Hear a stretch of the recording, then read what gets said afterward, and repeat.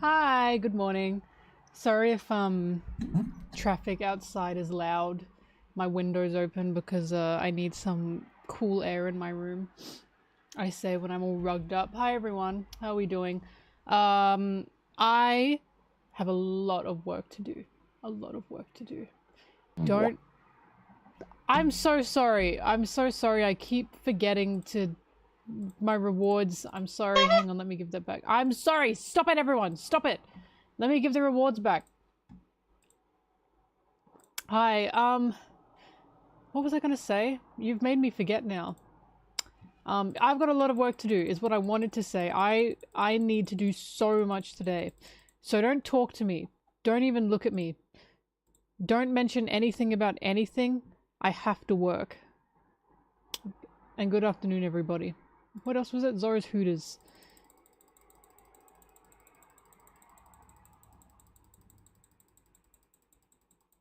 Thrash, you keep... it is your job to remind me. Why am I here? To work. What time is it? 5:30 a.m. Oh my god, you guys do honk Zora's Hooters a lot. There we go, okay. There you go, you can have that back. And I'm going to... hang on. Give me a second. Oh yeah, I got my lashes done yesterday. That was my appointment. And I asked the lash lady, is it okay if I put my headphones in while you do my lashes? And she said, yeah, sure, go ahead. And I was listening to Five Nights at Freddy's Law the whole time. And I was just hoping she couldn't hear what I was listening to, because that would be a bit embarrassing. Alright, my test alerts, are you ready? I forgot to do this. Whack his pee-pee. And one more. Alright, we're done. Now let's get to work. How do I get my hair such pretty pink? Secret. Secret. It's a wig. Don't tell anyone. Don't tell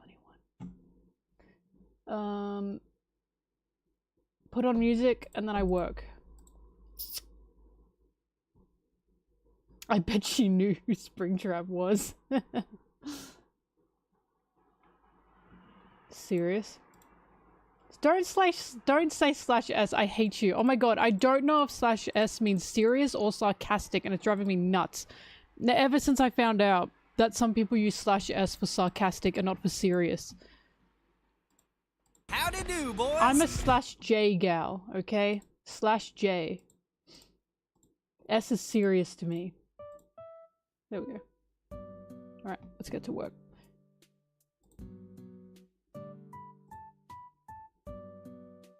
That's to you, Stormbreaker, to you. To me, /s is serious.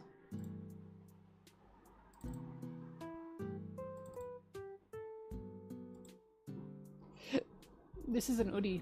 Do you like my Hello Kitty? Wow, another Sanji video. Hmm.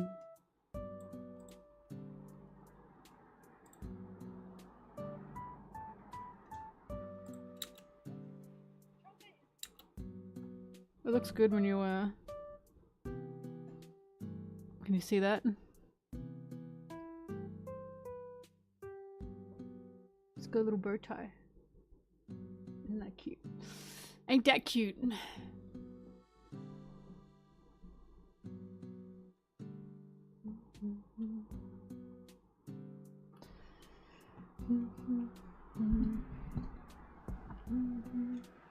I can't tell if I'm too hot or too cold right now.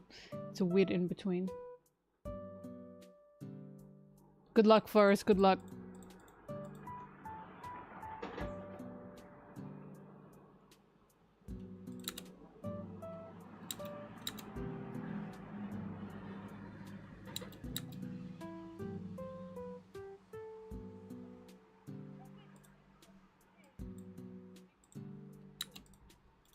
Oh,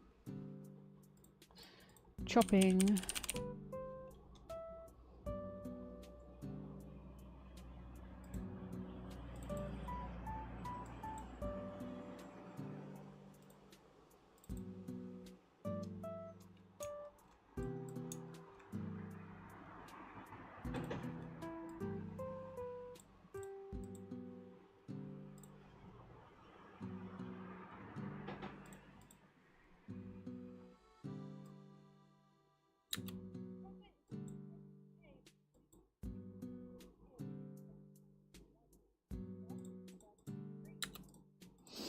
Hmm.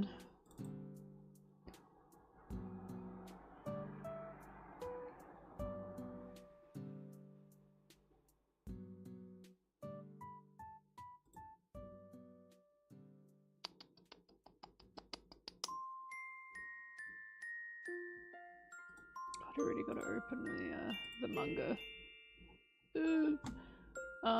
598, I think, is when we see Chopper again.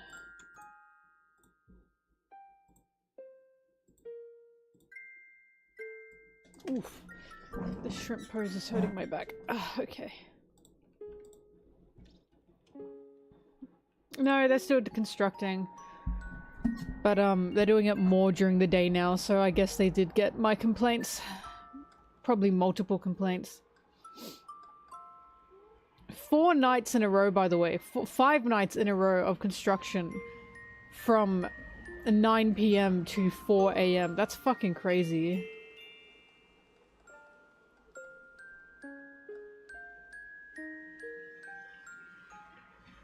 Oh my god, Rayleigh. Oh. Sorry, I didn't mean to moan like that.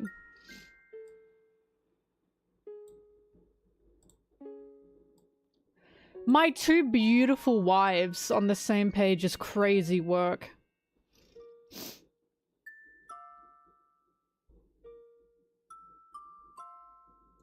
My 2 beautiful wives, oh my god.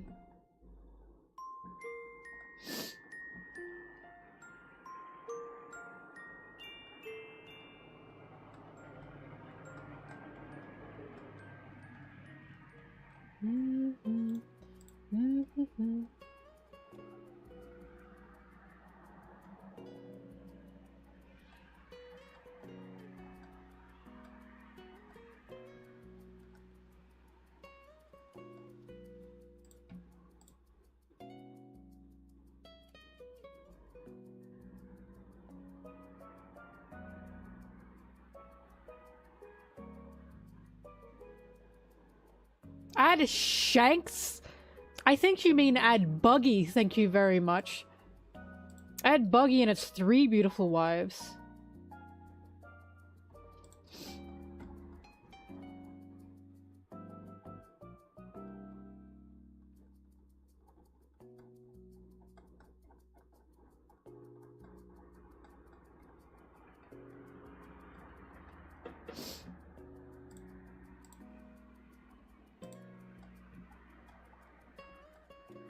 There he is, that's what I was looking for, 600.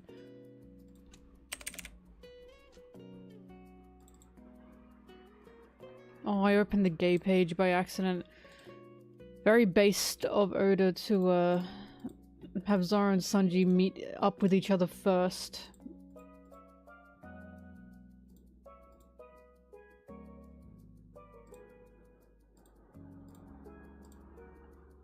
Loof. What is this? Loof?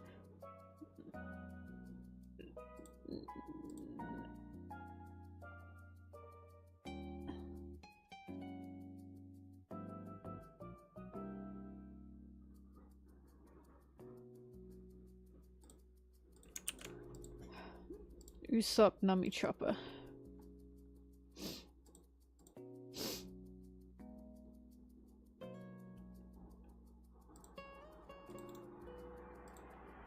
Usopp Nami Chopper. Manga page 600.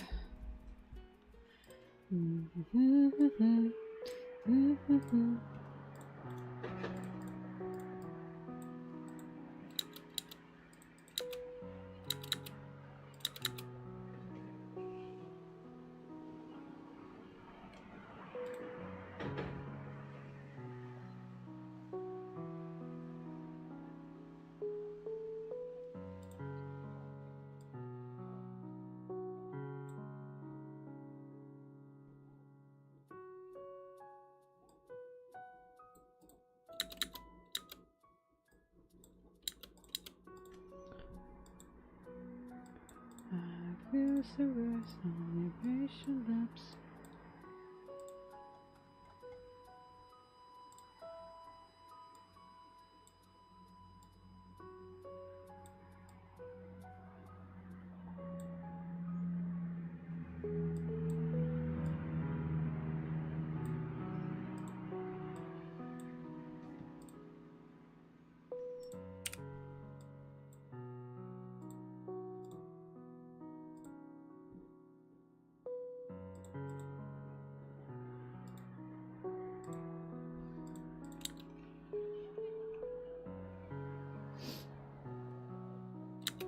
I do want to make more Lust tier lists, yeah, but I don't know of what categories. Probably the Marines are next, honestly.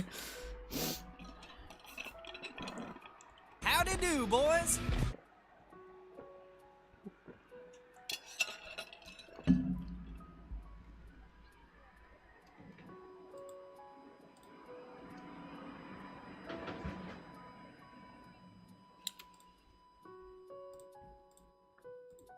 Maria, Maria. It's gonna be a Hibari sweep. Thank you very. I love Dole. I think she's a big sexy, but Hibari is so like so for me. She's so cute.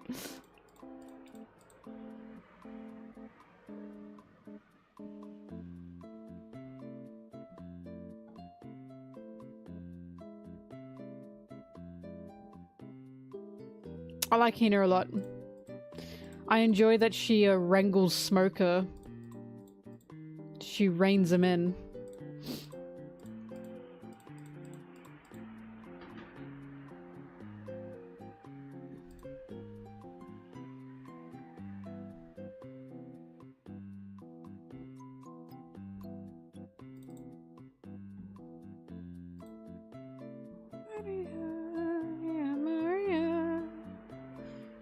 Where is...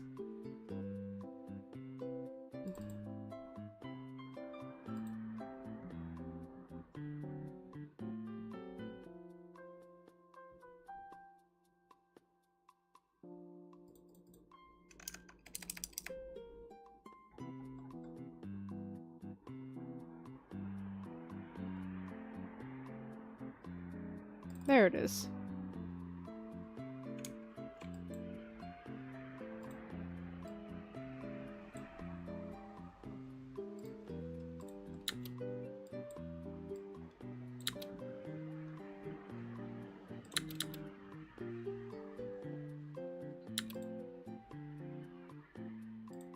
Maria.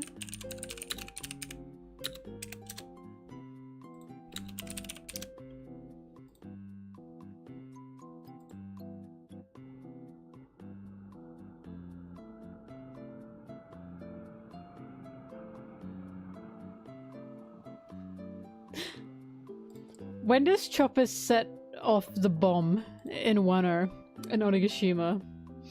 What chapter was that?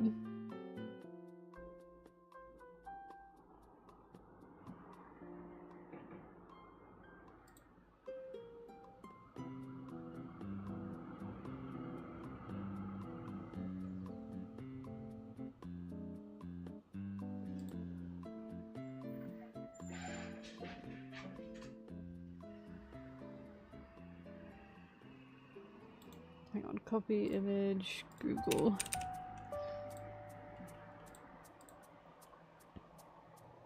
I don't Animal Crossing. I tried to play the Switch Animal Crossing. Games where the games are just menial tasks.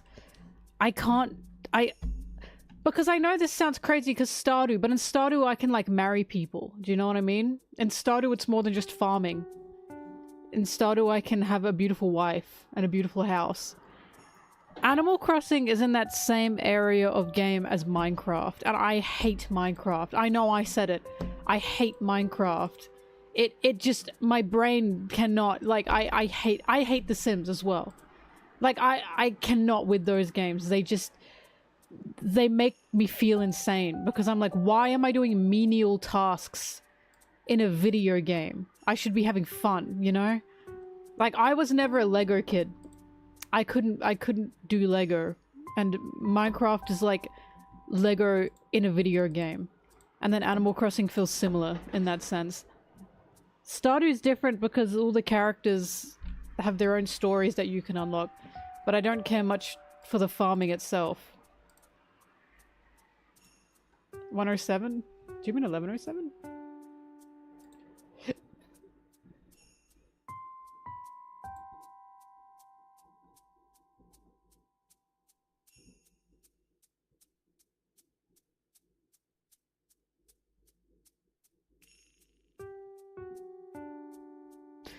I'm trying to find the chapter number 4 when it gives me exact matches. How is Sanji doing against each of Zoro's opponents? Oh my god, I don't fucking care! That is not what I'm looking for.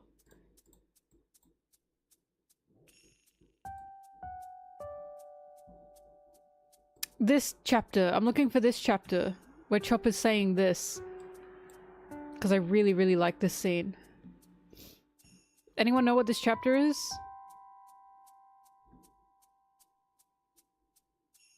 (1007)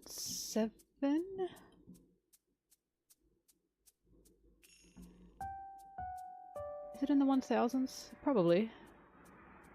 Can't remember. Tisk.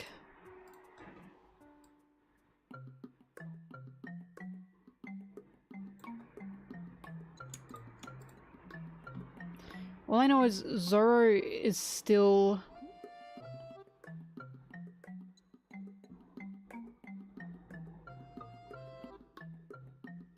Zoro's still with him. So Zoro's not at the roof. So it's in the 900s.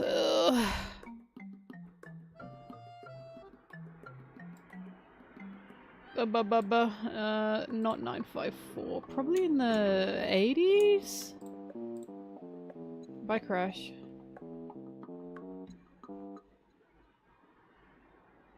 I was not a quiet kid, no, in school. I mean, I didn't like school. I was good at school, but I didn't like it, you know what I mean? Like, I had friends and stuff. But I was, when I say it's after 994. When I say I'm not a quiet kid, that doesn't mean I was, like, rowdy. Like, I wasn't picking on people, and I wasn't picking on teachers.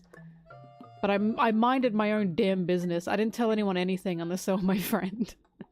Because, I was very aware of how people would just want gossip and rumors all the time, and I hated that. I didn't even do anything, by the way. I was just the fucking anime fan. You know? I just kept to myself, unless I had besties.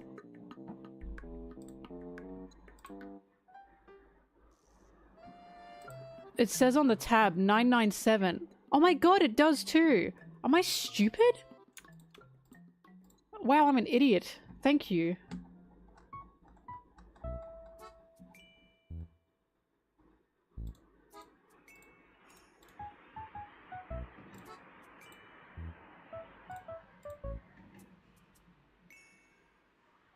Yes, yes. Thanks, thanks. Thanks, guys.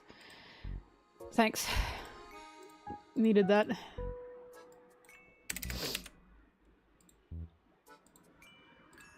Do I have this already? 997? I know it's Sanji's as well. Yeah. Ah! Happy International Women's Month. Am I right, fellas? God, I love you, Black Maria. I love her. I'm so her-coded. I'm obsessed with her. I think Oda made Black Maria for me, so I can visualize myself in the manga.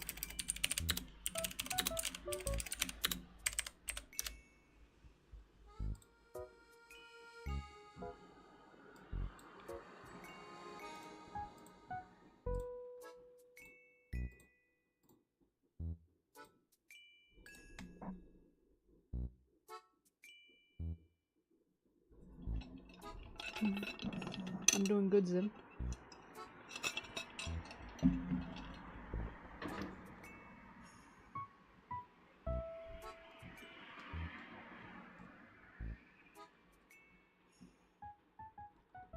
But yeah, of course I grew up like, you know, gay in a small town. Well, it wasn't small, but it was still like,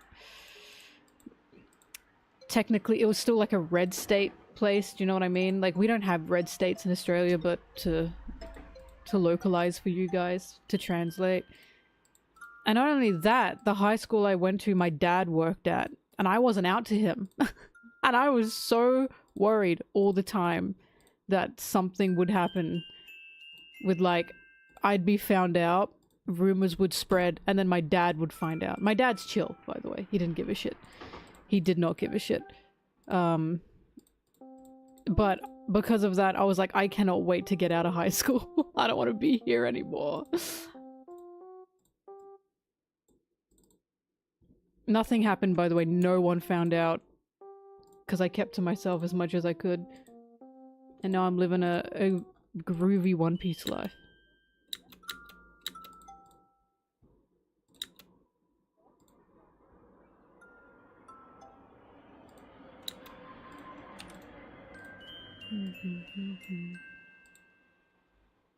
It was all for this. Can't believe this is my life. I grinded my whole life for this view.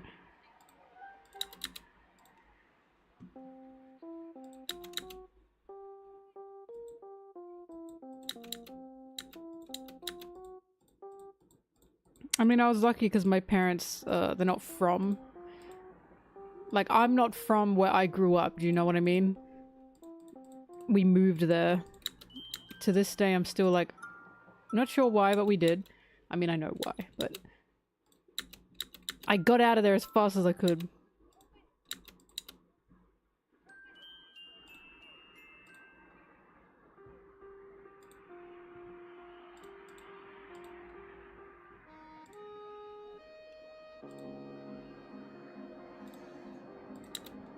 Because fun fact about my Aussie accent is from obviously a different state in Australia.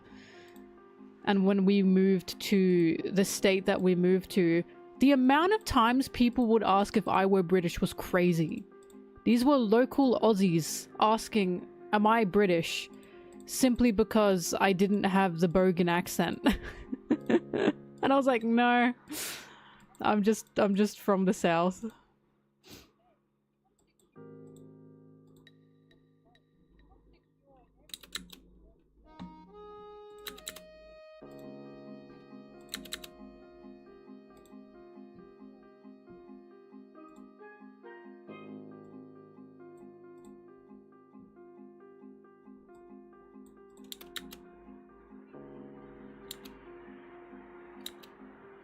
What is Sunji doing down there?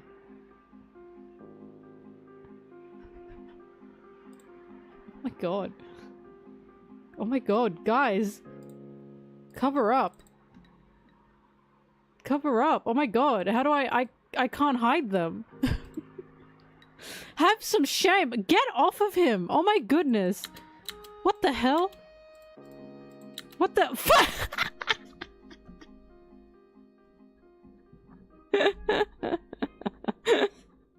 What the fuck? I pissed him off.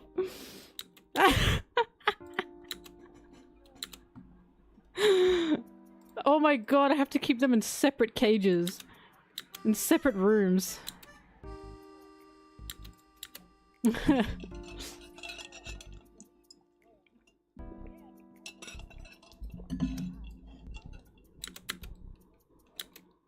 Get away from him. Oh my god, get away from him. I'm sick of you! Fuck no! You stay there, you stay there. I knew that would fucking happen.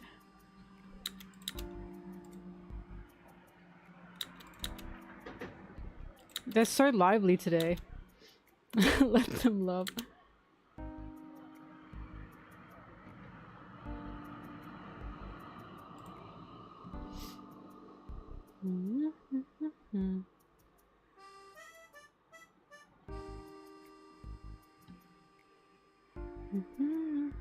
Love is free.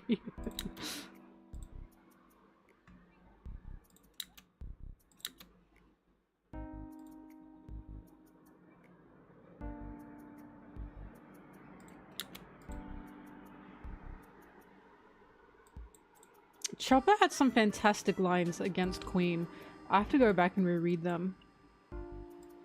I love seeing Chopper be disgusted at how other scientists or doctors, like, mistreat their knowledge, right? Or mistreat their education and turn it into weapon, you know? Thriller Bark, yeah, Thriller Bark was really good. But throughout this fight, it was Chopper being disgusted by Queen and what he was doing.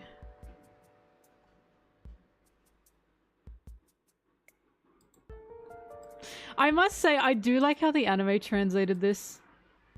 When Chopper said, I figured out how this works, Zoro said, that's my boy. That's my boy. I really like that translation. This is so cute. Look at them. Oh, look at Chopper's little nubs. That is so cute. Chopper and Zoro have a very cute relationship.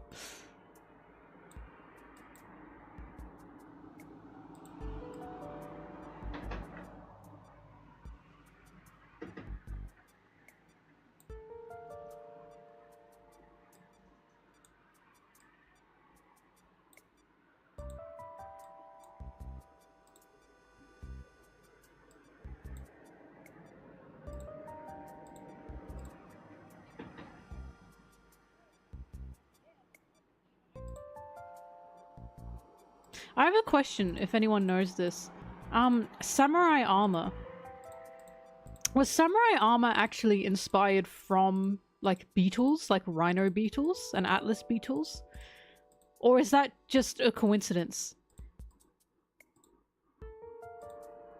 Because, samurai armor and beetles, like rhino beetles, look very similar, you know?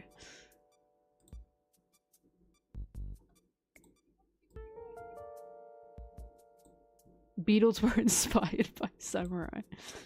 Headpieces were animal-based. Yeah, I thought so. It does make sense, because, a lot of, tech and a lot of, like, global tech, not just Japanese, is inspired from nature.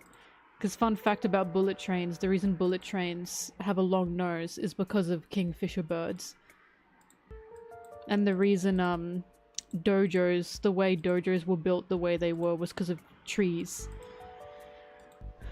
To be able to withstand earthquakes. Everything comes from the base of nature. There's also a crab called a samurai crab, or samurai face crab, and I'm desperate to know what came first, the crab or samurai.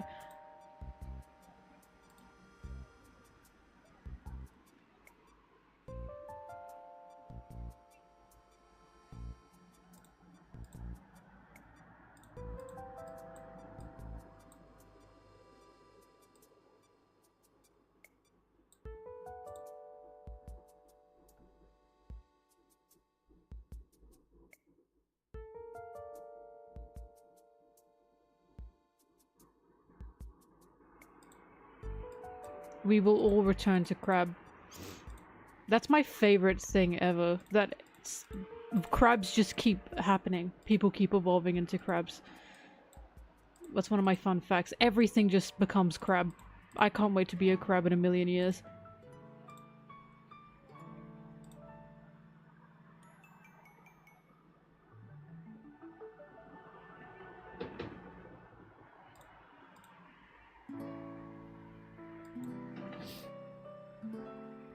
No, YouTube chat's there too, you're just a bit delayed.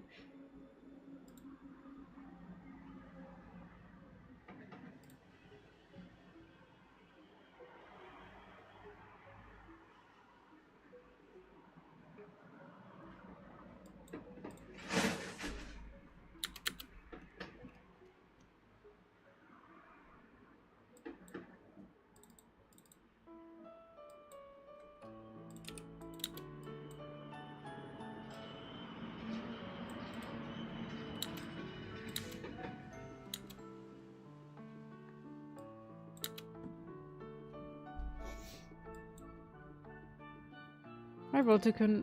Overexcitement about what? Don't apologize for being excited.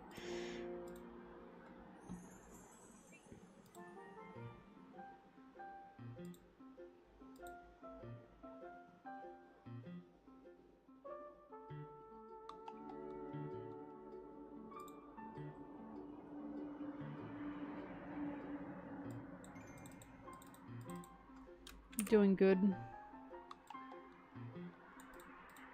Got a lot of work to do.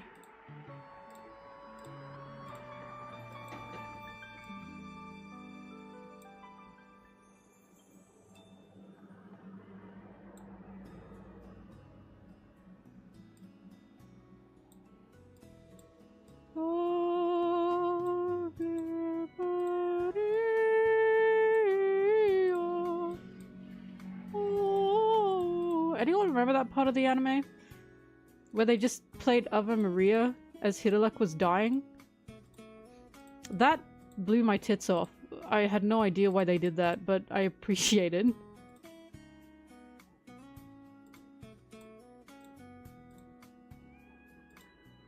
Personally, when Hidelak was dying, I think they should have played dun dun dun dun dun dun dun to really show how cool that was, right? Because that was just so cool.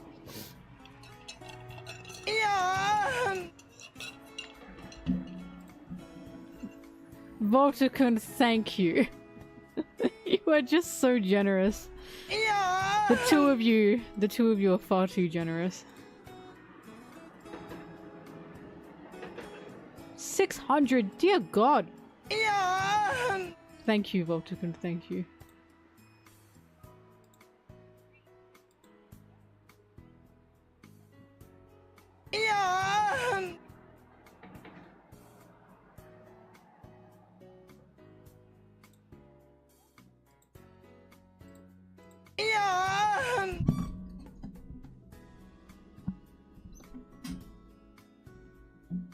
I've talked about, I've given every Straw Hat a video.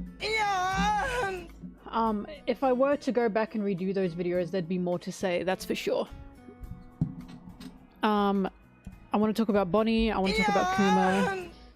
I want to talk about, Kid and Killer, because I really like their whole thing in Wano. That was, heartbreaking. It was just heartbreaking. Mihawk I really want to talk about, but I'm waiting for his backstory. Because I know it's going to be big. I don't have much to say about Mihawk yet. Yeah. I have much to say about Mihawk, but not everything that isn't speculation, you know?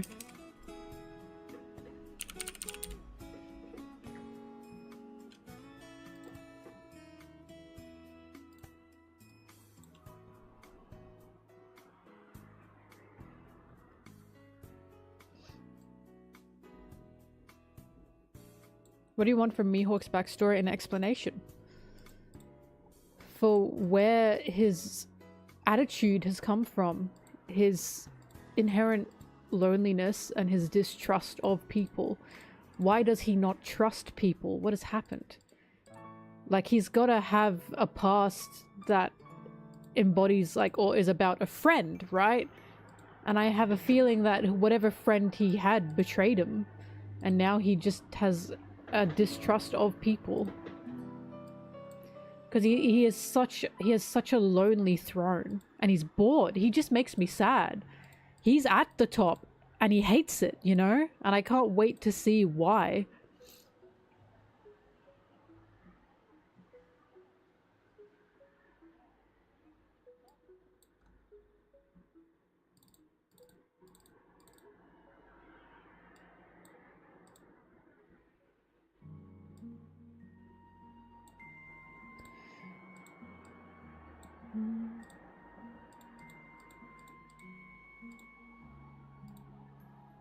Like, Mihawk feels so aimless. I like Mihawk because it feels like he achieved his goal, which is being a master swordsman.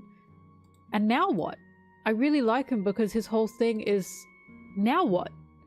It feels like he's got nothing currently because he's where he thought he wanted to be, and it's not what he wanted it to be. And now he's on a lonely throne, and it's like he doesn't really know where to go or what to do, so he just exists. Hence why he's in the Cross Guild, because Crocodile has given him something to do, right?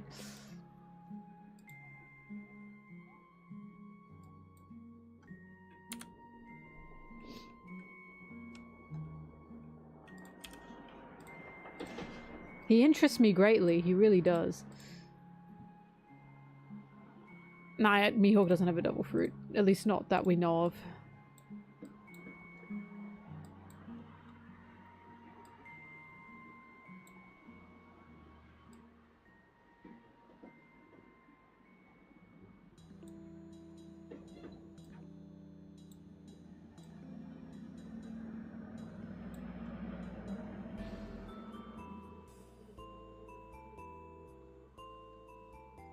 Mihawk also had a rival in Shanks.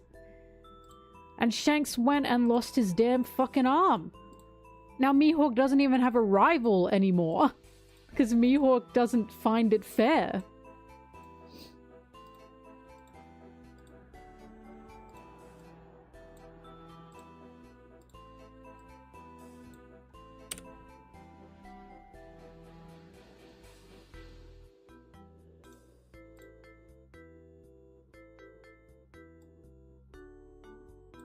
Shanks, your dick.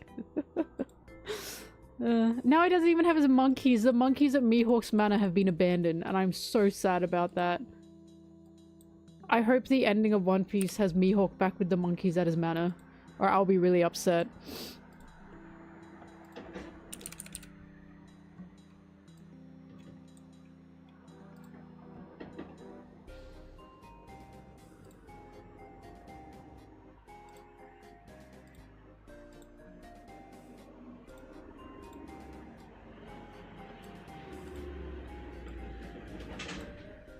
Dear Lord.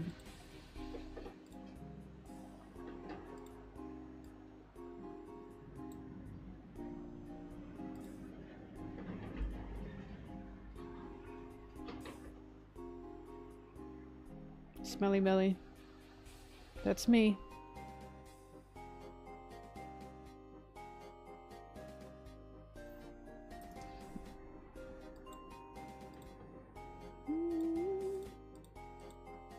I like One Piece a lot because, of course, the way One Piece works is we see the end before we see the beginning for a lot of characters.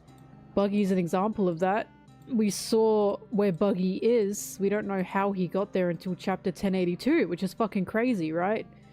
Mihawk and Crocodile are the same. We see where they are, but we have yet to find out who they were. And I'm really excited for that.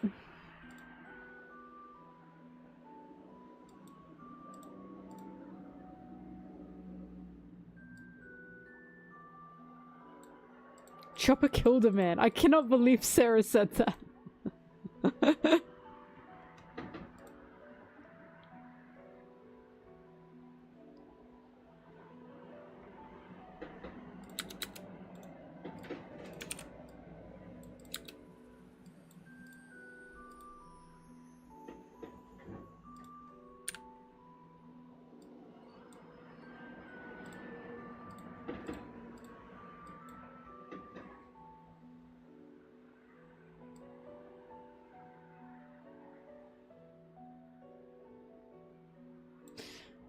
My feeling of Mihawk with Zoro is Mihawk has a belief in Zoro because Mihawk wants Zoro to do what he couldn't, which is reach the top without that sacrifice of what's important to him. I believe Mihawk sacrificed a great amount in his life, a great amount to be where he is, willingly or not, and I think he regrets it to an extent. I think that's what it feels like, and now he's seeing Zoro has a captain and a crew, people he loves and cares for, people he trusts, and I think Mihawk doesn't want Zoro to let that go. I think he wants Zoro to do what he couldn't do, which is make it to the top with a family, with people that he loves, you know? Because Mihawk doesn't have people that he loves. He doesn't. He's very lonely. Like, you can argue Shanks, of course, but Shanks isn't a crewmate, is he? You know? So Mihawk currently having a crew in Crocodile and in Buggy, I think that can lead to great developments for him. I think he can, like, evolve into caring for this crew, even if it is a joke at the start. I think this is what he needs. He needs people around him. Perona and Maria, like, he had Perona around, don't get me wrong, but he wasn't desperate to keep her around, was he? Like, there's a hint there that he was, like, somewhat lonely, so he did let Perona stay. But when Perona left, he just went, okay. Like, he wasn't, like, choked up about that, was he? It was kind of a roommate situation. But now he's willingly with a crew. And I feel that is significant for him.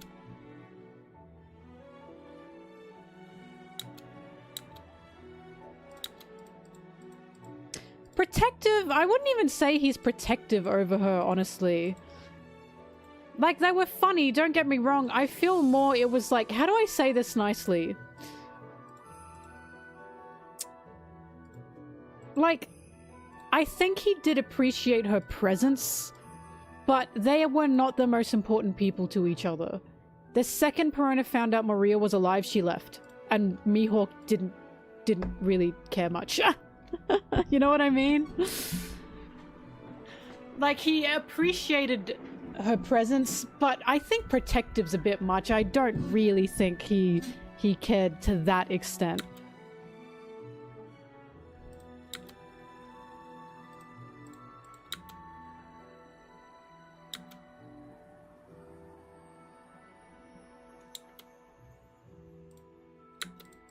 Because if he were protective of her, wouldn't he have helped her get to Maria? She's going to a very dangerous island. I just think it was like a roommate situation. He appreciated the time that they spent together, and she said, all right, I'm leaving now. And he went, okay. Personally, to me, they didn't feel very close.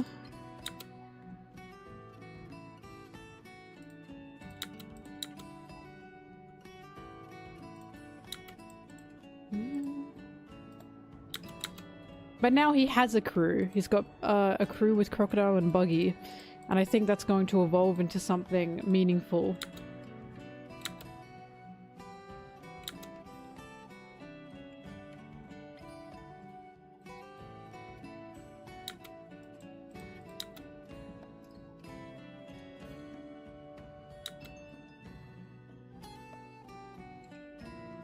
The thing with Sabo and Ace and Luffy, well, my explanation for that is he knew who they were, but he didn't pay much mind to them.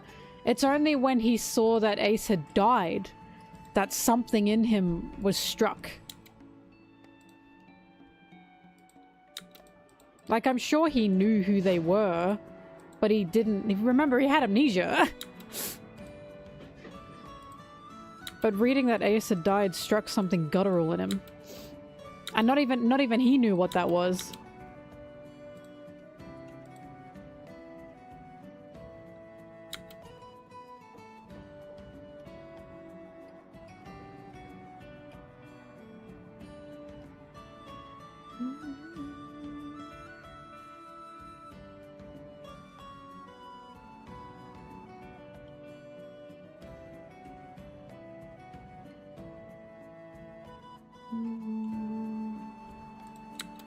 Anyways, I'm really excited for what's going to happen with Mihawk. Because he's just so lonely. And now he has a crew. And I think that's really going to help him open up. Especially with his ambitions that he may or may not have. I think Buggy's ambitions will rub off on him.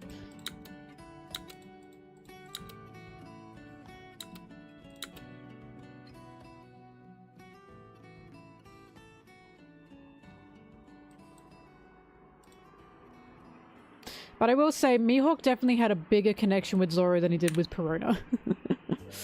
Now that I'm realizing, the whole point of, like, Zoro right now is Thriller Bark and what Thriller Bark has done to him. Because I was confused for the longest time. I was like, why Perona? Why is Perona the one that's hanging around Zoro here? What's going on? And then you have Mihawk and Perona under the same roof. And it's like, these are two people in 2 points of time where Zoro just got totally fucked up. So Mihawk fucked Zoro up at the Baratier and that changed his trajectory of, like, person.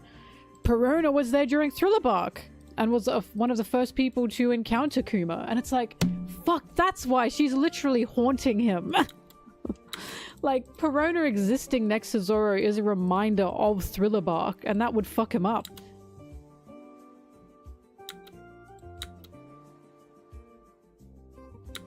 I have beef with this. I have beef with this, okay?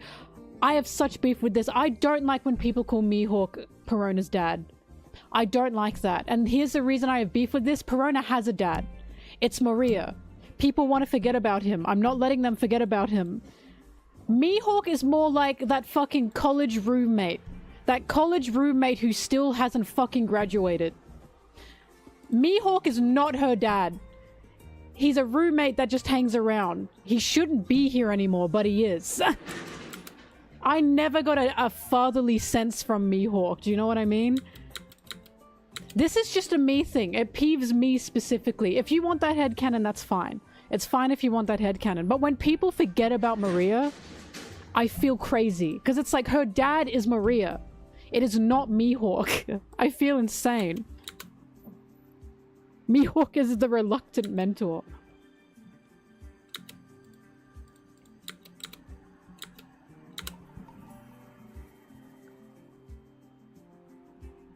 Clean and takes care of himself.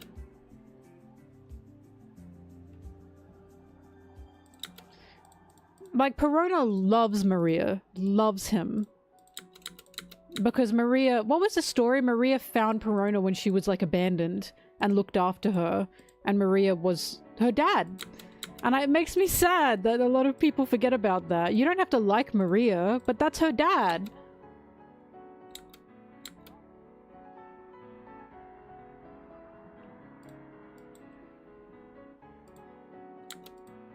Because I'll be honest with you, the household of Zoro, Perona, Mihawk, I'm not getting a family household. I'm getting a bunch of queers living under one roof. I'm getting the LGBT roommates that have to coexist with each other. And one of them's 40. That's what it feels like to me.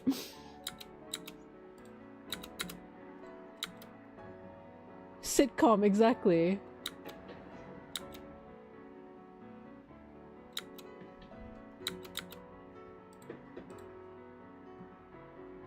You can see them as a family. I'm not saying you can't. But, it's when people just completely remove the fact that Maria is Perona's dad that frustrates me. Like, if you want the headcanon, you can have the headcanon. It's when people forget about the canon that frustrates me.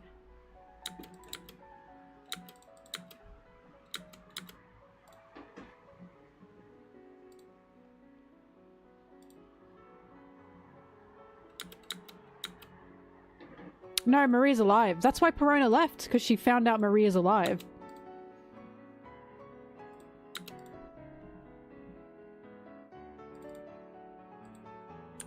She started crying because she found out Maria's alive.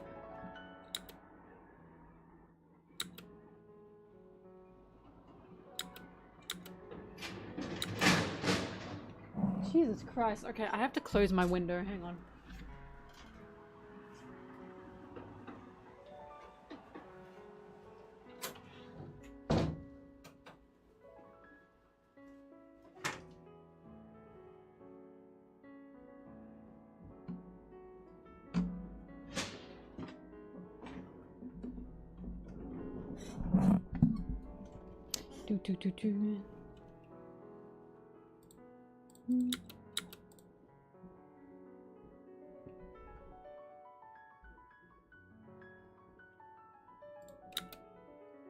Nah, I don't think Maria's joining Cross Guild. I think Cross Guild's set. I don't think anyone else is joining Cross Guild. However, Maria does line up with the themes of Cross Guild, but I don't think he's gonna be part of it. Like, I don't know what's gonna happen with Maria, but I want to believe so long as he has Perona, he can be happy, you know? Because Perona is the last of his family.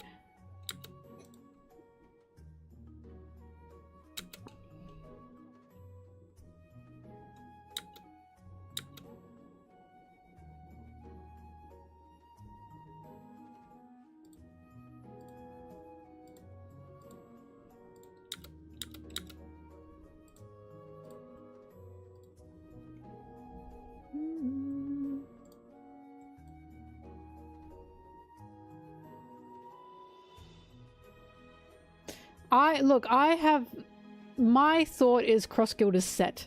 I don't think there's going to be any new additions to Cross Guild. I think Cross Guild is what it is right now.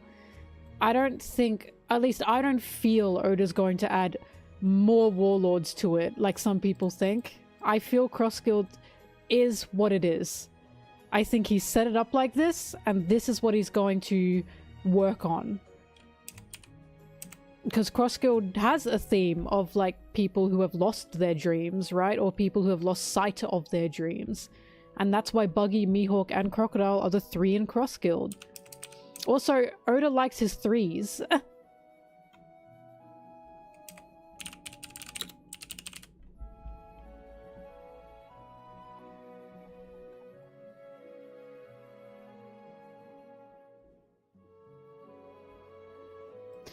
If Doffy ever is freed, because I've always said Doffy's either going to be assassinated, because remember, like, the world government wants Doffy dead. Doffy's either going to be assassinated, or if he is freed, I think Blackbeard is the person to go to. I cannot see Doffy joining Cross Guild, mainly because Crocodile fucking hates him, and Doffy's a bit of a manipulative bastard. Like, he wants to be too in charge, do you know what I mean? I don't think Crocodile would risk that. I don't think, and Doflamingo's own themes don't mix with the Cross Guild. The Cross Guild's theme is abandoned ambition. Abandoned ambition is their theme. That's why Mihawk's there, that's why Crocodile's there, that's why Buggy is there. These are 3 characters who have lost sight of their ambition. Doffy doesn't have that. Doffy doesn't have a dream. What is Doffy's ambition? To become king of the world, right? To become a slave owner again. What the fuck is Blackbeard doing right now? Doffy doesn't belong in Cross Guild at all, in my opinion, because he doesn't have the same ambition or the same themes that the 3 in Cross Guild currently have. Doffy would work fantastically with Blackbeard, because Blackbeard's whole thing is we don't have to like each other. You don't even have to do what I say. We just have to both want something, you know? That's exactly lines up with Doflamingo. Doffy can go fucking haywire if he's with Blackbeard. He doesn't even have to listen to Blackbeard. Just so long as they all want something. That is perfectly in line for Doffy. Do you know what I mean? Doffy just wants power, right?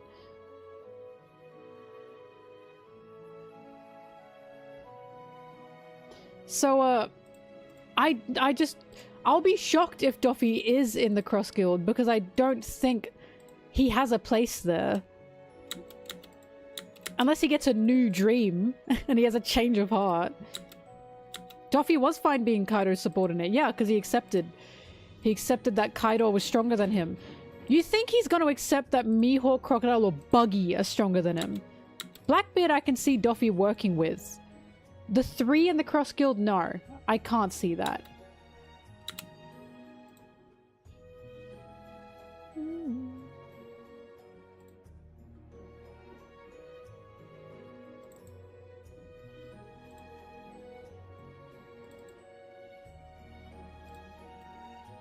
Anyway. Maria, I have no idea. I don't know what Maria's place is in all of this. But I can see him retiring to just live with Perona.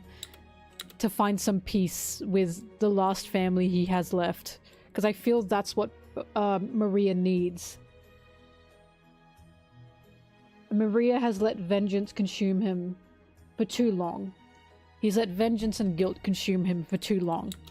I think if Perona came to save him and he saw Perona was alive, it's very possible that he may finally be able to let go and just be able to exist with Perona.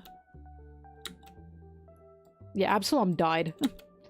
Maybe that might be it. Maria might want to go after Blackbeard for killing Absalom. That might happen. But it depends what he does. What he feels.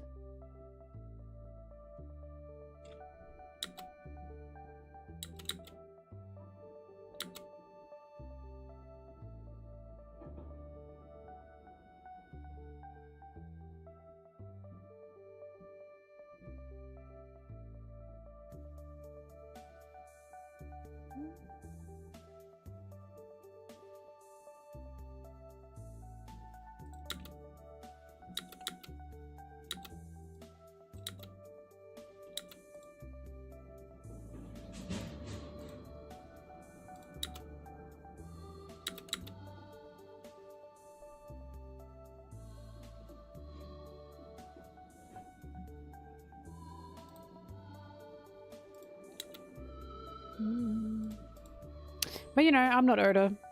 Oda can slap Doffy in with the Cross Guild. No doubt he'll make it work if he does that. But for now, I personally don't see Doffy lining up with the Cross Guild. Also, for Doffy to be freed from Impel Down, it would have to be at the benefit of someone. It would be at the benefit of someone like Blackbeard, would it not? And who knows, maybe the Marines might want to use Doffy again for something. Maybe the Marines will give Doffy a deal.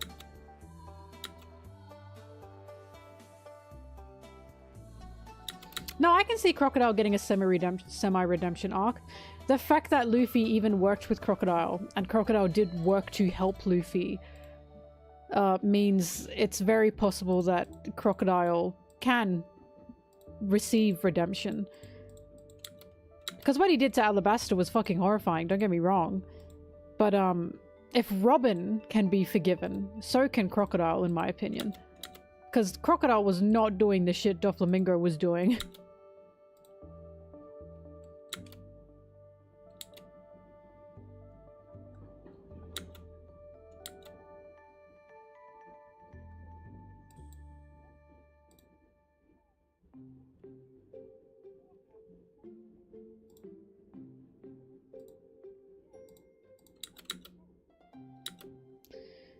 Hmm.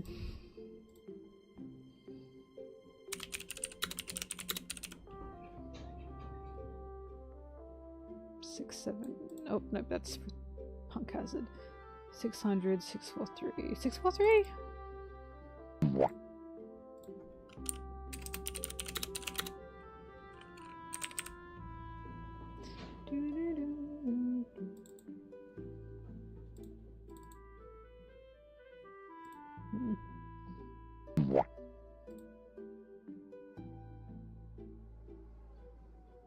No, Doffy hates the Celestial Dragons, but he wants to be one. He hates them because they kicked him out.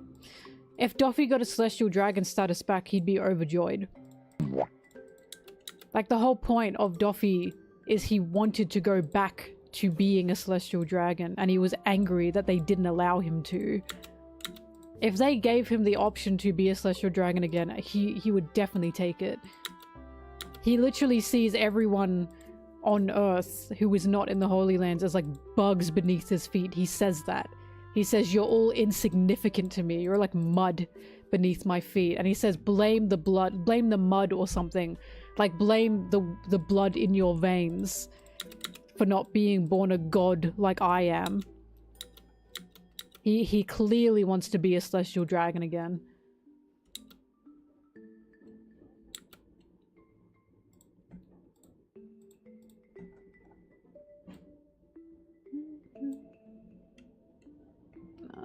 What was I looking at again? 643.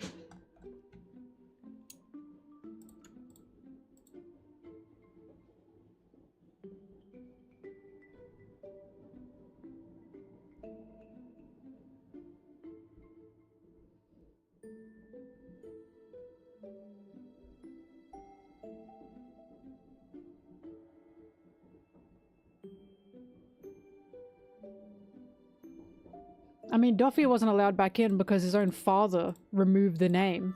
We have no idea what happened to Shanks or how Shanks even left the Holy Lands. He was just found in a chest.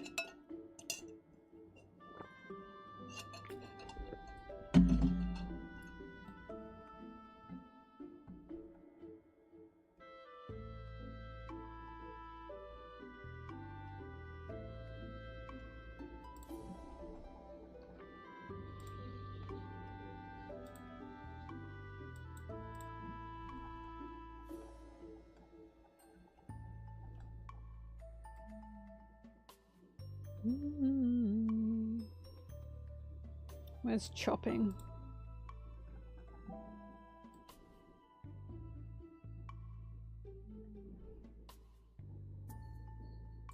There it is. 642.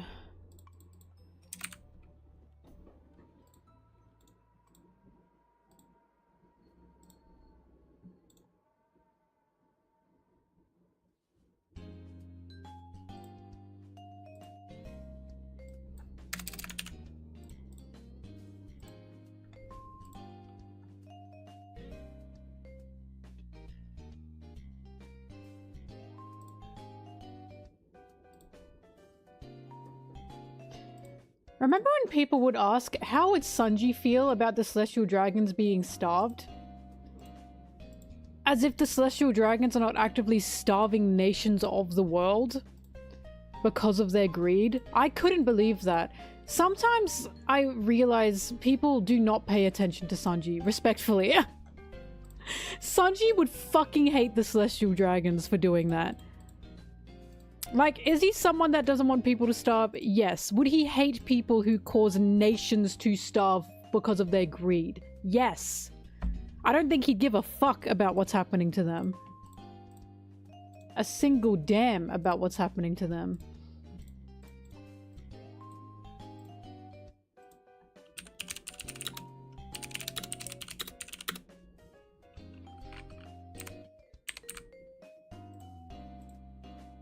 Also, they're not actually starving.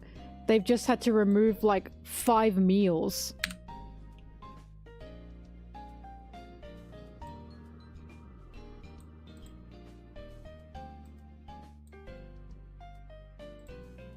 I love Loki's hair color. Look at me. Of course I love his hair color. What do you take me for, huh? You think I'm pink because I'm a poser?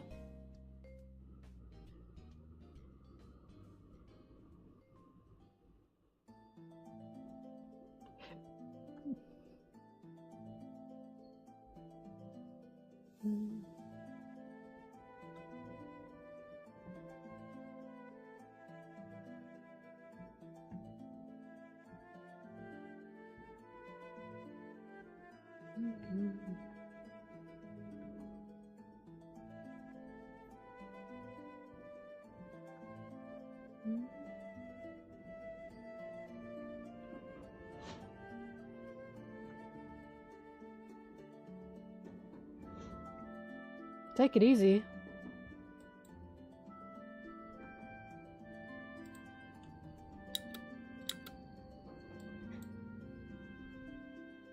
Chopper's CGI, what are you talking about? Did you not see the trailer? Sorry, I was trying to avoid it. Guys, Chopper's CGI. He's clearly CGI, come on. That's all I'll say on that.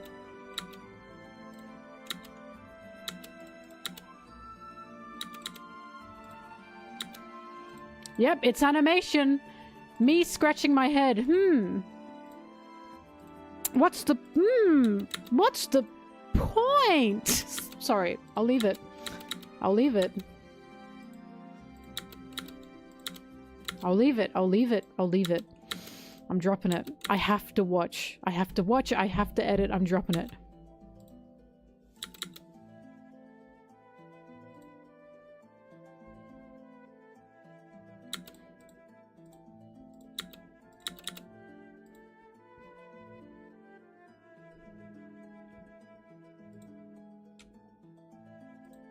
Oops.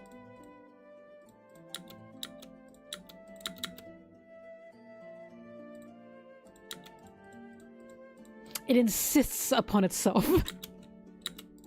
It insists upon itself. Peter, it's so good. It's like the perfect live action. I did not care for it. Did not care for it, but it's so good. Oda was involved.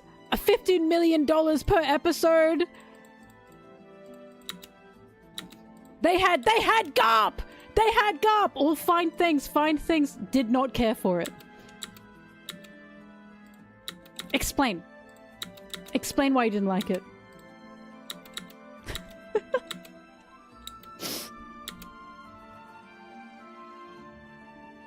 He was always going to be CGI. I don't know why they said... we're going to try not to use CGI.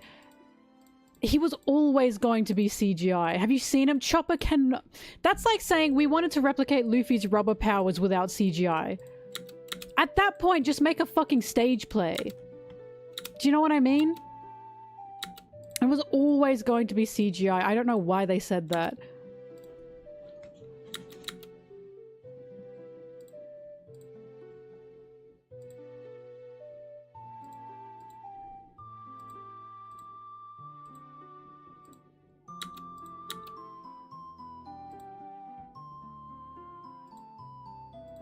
Also, you know why Chopper was always going to be CGI? Because CGI is cheap. It's cheap. They could make how many Chopper puppets, but they won't. And then they didn't. Because that's expensive. Also, you can't unionize CGI workers, fun fact. Because CGI work is global and it's too tough to unionize it. Fun fact, everyone, just letting you know that. Yep, non-union labor. Exactly it. Love your Netflix.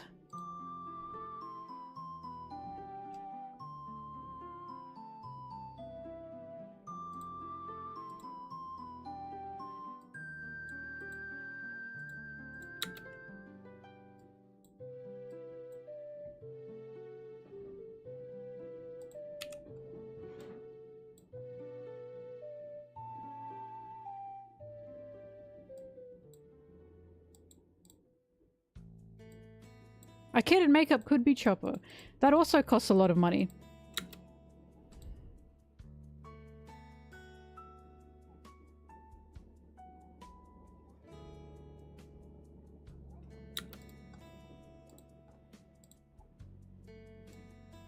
Oh yeah, Netflix have tons of money, guys. But here's the thing. Why would they spend extra money on something they know is going to make money? Do you know what I mean? They know this is going to make a lot of money. So why should they bother? Whatever they release will make money. So what's the point? I've talked about this before. This is like The Walking Dead, for those who don't know. The Walking Dead was released by... what company was it? Fuck. Whatever company released The Walking Dead, it was a smash hit, right? It was a huge hit. And it was this company's, like, real first major hit. It made tons of money. Tons of money. The creator for Walking Dead, and the reason season 1 was so good, was then fired from season 2. Why was he fired, you ask? Because when he was creating season 2, he wanted to do more. He was more ambitious, and the production company said, no. Actually, we're gonna make it cheaper. We're gonna make it easier, because we know this is gonna make more money. So what you want to do, you're not going to be able to do because we're not giving you the funds for that. Make it on this budget and this budget only, because we're gonna double back, like 10 times back this money no matter what this season is. He was against it, they fired him. And he's had many interviews about how watching what happened to The Walking Dead throughout the seasons just broke his heart. Because that was like his baby. And because the company decided, no, we're not gonna, like, you, even though you've proven to us that you can make an incredible show, we don't care. We just want to make it cheap and make as much money as possible. And that's why the seasons slowly decline. That's why you see less and less zombies, because they didn't want to spend money on all of that. And that's the same thing that Netflix do. It's the same thing that many production companies do. They know it's gonna make money. So why should they go beyond in the next season when they don't have to? They don't have to.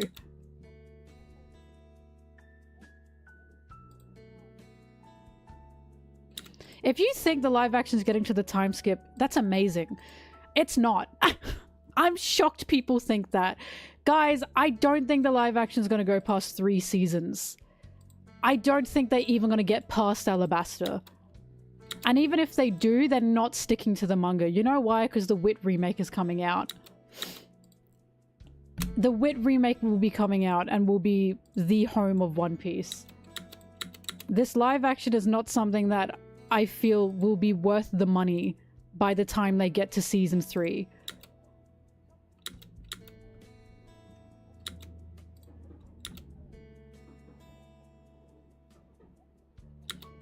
Cynicism because I didn't like the first season and I know how Netflix work. It's a Netflix thing. If you didn't know that I don't like the live action, welcome to the stream. I don't like it.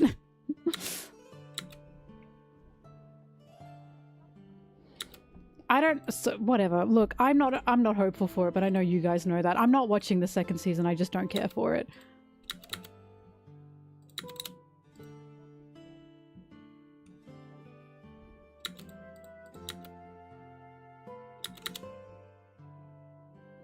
Tale as old as time.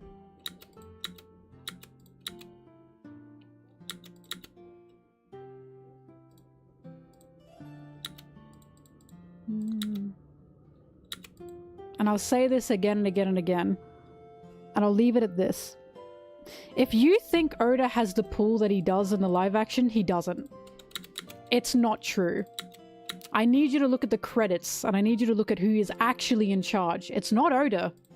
Oda didn't even want Garp. He didn't want Garp in there, and they still put him in there. You seriously think he has the pull? Like, you think he's the one calling all the shots? He's not. They have him there as a safety net.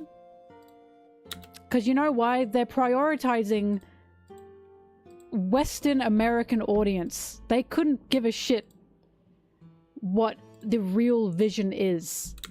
Because they care more about audience satisfaction than they do care about the creator's input. This is not me being cynical. This is simply how Netflix functions. If they cared about him that much, they wouldn't have put Garp in there, would they? They wouldn't have changed Nami's story, would they?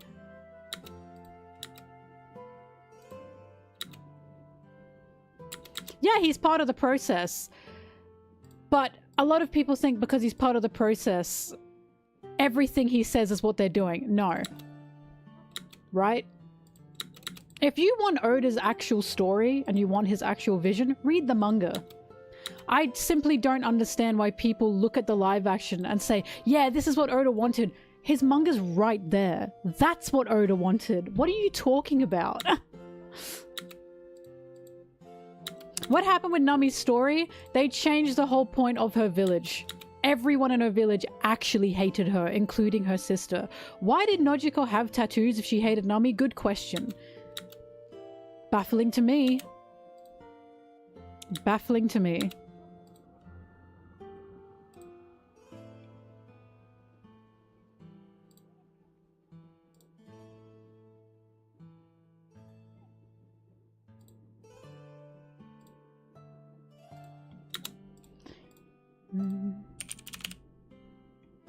Also, the Baratier sucked. It sucked. It just sucked. Usopp, Syrup Village, sucked. The anime is not different to the manga. There are issues, but where in the manga, in the anime, do they completely change the story? Where? Show it to me. Where in the anime do they take Nami's story and just change whole parts of it? Where in the anime do they just add Garp because he's there, because they just want to? Show it to me. Also, I don't even like parts of the anime. That's not what I'm talking about. You can like the live action, don't get me wrong. But it's not, like, I'm sorry, it's not One Piece. And it frustrates me when people try and convince me it is. These are not the same characters. That's all I want people to understand. These are not the same characters. And then people wonder why I don't like it. And it's like, oh god.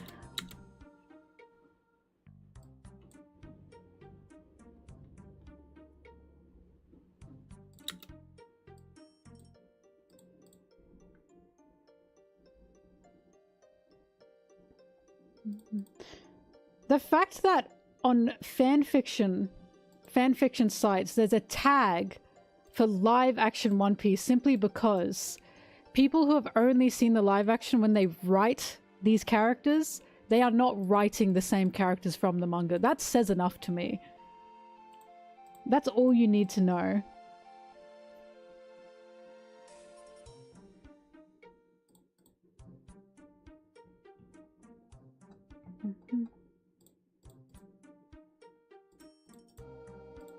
What am I looking for here? Robin. 818.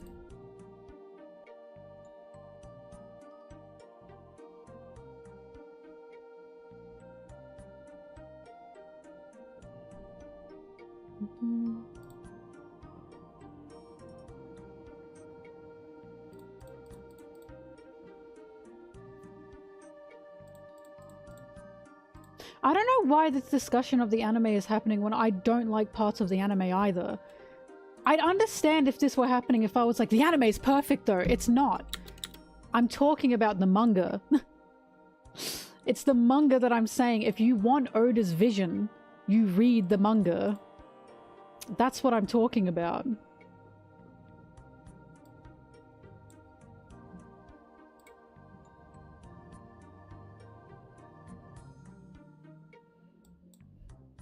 Look, the best way I ever saw it summed up is, Sanji in the live action is like if Sanji were mentally well.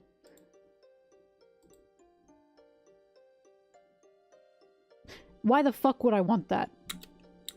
Like, that sums up exactly why I don't like it. Why in the world do I want a mentally healthy Sanji? I don't. I want a Sanji that is gritty, a Sanji that is a bit violent, a Sanji that is mentally unwell because he's a human being. I want Sanji that embodies the human experience, not a Sanji that is squeaky clean.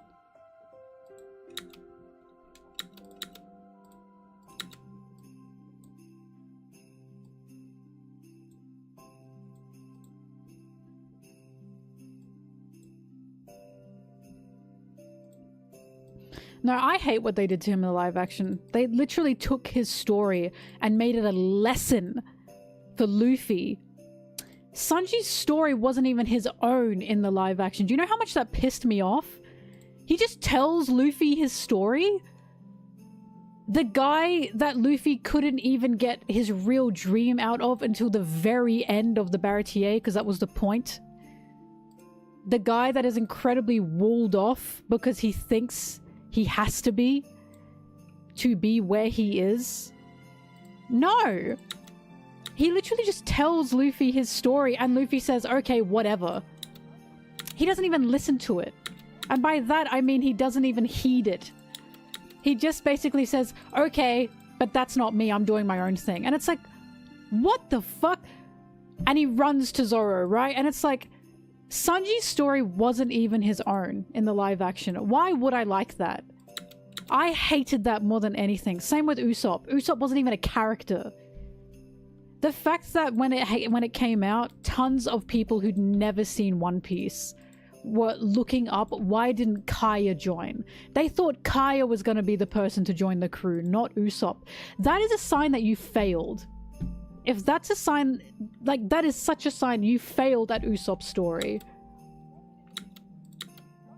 And I remember this because my dad sent me the article and said, I thought she was going to join too. He's never seen One Piece.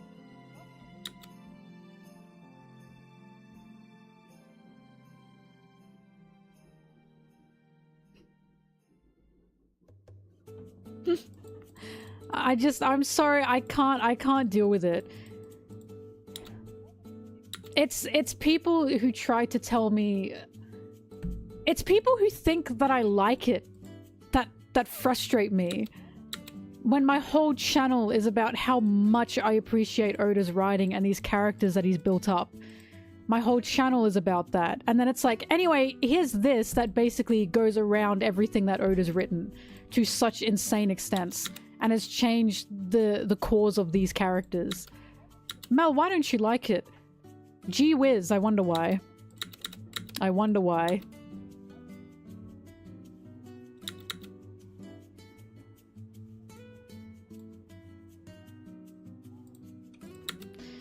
Look, I always have to preface this. I'm sorry, I keep ranting about it. I always have to preface with this. I have no beef with the writers. I have no beef with the cast. I have no beef with the creatives. Because I know it's a Netflix problem. Because I know it's a Netflix thing to be in a box. I know that these creatives probably wanted to do more. But when you make something for Netflix, what you care about is audience and audience testing. I cannot tell you how streamlined this shit is. So it's not me saying ill creatives. I respect the creatives behind it a lot. I just understand that when you work under a company like Netflix, you're incredibly limited.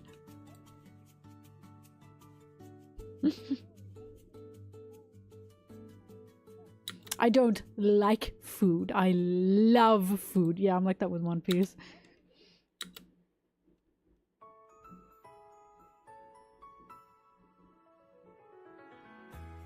Yep, target new audience, make money. Exactly. That's what it exists for.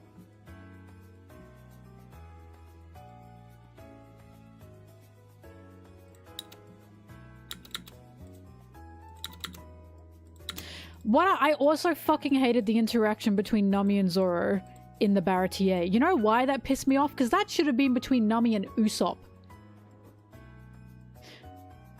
Zoro at that point kind of didn't give a shit about Nami. Remember, Zoro was willing to let Nami go in the original. The drinking game that happened between Zoro and Nami, that should have been Usopp and Nami. But because they didn't develop Usopp as a character, they had nothing to work on. During Syrup Village in the original manga, Usopp and Nami became close. Because Usopp and Nami had similar struggles, which was protecting what was precious to them, which was their village. Nami became very close to Usopp due to Syrup Village. She respected him due to Syrup Village. If there were anyone she would talk about her woes to, it would have been Usopp. It should not have been Zoro. But for some reason it had an obsession with Luffy, Zoro, and Nami as the main characters, which was so frustrating. They just threw the other characters to the side because for some reason they decided Nami and Zoro and Luffy were actually the main characters, which is the most annoying thing to think ever. When the main characters are the Straw Hats. All of them. Not just one or two of them.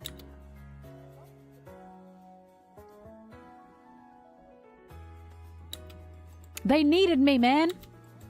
They needed me.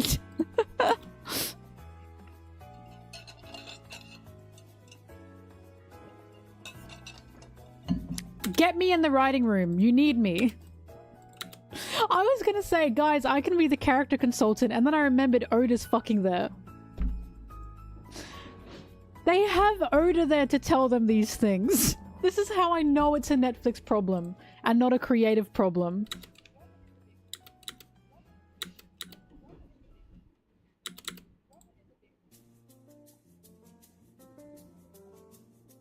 Anyway.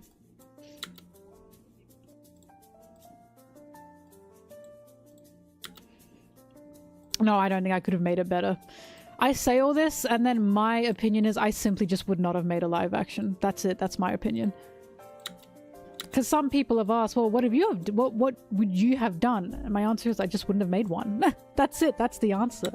Because One Piece is so specific to its medium that when you make it outside of manga or animation, you have to accept limitations. And those limitations are accepting it simply will not be as good. Because it is in a medium that cannot flourish with what One Piece is. And again, this is my university degree. This is my education talking. I'm not just saying this out of my ass. This is stuff I've written essays about regarding medium and medium specificity for story. This is why I'm so passionate about this as well, because I'm educated on this.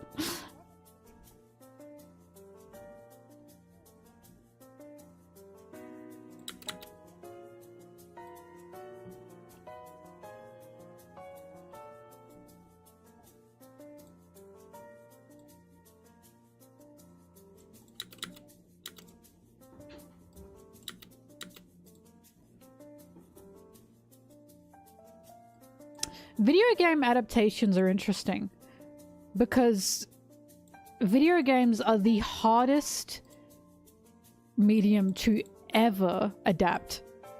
Ever. Simply because of the interactive element. There are some video games that are possible to adapt because they're less interactive and more just a story, such as Heavy Rain, right? Heavy Rain would make a very good movie. Detroit Become Human to an extent would also make a good movie, but many video games, that interactive element makes it just so hard to adapt. But we used to think it wasn't possible to really make a good video game adaptation into a movie until stuff like Detective Pikachu and Sonic came out. Don't get me wrong, Sonic and Detective Pikachu are not like good movies. They are problems, like they're not amazing movies, but they succeeded. And they succeeded because they were fun. And it's made me realize when it comes to Five Nights at Freddy's as well. Were they good movies? No. Were they fun? Yes. And it's made me realize when it comes to video game adaptations, I do believe video game adaptations are the one adaptation where you don't have to care too much about fidelity. You can have fidelity there. You can focus on fidelity. But so long as you focus on making a good movie and making a fun movie out of the original source, it can succeed. And I do allow video games that leeway, simply because they are unlike any other medium due to their interactive element. So when it comes to like Detective Pikachu and FNAF and Sonic, it's like they are tough as they exist, but at the same time they have had successful adaptations, and it was animation. It's simply live action that's the issue. Pokemon anime, like the anime Pokemon anime, is a huge success. The Sonic anime was also a huge success. It's simply live action that's the issue, because live action is so limiting, and yet we still hold on to live action as being the supreme medium, and I hate that. I hate that so much, because animation to me is the supreme medium. You can do anything in animation, anything.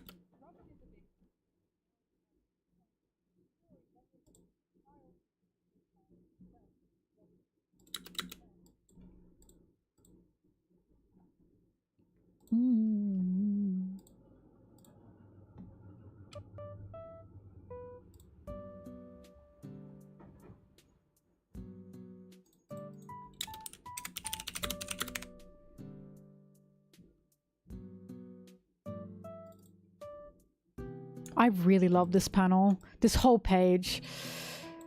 Oh my god, I love this whole page.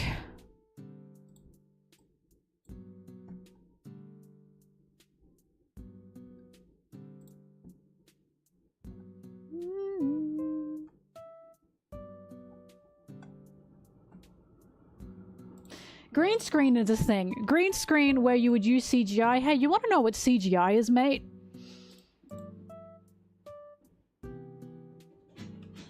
You know what CGI is? Computer graphic imaging. Also known as animation. The amount of people that argue that CGI isn't animation is astounding. It is animation. It is quite literally animation. People just don't want to call it animation because animation's for babies. It's for babies. Avatar? Blue people avatar? No, that's for adults. That's CGI. That's not animation. You idiot. Oh my god, it's animation. Shut up.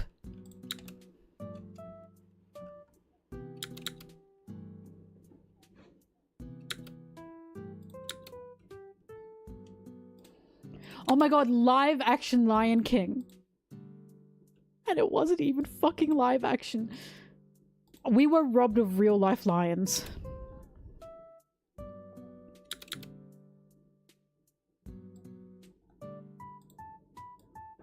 It's the way CGI and animation use nearly the exact same techniques, because they are the same thing, that drives me fucking crazy. Because people go, oh, you gotta get, like, you gotta get them in, like, a motion tracking suit to be able to make CGI.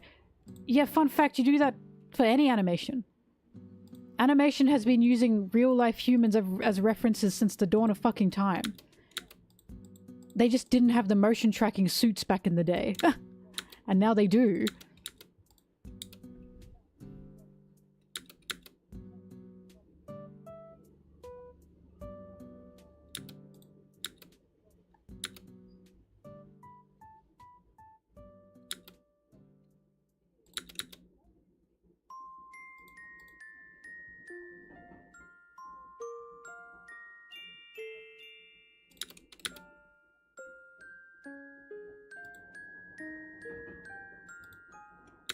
In Moana, when they animated Moana, her hair was referenced from one of the writers of Moana.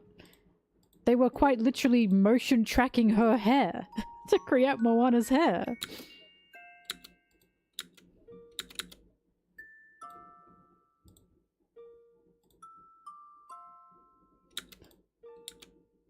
It's just so funny because you say animation is CGI. CGI is animation, and some people get really, really up in arms about it. And these people don't know anything about CGI as well. Like Avatar Blue people, that is like a 90% animated film. And people deny it, and it's like, it's literally mostly animated. You think those blue people are real? There is a difference between motion tracking and referencing, Alina. That is true. But they are still both animation. You know what I mean? Like, you are motion tracking to create an animation of sorts.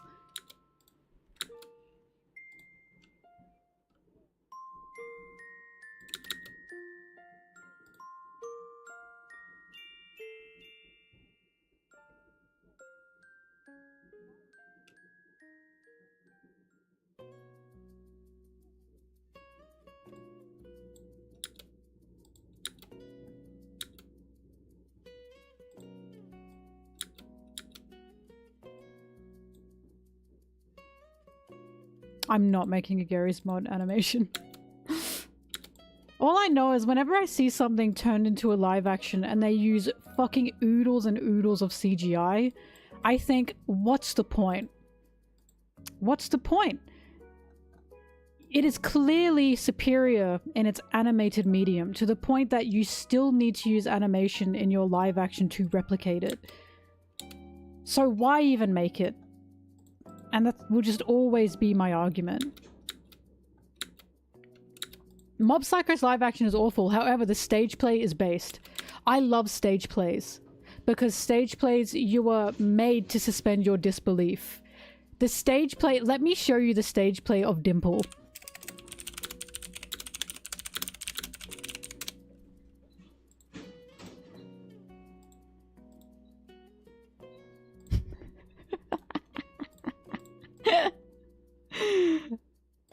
This is Dimple in the stage play. Now, think about this.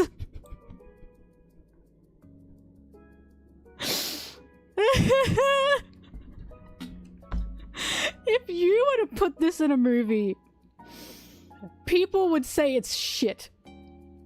But because it's a stage play, and because stage plays are inherently camp, you fucking love this, right? Stage plays are allowed this sort of flexibility because it's a stage play. And I love it. I love it so much. I think stage plays are some of the most superior methods of storytelling ever. And this is why. Mama, this is fierce. There's a bit, by the way, there's a bit in the stage play that kept happening. Hang on. It was an accidental bit. So this scene, the reason he's saying this is because this was so funny to me. He's supposed the actors are supposed to obviously take this guy's head as his body. However, they would sometimes instinctively grab his shoulders. And there was an accident every time they did it, and every time they did it, the guy who played Dimple would say, "What are you grabbing right now? You're just grabbing air. You're not grabbing me right now." Because his body doesn't exist. So every time that would happen, the bit was Dimple saying, "You gotta grab my head, mate. You're grabbing air right now." And it would always make the actors lose their composure because they just instinctively grab his shoulders. Oh god, I wish I could have seen it.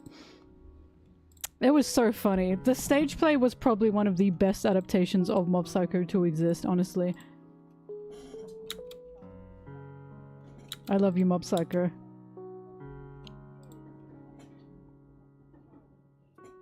I love Mob Psycho.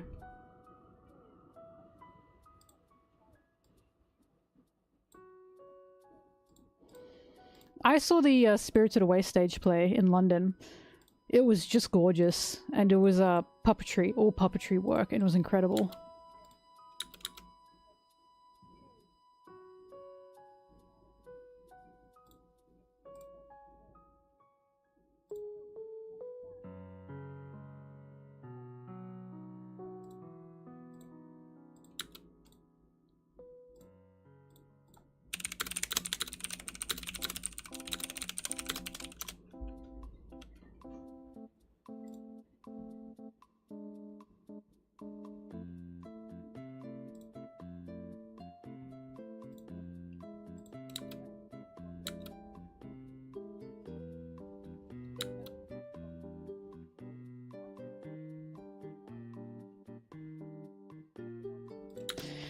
The colored manga I don't read because, not to be a purist, but because Oda's written the manga in black and white, I just think it looks better in black and white because he's creating it and toning it with that original shading. Do you know what I mean?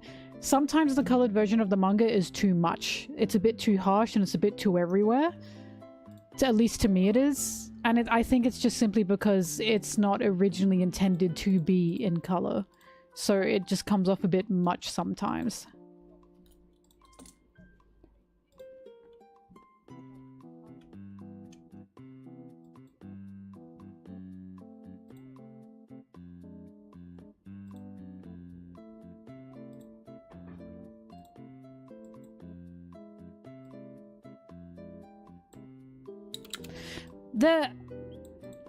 The colored manga does this thing, and it really peeves me, where they'll just change the background color from time to time.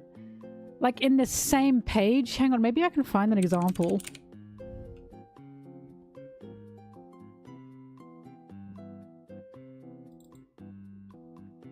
Like this! Why the fuck is it green? Why? Like... I don't quite understand this. They do that a lot, and it really frustrates me. Why are you like poo-poo yellow right now? What is going on?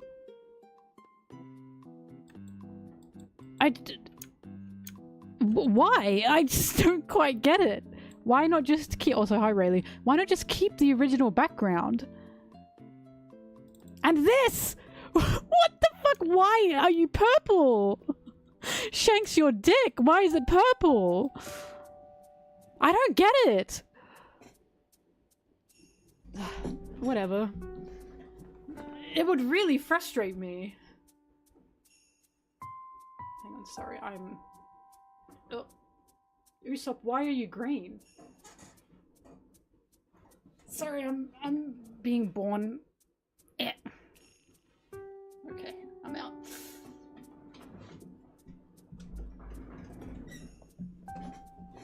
Curse of Ra! Purple background. It's purple, lucky. Happy birthday, thanks. This as well? Why are you yellow? And why are you white? Why are you purple? Why are you blue? What the fuck is going on? Every color of the goddamn rainbow on these backgrounds. Anyway, this is why I tried reading the colored version and I was like, they're doing too much. Why are you a woman?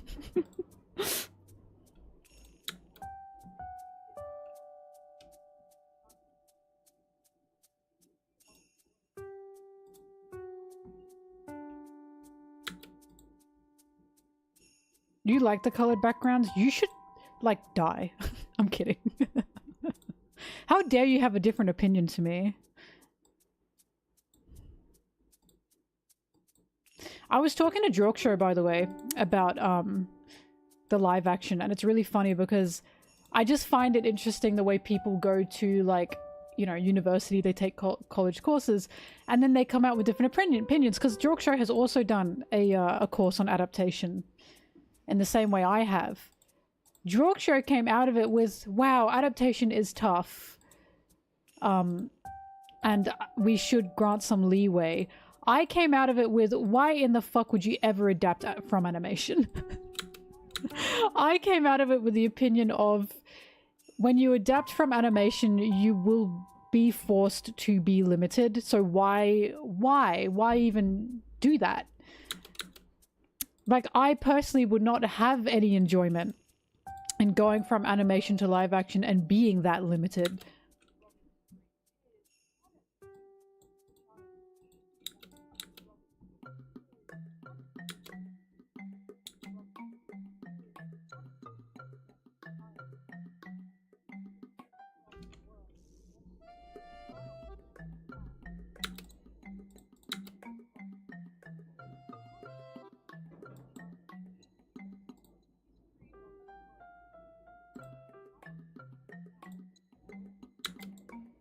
Shoujo mangas that rely on the medium, the story, not the medium, that's incorrect. Shoujo very much relies on its medium. Think of all the paneling, and think of the art style that they use. It very much relies on its medium. Think about the sparkles, the flowers, the fading of like lines as someone falls more and more in love. Do you know what I mean? Shoujo incredibly relies on its medium.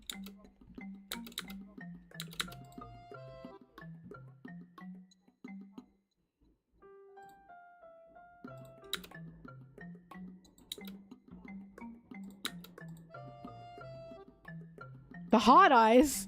Also, animation has this ability to depict emotion so much more than you can in live action. Have you ever gone from animation to live action and it's felt a bit stiff? It's because in live action, emotion is there, don't get me wrong, obviously it's there, but in animation, and especially in manga, you can portray emotion so much more. Which is what Oda's very good at in his art style. Oda is so reliant on expression, and he is not afraid to amp it up. He's not afraid to push it to 11. He really just over-accentuates his expressions, and it's really what makes One Piece so gut-wrenching at times, with how he focuses on such expression. And Shoujo does that. Shoujo really relies on expression, on emotion. And the medium, that's what the medium is there for. The medium is so important for that.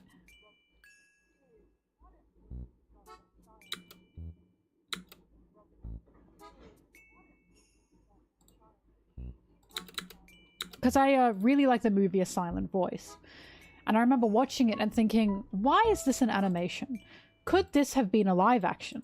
And I looked it up because I wanted to see if they talked about it. They did! The director and the writer for A Silent Voice said A Silent Voice wasn't really calling for an animation, but we decided through animation we can depict the small movements, the expressions and emotions of these characters in a way that live action simply can't, such as the main character, because she's deaf, she can't speak, right? They focus so much on her emotions and her body language to such an extent because she can't really speak. So they focus so much animation onto her and how she emotes. And you can really feel it. Because I was watching it thinking, this is such a good movie, but why? Like, why is this animated? I feel like I need to know that. And then I found out that's why, because they were focusing so much on emotion and expression that they wanted to make it an animation.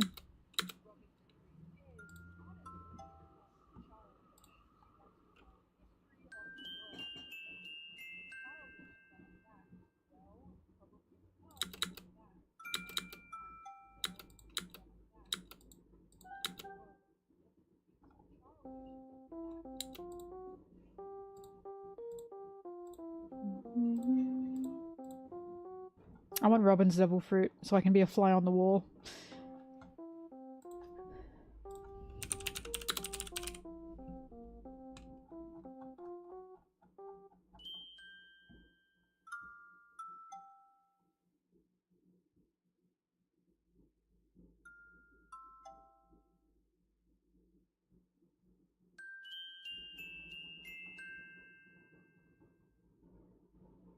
An actual fly. No.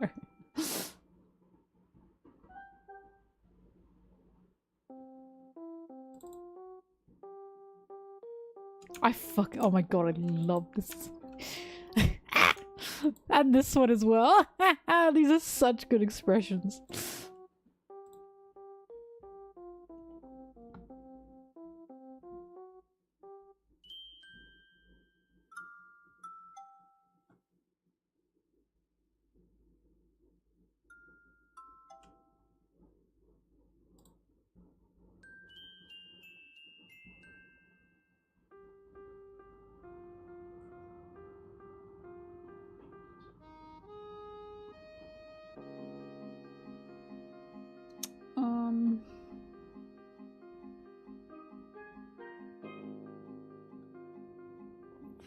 Frick, what page is this? 230?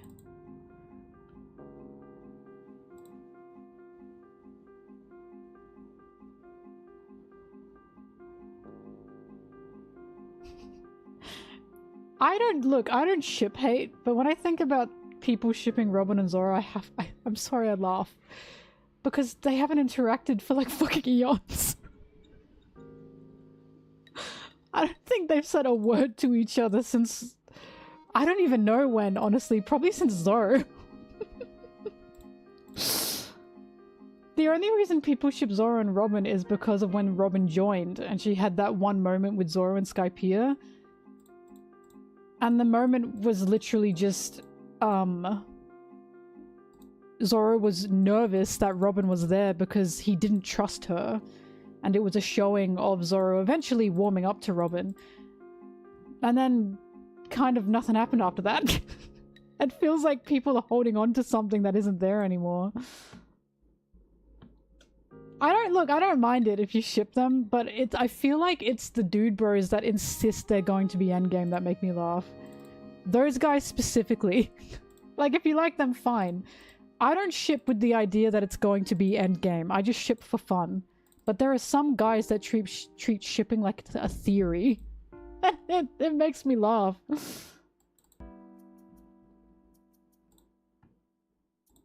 397.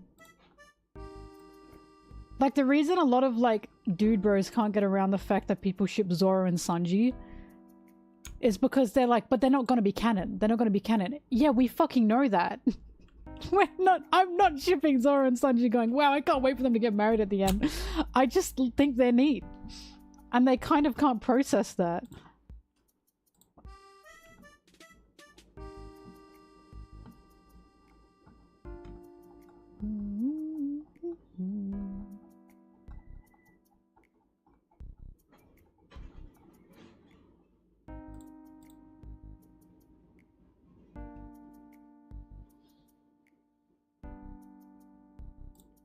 Yeah, I love Frankie and Robin. They're so cute.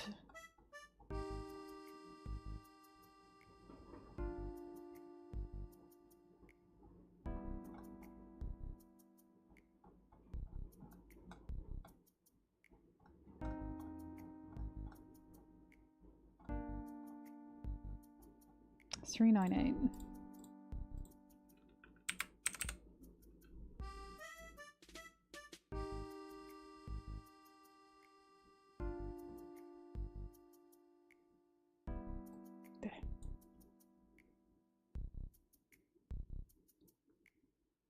When I first started One Piece, I thought Luffy and Nami were gonna have like a crush on each other because shonen, and because of the way people talk about them. And when I started reading it, I was like, there's fucking nothing romantic here. Nothing. Nami doesn't even talk about boys. Like, she doesn't give a shit about men. There isn't a single point ever in One Piece where Robin or Nami or even Nami herself just thinks about men in any kind of romantic way. Not once. And I'm like, ah, what the fuck? I've been lied to. I've been lied to by all these shonen heads.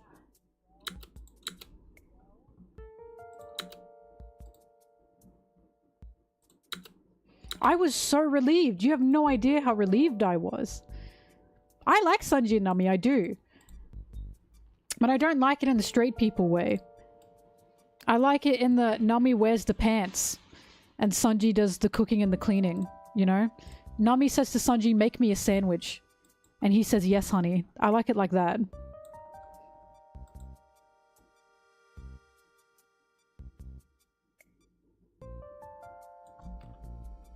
He technically does, exactly. Woof. I also just like the fact that Nami is the only one Sanji calls son. Because she's the boss. I fucking love that. He calls everyone else with either no honorifics or Chan. But when it comes to Nami, it's son. Miss Nami. I know that's right.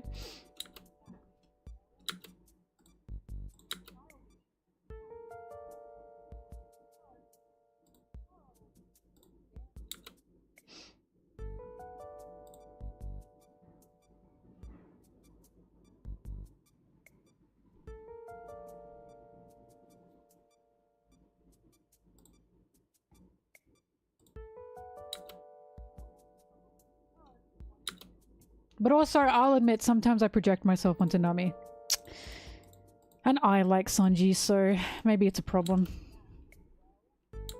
Yeah, Nami calls Sanji Sanji-kun.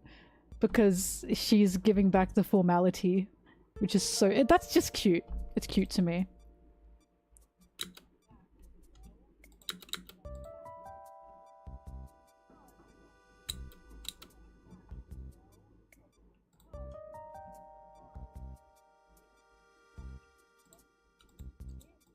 Don't get me wrong though, I'm on the Nami Vivi grind. I like Sanji and Nami, but not as much as I like Nami and Vivi.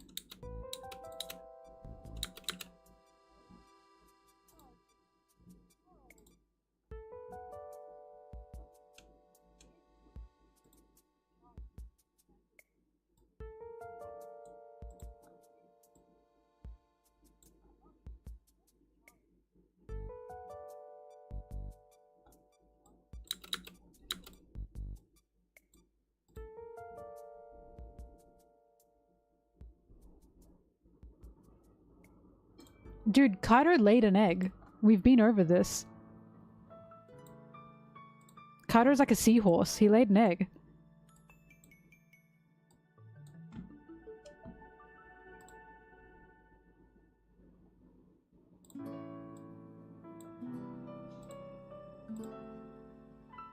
I really like Koala and Sabo. I like them a lot. I think they're adorable. The second I saw Koala slapping Sabo around and going, "You bitch!" I was like, yeah, I'm afraid that's for me.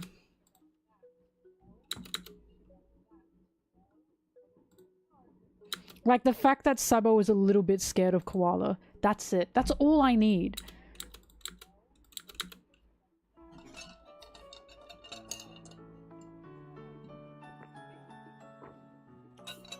Who got Kaido pregnant? Me. Duh.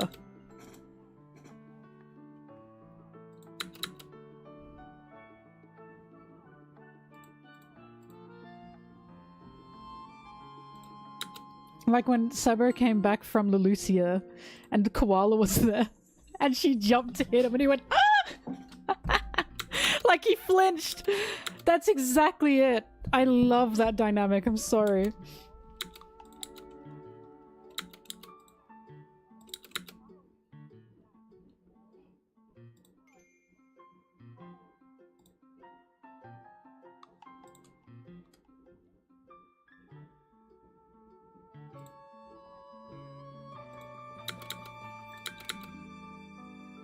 I love when men are a little bit scared of their partner who is a woman. I love that.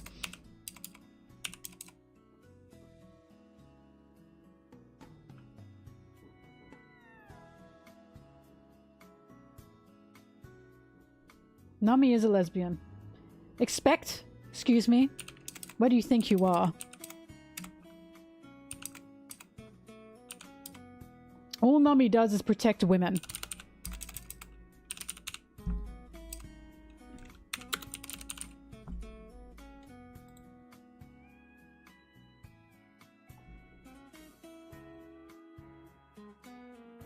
I just love, it's true. Anytime Nami has a motivation, it tends to be for women. Have you noticed that, by the way?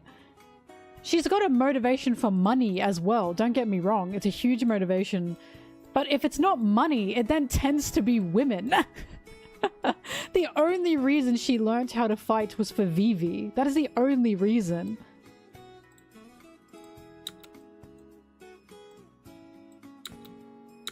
Like, her fight with Miss Doublefinger was for Vivi. She was yelling about how Vivi has been through so much. This is the least she can do. She was like, I'll die for Vivi if I have to. I know that's right. As Otis said, Nami only is nice to women and children. That is literally what Otis said. He said that in an SBS. He said Nami's only nice to women and children. I know that's right. That's my girl.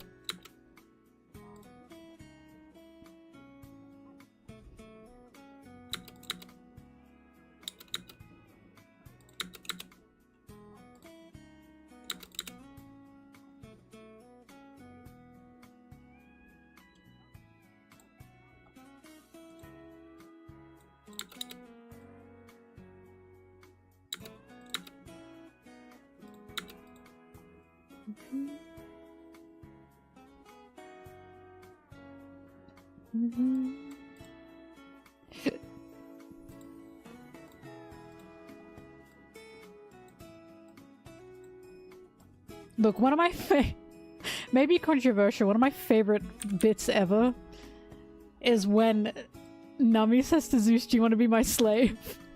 And Sanji says, I was her slave first! That's one of my favorite fucking bits. I'm sorry. It kills me. Excuse me? I was listening to her first. I love him. I'm sorry. He makes me laugh. He makes me laugh.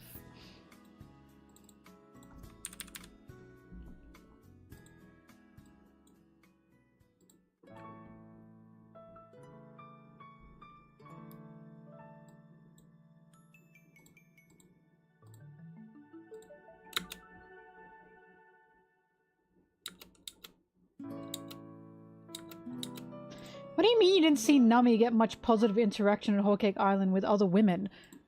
Lola? And Chiffon? Hello? That was kind of a whole thing? She was literally besties with Chiffon because of Lola?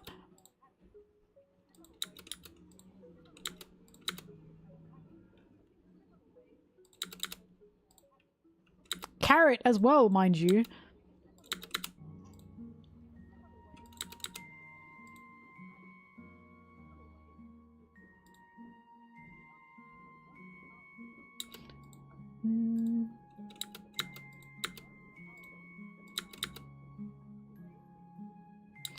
Keep that to yourself. You keep that to yourself. You didn't have to say that. Keep that to yourself. Keep it to yourself. You keep that to yourself. I don't need to hear that.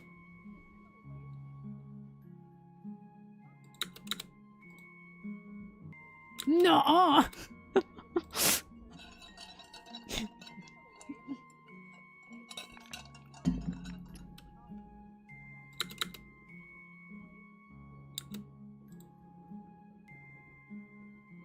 I was gonna say, Nami, also didn't hold any hostility towards Pudding. Especially because she talked to Chiffon.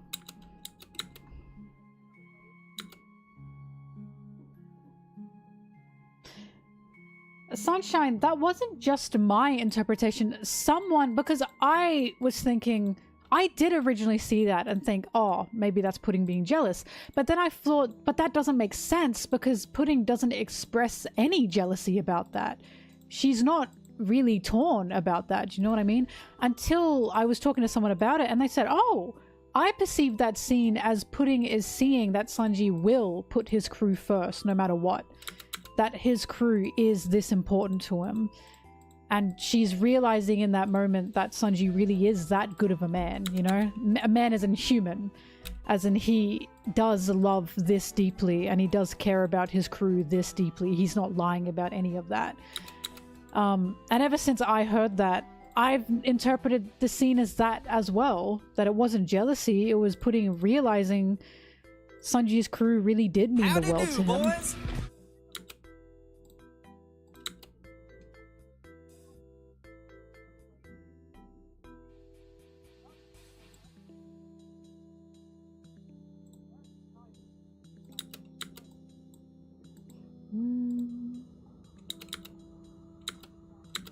Also, for Pudding, who is in a crew where they're mostly against each other than with each other a lot of the time, because Big Mom made her children compete with each other. I imagine seeing that would have meant a lot to Pudding, to see a crew actually care about each other.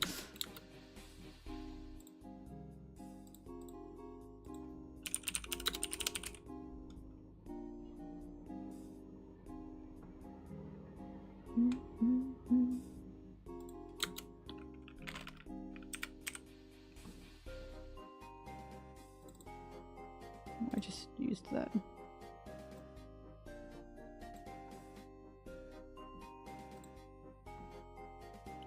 I mean, Big Mom literally disowned Lola because Lola didn't do as she said.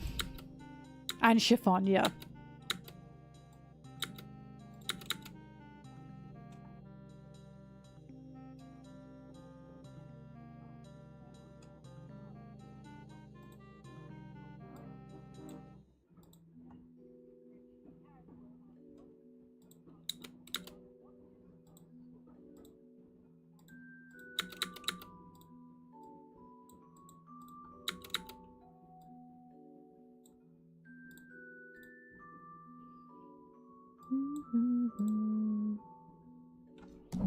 Oh, whoops, I left my window open.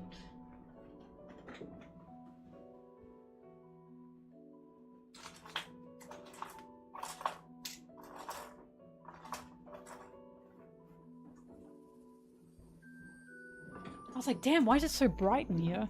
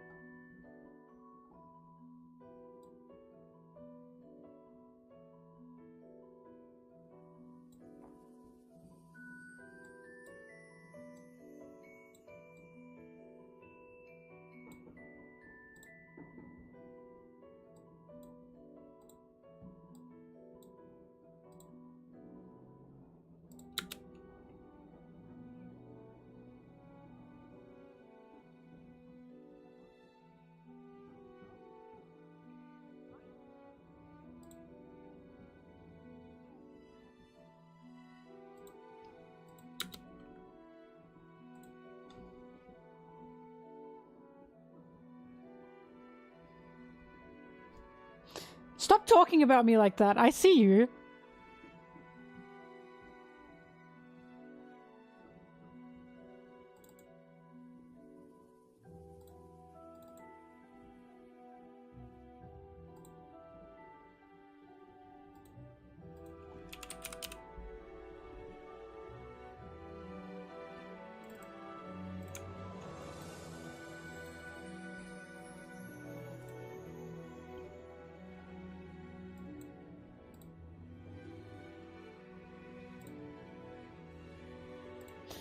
If I end up being right that Loki's phone friend is Shirahoshi, I am going to do a flip.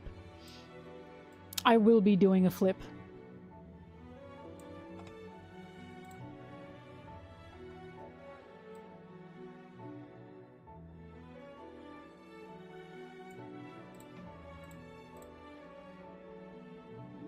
I don't know the song, I'm sorry, it's not telling me.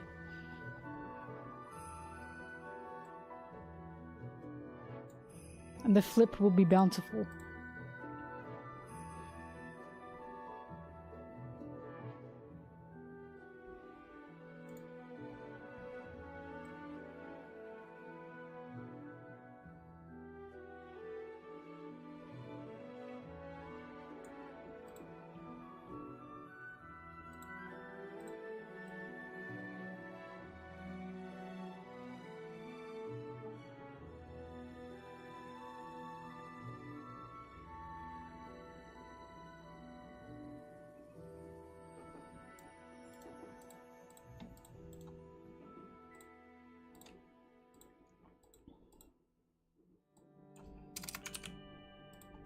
Mm-hmm.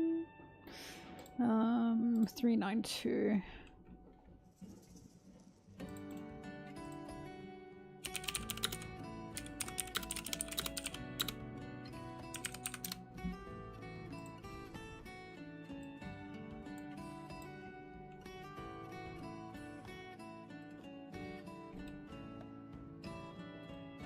I've been right many times, but I've also been wrong many times. So, we'll see what happens.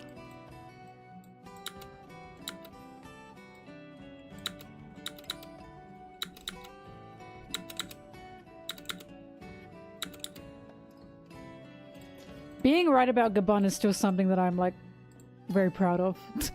I'm so happy. I'm so fucking happy it was Gabon. And not Shiki. Shiki, truth is, found dead in the ground.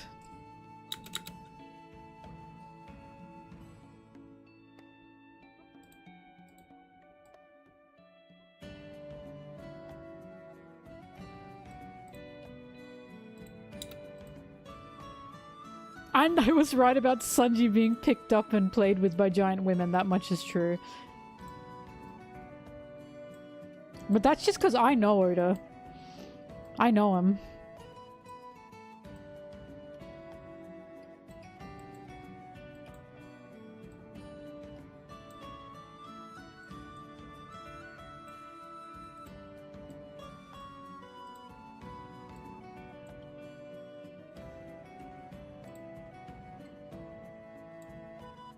No, that wasn't a theory, it was a prediction. And it happened.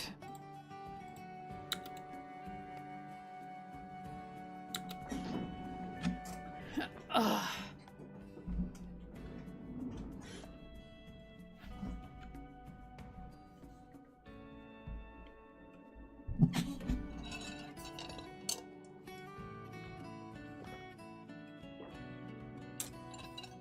Yeah, there's something to be said about Sanji being captured by Black Maria when she's a huge spider.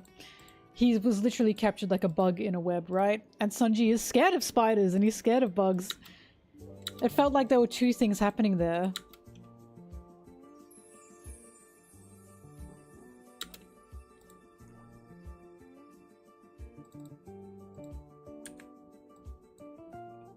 Oh, I also said I can't wait for Nami and Sanji to be scared of bugs and Elbaf together, of giant bugs and Elbaf together, and it happened. I just keep winning.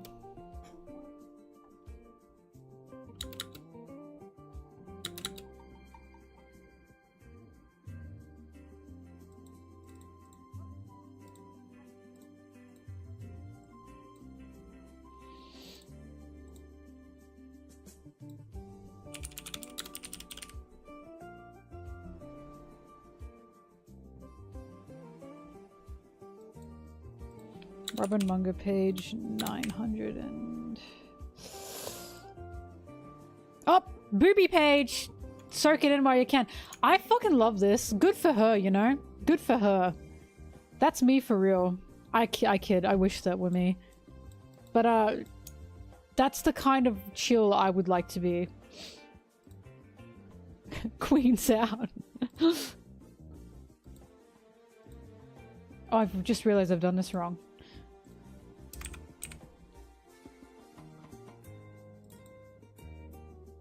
395. Who called in the floaters? uh.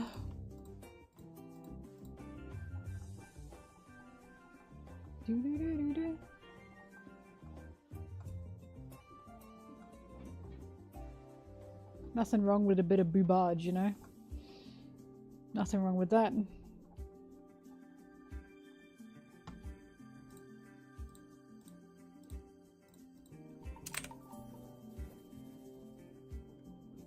I was also shocked that people thought it was gonna be Shiki. That also shocked me. The fact I had to fight for my life, screaming that it's not Shiki, and people were still trying to convince me it was Shiki, was unreal.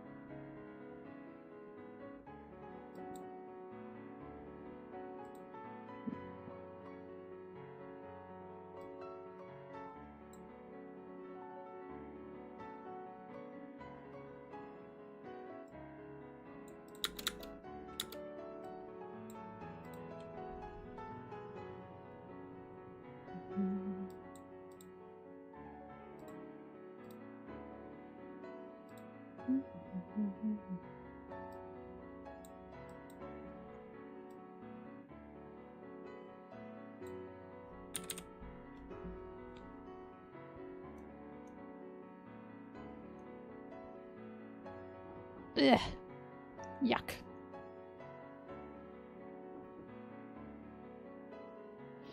Which chapter is Sanji and Nami scared of bugs? I think 1128. I think... Yeah, it is.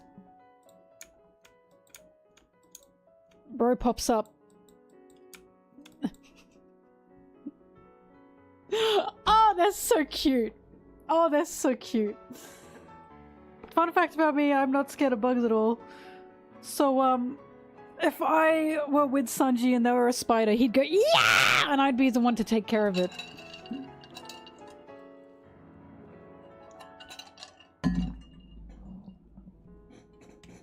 I always knew Oda did not forget about this fact. Because some people were like, oh, did he forget Sanji was scared of bugs? No. Bitch, Oda doesn't forget about a damn thing about Sanji.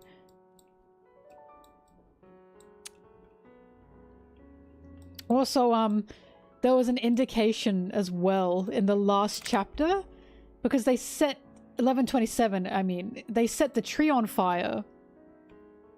And where's...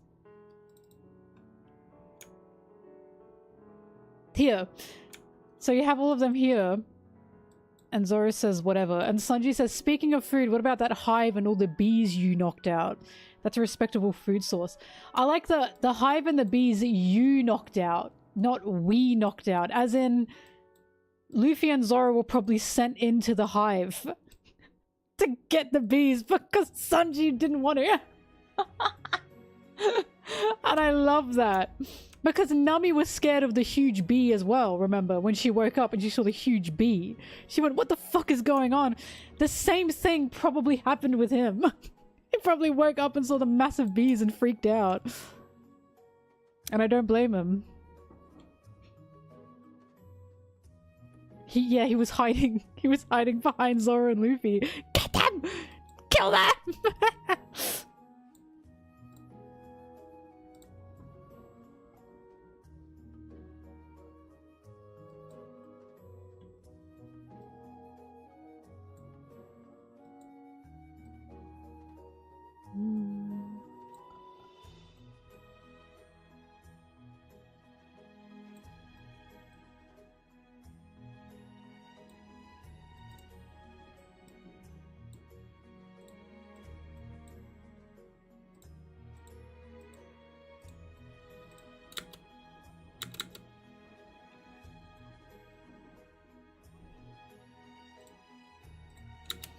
I kind of wish we saw that, because surely Zoro made fun of him, right? Because I'd make fun of him if I were there. Like, If Zoro didn't know Sanji was scared of bugs, he sure does now.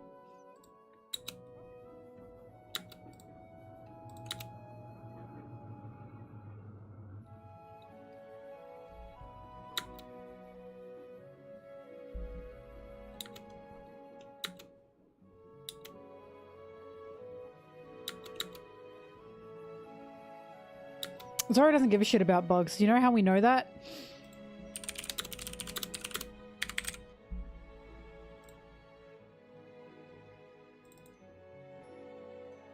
Oh fuck, do I not have it saved? No! I thought I had it downloaded.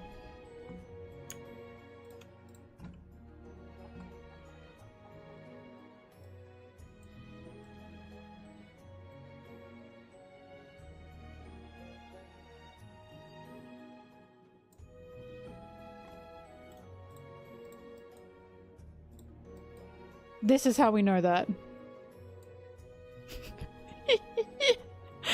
You don't give a damn.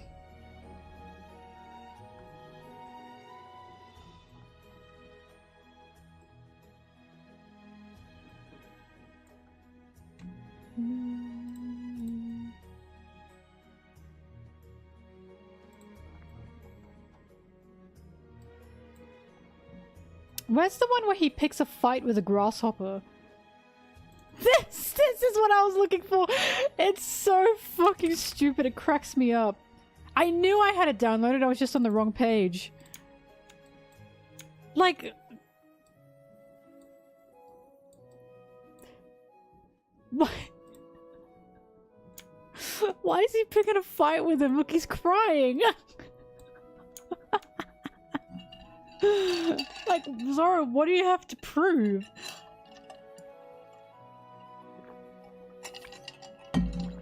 I think about this a lot.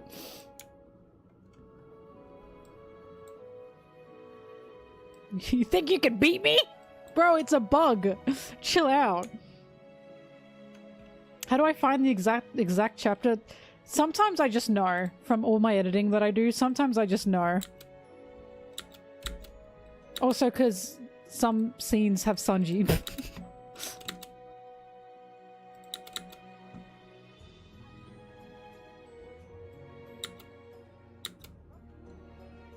I don't know every chapter though, obviously. Yeah, Luffy's an avid beetle collector. In fact, in these very same chapters,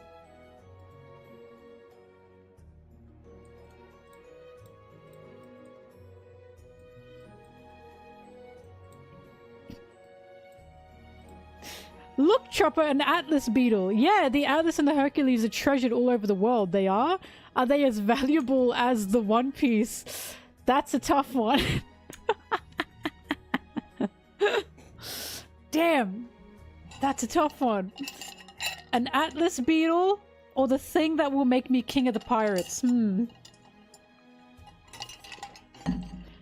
of the funniest bits is when he's running back from Mocktown. And it looks like he's like injured or something, but then he holds up a beetle and goes, "Look what I found!"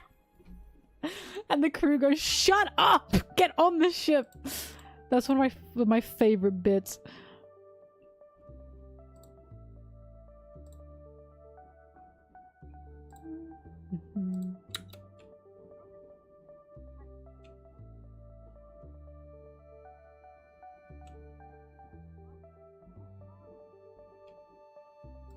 Connection to the Gorosei calling people insects. Now, I do not think there's a connection to that. The reason I think the Gorosei called people insects is because in one of Oda's favorite movies, which is Studio Ghibli's movie Castle in the Sky, there's an incredibly famous scene. In Japan, it's incredibly famous, and I know this because of my friend, where in Castle in the Sky, the main antagonist blows up a ship of people, and he yells, "Die! Die, you insignificant insects!" He calls them like insignificant bugs. And the second the Gorosei called everyone insects, I went, I know exactly where the fuck he's gotten that from. Because it's a very famous scene in Japan. Like, the line is super famous. No, Usopp loves insects. He loves them.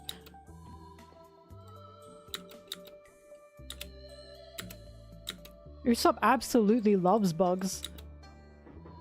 He's a buggy boy.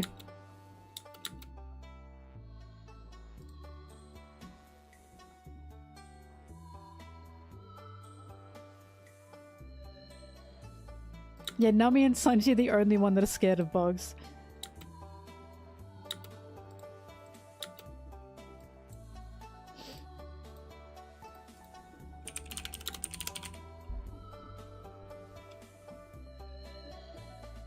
Nah, Usopp loves them. He really likes bugs.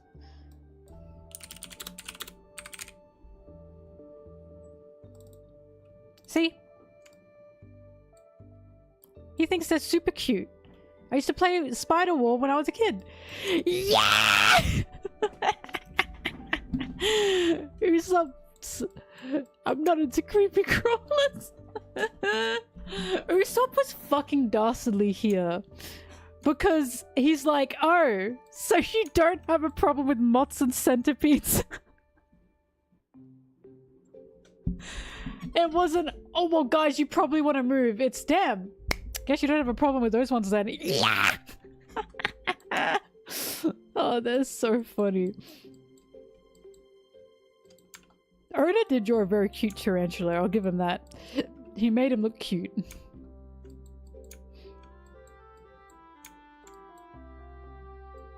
Wow, Sanji really said, eee! This poor bastard. I'm not scared of him, but I don't blame him.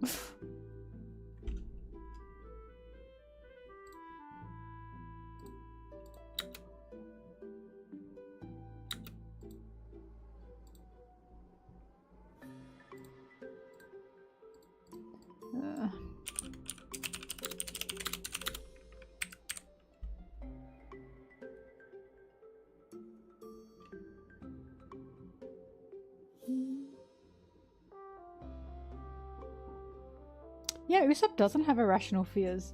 Everything Usopp is scared of, he has a right to be scared of that.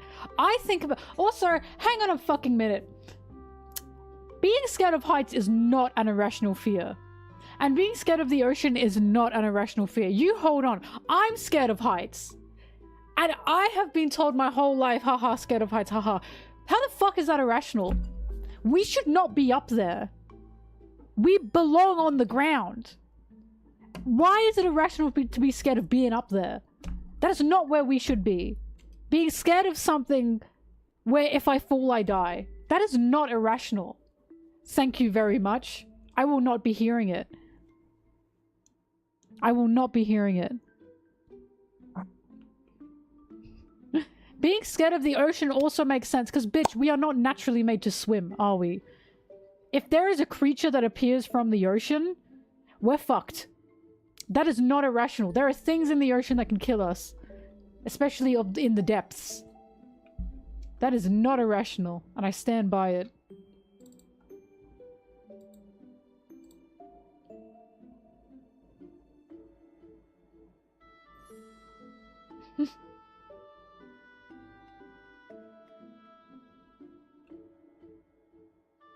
Being scared of bugs is a bit irrational. If you don't live in Australia and you're scared of bugs, what is your problem?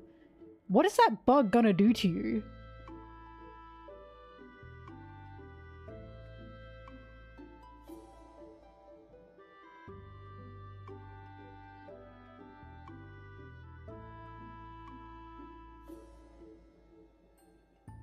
Where's the page I'm looking for?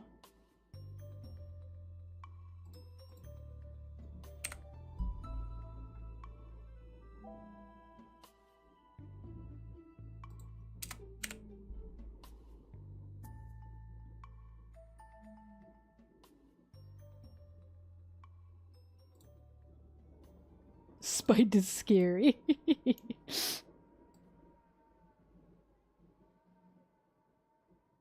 Do I not have this page? I should. 397.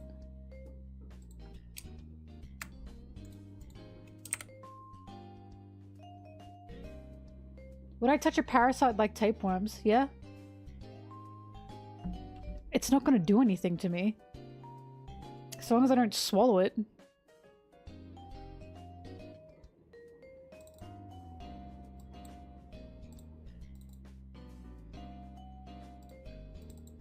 This is Pokemon Platinum.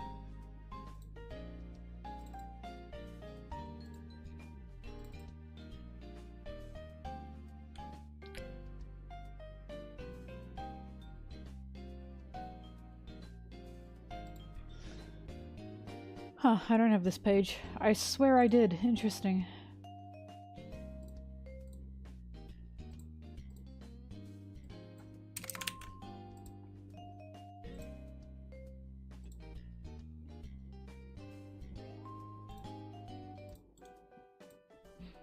Robin manga page 397.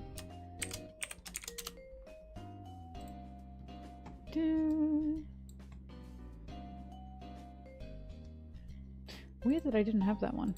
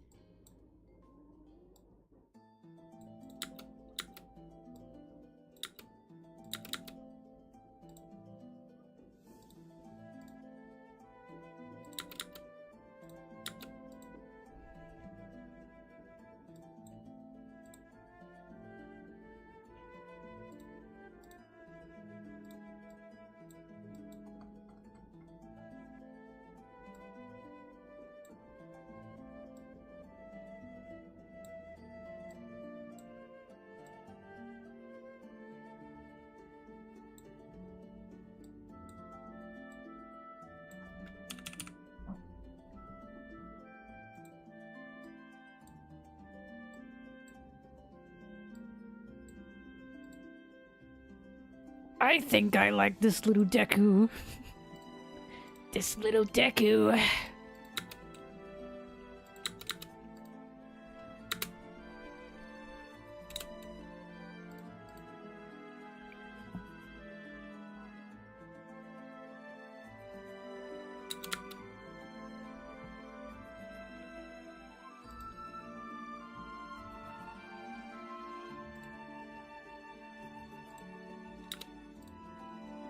La la la la la.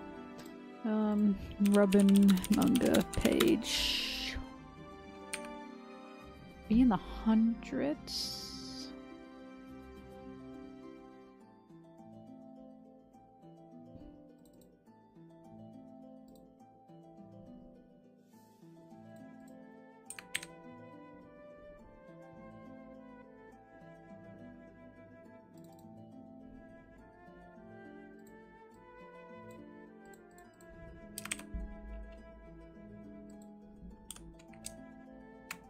I hate planes. I hate them. I hate them. I hate them. I hate them. Despise them.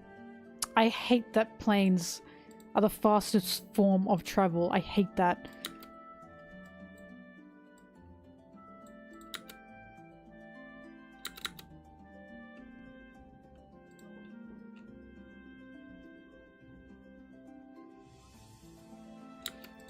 Might just be my favorite Sanji relationship that isn't a lot of his main relationships. I like Nami and Nami. I like Sanji and Robin a lot.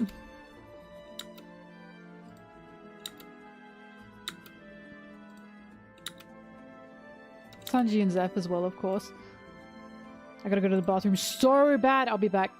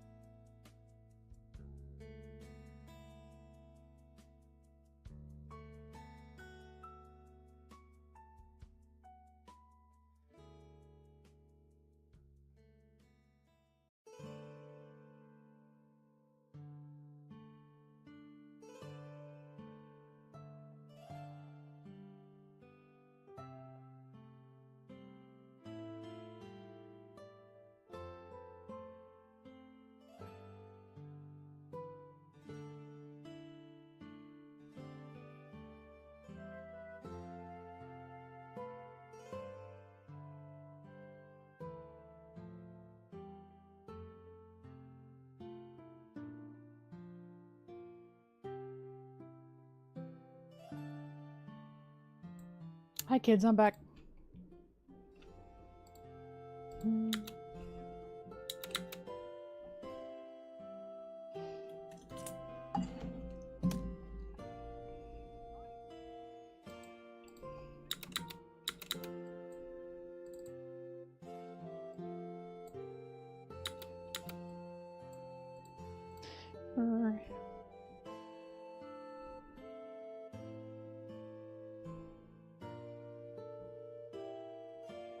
I want to teleport. That's the superpower I want. Teleportation.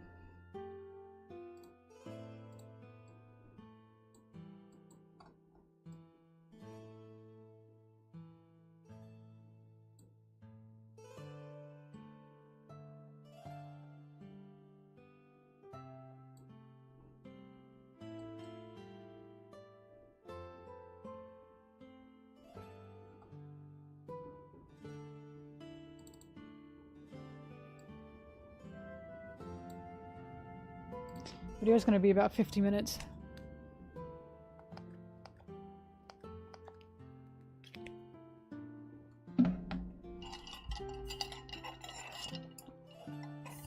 You will never catch me skydiving. You could pay me millions of dollars, I would never skydive.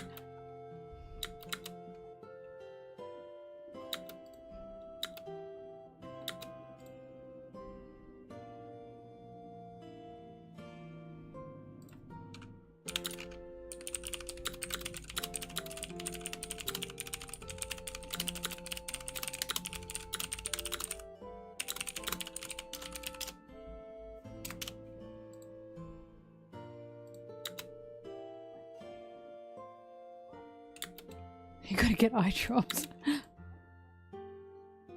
Hello.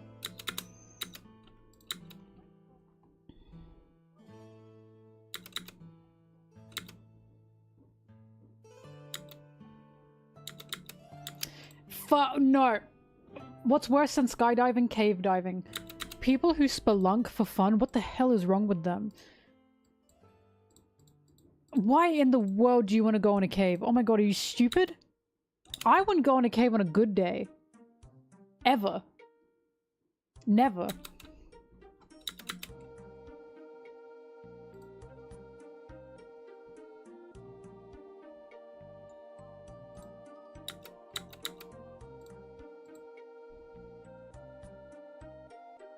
Oh yeah, my dad's gone underwater cave diving.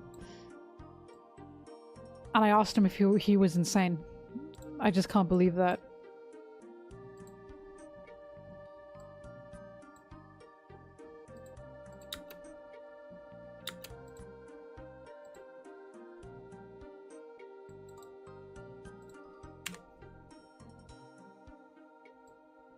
I'm not claustrophobic.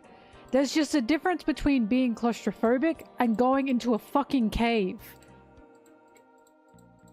I don't mind squeezing through a small hole. You know what? I'll leave it at that.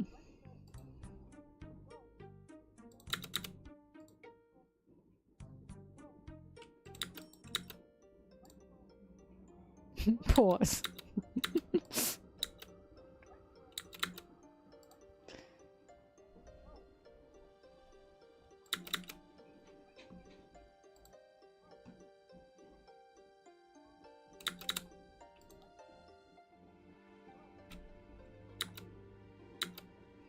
Three Tamago stands, all three of you. Hey, that's more than full body stands.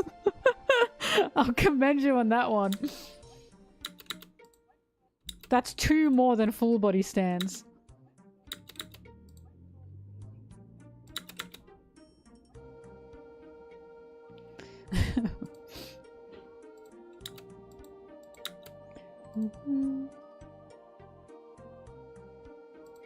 It's moving too fast. Yellow's not even here to defend themselves, right?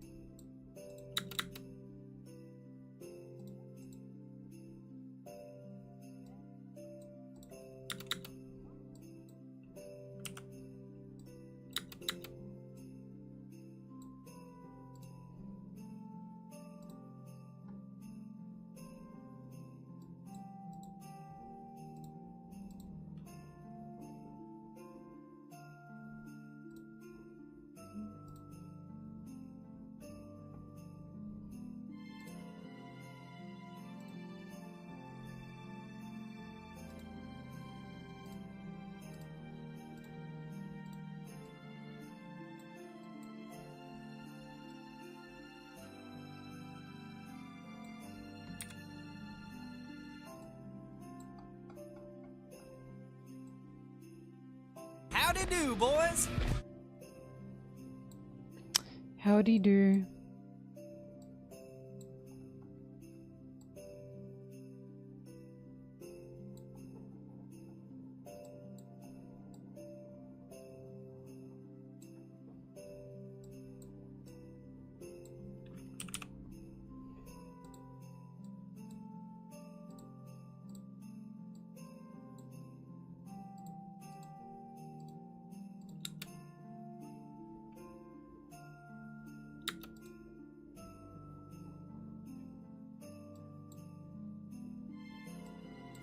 There are definitely hogback stands. Because he was a fun character, so there's definitely hogback stands.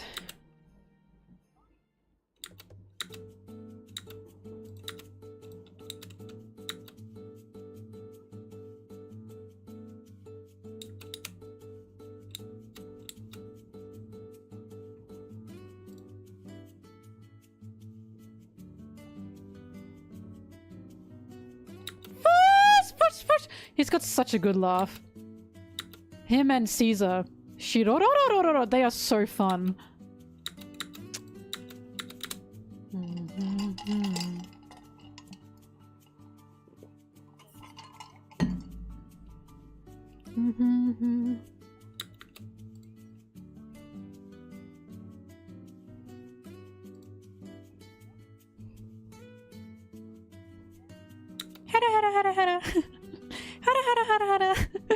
She's so cute. Scare the fuck out of here. Jump scared by my whimsy. By my whimsy.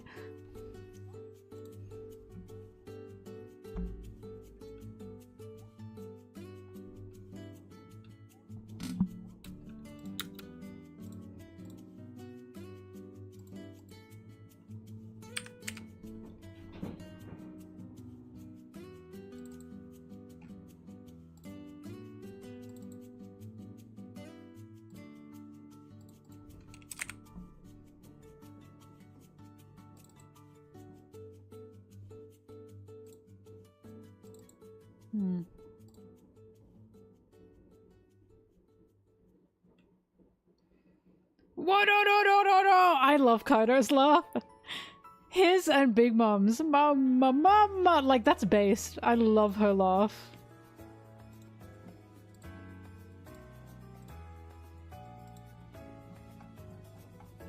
And also like, ga ba ba ba. Just good. Good laughs all around. Doffy's is pretty good. It's not anything like out there.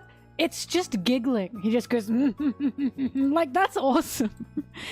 Like, he just fucking giggles. It kills me.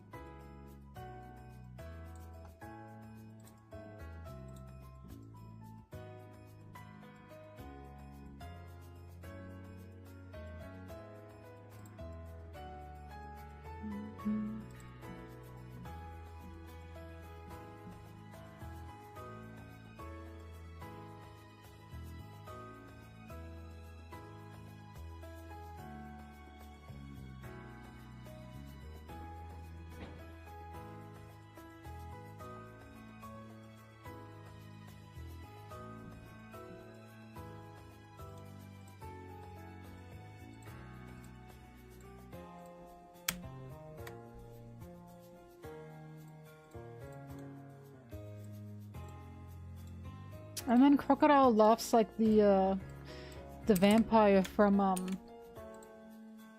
Sesame Street. I always thought, is that where Oda got that from? But I don't know if Sesame Street's a big thing in Japan. Van. Like, is that where he got it from? I actually don't know.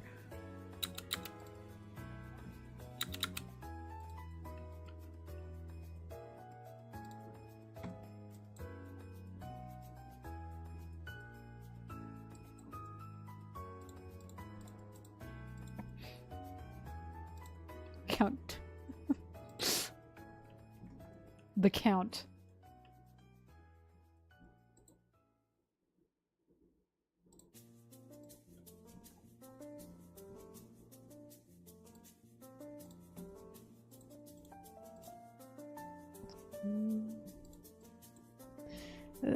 Luffy, Robin, manga page 218. This song always sounds nearly like a Peanut song. Nearly. It nearly sounds like Snoopy.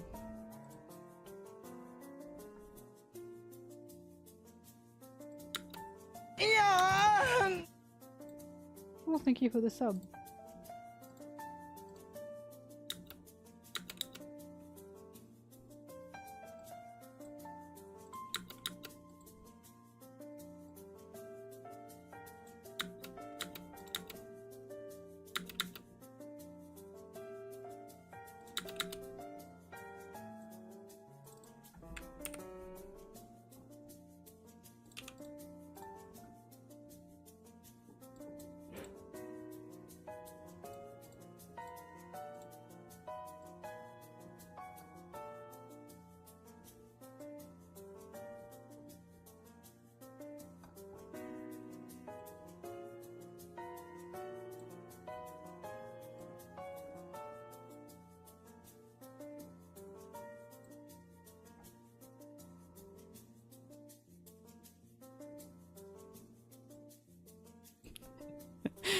You remind me, I think it was in Wano? Brooks' Japanese voice actor. Because he doesn't just incorporate Brooks' laugh as a laugh. Sometimes it's also just as he's like breathing.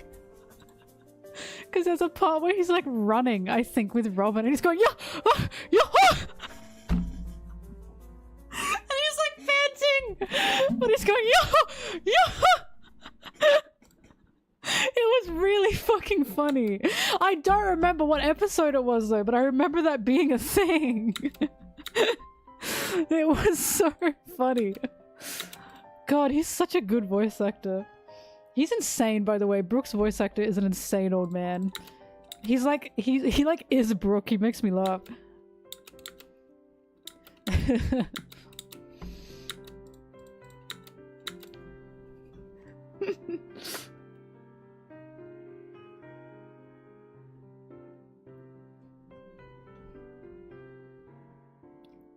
Okay.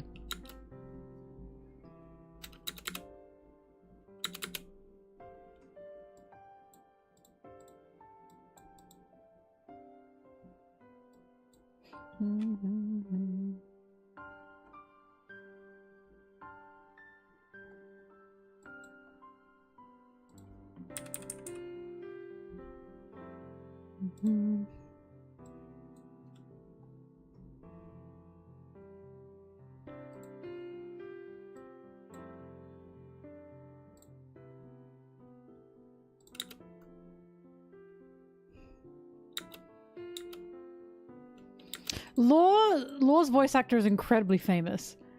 I know Law's voice actor as Izaya from Durarara, because Durarara is one of my favorite animes ever to exist. Then Attack on Titan came out after Durarara, and suddenly he was known as Levi. And it killed me. And I was like, what the hell? That's Izaya. And then, as I watched One Piece, he was Law. And I was like, I can't do this anymore. He's fucking everywhere. He's very popular.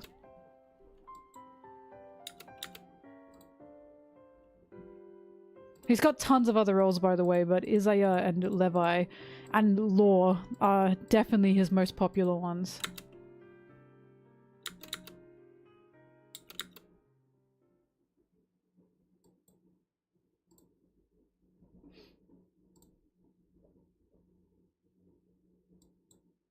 Hello, my music. What the hell?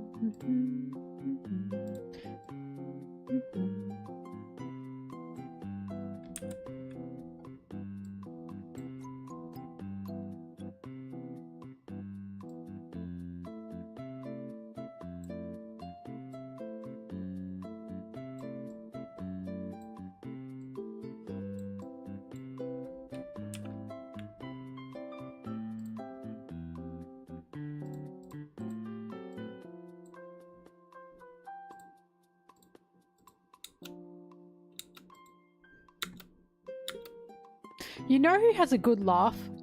And who everyone was such a hater about? The clown on Blackbeard's crew. He goes, gibba, gibba, gibba. That laugh rocks. And people were such haters about that, and I don't understand why. I loved that one.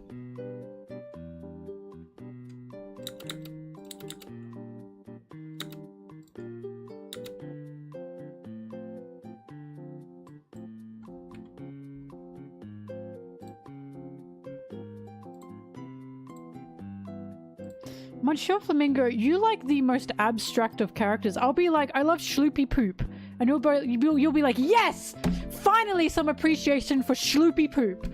What the fuck is wrong with you? Where are you getting these characters from? Baron Tamago? Like, like, what? Every time the most, like, absurd character that no one thinks about. So true. What? Mick One Piece Guy. Finally! Someone can appreciate Mick One Piece Guy.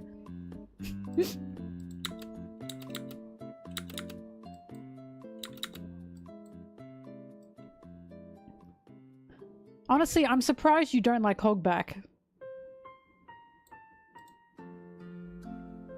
Glup shitter.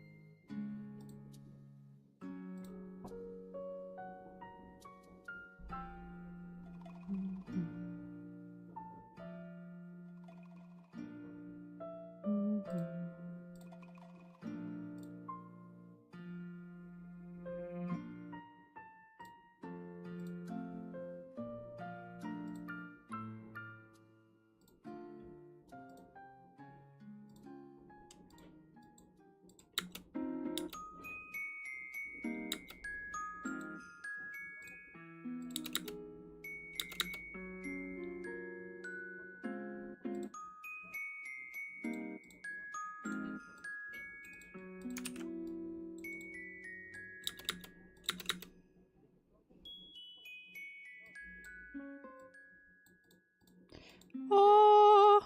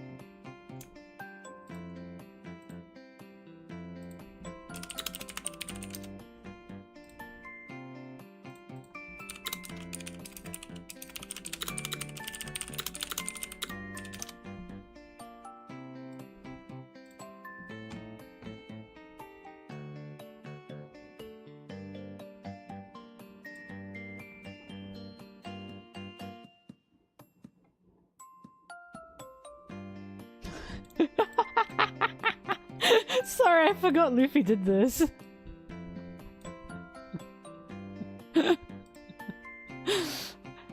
Go to the ship, you're in the way. Okay.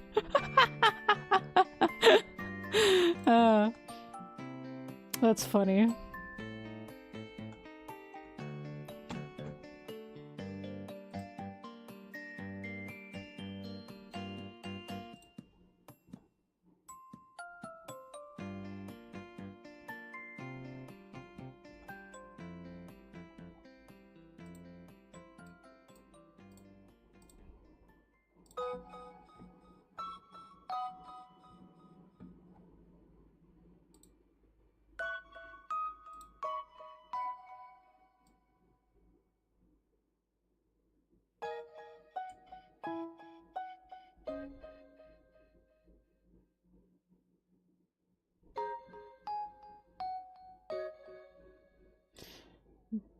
This is probably the funniest translation I've seen Sanji get.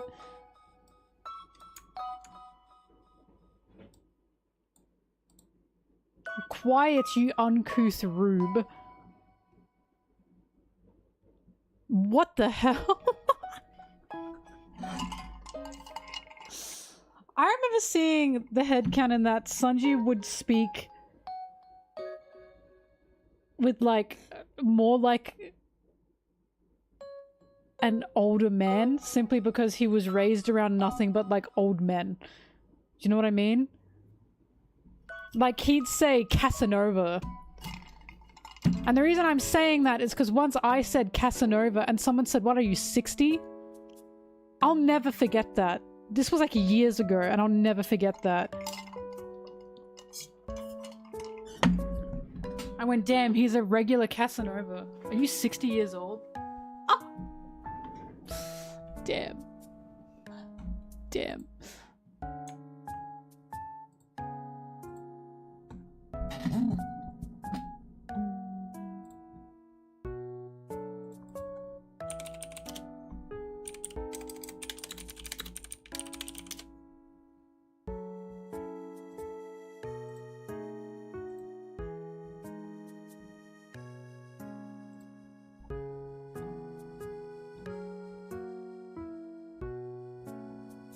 Someone else had the idea. I forgot who it was. But when Zoro and Sanji are fighting, Sanji swears, like, speaks in French, and then Zoro speaks in Japanese. And then it was like, who was it? It was like Nami saying, can they understand each other? And Usopp went, no. But they're arguing anyway. And I think about that a lot.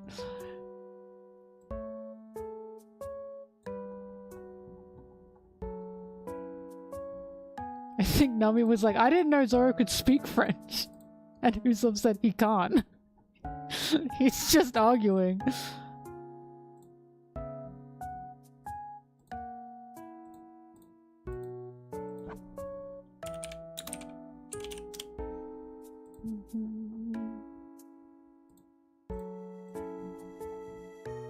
Sorry, I'm looking for a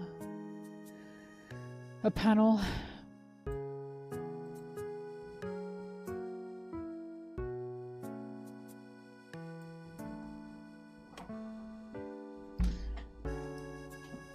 Oh, me butt.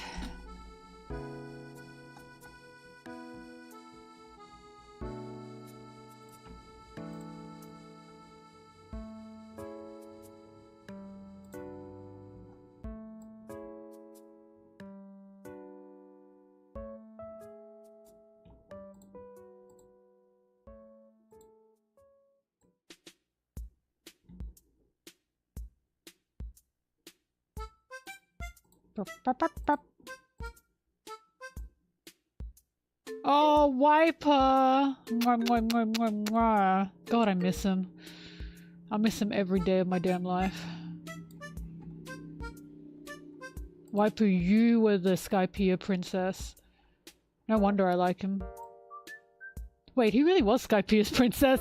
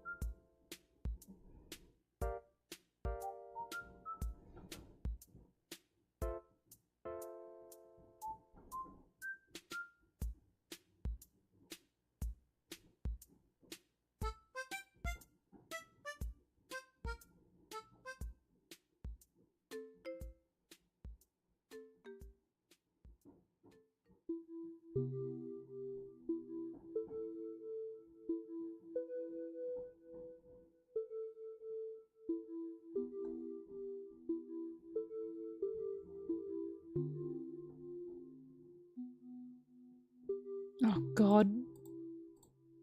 I hate Zoro.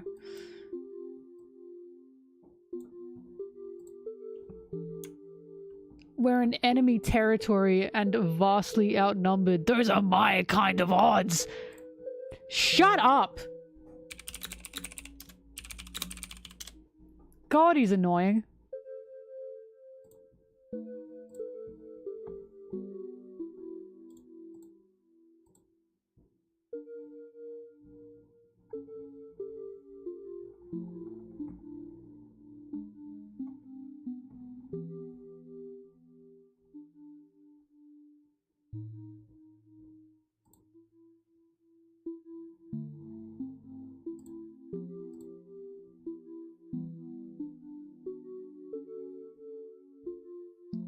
My Ace video made you tear up and not cry? Damn it.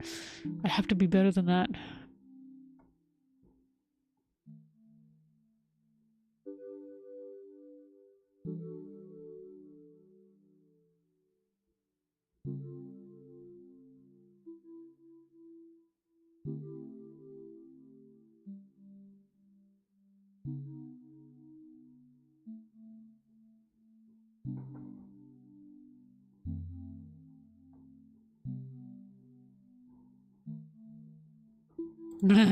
Sorry, it's not funny.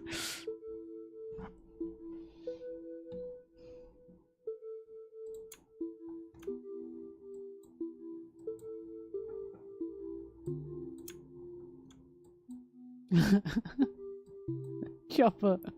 Are you serious or joking?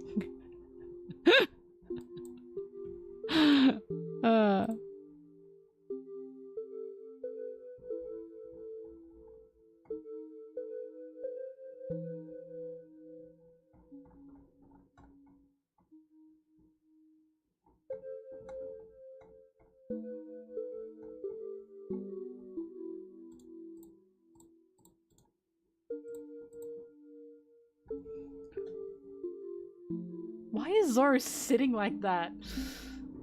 Did he just birth him?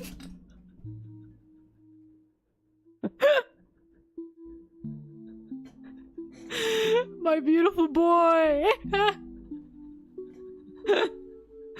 The Japanese punk squad.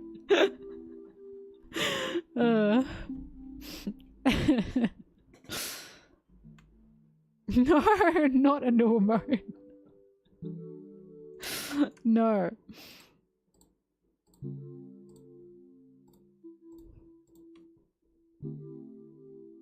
The dude holding the blobfish.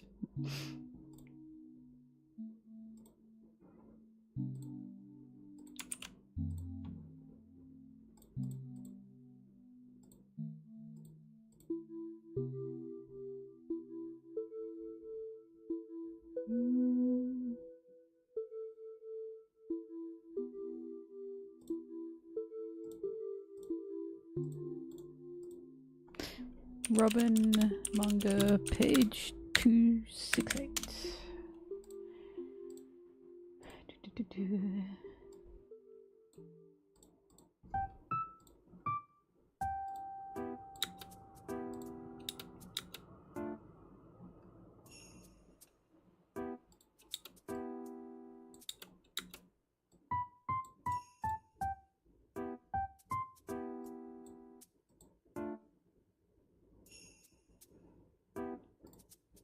Smash or pass Monster Trio.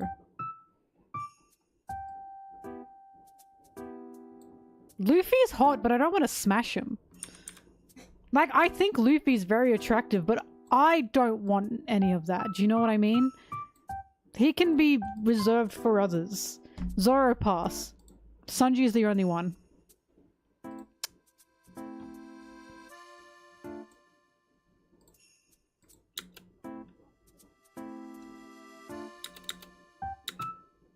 Like, I think Luffy's very attractive, but I don't want none.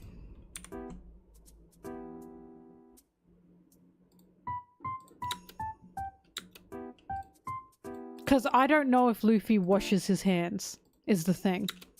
I don't think he does. Both of them only shower once a week.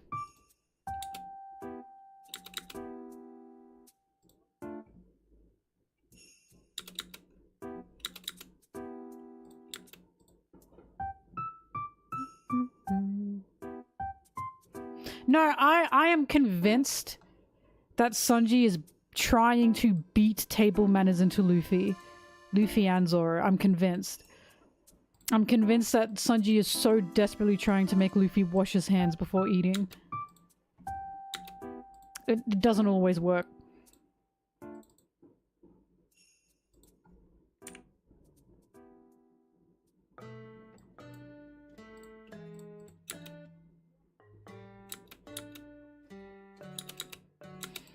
I don't mind the smell of cigarettes. That is not that rancid to me. Some people really can't stand it. I honestly don't care. This isn't a Sanji thing. This is before Sanji was ever a thing in my life. I don't have a problem with the smell of cigarettes.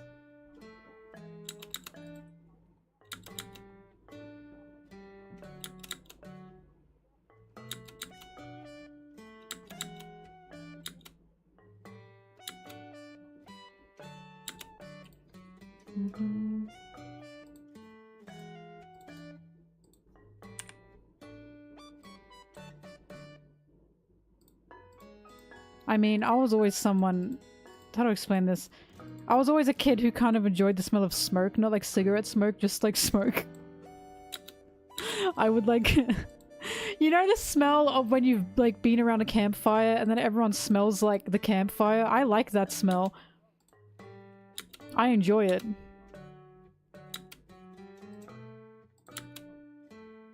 I hate gasoline. I hate the smell of gasoline.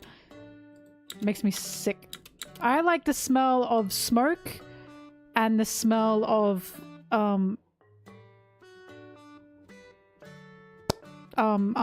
what you put in pools. How did I just forget this?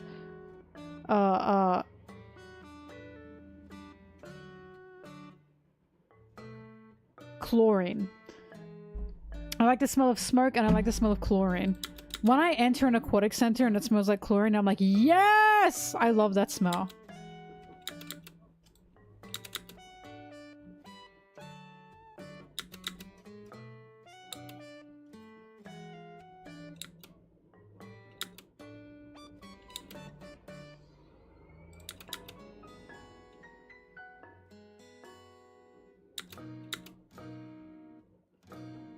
Do you like hospital smell? I hate hospital smell.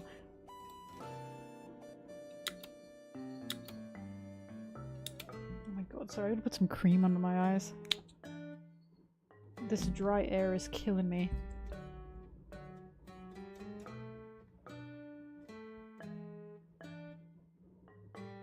Look, I've always said this. The reason I like the smell of cigarette smoke is because it reminds me of someone who passed away in my life, who was my uncle, and I loved him. And in general, I just like the smell of cigarette smoke for some reason.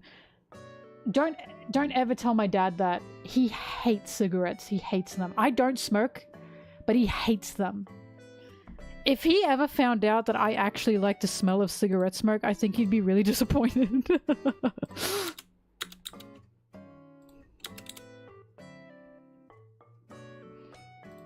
No, Sanji's nothing like my uncle.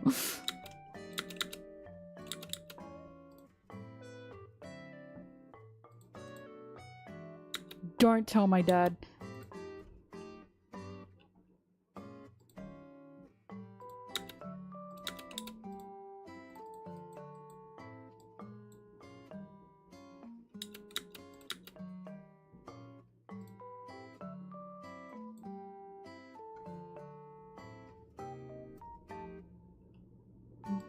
Bye-bye, Tsubaki.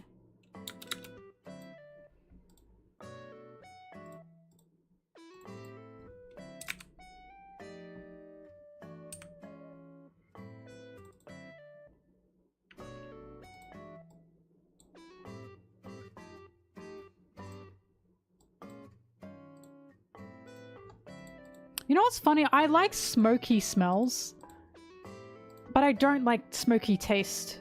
like smoked ribs or smoked sauces or smoked meats. I hate that. I hate the taste of that. But I like the smell.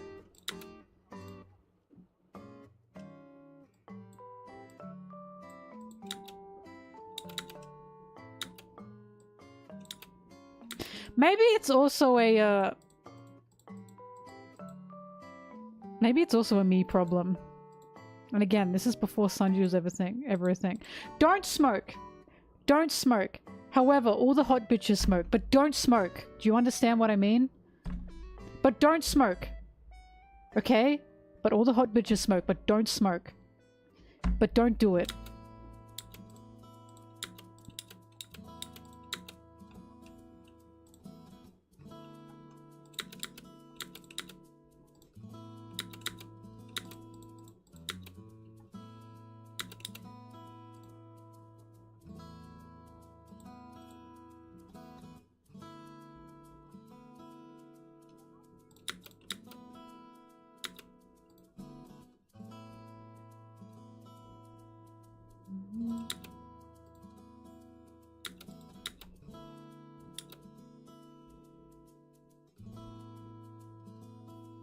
I genuinely think what's happened to me is, because again I don't smoke, but I think what's happened to me is my parents and my dad especially were so against smoking. Like, you know, they should be, right? But it was like so avid that smoking was like a ooh thing for me. Do you know what I mean? Like the forbidden thing to do. And I think something's happened to my brain chemistry. I don't smoke, okay? I cannot express how much I do not smoke. I don't hold any judgment for people that do. It's a taboo, exactly. It's an ooh.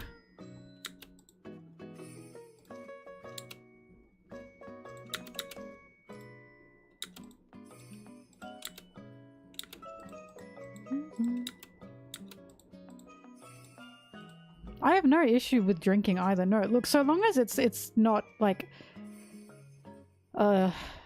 horrible, dangerous levels of addiction.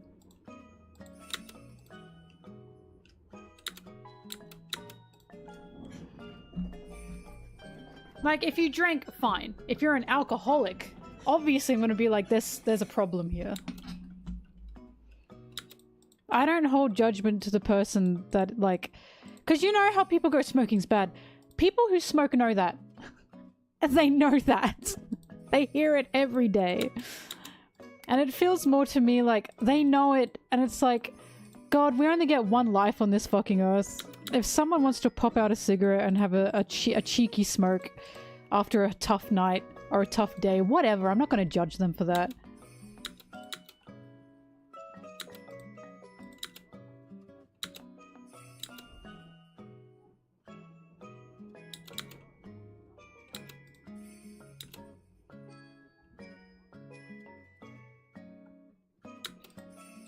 Vaping is so uncool. Hang on, there's a Family Guy episode where Chris gets addicted to vaping. And then he finds out Lois smokes. And Chris is like, wait, so you smoke? And she goes, yeah, in the cool way. I'm like, you? And you know what? She might be right. I think about that a lot. She's like, yeah, I smoke like a cool person. I don't vape. And it kills me.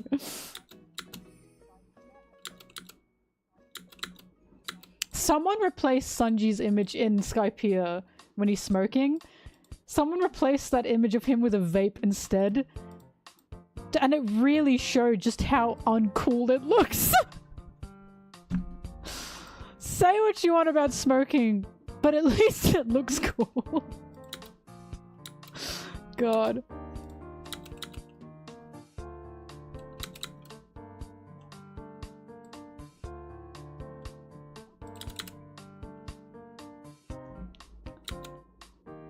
Anyway, my point is I'm not gonna judge. I'm not gonna judge anyone.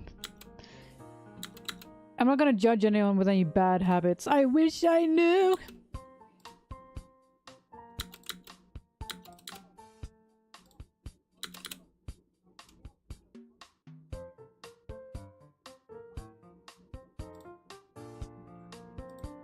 It's a metaphor.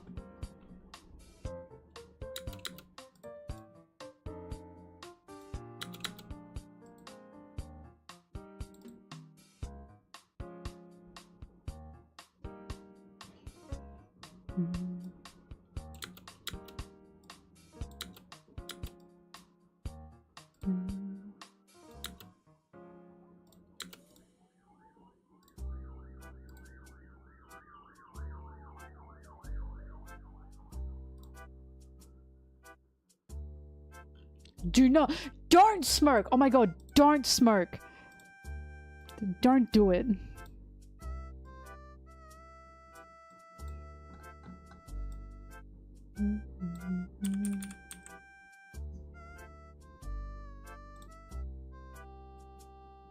Unless you want to be cool.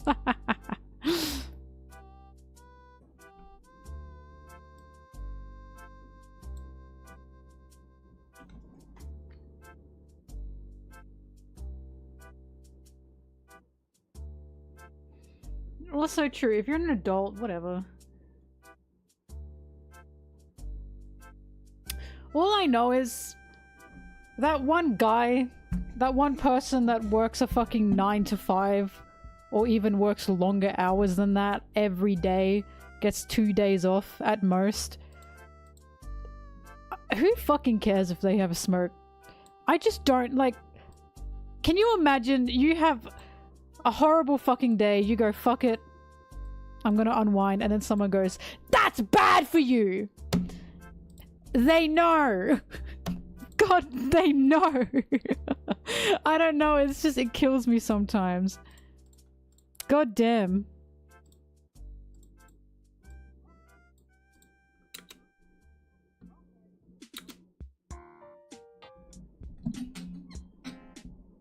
Sitting at a desk job all day is bad for you.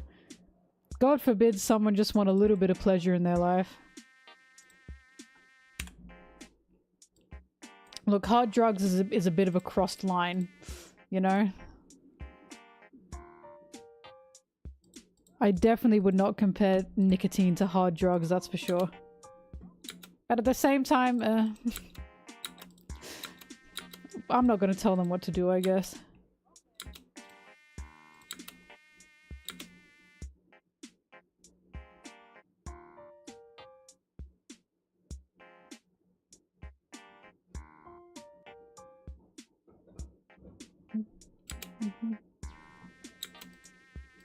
We listen, we don't judge.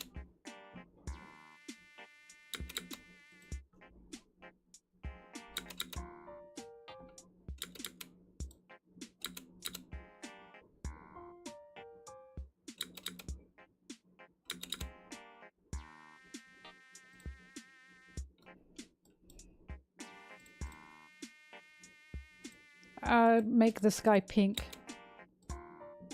Pastel pink.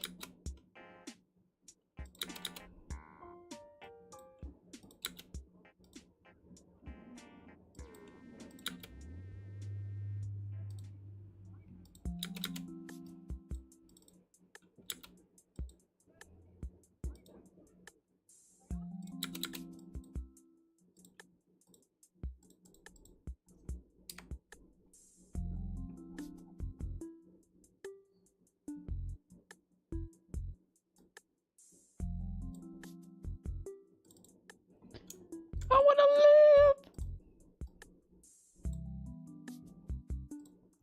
I grieve over the fact that we're not going to get a One Piece spin-off that is in the Hungry Days style.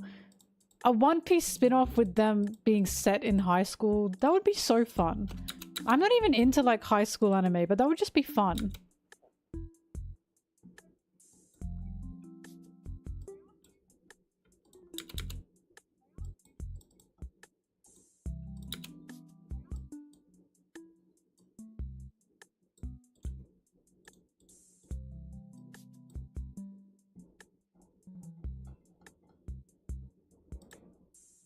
Like One Piece Gakuen? Kinda.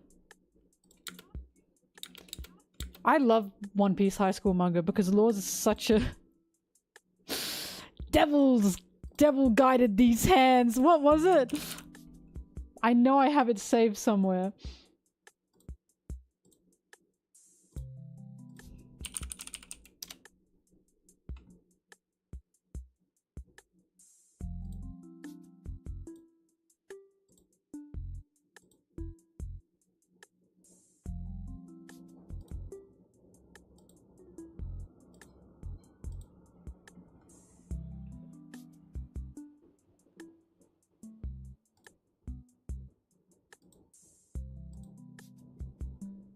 Where is it?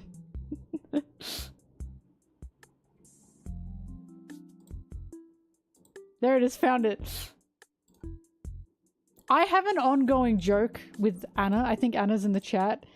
That Law's like my Catholic girl because he was raised in a city with nuns and he clearly went to like Catholic school. Like what other possibility could there be there, right? And then One Piece High School came out and he fed this dog onigiri. And he said, devils guided my hands. And it made Anna and I, we lost our shit. We went, oh my god, he really was raised Catholic. Devils guided my hands. Oh my goodness. Oh, he's so cute. Oh.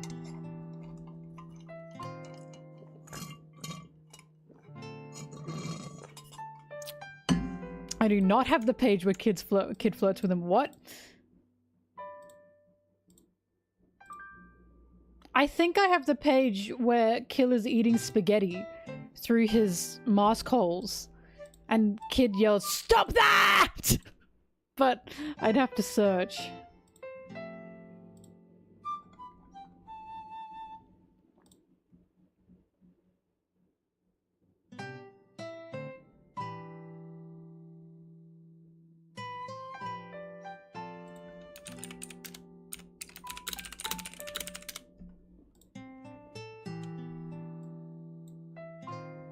Is a Catholic girl a thing? No, that's just me. I just like calling Law my Catholic girl. Because it's funny.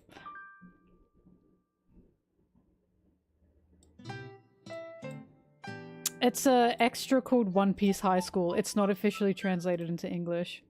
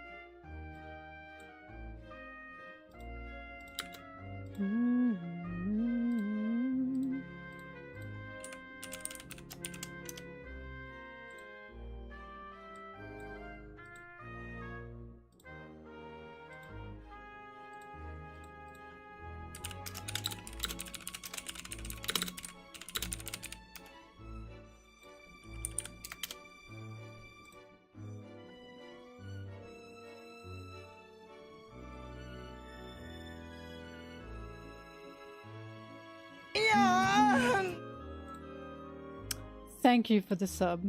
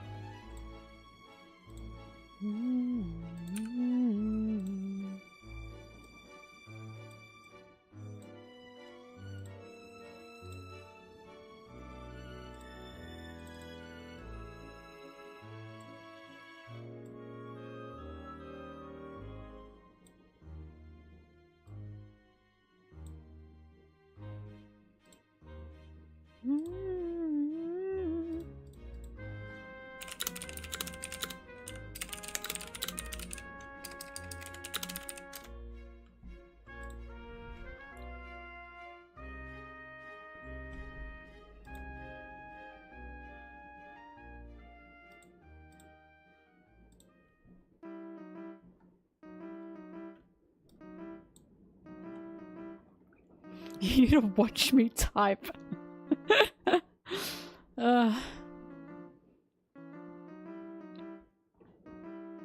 It can be a bit hot to wear one, but it's not too bad. Eddie.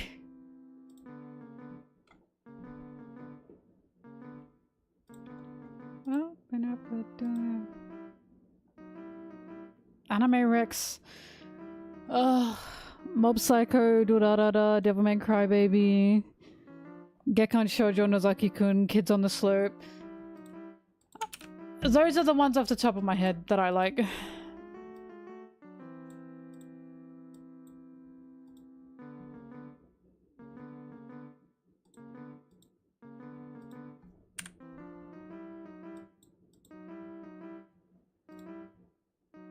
Kuroko's Basketball bangers. Free Iwatobi Swim Club bangers. Damn. This kind of works. I'm not doing this, but wow. How beautiful.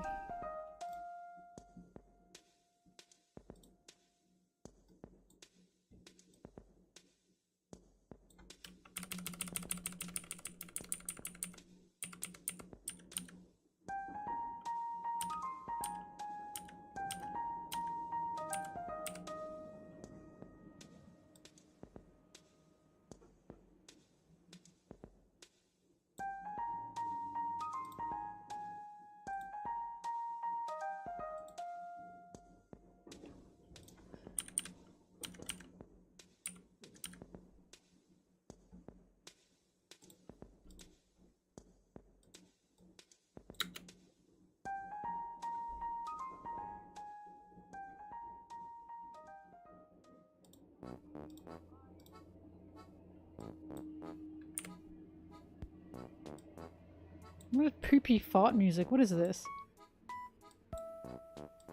Burp, burp, burp. Burp, burp, burp. The tuba is such a fart instrument.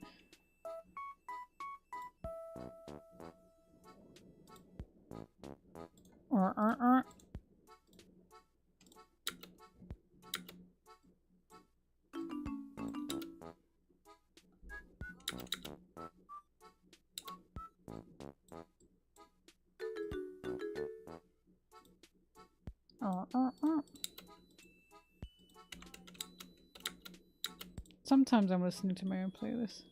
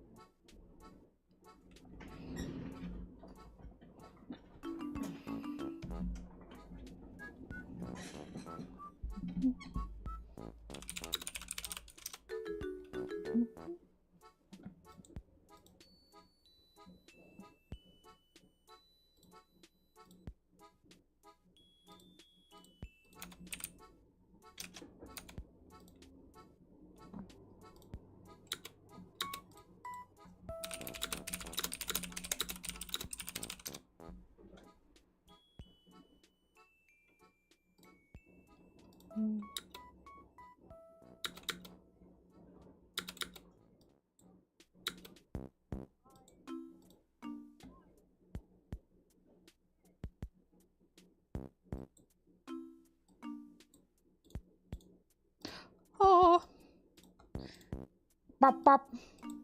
Farty poopy music. Whoa, my stomach just grumbled big.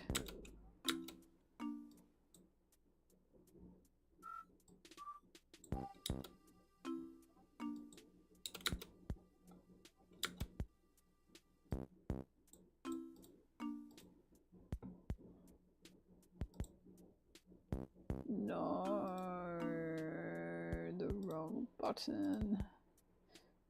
Good. Alright, wait, hold on a minute. Pranked myself.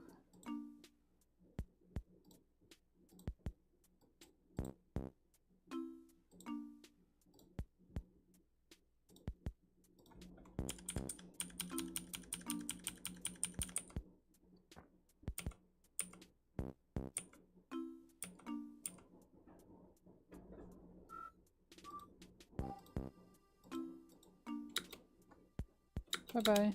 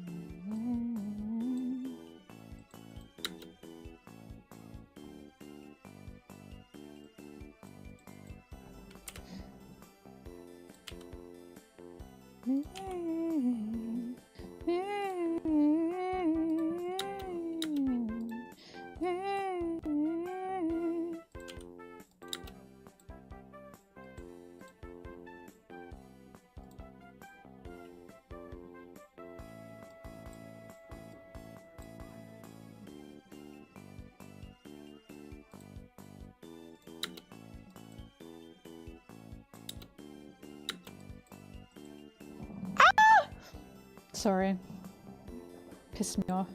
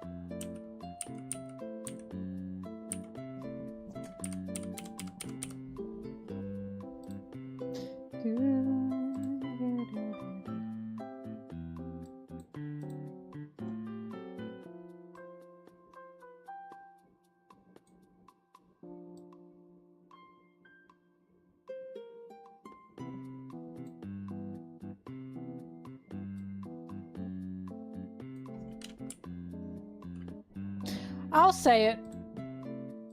There's nothing wrong with gratuitous violence. Nothing wrong. You don't need a point to everything. If you want a lot of violence in your series because you just want it to be violent, that's fine. Not everything needs a point. Fuck it. That's what creativity's about.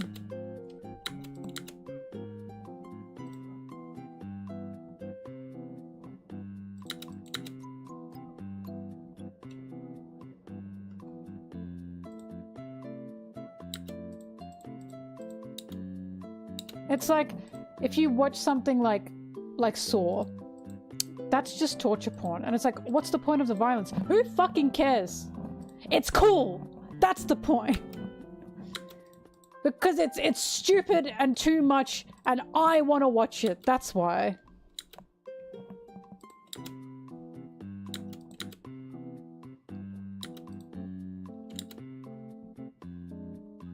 Saw's so funny to me because it's just so over the top.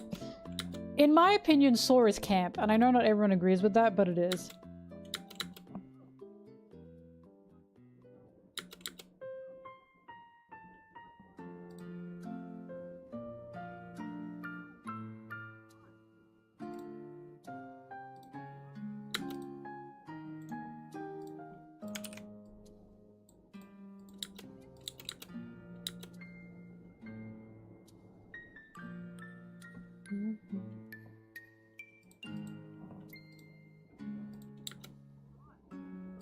If it doesn't fit the setting, it can make the violence funny.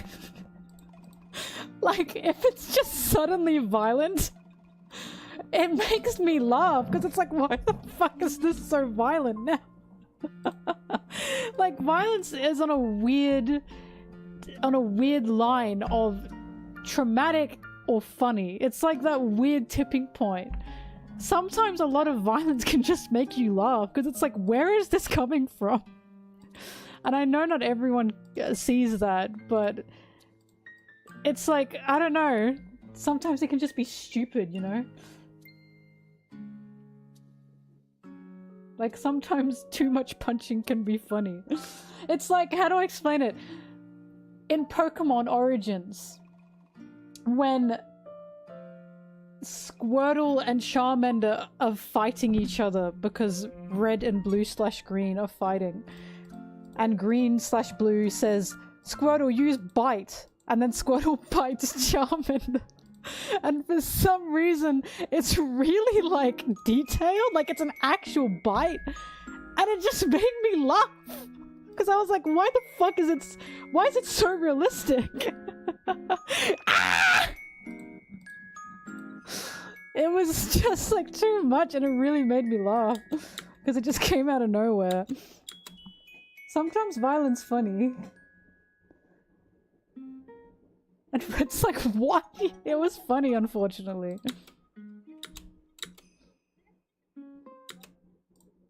Hang on, I gotta show it.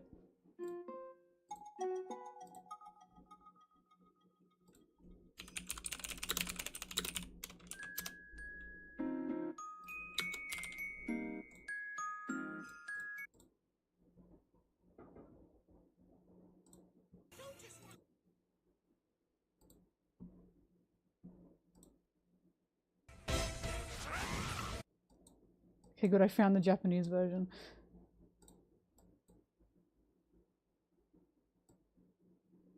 Hear this. If you haven't seen this, get ready for this.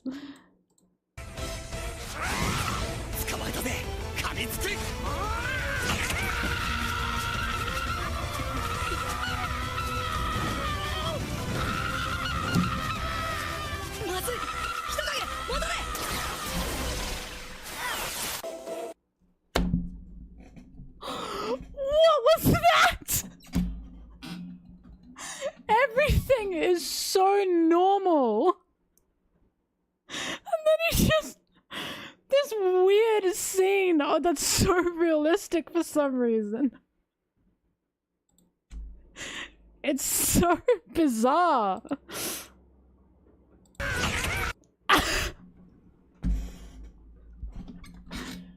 Like, this is funny. Ah! Why did they do that? Ah!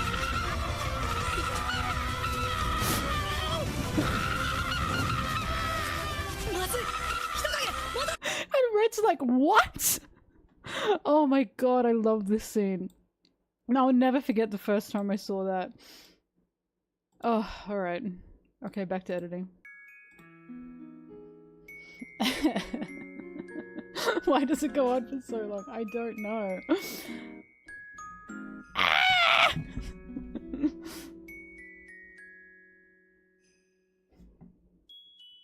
I loved Pokemon Origins. I wish they'd do more like that.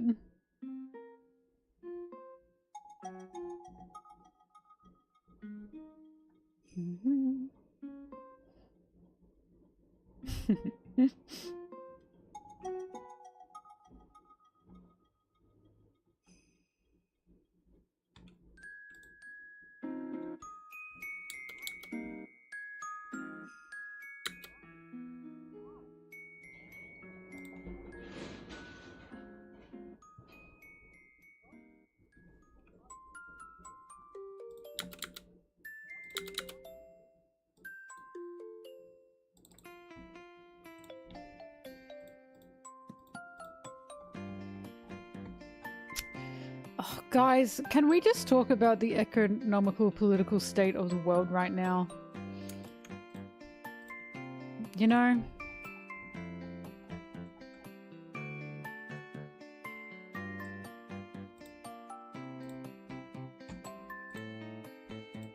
Don't actually do that. That was a reference. That was a meme. Don't start talking about that.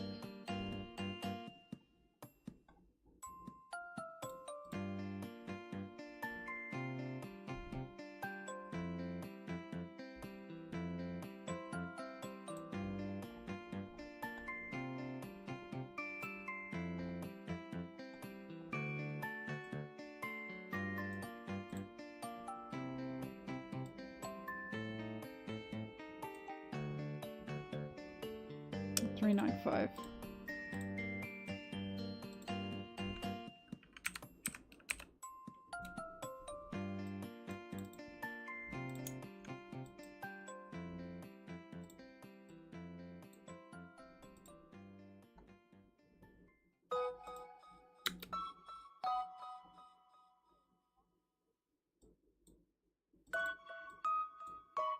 Oh.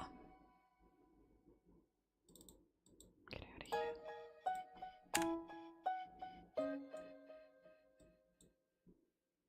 Yeah, I trust Shanks.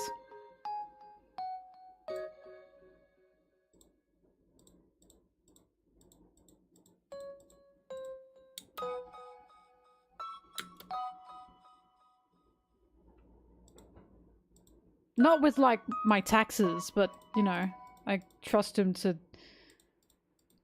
start a fire, you know, like that kind of trust.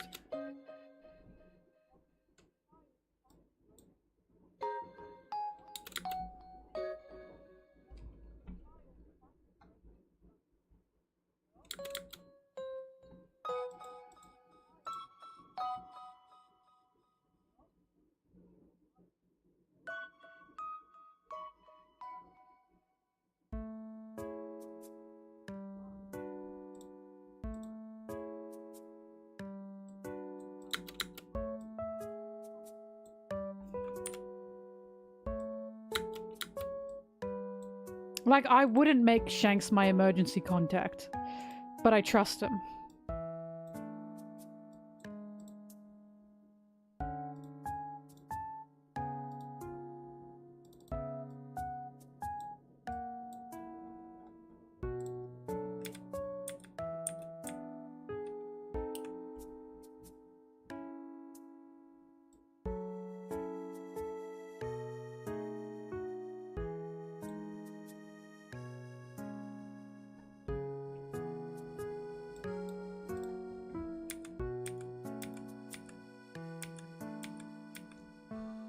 My emergency contact would not be Nummy. You know why? Because if they said to Nummy, if she dies, you get the insurance from it. I can't even blame her. She would take my life insurance. You know what? You're welcome to it, Nummy. You're welcome to it.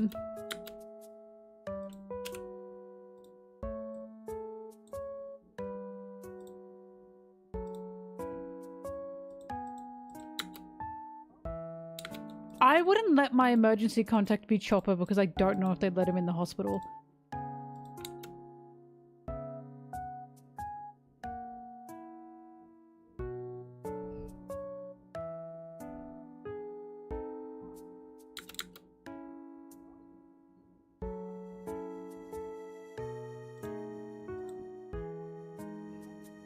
My emergency contact would be Usopp.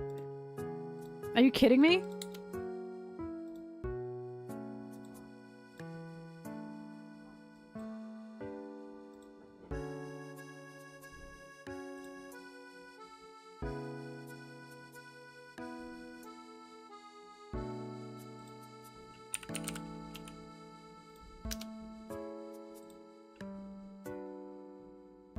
I don't want it to be Law, because if I woke up to Law, I'd be terrified. Imagine him as your doctor. I'd be like, I'm dying. Oh, Vivi would definitely be my emergency contact. Yeah, out of everyone, actually.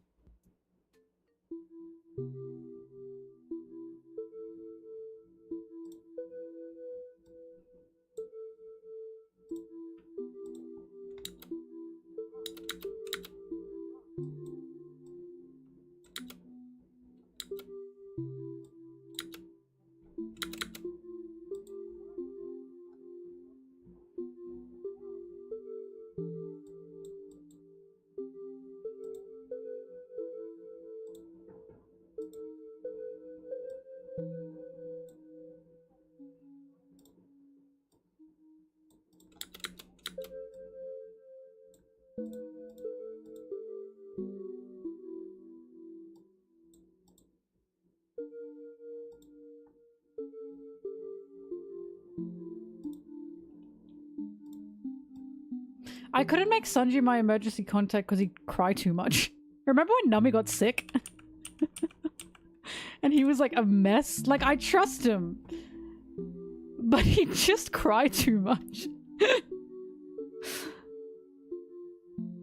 He would faint. Yeah.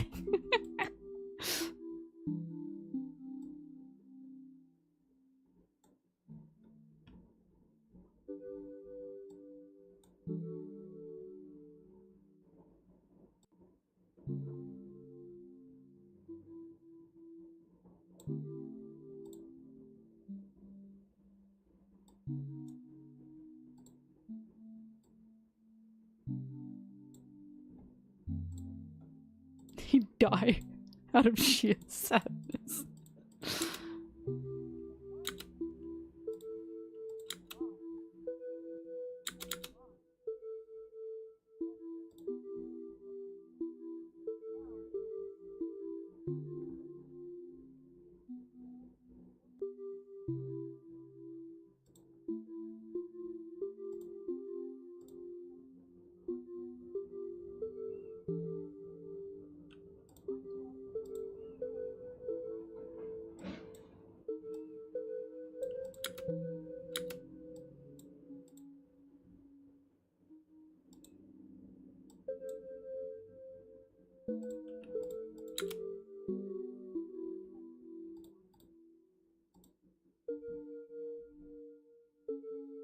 Sanji would eat anything.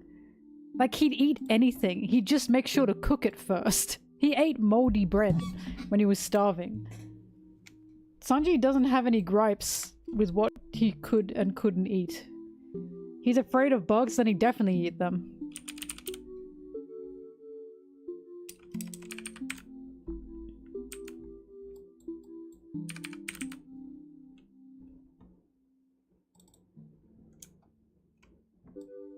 Aww.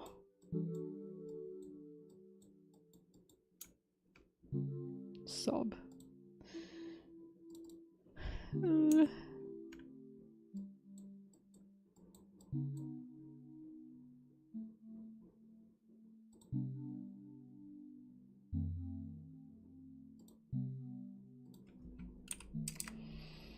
The One Piece! Okay.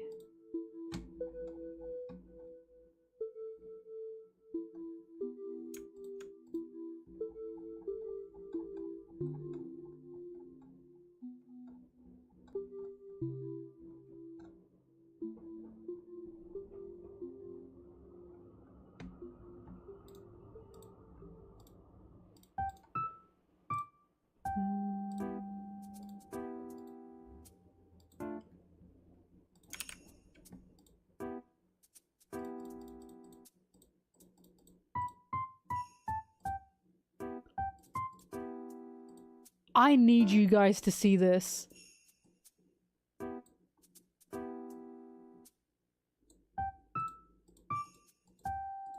That's the whole fucking image! What the hell? That's the whole damn image!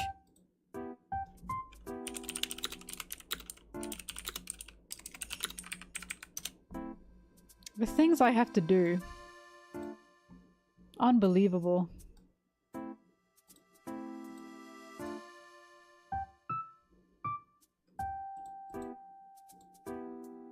Sorry, Snowman.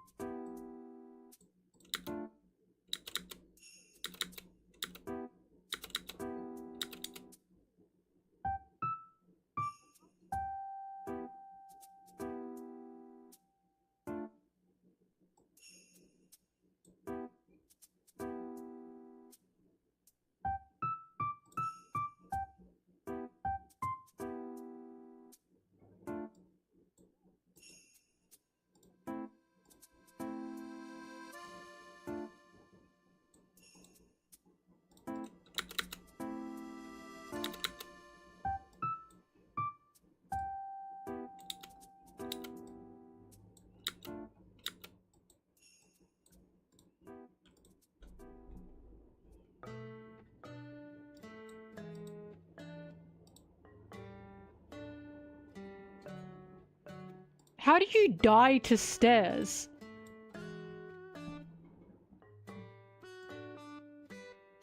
Breaking your neck, perhaps? Stairs are like one of the #1 killers ever. You ever wonder why, when you have like a child in a house, you have to block the stairs from them?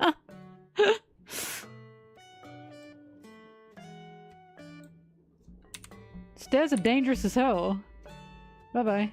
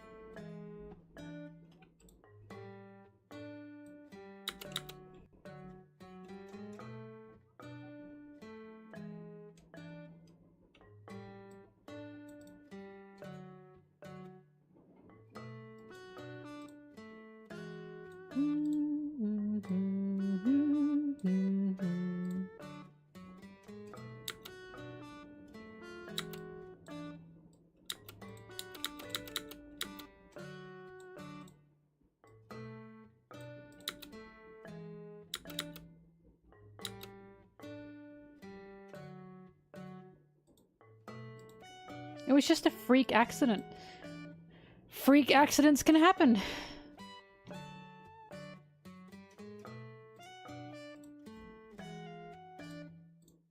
Defy gravity. Ah!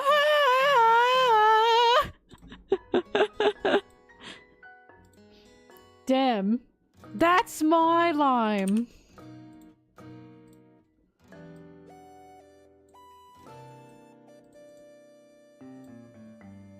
It's me!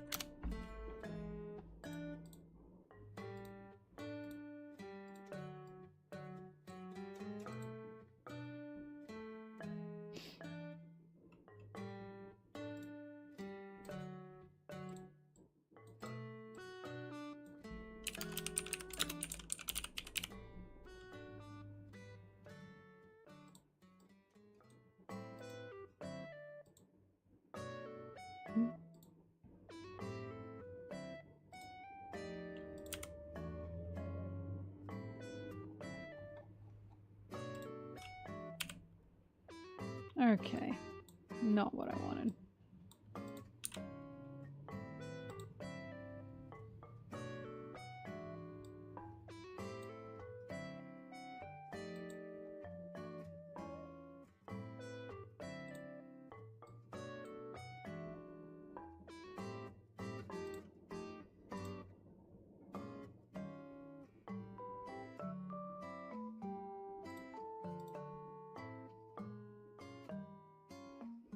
I want Sanji to make me salt and vodka.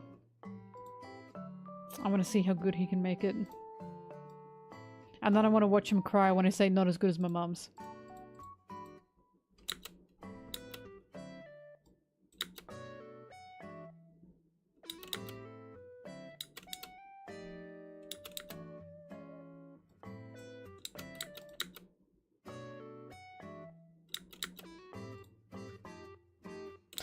Realistically, I actually want him to make something that I hate. Like, I'm trying to think of a food that I really dislike. Tomato soup. I am not a fan of tomato soup. I want him to make me tomato soup just to see if he can make it in a way that I actually like.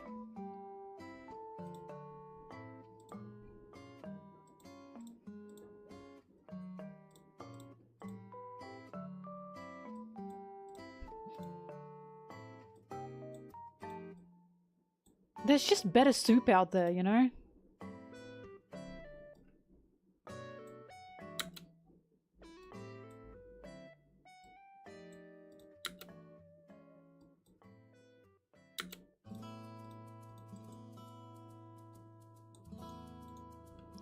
Favorite soup?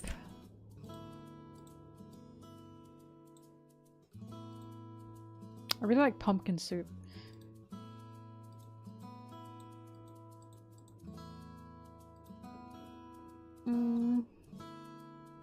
French onion soup is good, yeah. Mushroom soup is also good. Oh my god, the mushroom soup at Nintendo World in Japan was so fucking good. Holy shit, wait, that was peak. Howdy do, boys! I'll never forget that. It was so good.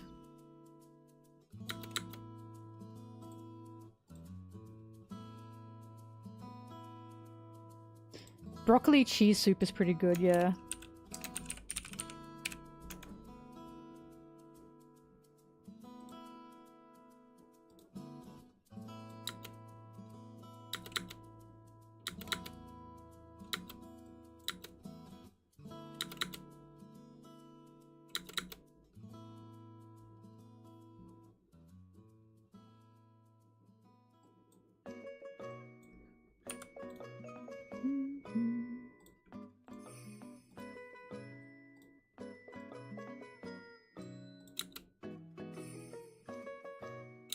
Favorite food?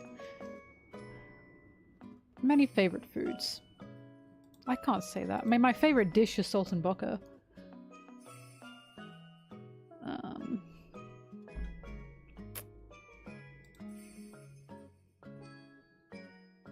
Anything with potato is pretty good.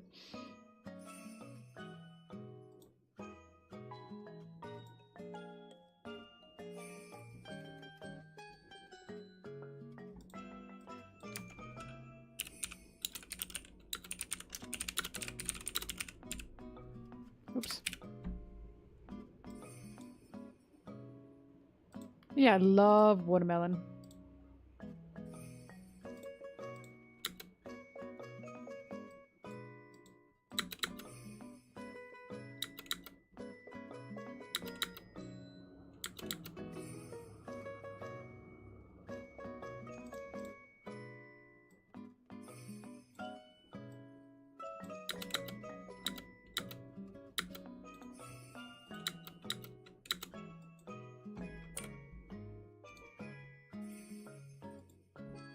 One of my favorite foods ever is salted caramel. Just anything salted caramel. I love salted caramel.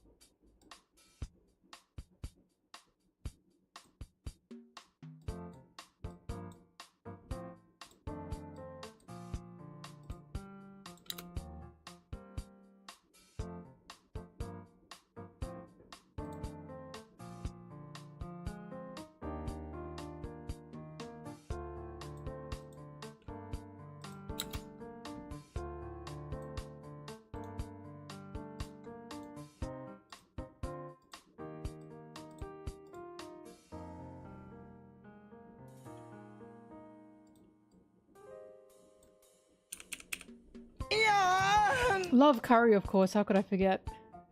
Any curry. Indian curry, Japanese curry, Chinese curry. It all slaps. Also, thank you for the sub.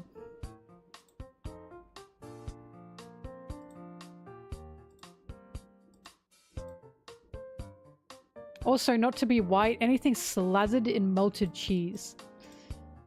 It's good. I'm sorry. Cheese really just improves everything.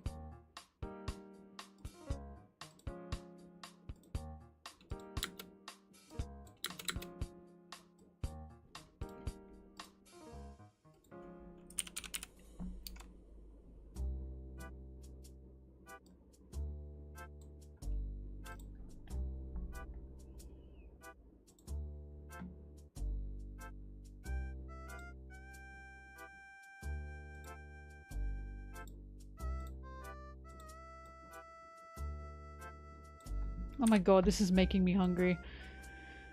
I gotta go get some pasta.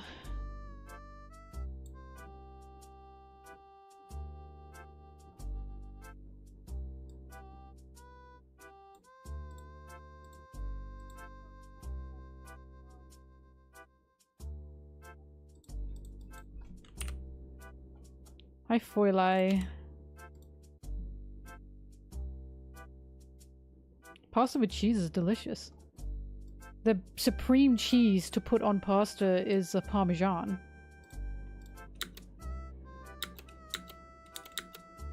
Merlil.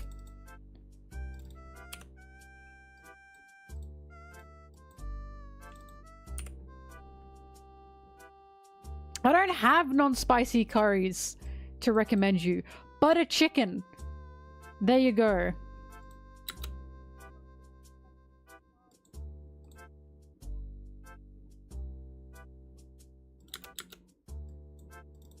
Japanese curry is pretty mild.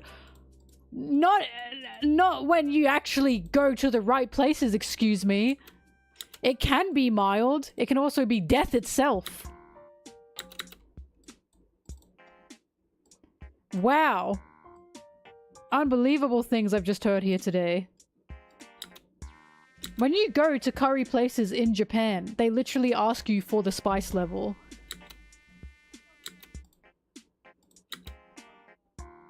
Because it goes from mild to insanely fucking hot.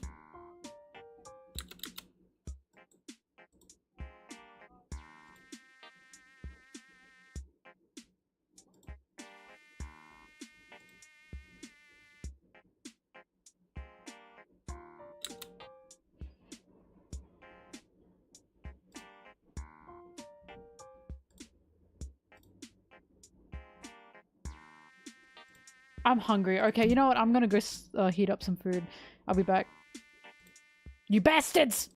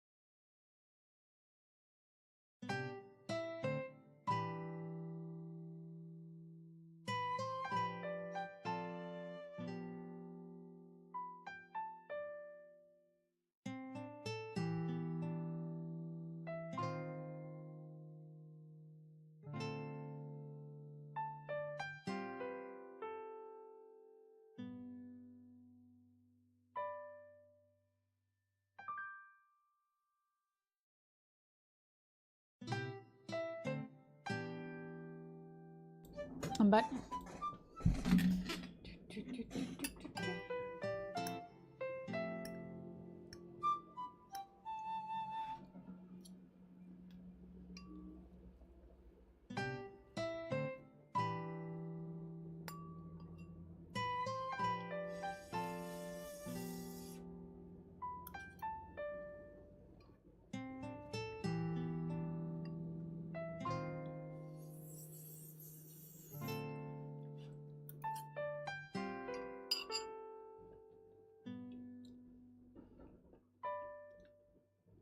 Now, I can handle, and I love spice when it tastes good. but there are too many dishes that are just spiced. You know what I mean? There's no actual taste. It's just spice. And Aaron managed to acquire the spiciest chips in the world or some shit. And he said, try this. And I tried a little bit. That shit was crazy. And it didn't taste like fucking anything. It was just spicy. That I don't like. It has to be spicy and actually taste good. I can't just eat spice. Otherwise, there's no point.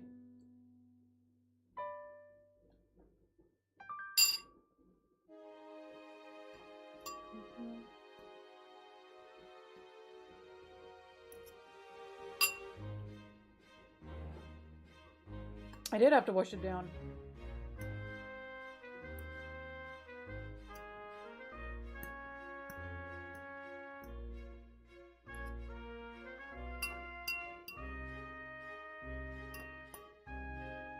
Wasabi is probably my favorite spice because it's so quick. And it's like a cartoon. You get steam out of your nose and your ears in like a second and then it's gone. And that kick is really good.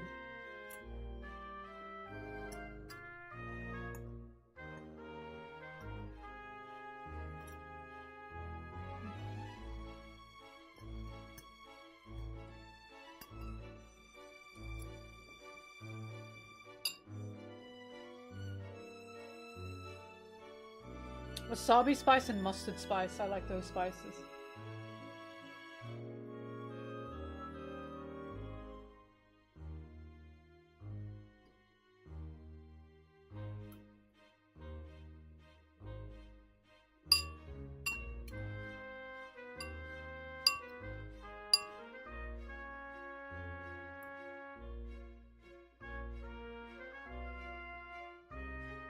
No smoking spices. They're the best ones. I really like them.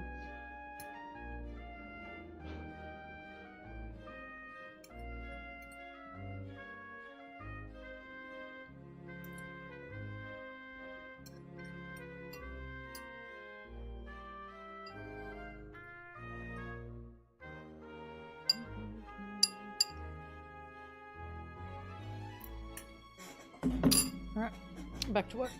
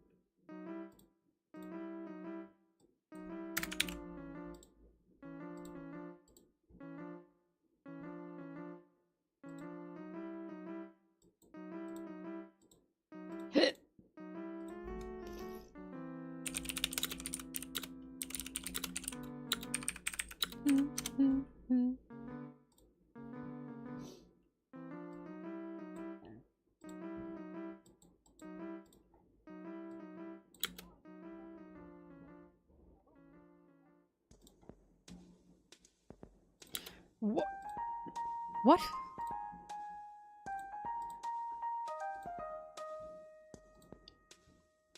Copied over the wrong damn page.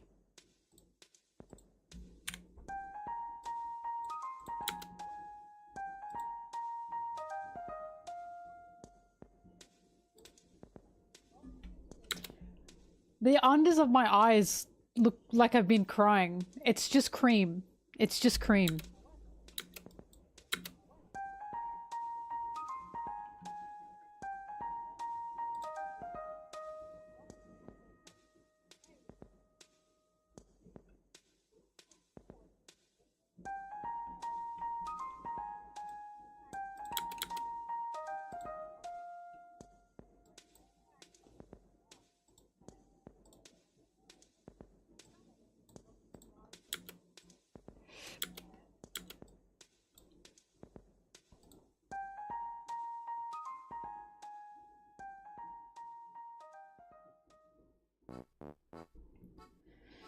Favorite dessert? Anything with fruit. Like fresh fruit. Strawberry shortcake is so fucking good.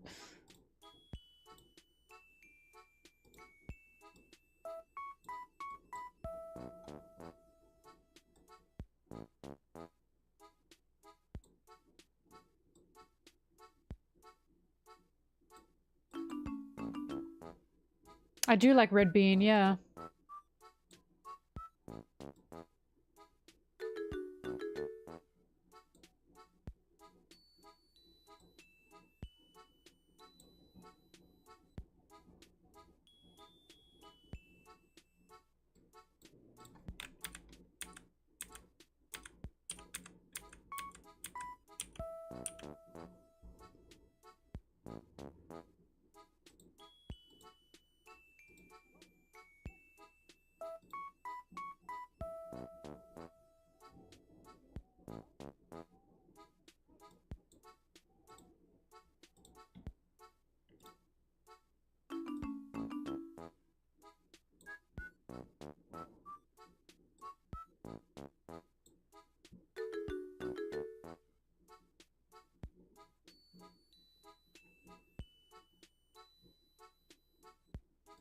Foily, I showed Dr. Stone's Ace and Whitebeard on screen.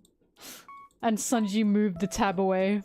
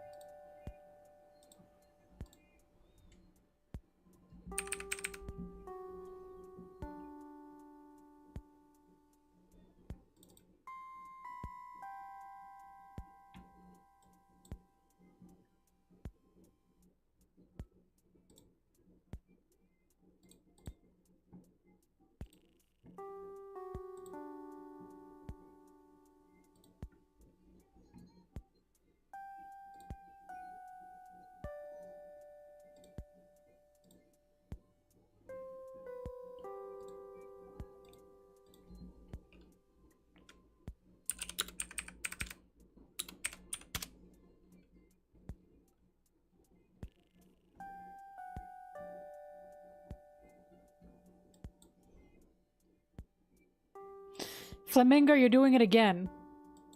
Thank God Glup Shitto is being talked about. You're doing it again. I love Fruipy Poopy. I love him. Finally some Fruipy Poopy acknowledgement. How do you keep doing this?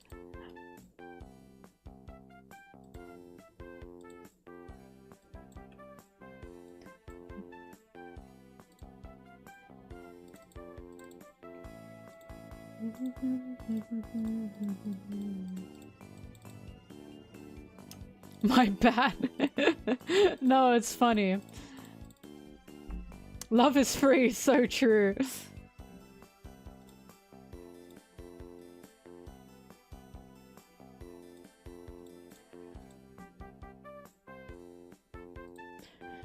All I know is you were like, you said, I don't think there are any Dr. Hogback stands. And I just have to let you know, the irony of you saying that and then saying, I like caribou is crazy work.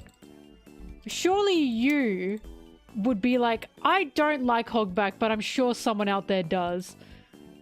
Unless you're taking it as, if not even I like Hogback. Then there can be no Hogback stands. And you know what? Fair enough.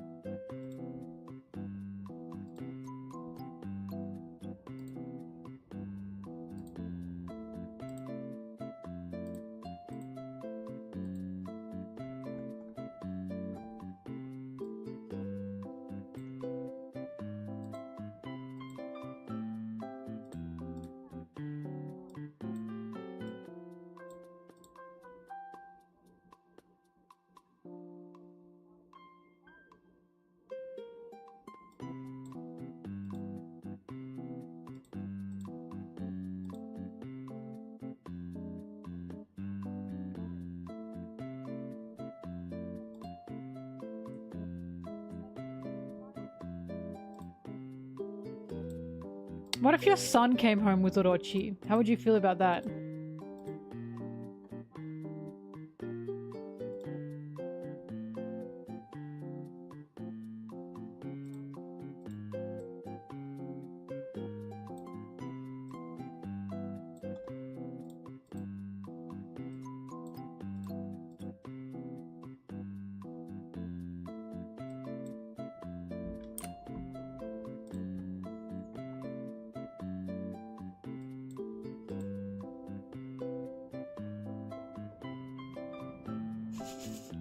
That's a crazy thing to say. Okay, what if your daughter's doming Orochi? Then what?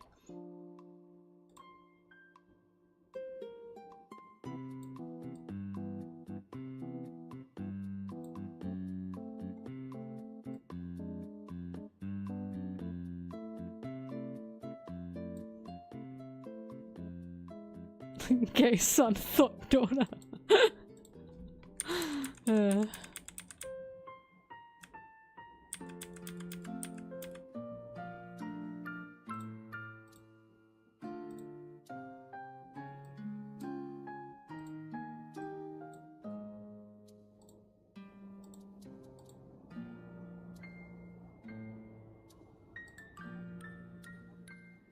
Sorry, I just had to ask. It interested me, but we can move on now.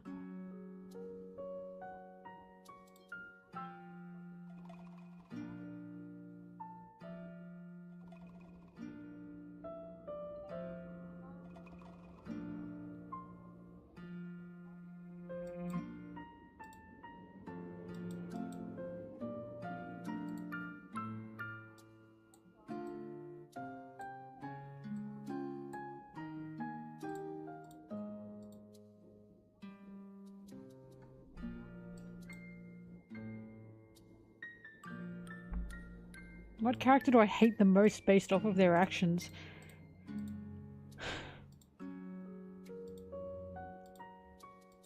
Doffy's pretty bad. It's honestly pretty hard to beat him. I think he's the most rancid cunt in all of One Piece. Sorry, that was a bit harsh, wasn't it? But he is. Oh yeah, Absalom. You're right. Absalom's up there. Absalom's definitely up there. Ugh.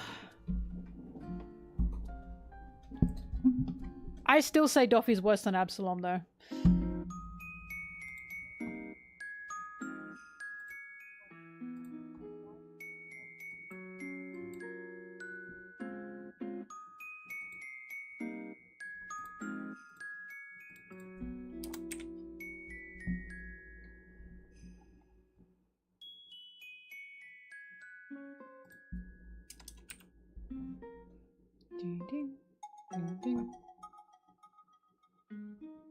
When does Robin cut her hair?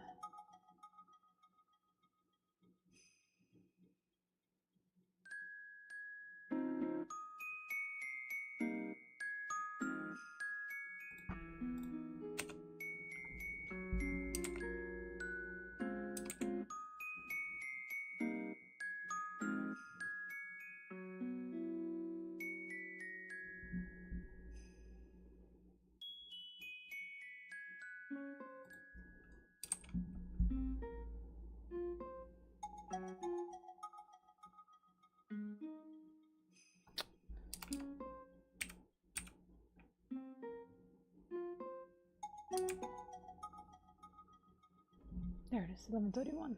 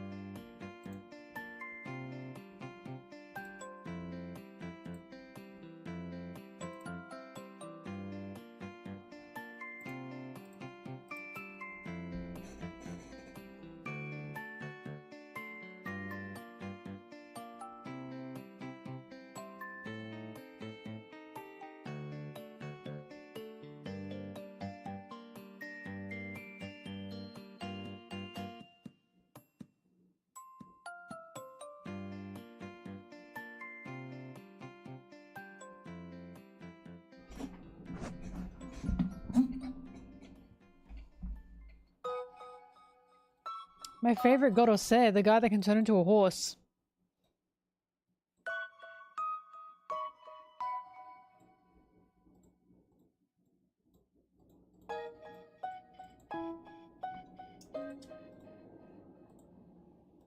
Because he's going to impregnate Loki.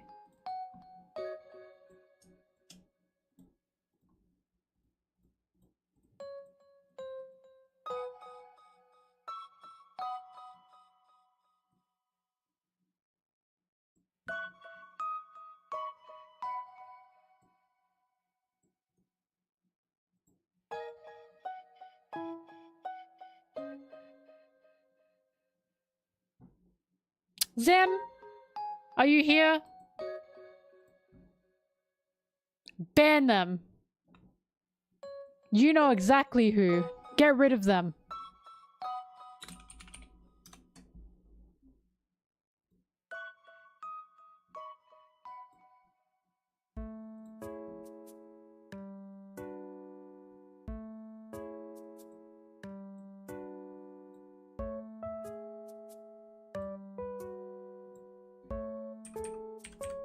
I smite thee.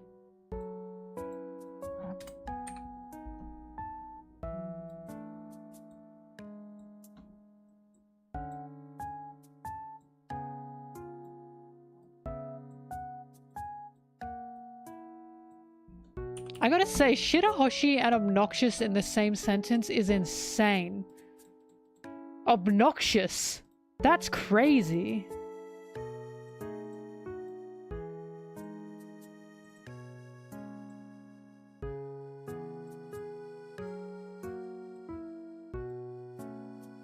Wacky pee-pee.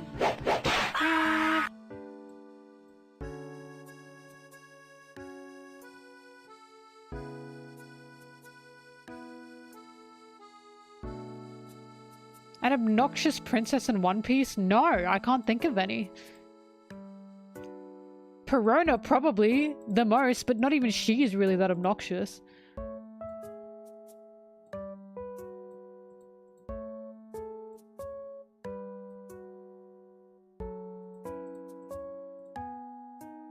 I do agree. Rebecca was also the least interesting to me. I do agree with that. That doesn't make her bad.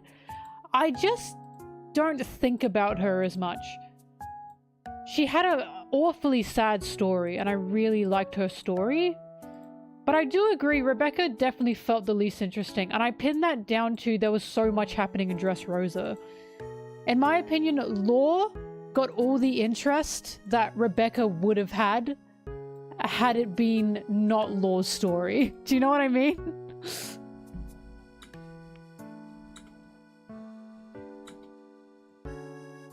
Viola did interest me more. Like, Rebecca wasn't poorly written at all. She just, is not my favorite princess.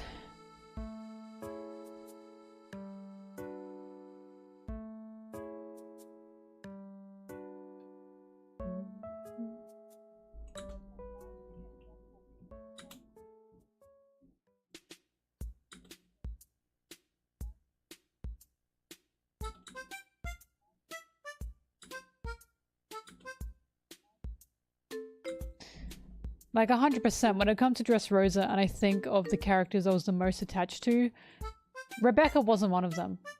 Loved her, I did, but I was a lot more interested in other things happening. Like, because it makes me think about Alabaster and Vivi. I was so hell-bent on what Vivi was doing. I was so attached to Vivi. Shirahoshi, I was incredibly attached to her and what had happened to her.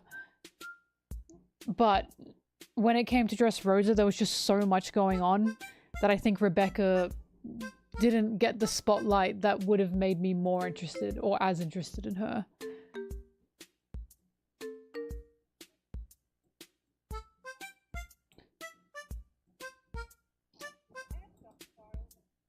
In saying that, her story with Kaidos was just so gut-wrenching. I just think about the panel when she sees him again.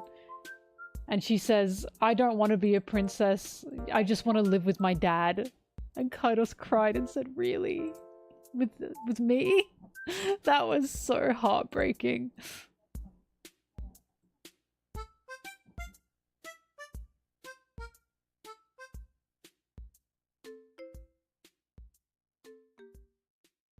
Yeah, I can definitely say I don't think Rebecca can stand on her own to be as interesting. She has to be with either Viola or Kaidos or Luffy or Vivi. Vivi and Shirahoshi, however, when they stand on their own, I'm interested in them. I really, really love seeing them.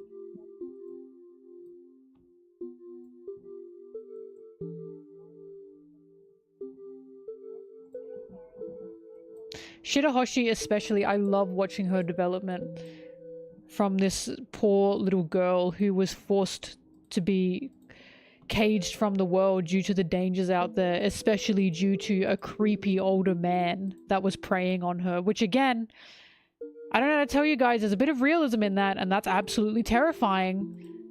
And she was just scared of everything, because why wouldn't she be? Her mother died in front of her. There's a man preying on her outside.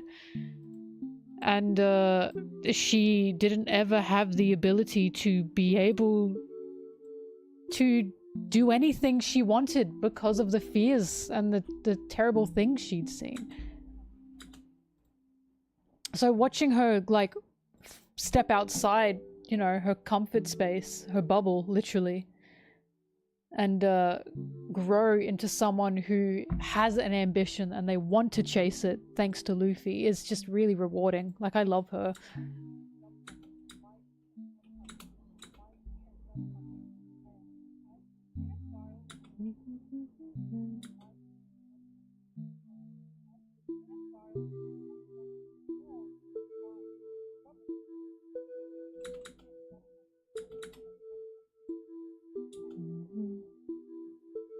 But the most interesting princess is obviously Sanji. Duh. If anyone's the most interesting princess, it's him.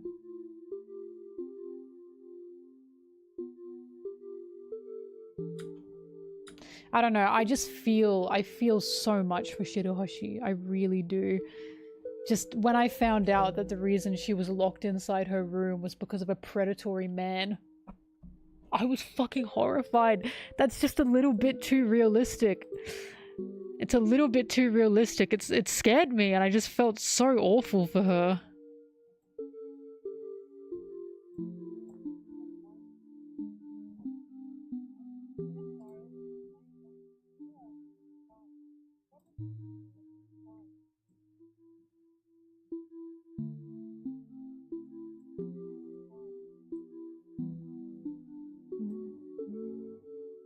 I'm gonna double up.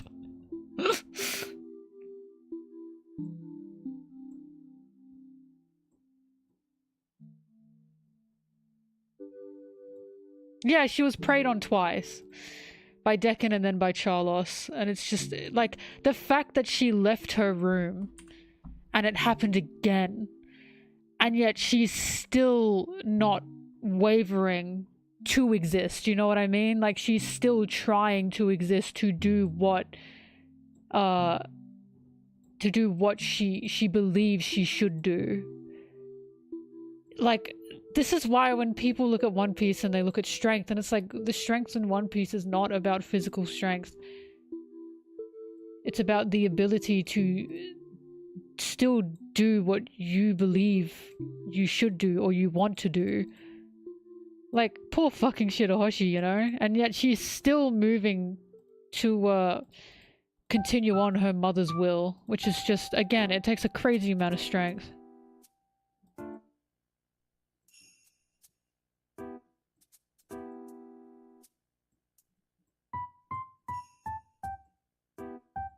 Sanji's gag could have been better in Fishman Island, do not get me wrong, but he did not fucking prey on Shirahoshi. He called her beautiful and he turned to stone, yes he did, and it's like, okay, that can be weird to some people, I get that, but he is no fucking Vanderdecken. Shirahoshi felt safe around Sanji. She did not feel safe around Vanderdecken. Because he was an actual predator. Also, yeah, the world in general says Shirahoshi is like the most beautiful mermaid princess in the world. That wasn't just a Sanji thing, that's true.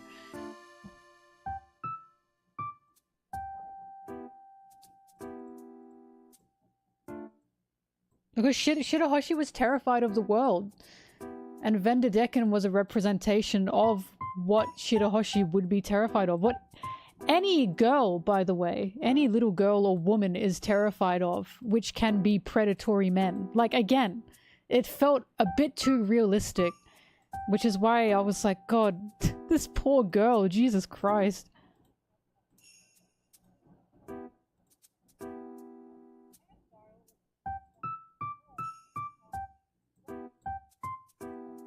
Because people, like, what I don't understand is people look at Vanderdecken and go, ew, gross. And it's like, yes, he's supposed to be ew, gross.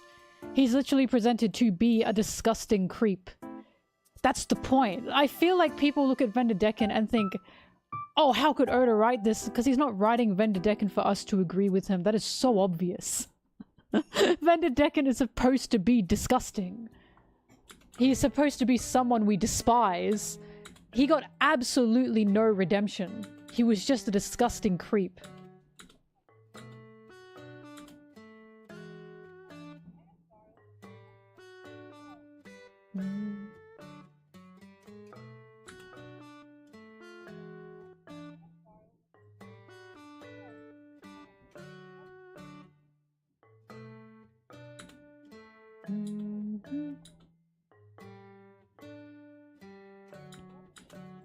Vanderdecken died, by the way, with the other Hody Jones pirates because they took those drugs. Like, he's dead. Or he's pretty much dead.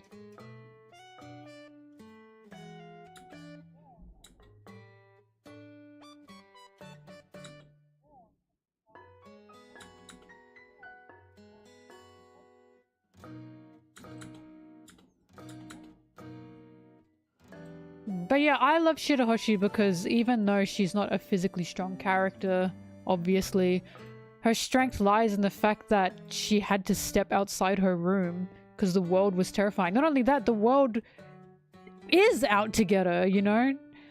She steps outside and she immediately gets fucking chained, and it's like, even then, she still doesn't lose any hope.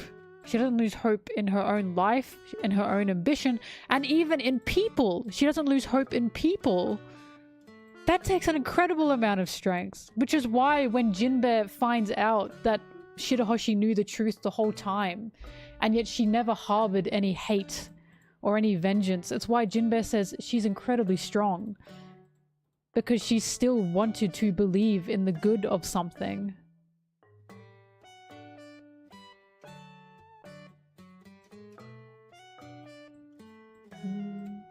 It's also her kindness as well is similar to Sanji's. I'll say it.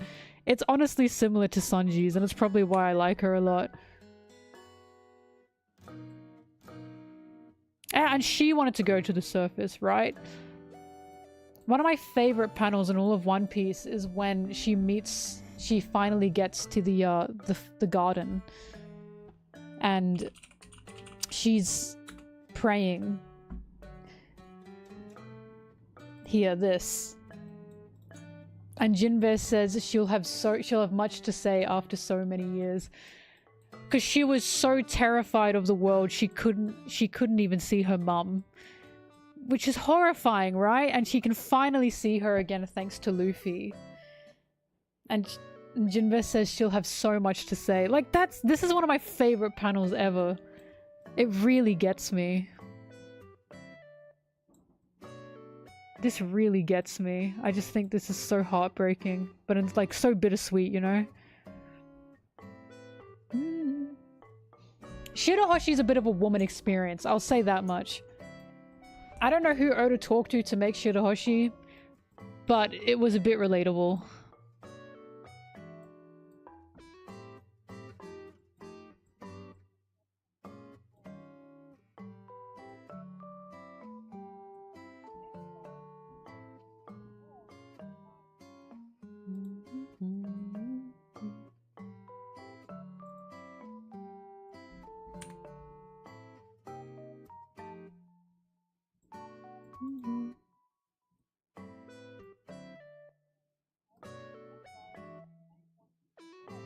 I also like Shirahoshi because I like just because you cry, that doesn't make you weak. Like, she's still a crybaby. She still sobs. That doesn't make her weak. She's allowed to cry. That was the point of the ending of Fishman Island. Even as she's saying goodbye to Luffy, she's crying. And Luffy says to Shirahoshi, "You're not a wimp anymore." And he says that while she's crying. Crying doesn't make you weak, doesn't make you wimpy. What he didn't like about Shirahoshi is that she didn't stand up for herself. She didn't try to stand up for herself. And now she does.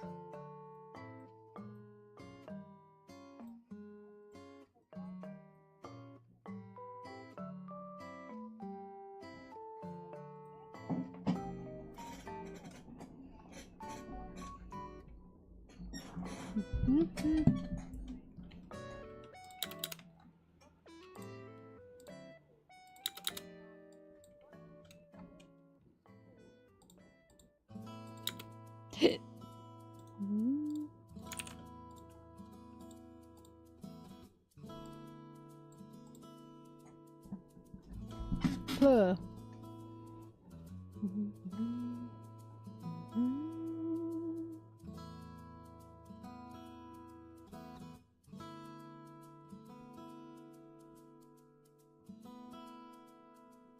I think if anything, I think if Shirahoshi was his pen pal. Monsieur Flamingo, I don't know who those are. Who?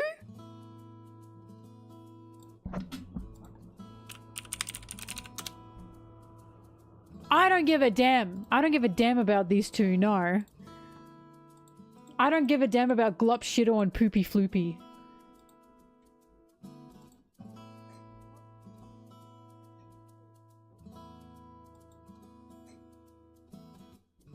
Anyway, if it's revealed that Shirahoshi is Loki's pen pal, if anything, if Luffy finds that out, he's gonna trust Loki a lot more.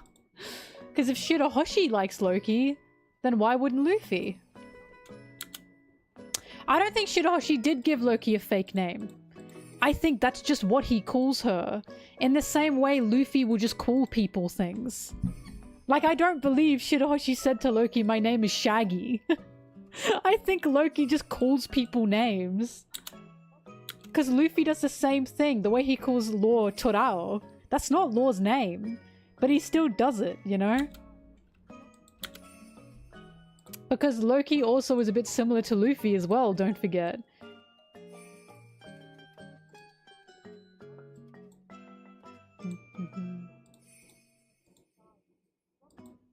Also, Loki called Luffy, what did he call him? He called him like Luby or something?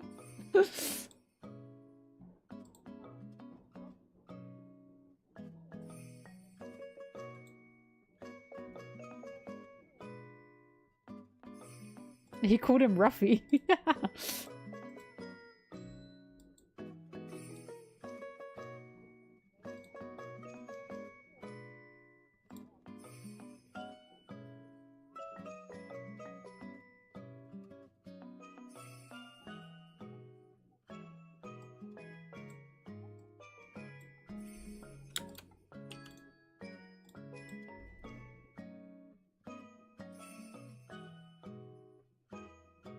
Yeah, I do know Ruffy is how you say Luffy in German.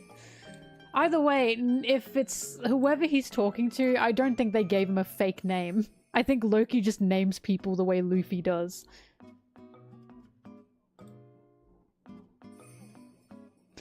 We did go to the moon in One Piece, and Elle went there.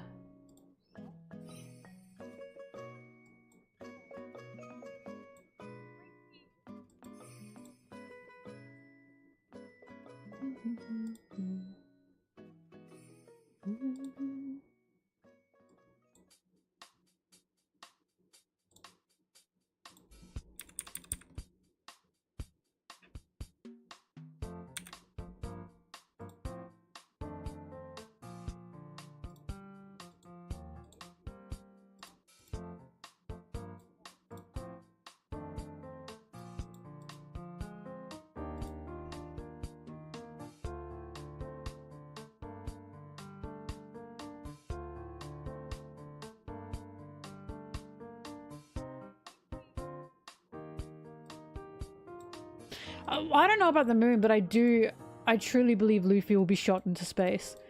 I truly believe one of Luffy's final acts will be him, like, slingshotting himself up to space and just crashing back down. I'm positive that's gonna happen.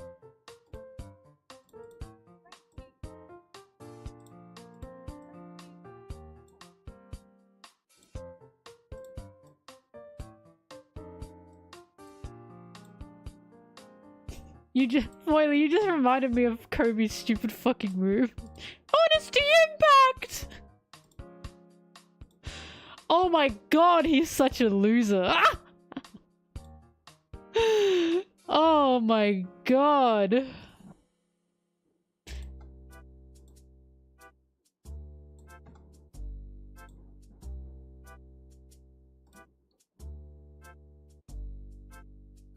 They can't just be pink-haired for me to like them. Thank you very much. No, I love Kobe. You have to remember, when I call a character a loser, that's not because I hate them. It's because I'm making fun of them.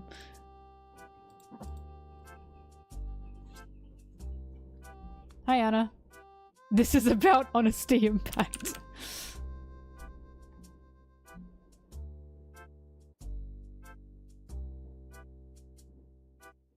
I remember I burst out laughing when he used that for the first time. Virgin Punch!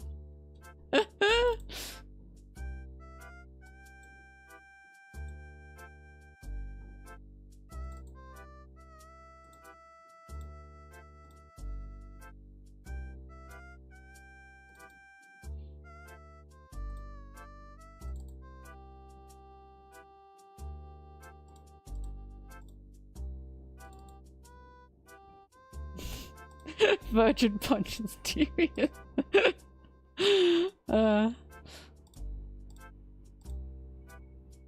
No, Anna, Luffy's gonna be huge, and Kobe's is going to be Luffy's little pink-haired princess. Thank you very much.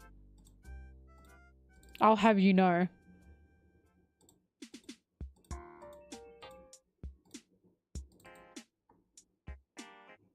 They can both be huge, but then it's not that one image of Garfield and John. Where is it?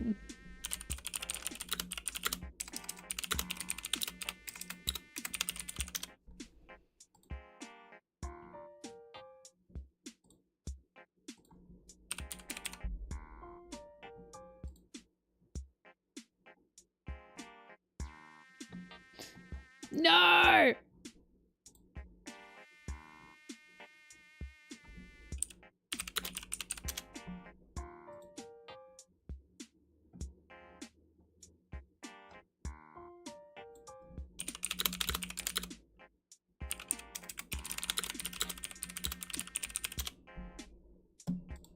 Why can't I find it?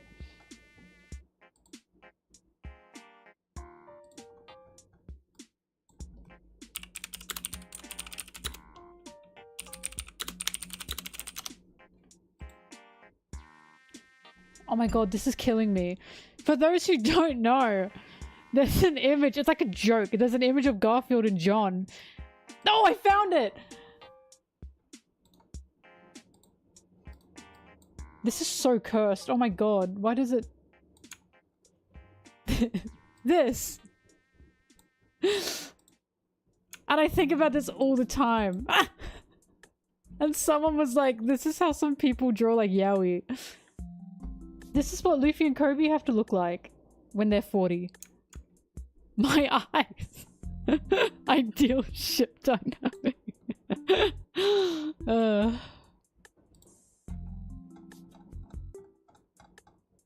That stupid image. It was specifically used for JoJo. Someone said, this is how some people draw JoJo ships.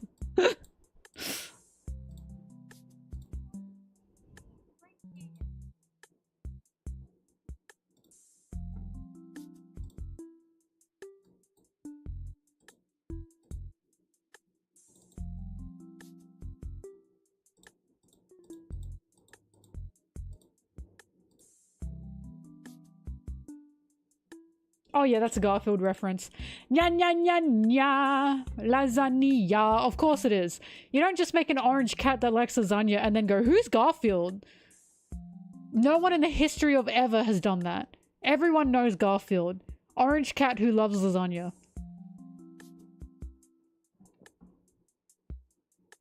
The second I saw that, I went, God fucking damn it, Garfield really is everywhere.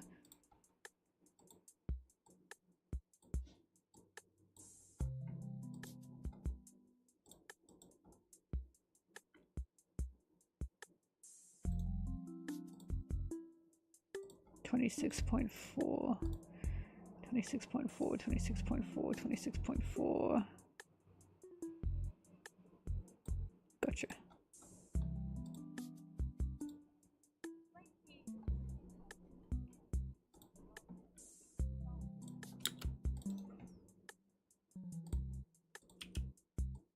Drlong.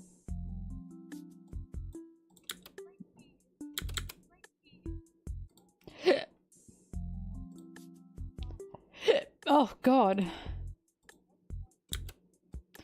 Oh my god. Kill me. Me trying to remember the name of the orange cat from Garfield. Yeah.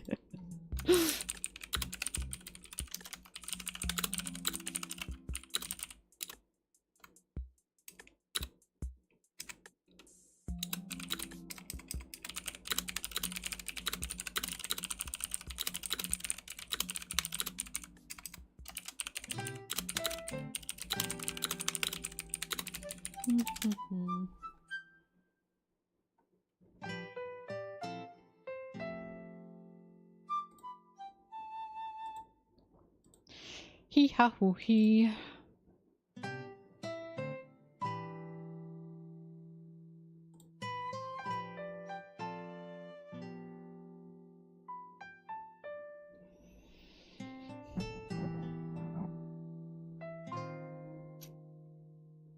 The Kanjuro thing was fantastic because I couldn't guess it.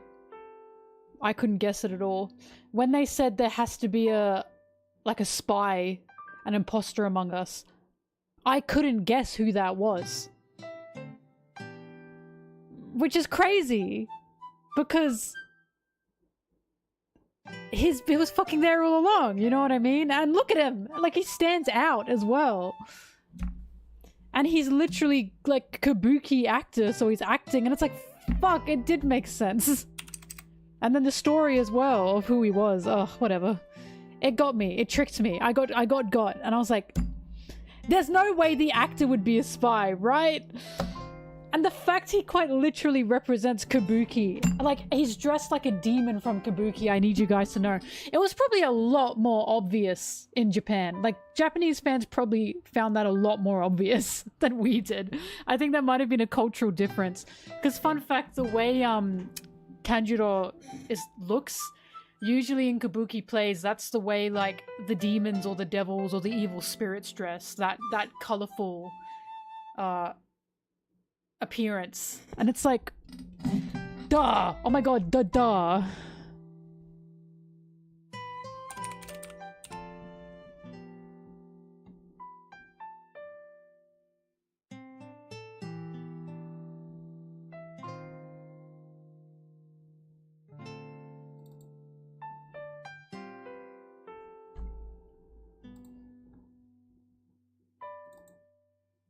Oh my god, Frankie's so sexy. What chapter is Frankie's backstory?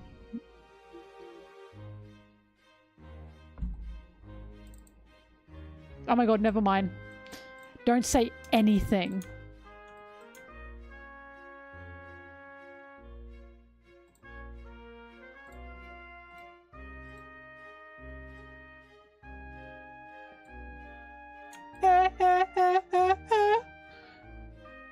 Oh, I clicked on a chapter and I got this. Oh my god, I love this cover art.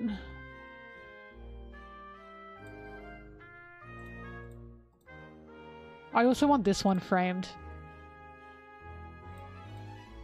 Oh, I hate him! Hup, yuck! Disgusting.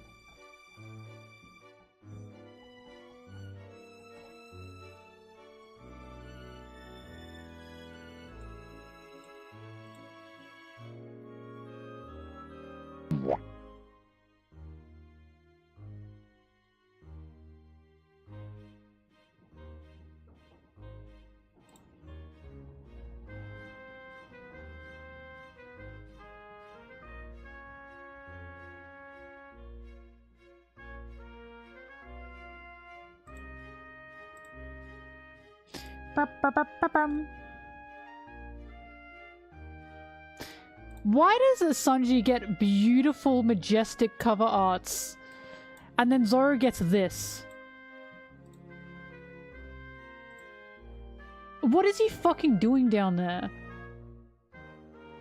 The funniest one was, I'm telling you, Zoro's just such a moron, and Oda continues to portray him like that. But the funniest one was when, it was like the recent one, Oda drew Sanji helping those mice propose. The little mice. The little mouse was proposing and Sanji was helping them, and it was like cute. And then Zoro's cover art was losing to musical chairs to a bunch of chihuahuas. There is a stark difference. There is a stark difference between those two cover arts. One of them's adorable, the other one is Zoro being an idiot. And losing to musical chairs to a bunch of dogs. Ah! I'm telling you, Oda loves making fun of Zoro, and it's really obvious. In a good way, in a good way. Because it's funny.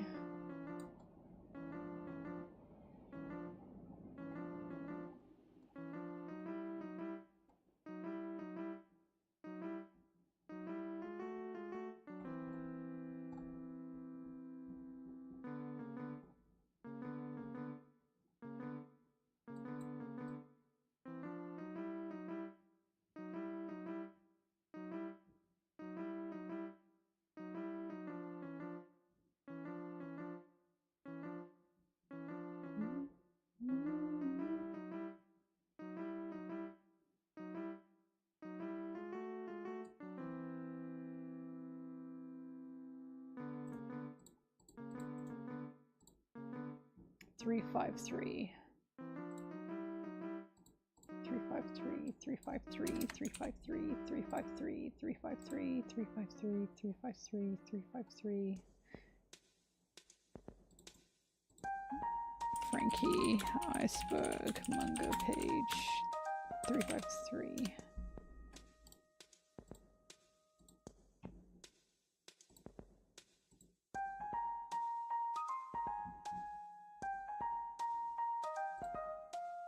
Did my program just crash? Where did it go?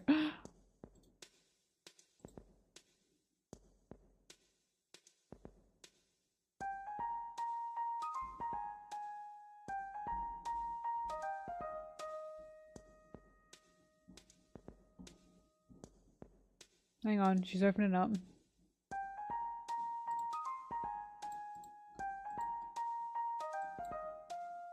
I didn't lose anything, we're good. Don't know what the hell happened there.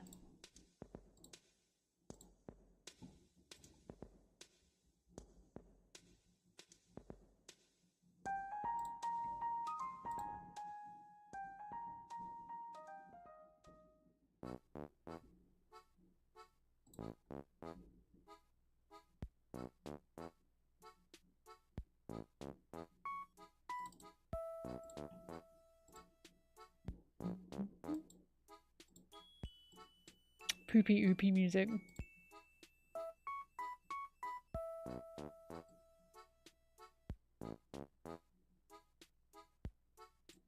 I always think about that Robin art where Robin is like, do you have any other names? And Frankie's like, oh yeah, my real name. And she's like, what's your real name? And it's like all romantic and he says Cuddy Flam. And she says, I'll just call you Frankie. I think about that one a lot. Did Landegg make that? Okay, I love that comic.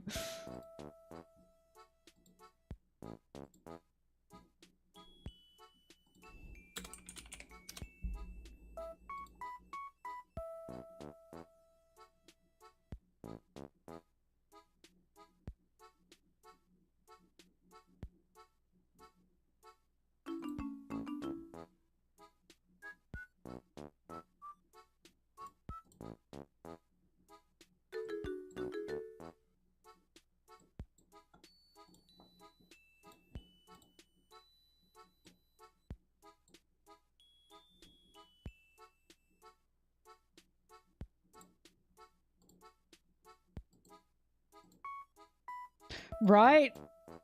The official art of Robin.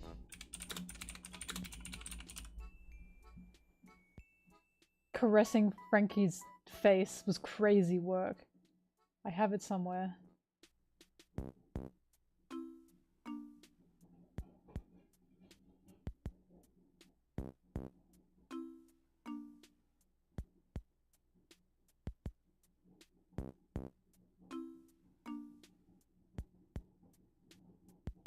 It was one of the first color spreads with Jinbei, I remember. This one. Oda, I see you. I see you, Oda. People want to argue about what Oda does and doesn't like. He clearly likes Frankie and Robin. You have to be blind, I think, to not see that. Blind. Even what's happening in Elbaf right now, as Frankie sees the mural, he's like, oh my god, I have to tell Robin. So even what Frankie's doing still has a connection to Robin.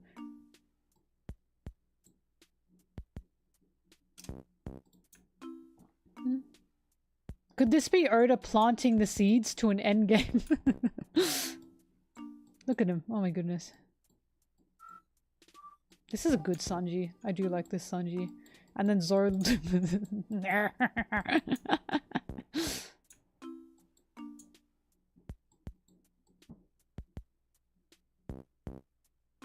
Oda was feeling he was feeling romantical when he drew this. He let this one slip. He let that one slip. He was like, this is for me. I know he drew this thinking, no, this is just for me. He didn't think about anyone else.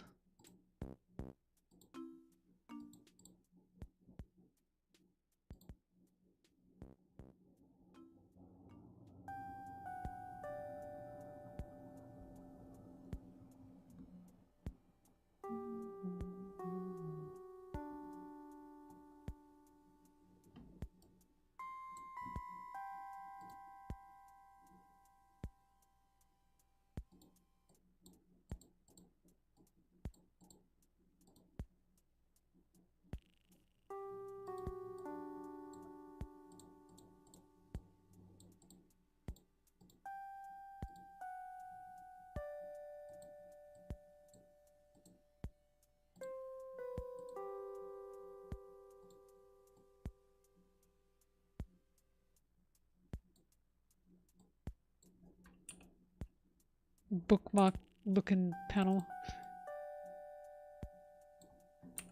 Stupid Berg! Got him.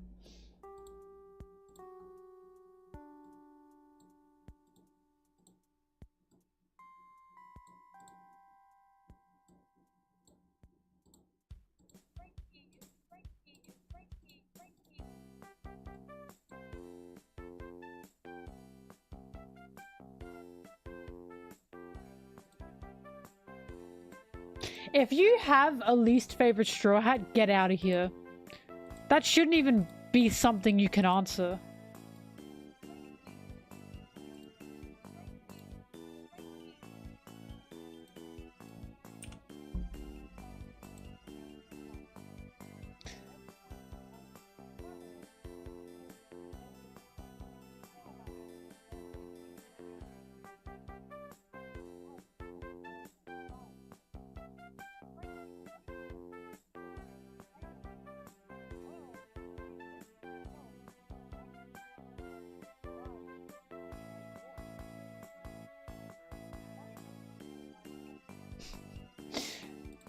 No! Ah! You bastard!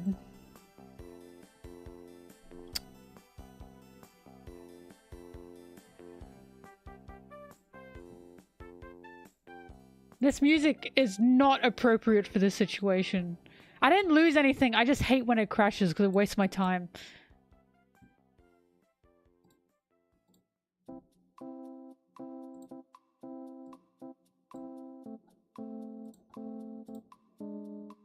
Oh, thank God I saved that. Oh my God. I didn't want to have to do that again.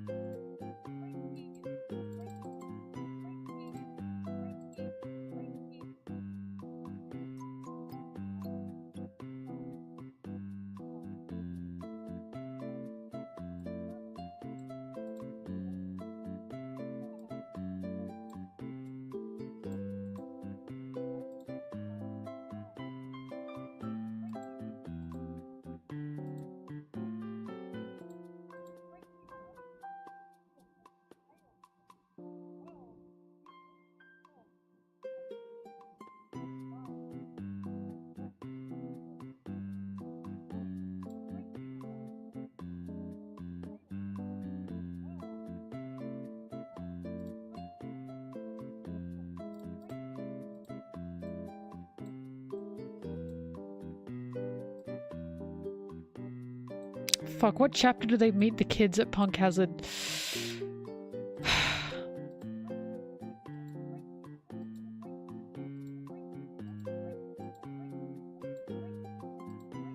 It's in the 600, no, 500s, I think.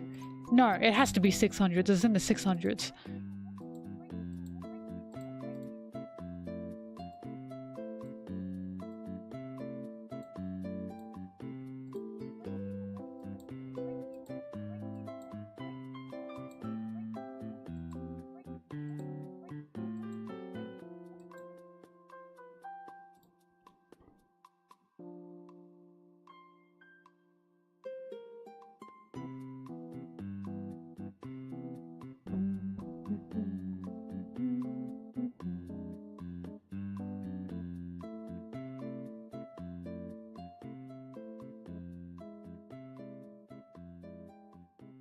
Six, 5, 7, hang on.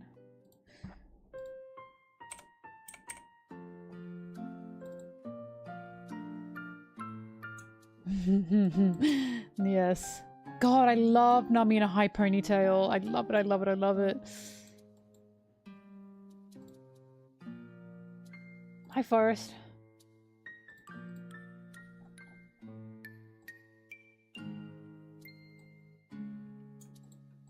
Six, 5, 8, I think is what I'm looking for.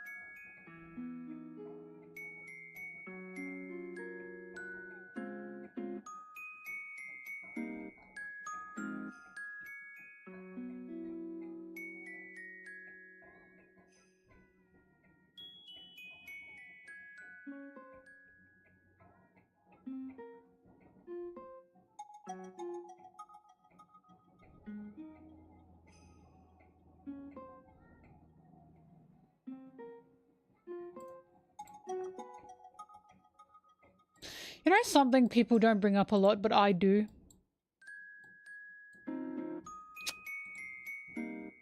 The fact that Sanji knew what a Wano samurai looks like.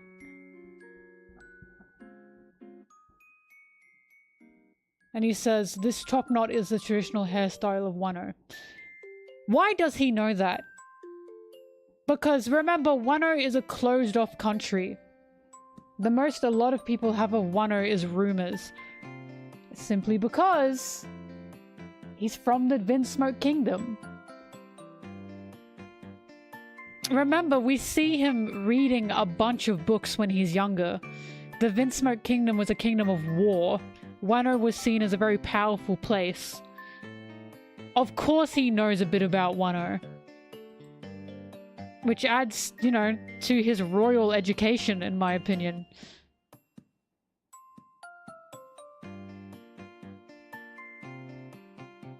Because honestly, I'm surprised this isn't brought up more. That Sanji knew what a Wano samurai looks like. Because, that's very specific information to have. Not many people know that.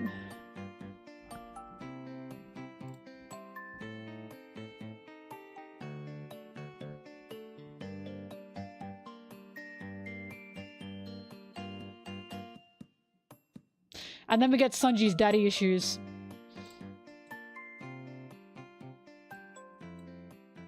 This is a peak scene to me. I came to this island to save my son's life.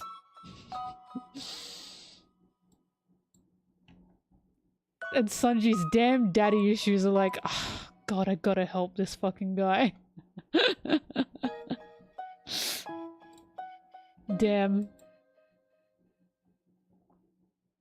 This is something I also always bring up. That people also forget. That this is a showing of Sanji's like his own weakness, you know what I mean? Not his weakness, but his kindness and where it stems from. He's found a father saying he wants to help his son, and of course Sanji cannot. He just can't let that go.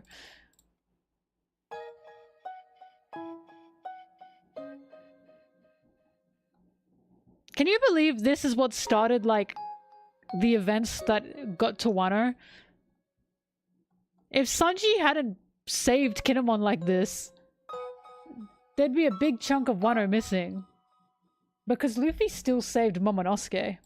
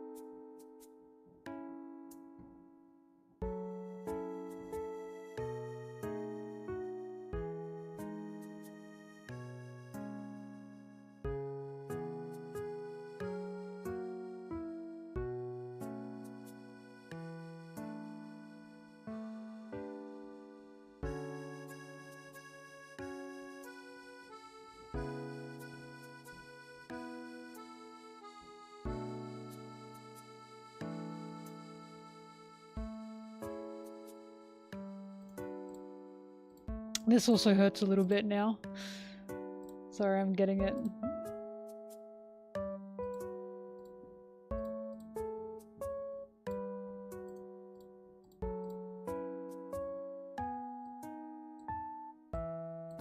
Nami saying to Sanji, "These are children crying for us to help. How can we possibly turn our backs on them?" And then Sanji's reaction to that. Of course he like then goes to help, but like I know that some people don't believe it, but I'm of the opinion that Oda knew what he was going to do with Sanji since he called him Sanji personally because of his eyebrows and his name. Because he still kept his eyebrows, and then he's changed his name to Sanji, indicating, oh, I've just thought of something I can do. So you have Nami saying these are children crying for help, how can we possibly turn our backs on them? And Sanji's got a kind of, you know, distant expression there. And gee, what happened to him as a child, you know? It feels a bit like that personally.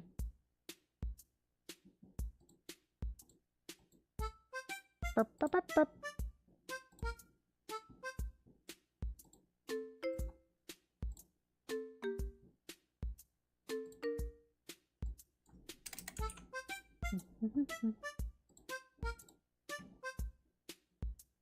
What's special about the name Sanji? It means 3.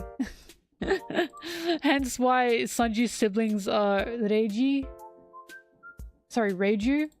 Ichiji, Niji, and Yonji. It's actually 0, 1, 2. Yeah, it's also o'clock, don't get me wrong. But it's numbered, right? And he was originally going to call Sanji Naruto for his eyebrows because of the spiral. But because Naruto was a manga that was about to come out in Shonen Jump, they said you can't name him that. Everyone else on the Baratier has food-related names.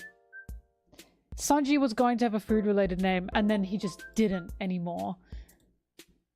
But Oda still kept the spiral brows, and I'm of the opinion that it's because after sitting down with a few drafts, Oda went, oh, I know what I'm gonna do now.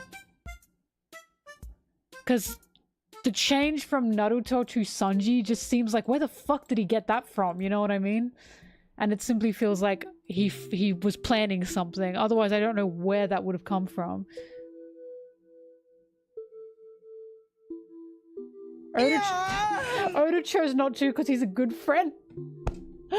That's so funny. Oda could have said, nah, fuck him, and named Sanji Naruto, and then the name Naruto would have forever been synonymous with One Piece first. Oh my god. No, I do not care for Naruto.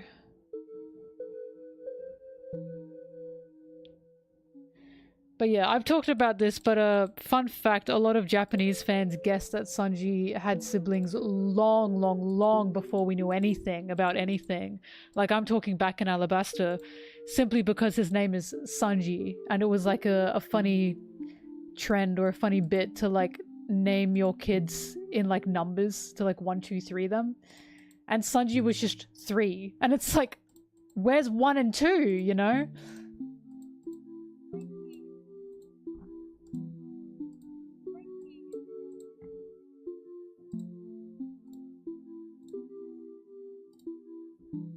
Six, 5, 8.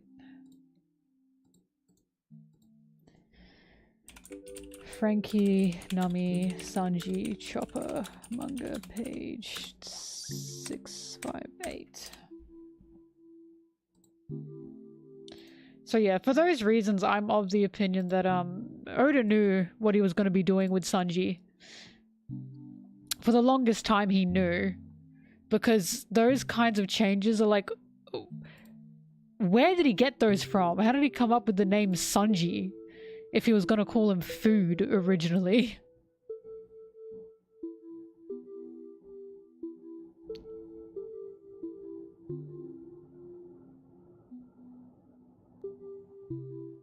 Oh god, my itchy eye.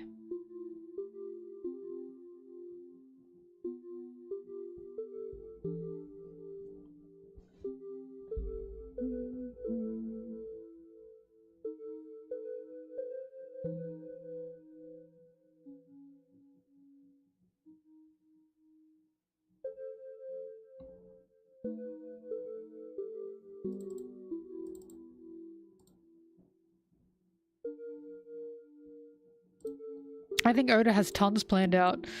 Tons. The main stories of all the Straw Hats, I believe, he definitely had planned out from the start. And, Luffy becoming a figure of like faith and a god, I 100% believe he had that planned out from the start. Because faith and hope and legend and myth are something that was incredibly ingrained into One Piece from the very beginning, especially surrounding Luffy. So I always think like Joy Boy and Nika and the image of Gear 5, like not the Gear 5 physical look itself, but what Gear 5 is, was something that he'd always had planned out. Because if you read One Piece from the start and look for the themes of like hope and faith, they're there. It's all there. And it's like, I really do think he had that ready to go. He was just biding his time.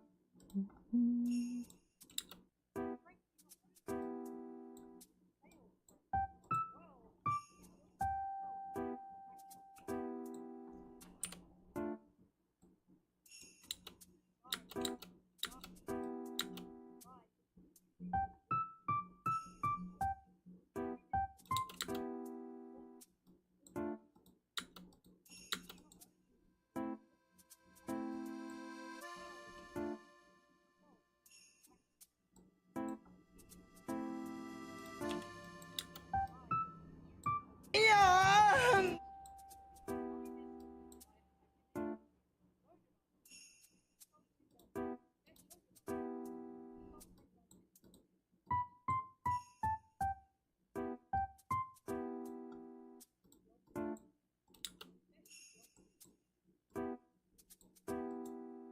Thank you for the sub, by the way. Prime with the free subscription, yippee!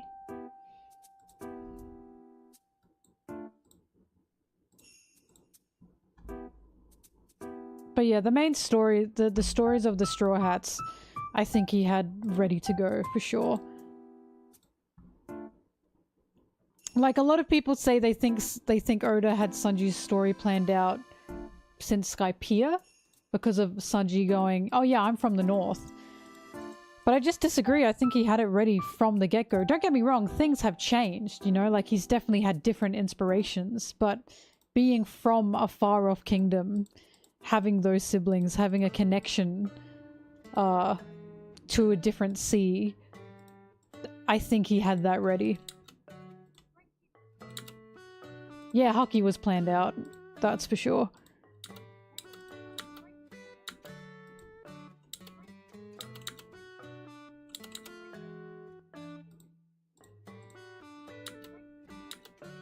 I think Haki was planned out because ever since Luffy fought Smoker at the very start, it was Luffy going, I can't fight this guy, I just can't, he can turn into smoke. From the very beginning, there was a questioning of how can anyone fight those kinds of users when they can just turn to nothing. I think he had Haki ready to go. Once again, he was just waiting to introduce it. Because Skypiea was the first showing of it.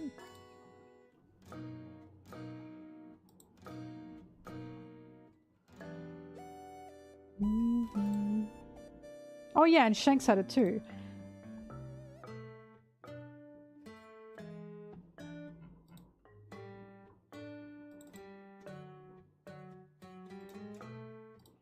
People arguing about Shanks with the fucking sea monster. Shanks said, I willingly gave it up for the future. He said that.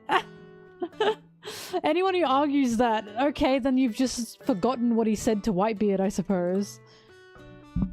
Yes, it was planned. He says it.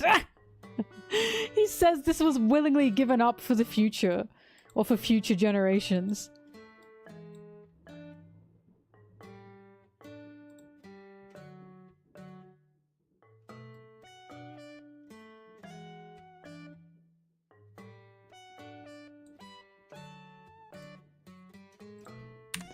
I'm gonna be controversial and say Frankie does not look bad with the buzz cut. I don't know why people don't like it so much. And I don't even like when hair's cut.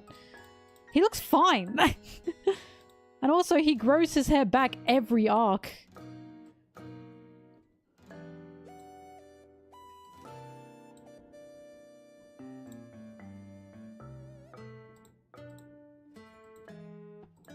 It's got nothing on the pompadour, but people act like this is just an abomination. And it's like, oh my god, it's not that bad at all.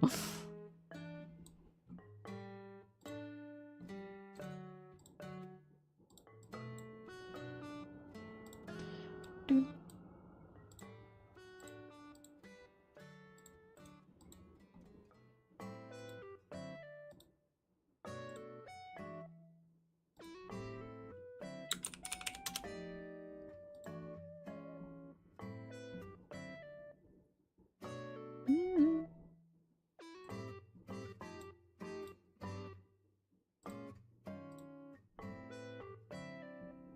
I liked his braids in Dressrosa. I thought they were cute.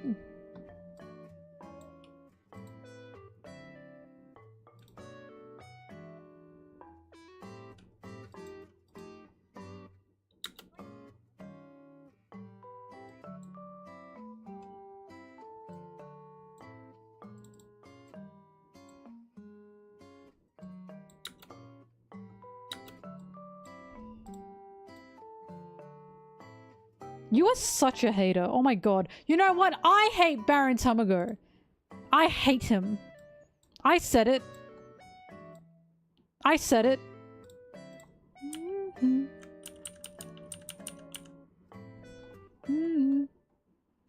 I don't actually, but I know you know that.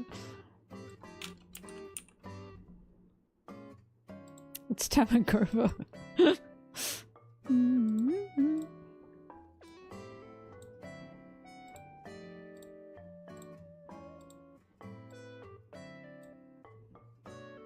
The other thing I liked was in Punk Hazard at the end. Frankie not only had his braids, but he had a matching bear hoodie with Robin. It was so cute. I have to find it now.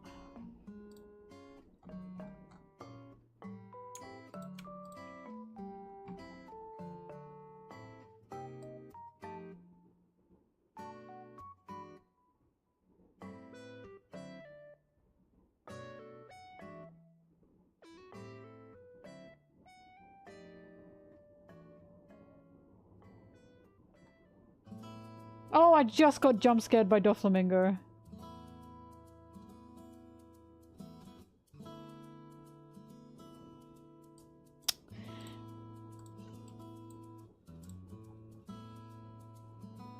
I'll simply never get over people saying Doflamingo has a heart.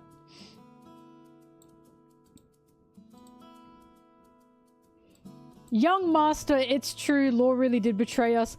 Forgive me, I wish I could die to repay my failure. You needed me, and I couldn't live up to your desire. Imagine if a Straw Hat said that to Luffy.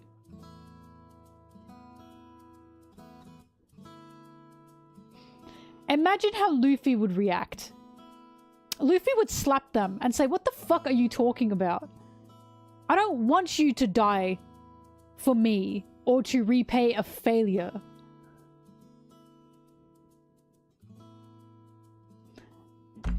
The way I always talk about, Doflamingo doesn't care about these people. He only cares about them as tools. And the reason he's gone back to get them is because they're still useful to him as tools. Not because he cares.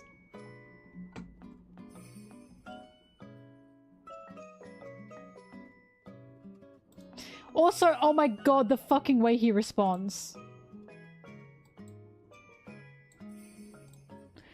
I'm a miserable failure. They've still got no need to say it, I know.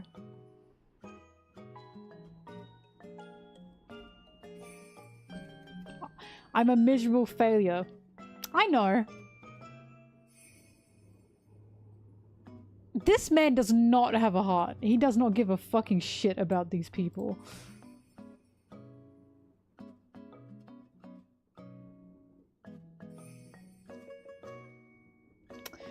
God, he's so evil.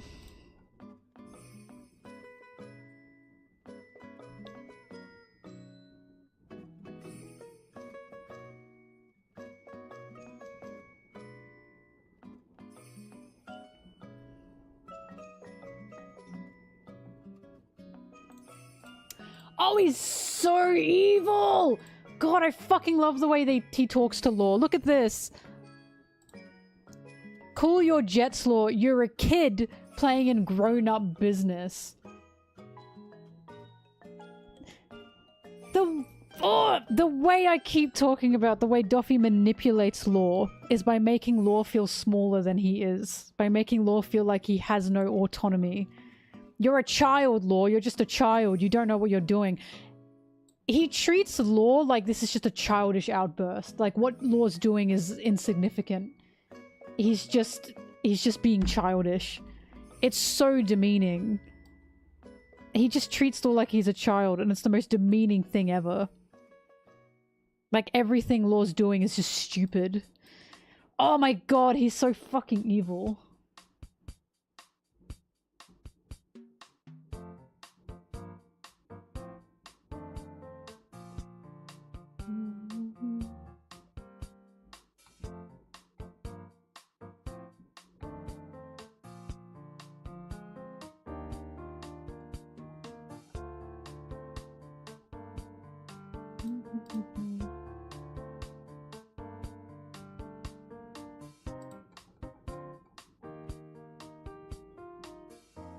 Oh god, my eyes are itchy.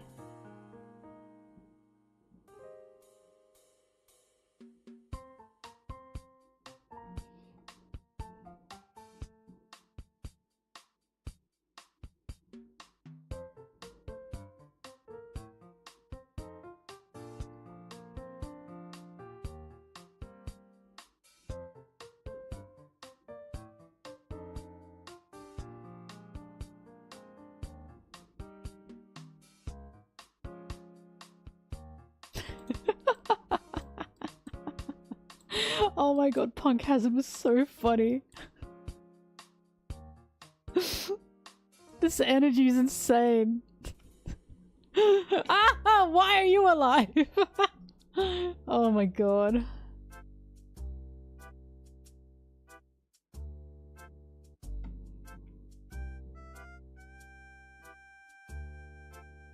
These are- oh my god, Punk Hazard's really good. I'm sorry, I love Punk Hazard. Look at this Luffy. Ah! That's such a good Luffy. Why is he so mad? Oops.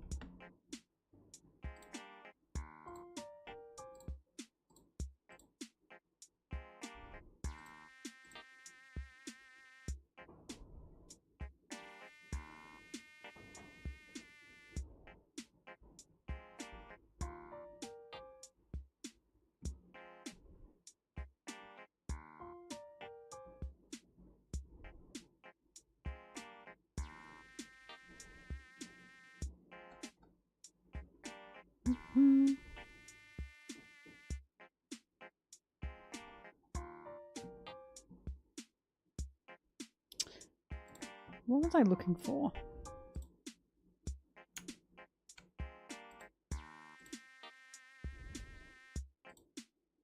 Hmm.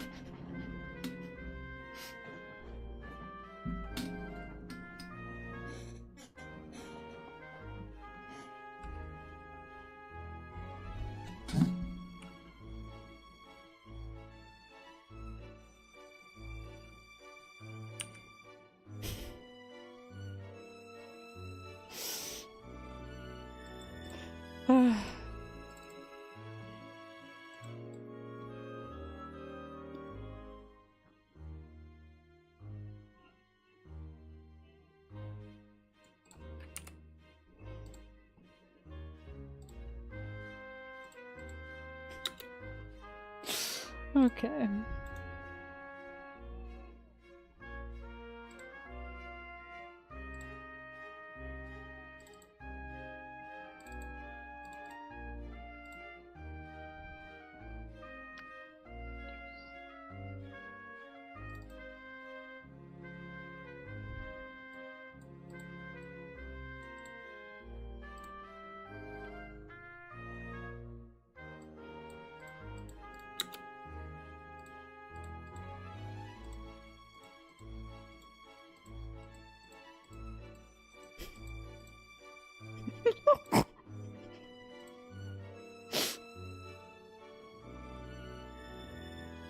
What is this Scooby-Doo animation?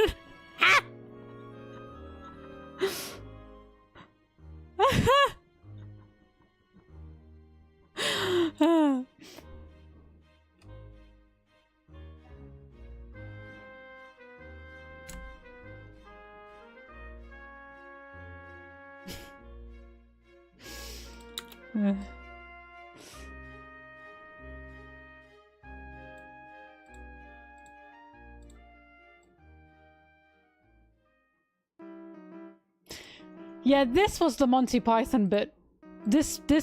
I remember watching this and thinking, is this a Holy Grail reference? I think it might be, honestly.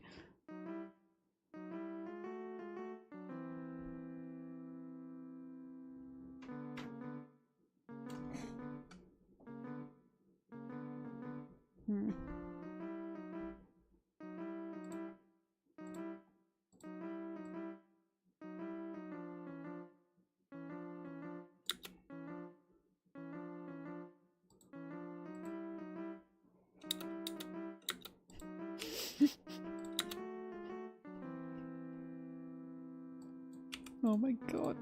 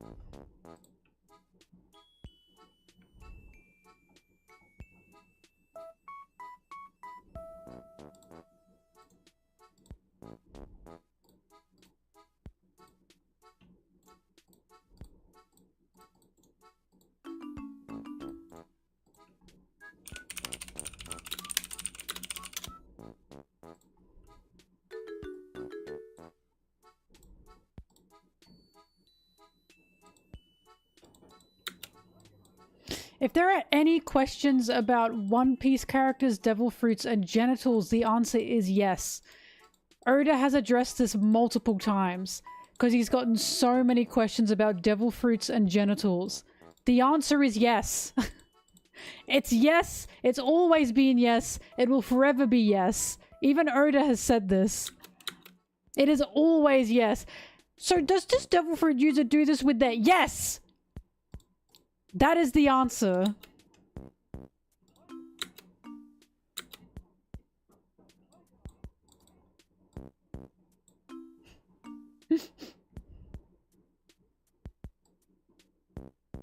Devil fruits affect the whole body. Not just some of the body.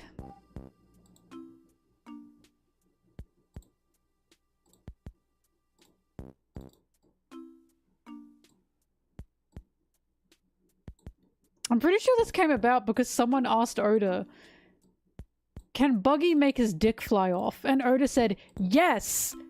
If it's a devil fruit, yes! It affects everything. It's always yes. Because I think he said, I've gotten so many questions like this. The answer is yes.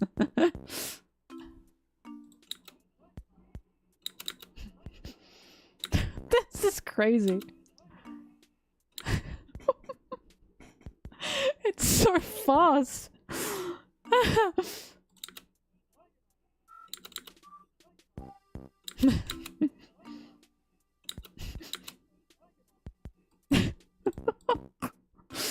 Yeah.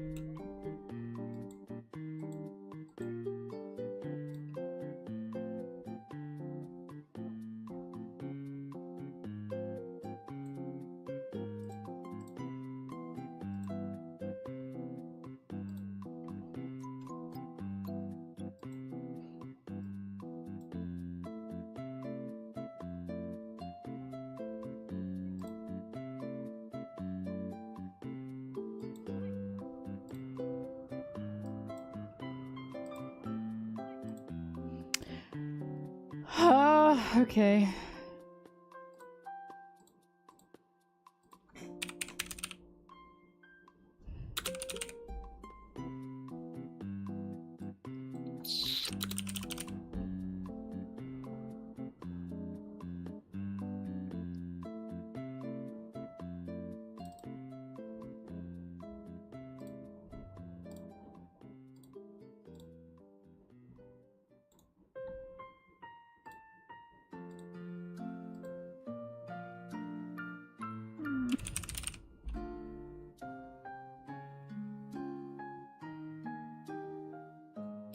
Oh, thank God I've already got them squared up. Oh my god.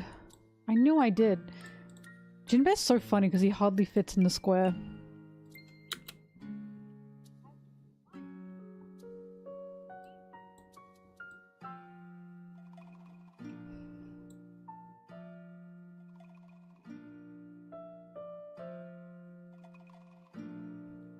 Monsieur Flamingo, I know you know that I disagree with you. But I still have to say I disagree with you, and we'll leave it at that. And we'll leave it at that.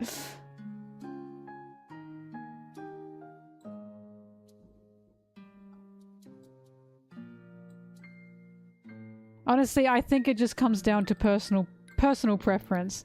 Because ever since I found out you like the Chupapa guy, and the other guy that I don't even remember the name of, it made me realize, oh, this is why. This is why. You just have different tastes.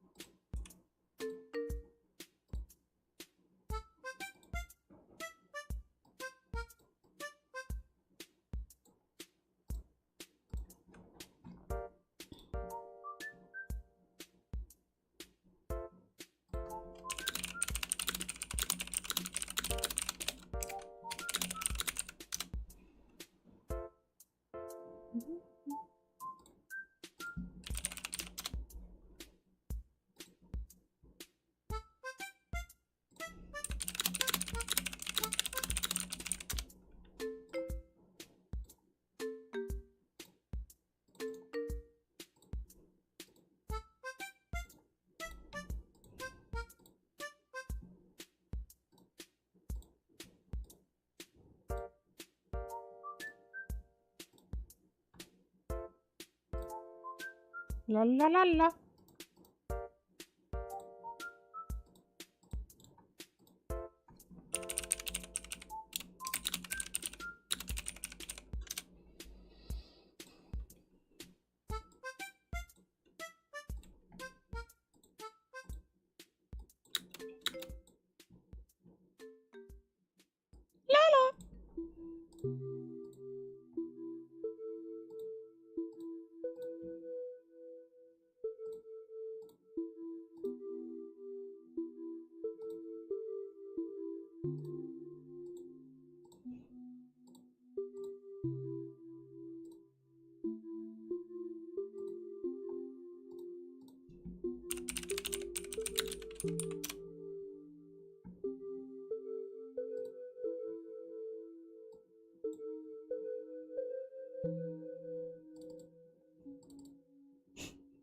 I need a real button. I need a button IRL.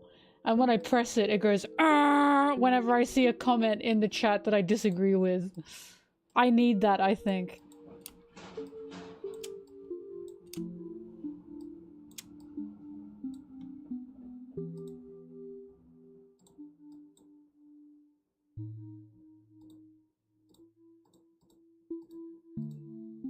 Hang on, I've asked Forrest if I can use this in the video. They haven't said anything yet. Not to get ahead of myself, I'm sure they'll be alright with it. But I will also have to ask them if I can make this an emote.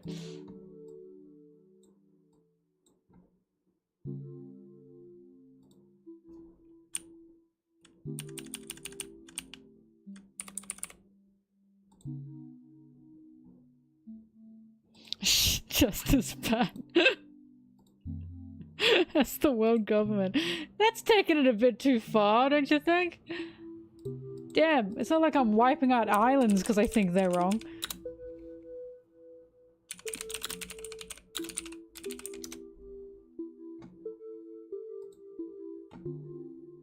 No, you're not wrong for liking them, Flamingo. You're wrong for thinking they're better than the Wano cast, you see. I'm reasonable in my wrongness. Or in my thinking you're wrongness.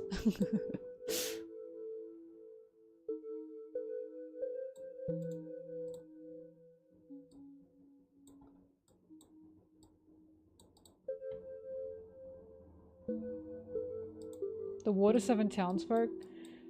Even that's wrong. I don't remember the majority of them. I only remember Paulie. Maybe I'm just Paulie brained. I only remember Paulie and the fella that pushed his hair. I'm serious!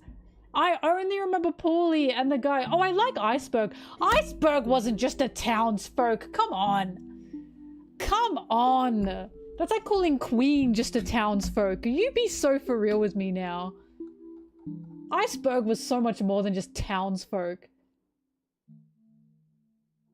Part of the town? Yeah, he was. But he was still, like, more significant than just that, wasn't he? When I hear townsfolk, I'm thinking of the shipwright people. Like, I love Iceberg, but Iceberg and Paulie were the standouts to me. Because they were supposed to be.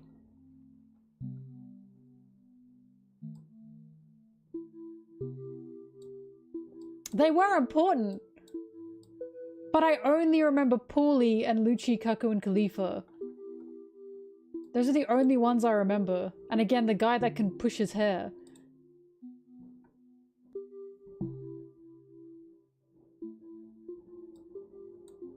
Now, I gotta disagree with you here. I love Chimney, but I also love Otoko. Otoko, Hiyori, I adore them. I just adore them. I liked the samurai as well. I really liked the samurai cast. Here's the thing. I agree with you that Water 7 had good characters. I simply think Wano had more good characters. No, I put Otoko above Chimney personally. I think Otoko's better than Chimney.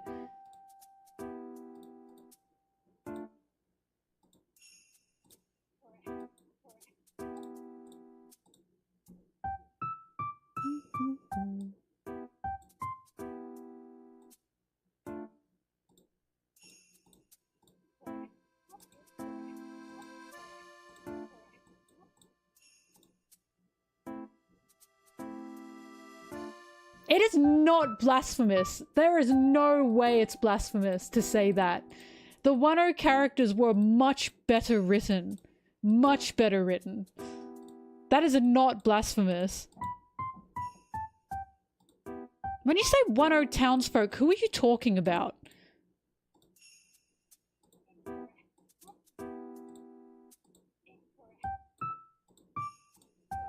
Because you consider Iceberg a townsfolk, so now I'm not sure who you're on about.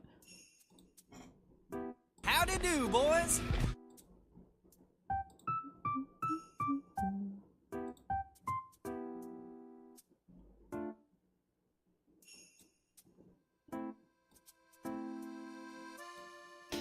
Okay, where you're putting those guys are where I would put the Galila guys that I don't even remember the names of.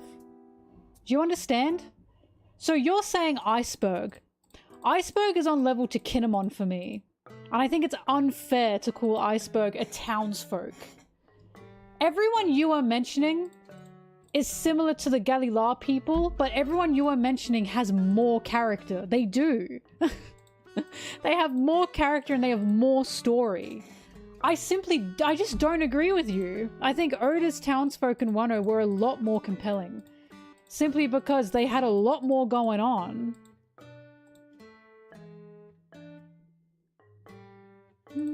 Because you are mentioning more so side characters, that much is true. But I think who you're saying should be compared to the other side characters. A townsfolk is basically an NPC, come on. You are mentioning townsfolk, you cannot call Iceberg a townsfolk. He was not a townsfolk. Like I said, a townsfolk was the fucking guy that could push his hair in. Townsfolk were the ones that barely even went to Annie's lobby. Main cast? So, Kinemon's wife was not a main cast, was she? Some of the samurai were, but other samurai had more important roles than the other samurai. Do you know what I mean? Because Kanjuro, Kinemon, Kiku, Denjiro, they were fucking fantastic, and they stood out a lot more to me than the Water 7 folks.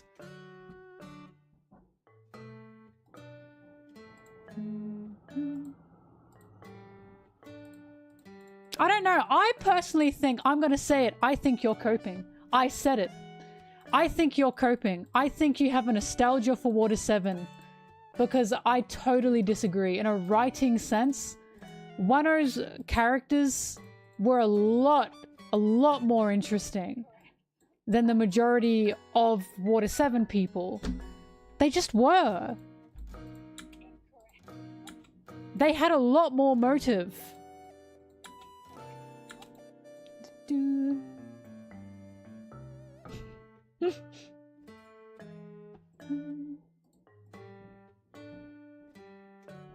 That's what I mean. They had a lot more screen time. That's the point. That's what I'm arguing here.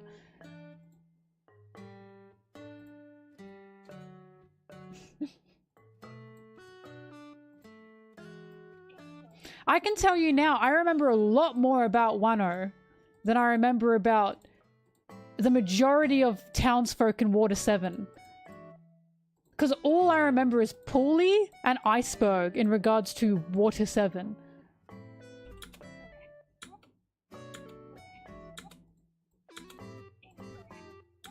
That is copium, but it is!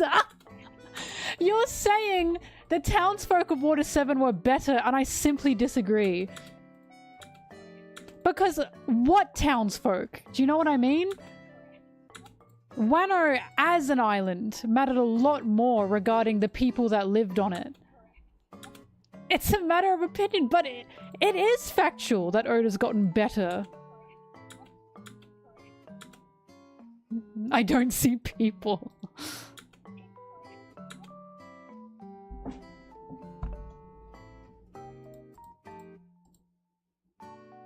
The Frankie family? Yeah, the Frankie family was fun, that's for sure. I do agree with that. a lot of people agree with your take, and you know what a lot of people also think? A lot of people also thought Zoro was gonna kill Kaido. Your numbers mean nothing to me. They mean nothing to me.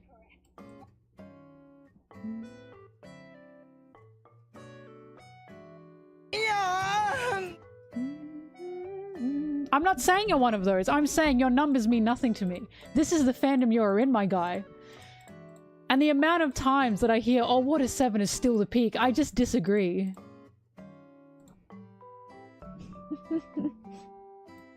Well, thank you for the sub.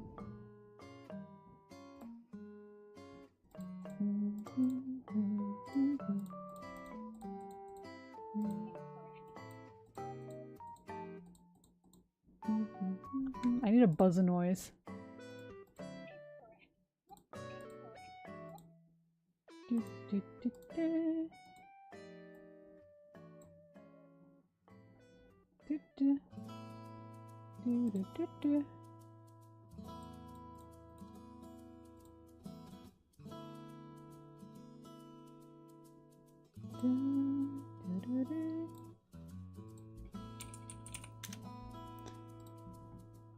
Anyways, at the end of the day, it does come down to personal opinion, but I will happily say that in terms of writing, Wano did the cast better in terms of writing.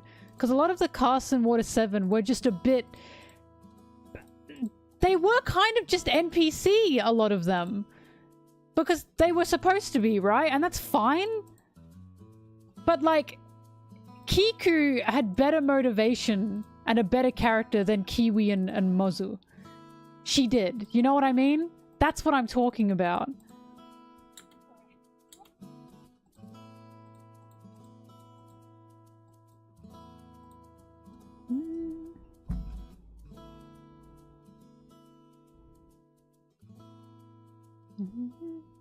Sorry, Kiwi and... Did I say Kiki? No, I like Kiwi and Mozu, don't get me wrong. But I don't think about them much outside of I like them. Do you know what I mean? When I think of Kiku, I think of a lot more than just I like her. She has a lot more going on.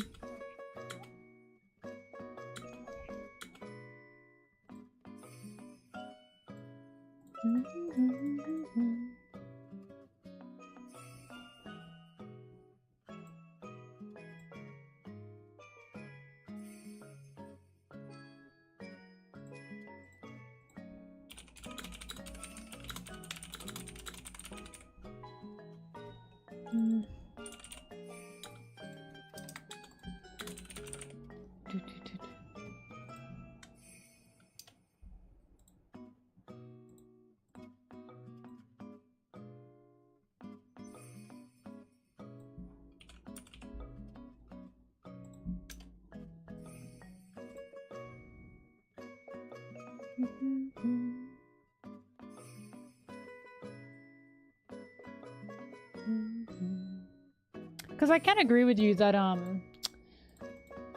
some of the samurai did fall a bit flat. The pink-haired fella. I don't remember much about him apart from he died, right?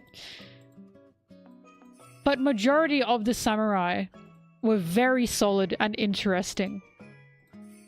A big majority. Like, I remember all of them, you know what I mean?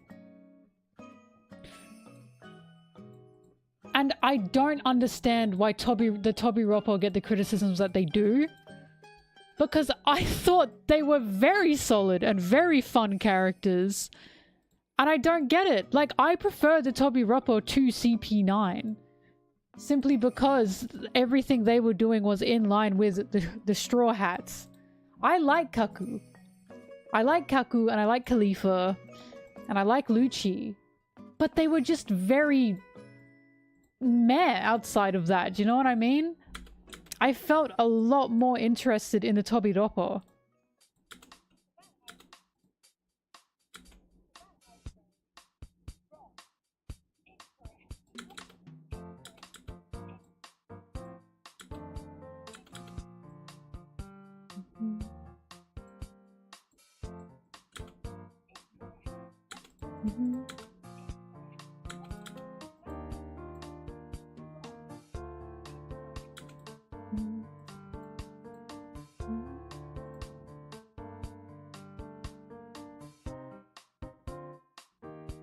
I was gonna say, and a lot of CP9 weren't interesting in designs to me. I'm sorry, I'm not a hater.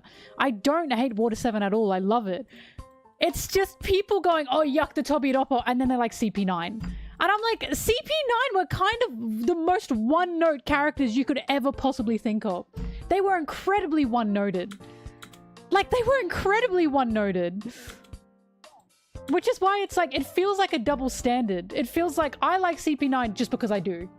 Tobidopo, though, no. I think Tobidopo had so much more personality than CP9 did. It just feels like a double standard to me.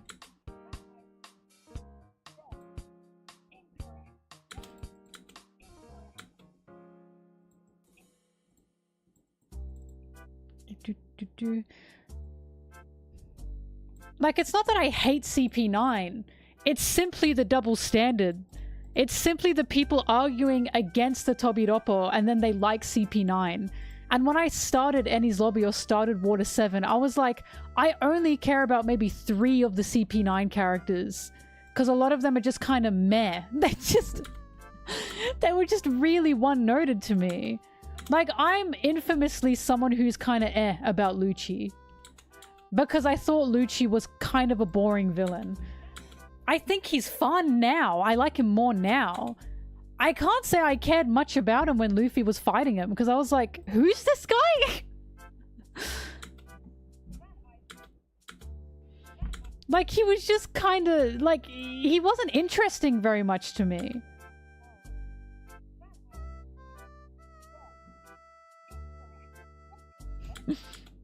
Kaku, I liked Kaku a lot. He was much more fun.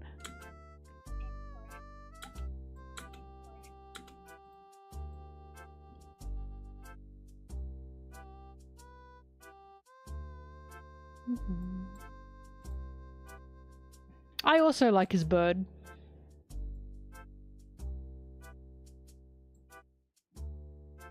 The pigeon guy.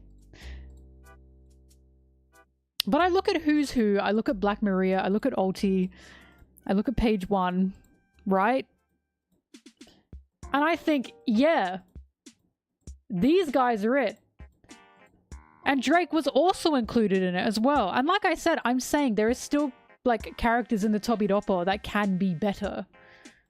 Like Sasaki, right? Of course there are.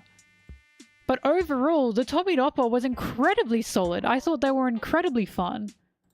I enjoyed every single one of their fights. All of them. I wasn't bored at all. I was interested in what they were saying. I was interested in who they were. Like, I'll say it, Black Maria alone clears CP9. Just by herself. She was infinitely more interesting than CP9 as a whole. And that's my bias. Because I like Black Maria. But I loved Ulti as well. The way we see her loyalty to Kaido and how aggressive she is about that. Who's Who too. His being a rejected CP9 agent.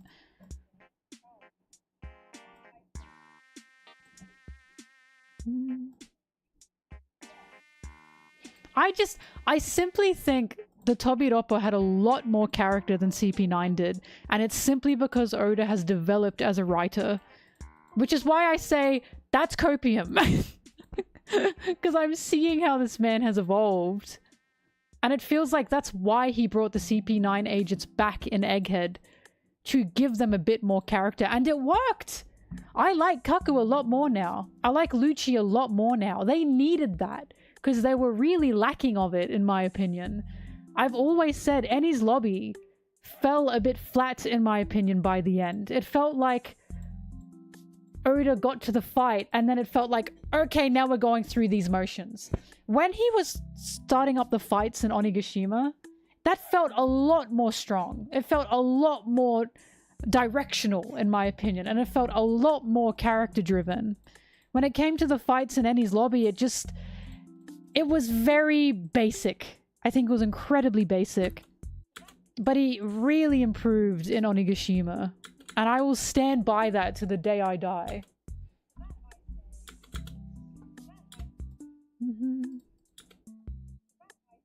Yeah, no, I always say Enies Lobby is the most shonen arc Oda has. It really is.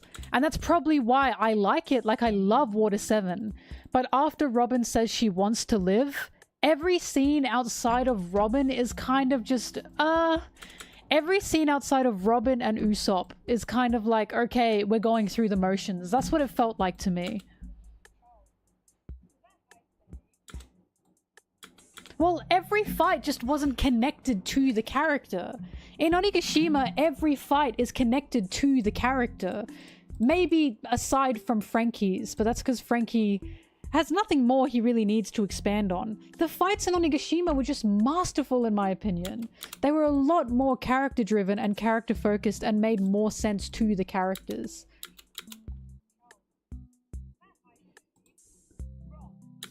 Doo-doo.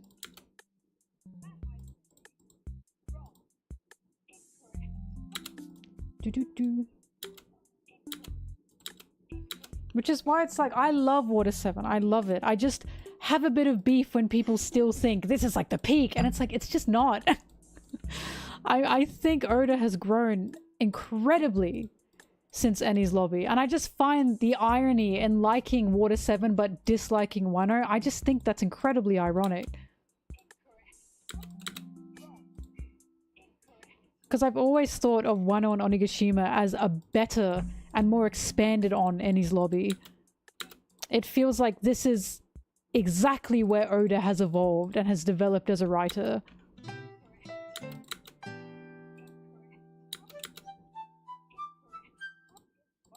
Mm-hmm.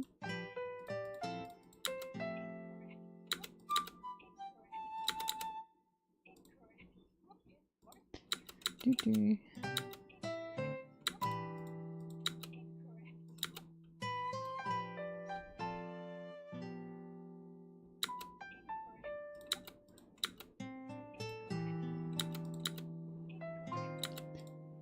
I'm looking for a buzzer sound.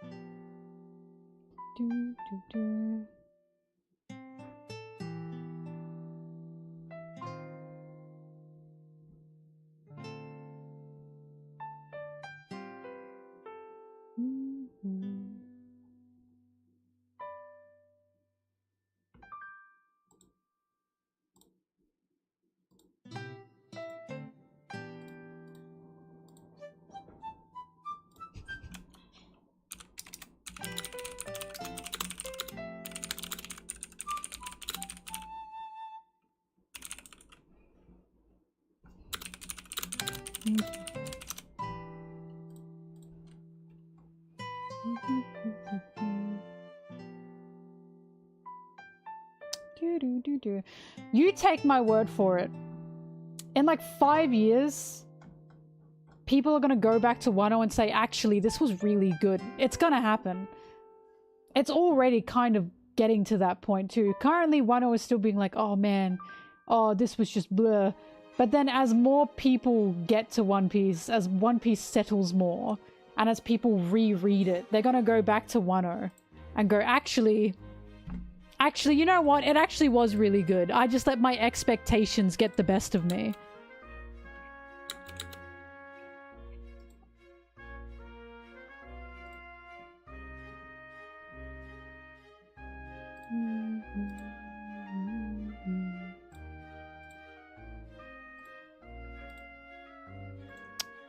I'm looking for a buzzer sound.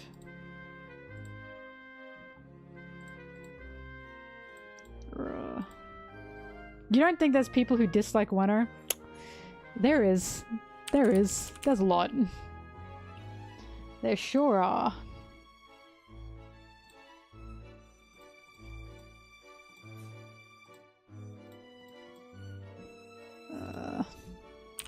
buzzer sound.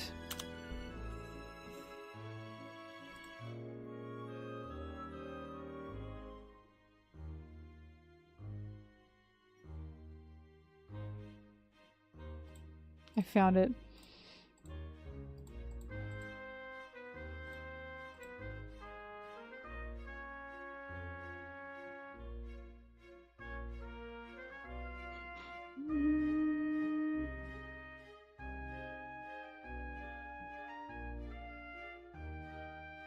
The only thing I really agree with where Oda kind of fumbled with Wano was Big Mom. Not mistreating her character. I think by the end when she meets up with Kaido, it's fantastic. But when she gets amnesia, that was a bit odd. I remember thinking, this is a bit bizarre. That's the only thing that I will agree. Okay, Oda was kind of weird there with Wano. But from that point, I had a fucking hell of a time.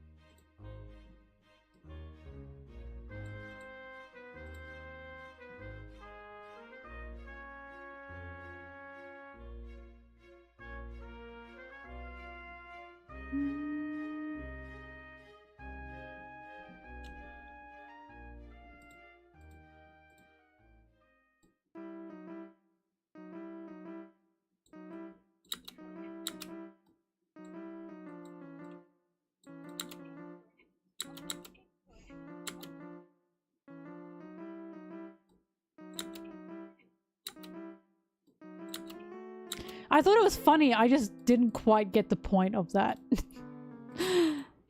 It felt like, yeah, she had to get to Kaido, and Oda went, amnesia.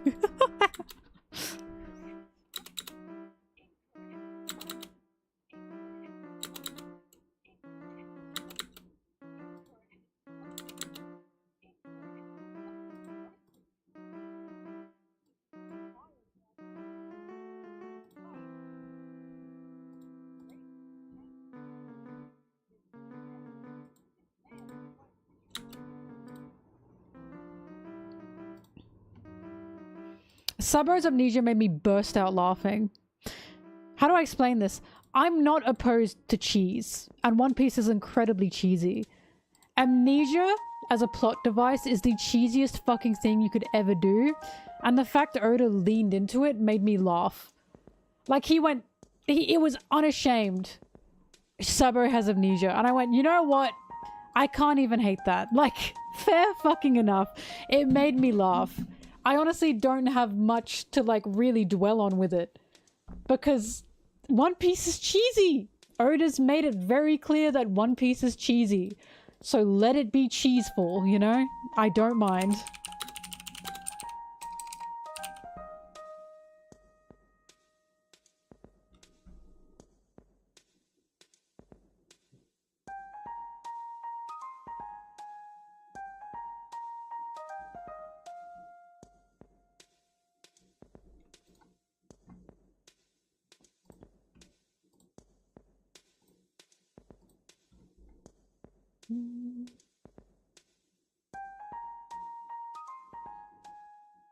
Sabo being planned, I don't know. Honestly, I can't figure that one out. I wouldn't be surprised that once Oda decided Ace will die, that's when he created Sabo.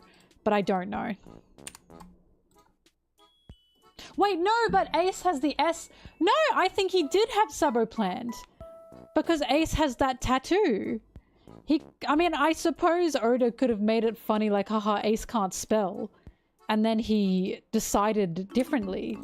But the tattoo is definitely there to indicate that there was someone in Ace's life with an S in their name, so... Damn, I can't really say.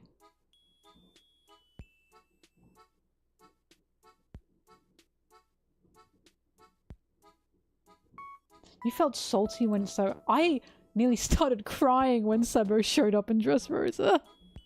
Because I was so happy for Luffy. I was so happy for him. I was so happy for him, I nearly cried with him. I felt Luffy's joy, I'm afraid.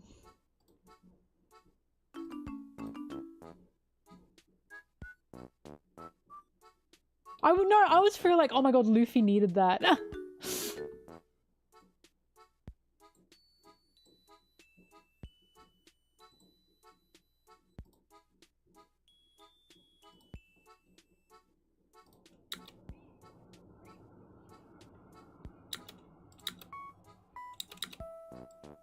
It's the way Luffy hugged him. Just that full body hug.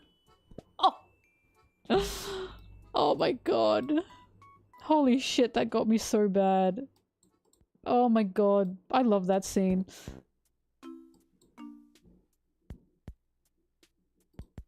Introducing Sabo and Dressrosa was fantastic because Dressrosa was about family, right? And Doffy had his own brother who he had an estranged, like, and bad connection with. And then what happens? Luffy's own long-lost brother pops up to continue on Ace's will, the way Luffy also continues on Ace's will. Dressrosa was a fantastic place to introduce Sabo because of the themes all connecting for that.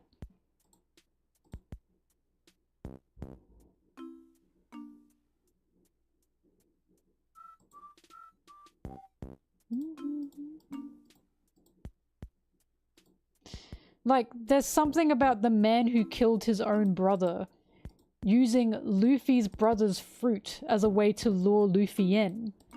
And then Luffy's other brother appears to, you know, take the will that Luffy is also continuing.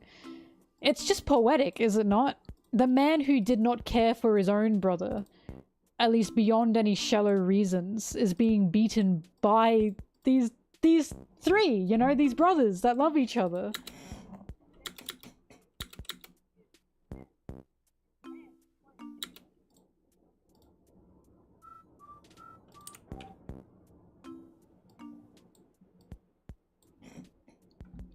Doo-doo.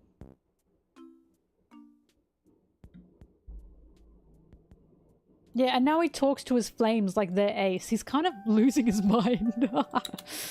Sabo's a bit unhinged. The most unhinged thing Sabo did was when he grabbed a guy's head and he said, "I can crush your skull with my fingers." And I was like, why are you saying that? I don't want to hear that.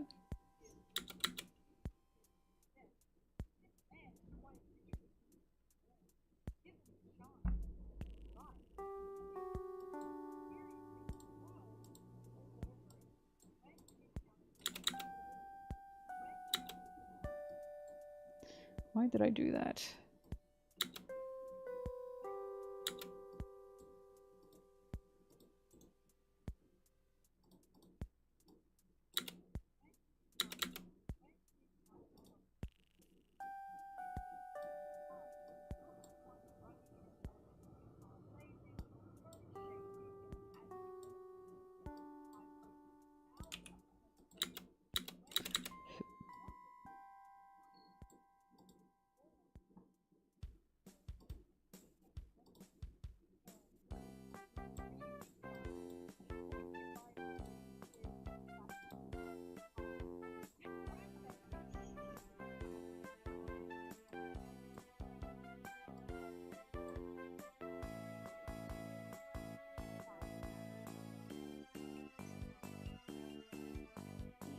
Least favorite Dressrosa character.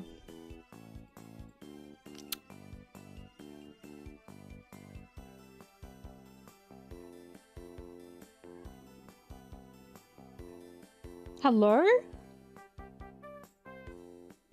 You got something to say? I didn't care for the fucker that could fly that was with Baby 5. Didn't care much for him. I'm leaving Treble aside because I think Treble's actually good as a character. I just don't like him. Do you know what I mean? Bobby! Come on!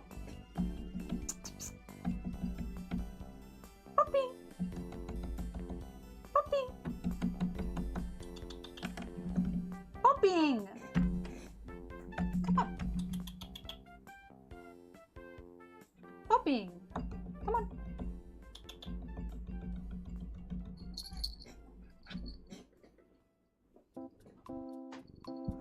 Bobbing, who's your least favorite Dressrosa character? No! I knew it. I knew it. I knew you hated him. I always knew you hated Law. Tear down my posters, knock over my figurines.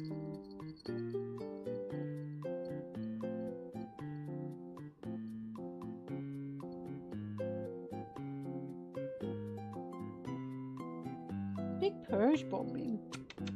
Big purse.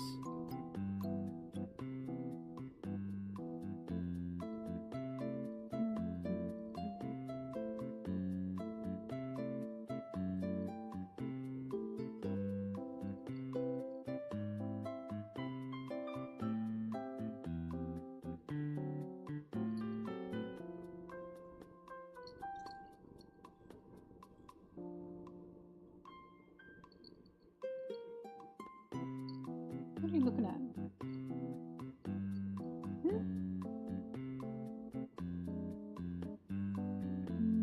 Mwah.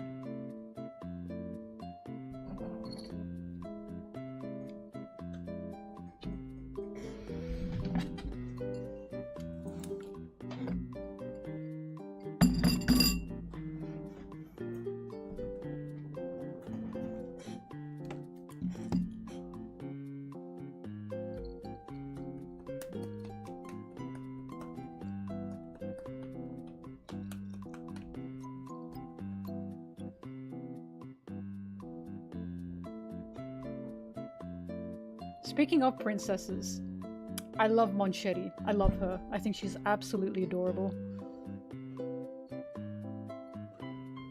Is she the most compelling princess? No. Do I love her? Yes.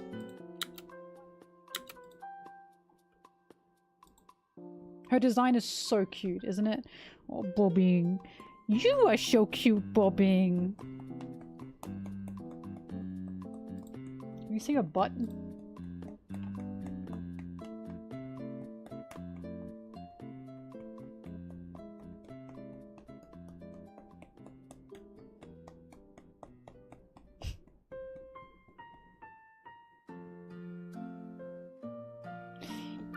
You are so cute. You are so cute. You're making ugly faces though. So cute, Bobby. So cute. So cute. So cute with your goop ear. I'm stopping her from stepping on my keyboard. Hey? I know you want it. You cannot sit on my keyboard. Okay? You can't do that. No!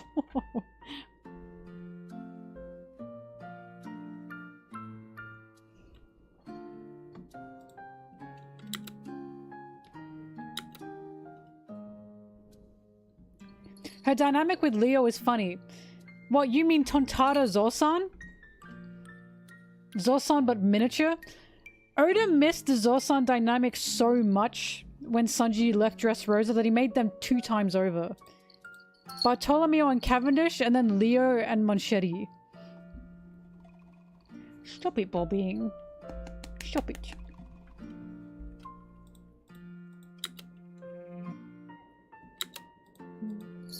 The way the whole thing with Leo and Monchetti was, the princess is nice to everyone but Leo.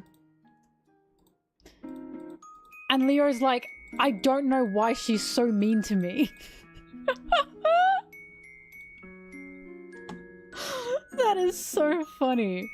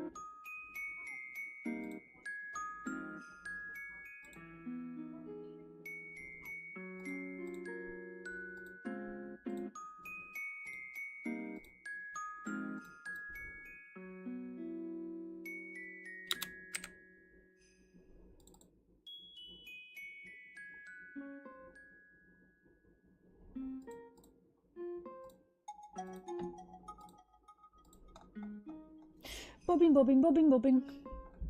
Mm-hmm.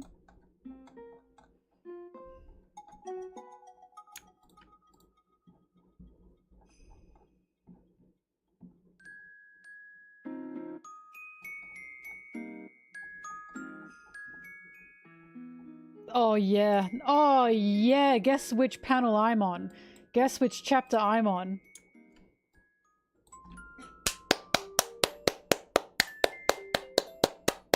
This is a top 3 One Piece panel. Top 3. Gladly. Easily. It is all the way up there.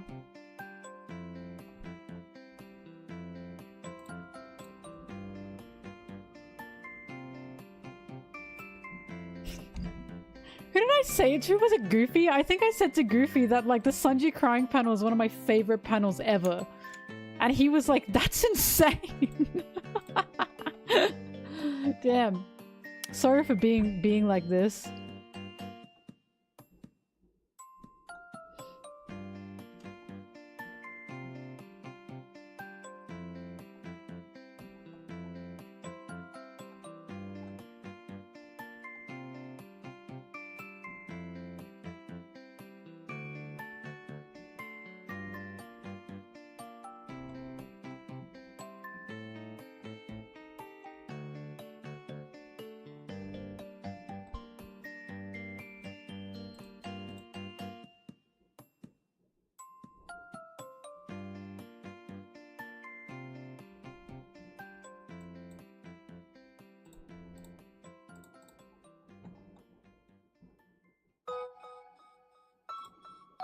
Okay, 853 is not what I want. 850 maybe?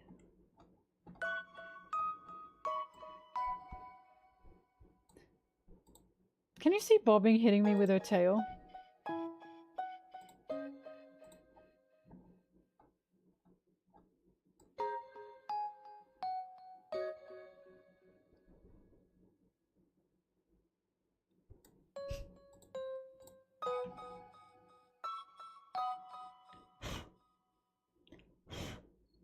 You got something to say? You say it to my face, Bobbing.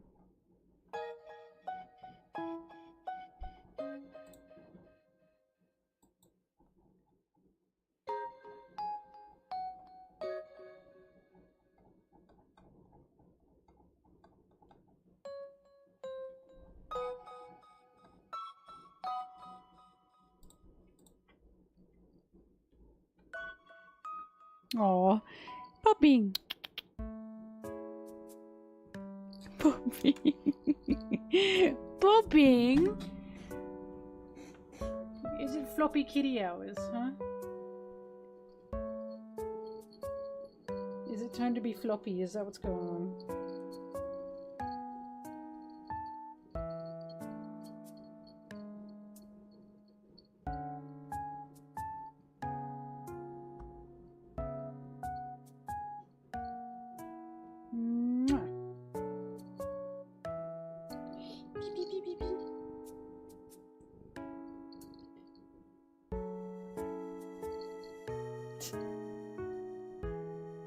You stink.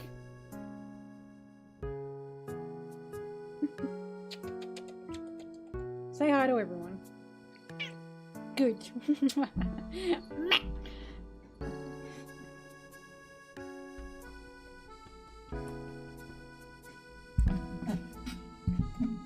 I got a whole cat butt in my face. Awesome.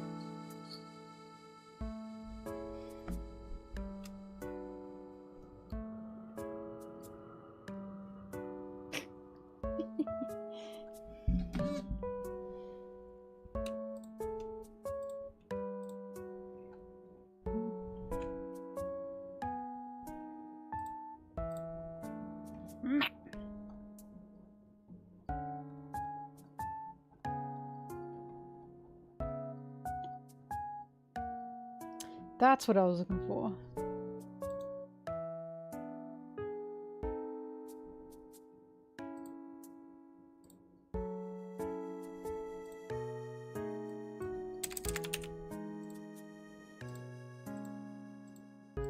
848.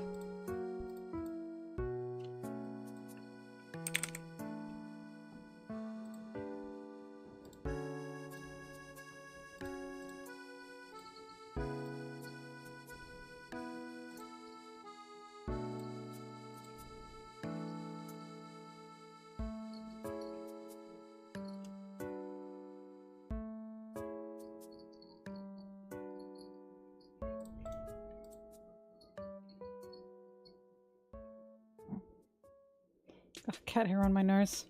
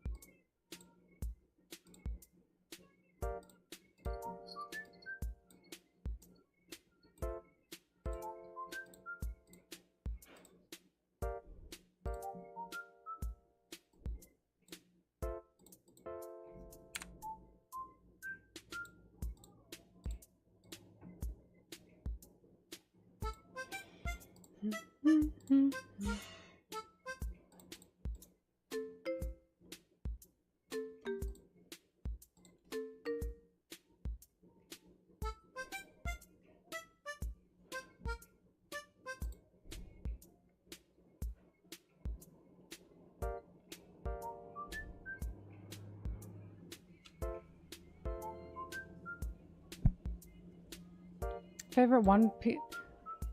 Lick my screen? What a weirdo. Favorite One Piece opening. Ichni Sunshine Yon! We go! That's the best one.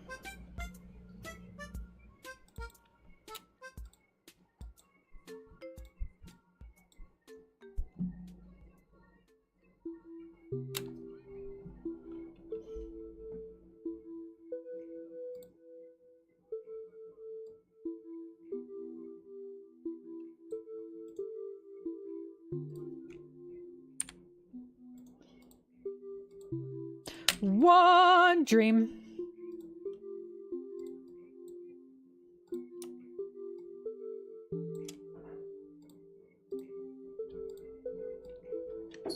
Bye, bobbing.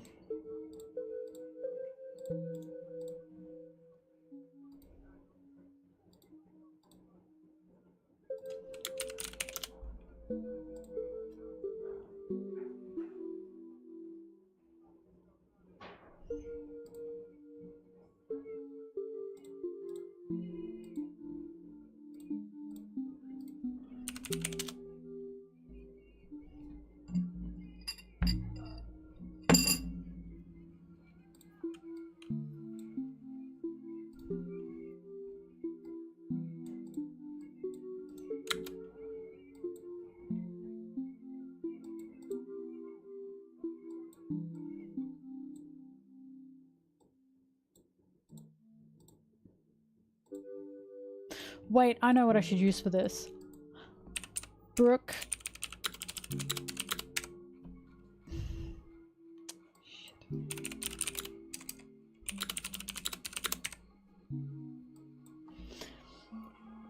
Bah!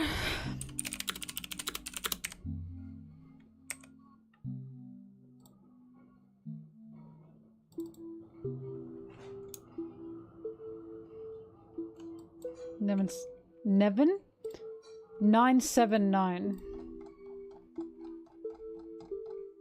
Nevin.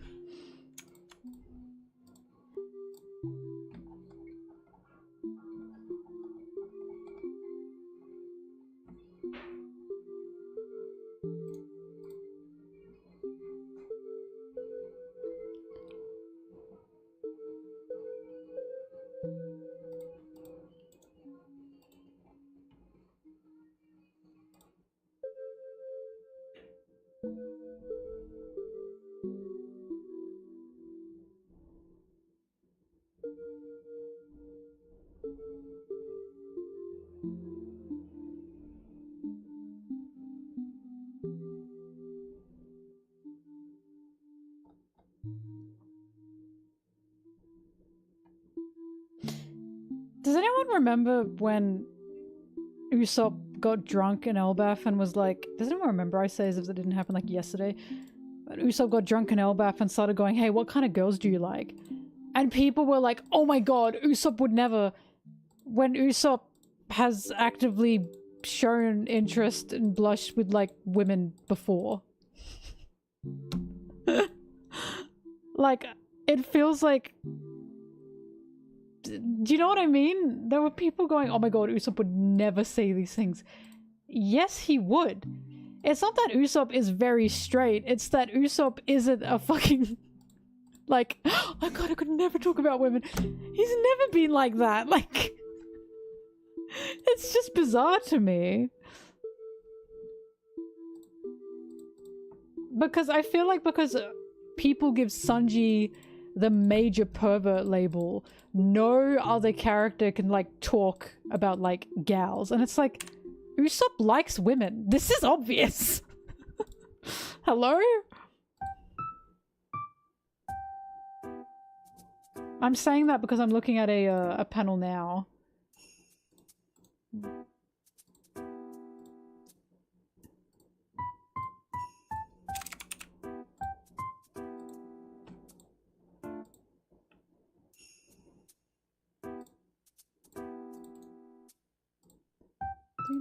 Dun, dun, dun.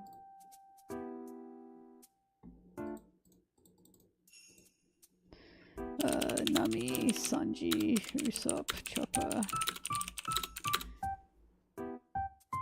979.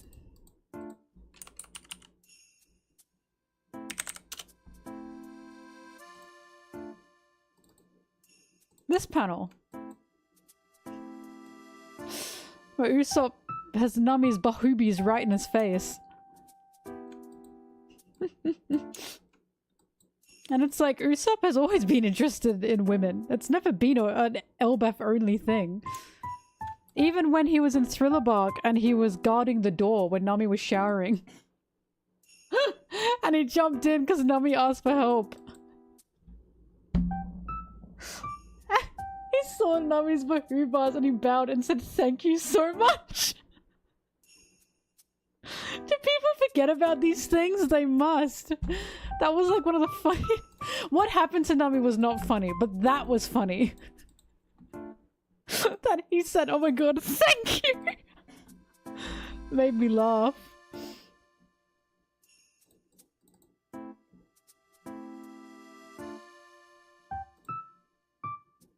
He's so polite.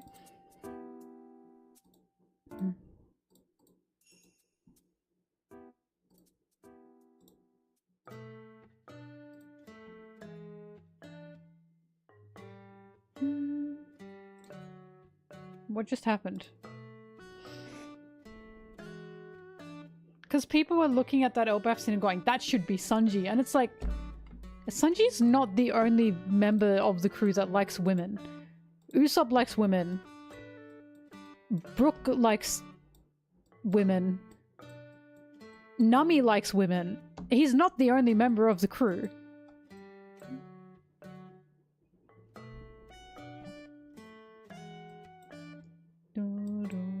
I love Robin's little bow. Oh my goodness. I also really like this art. The way Brook is just stick. When has Zoro ever shown interest in women? Quickly.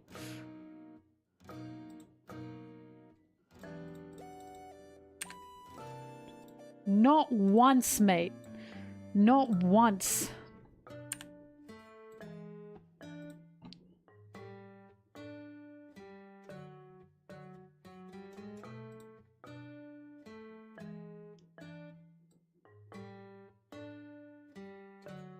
He gets shy around Tashigi?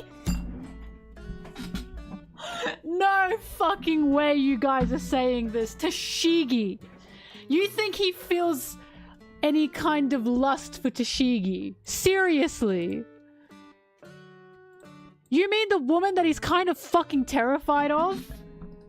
Because he knows he can't fight her because she looks like Kawina, his best friend?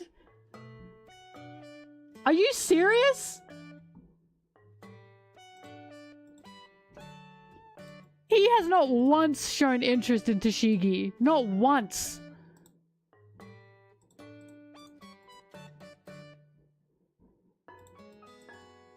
He's awkward.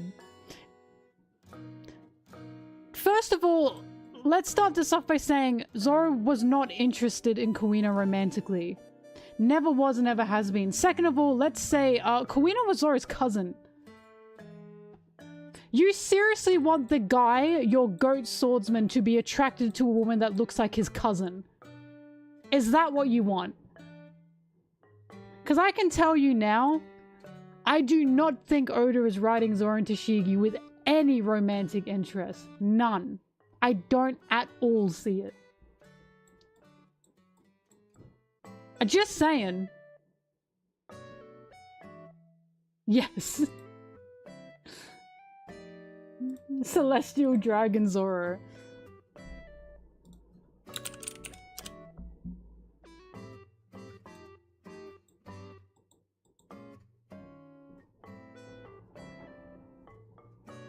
Marrying your cousin is not normalized in the One Piece world, no.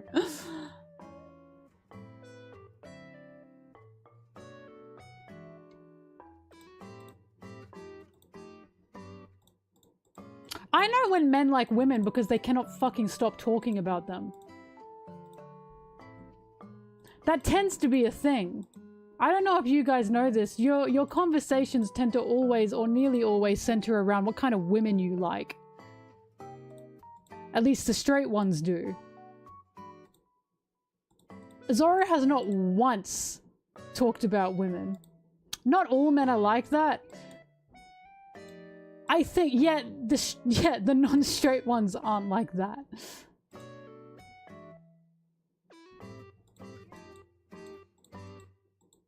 You say no, as if whenever a woman who is your type pops up, you don't say, oh yeah, that's my type. That has not once happened with Zoro.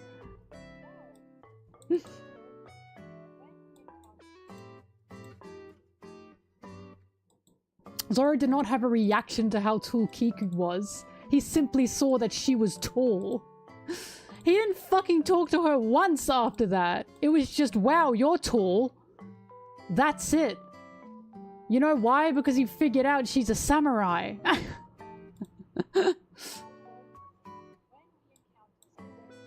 Toshigi disarms Zoro not because he likes her, because she fucking looks like Kuina! Hello? Not to mention Toshigi fucking hates Zoro.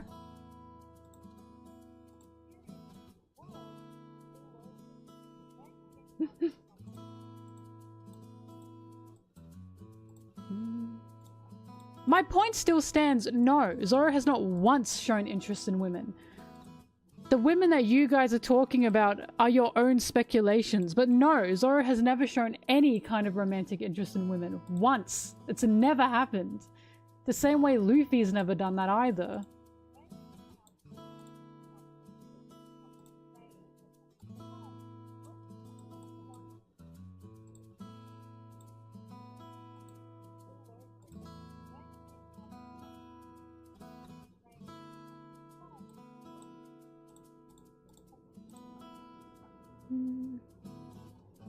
No, she doesn't like him. She literally, like, called him a pig. Like, that was the whole point of Punk Hazard. She very much disliked him. Who knows, maybe they'll become friends. To lovers, no way. Again, she looks like his cousin. Kuina was his cousin, guys. You seriously want your goat with the reputation of he married a girl that looks like his cousin. You want that. Be honest with me here. That's weird.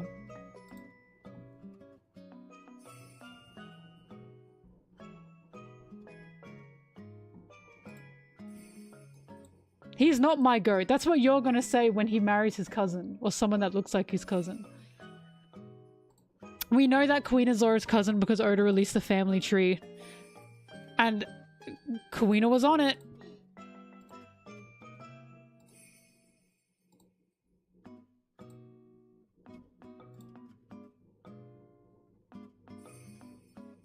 They are identical. Identical. She doesn't just look like his cousin. She's a split image of his cousin.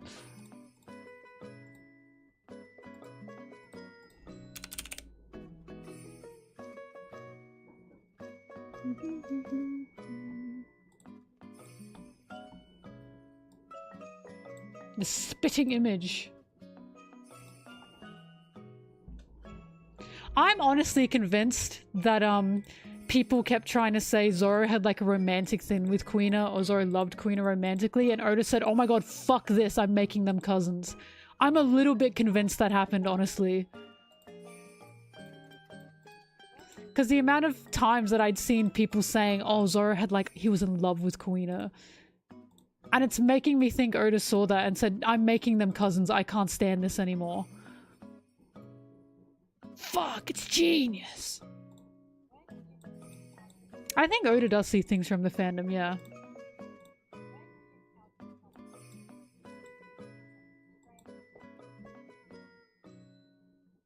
Get Skywalker. Chopper has shown interest in women. The reindeer girl from the mink tribe. Hello? Even Chopper has shown interest in women. Chopper! Tony! And Zoro hasn't. That should say enough to you, should it not?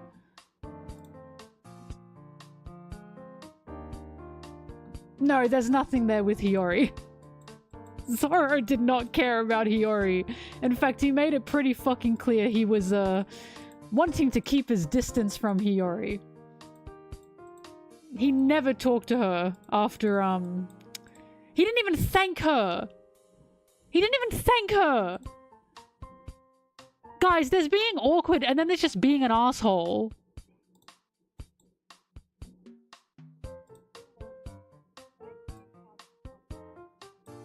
Does Sunji like women? Good question.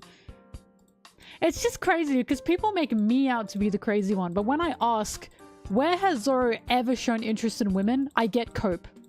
I get coping. Because any answer I get is, no, he didn't show interest in that woman. You just think he did. There is absolutely nothing there that shows he was interested in that woman. That's you seeing that with your lens. It's not there. Robin should be with Fenki.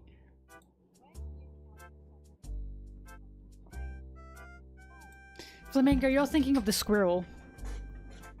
Who I love. What was the name? Tristan. You're thinking of Tristan.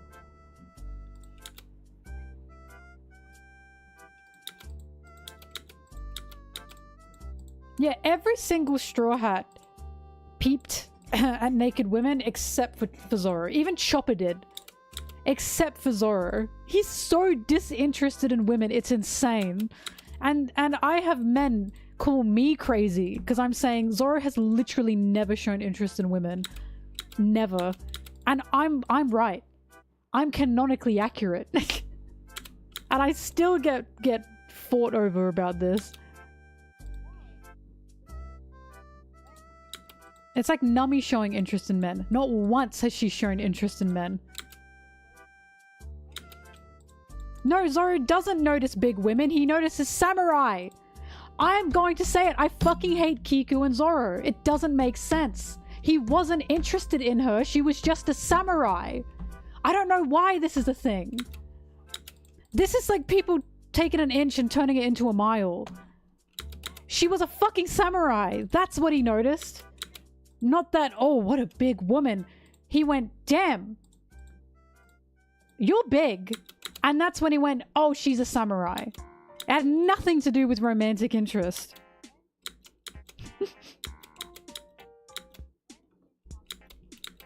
Kiku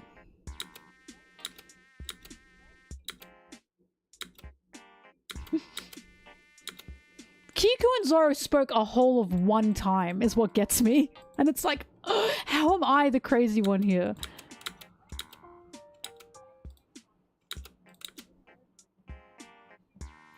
You can ship, by the way. You can ship. It's fine.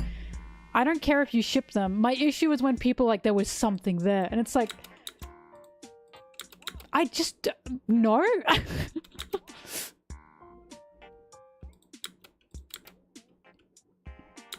Zora's just never been interested in women. Not once.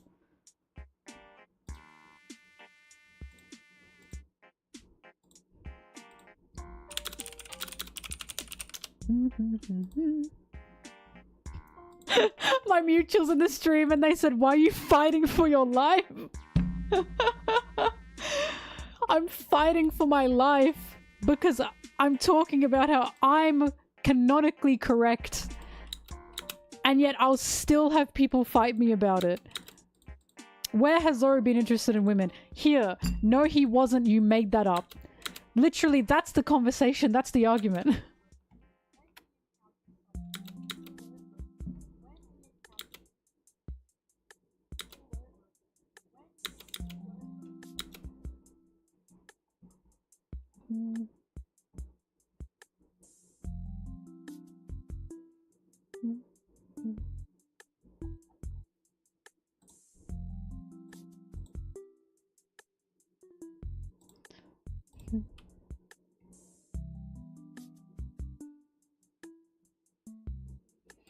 People want Zoro to be attracted to women so bad because he's the male fantasy.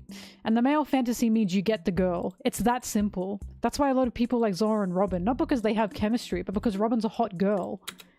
Robin's a hot girl. Obviously, for Zoro to be the prime of the male fantasy, he needs a hot girl. He needs a hot woman that he likes. Or not that he likes. He doesn't even have to like her. He just has to have her. Like a trophy, right?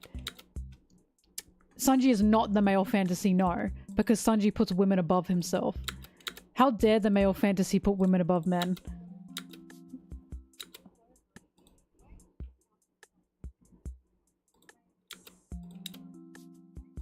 Sanji's far from the male fantasy.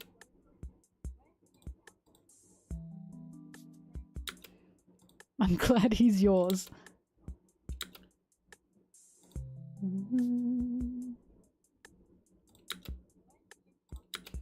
Also, yeah, even an inkling, an inclination of Zoro being gay. By the way, I'm not saying Zoro is canonically gay. I'm not saying that. I'm just saying he's never shown interest in women. That's all I'm saying. Like, I'm not saying Oda's purposely made Zoro gay. No, I'm not saying that. I'm saying he just has never been interested in women. And that's a fact. It's a fact. But a lot of men have this idea of women are a distraction. They're a distraction. And I cannot tell you how incredibly sexist that is. To think that half of the population just existing or showing a care or a romantic interest in someone is a distraction. That is an incredibly sexist thing to think. And I know a lot of men don't agree with that, but I'm telling you that's sexist. It is not a good thing to think that women are a distraction. That is an incredibly weird thing to think. And I do not believe Oda is drawing Zoro like that. Sexual desire is not a distraction. You're a human being. Saying that a desire that you have or a want that you have is a distraction when it's totally normal, that is not a distraction.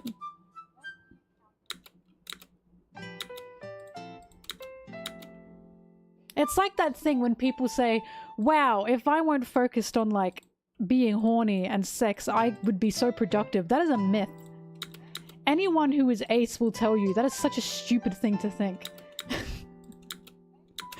Sexual desire is not a distraction. And especially labeling women as a sexual distraction. That is so fucking weird. Incredibly weird and incredibly sexist. A wife or a family will take away from their dedication, and yet Zoro has a crew. He has a family. That distraction. A wife or a family should not be a distraction. They should be a motivation. If you see them as a distraction, that is a you issue. That is entirely a you problem. There is no such thing as especially women being a distraction. Odin, right? Odin had a wife and a family. And not once did he see that as a distraction.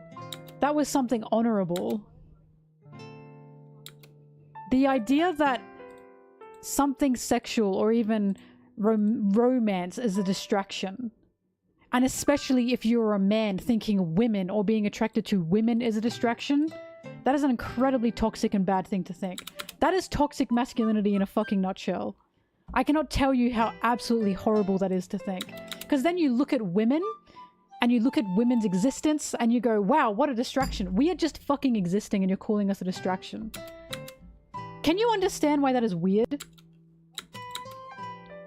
Which is why I do not think Oda is writing Zoro with the idea of, oh, Zoro's not attracted to women or he doesn't care about women because that's a distraction.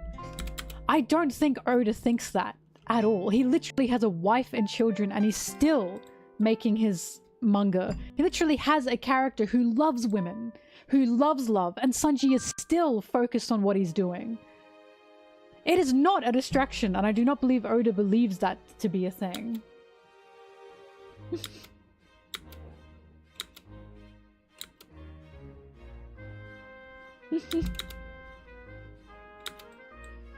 Relationships are a big distraction for a lot of workaholics. And isn't that bad? That's unhealthy. It is unhealthy to distance yourself from emotion because you think it's a distraction. Any therapist will tell you that's a bad thing. It is incredibly unhealthy to suppress yourself because you think you have to for your goals. No.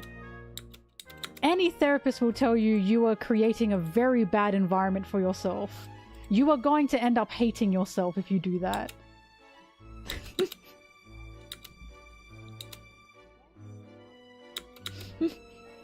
It's just...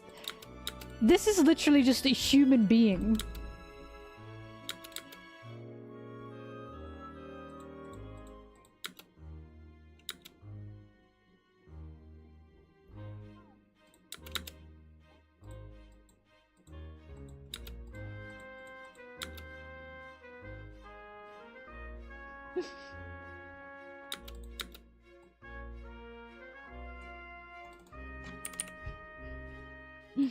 Anyway, I have such beef when people say Zoro's not attracted to women because he's not got any distractions. Kinemon had a wife. Odin had a wife and a family.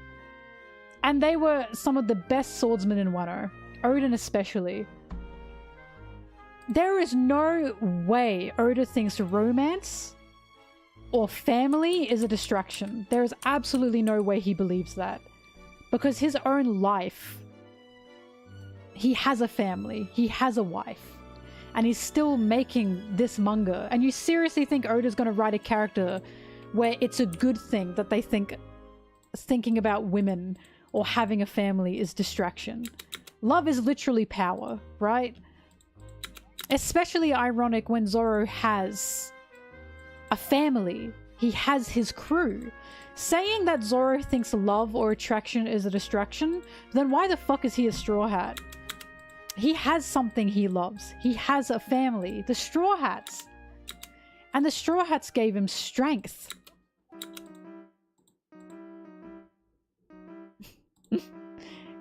It's just ridiculous to me. People just say that because they don't want the possibility that Zoro is gay. I'm not even saying Zoro is gay. They just say Zoro sees women as a distraction because what's the other alternative? Right? If he's just not interested in women. What's the other alternative? Can't have that. Can't have that.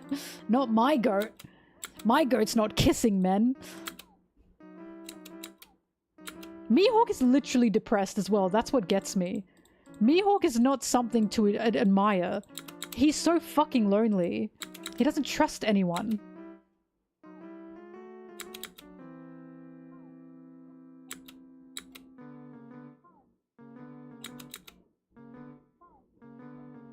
Shit's on the toilet.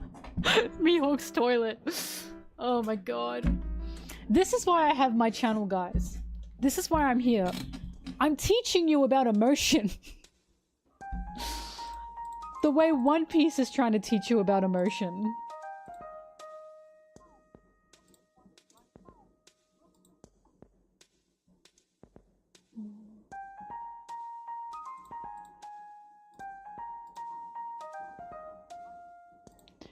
Do. Yuck emotions, so true.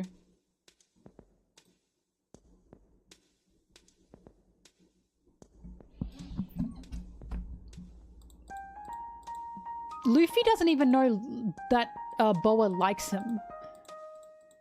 Oda's even said Luffy's just not attracted to anyone. Luffy doesn't suppress attraction. He just isn't attracted to anyone. He's not seeing these women and going, ah, I have to suppress my attraction. He literally just doesn't care. He just doesn't care. That's very different to women are a distraction. He doesn't even see women in any romantic way. I just cannot tell you how it feels as a woman. Right? I'm a woman. Did you know that?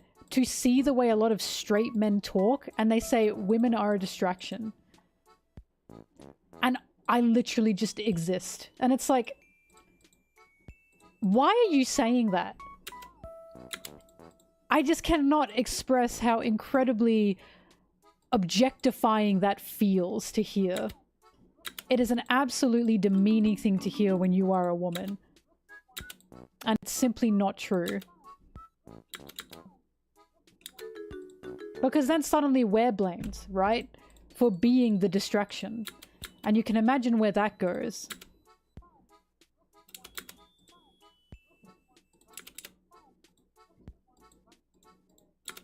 And I can tell you now, when women say that men are a distraction, that makes a lot of men angry.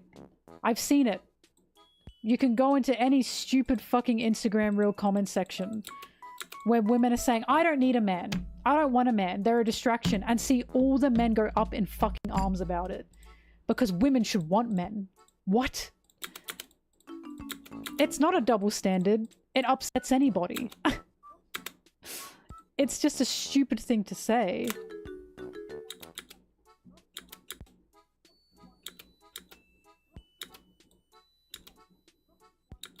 I don't want your ugly ass anyway. Exactly. That's what they end up saying.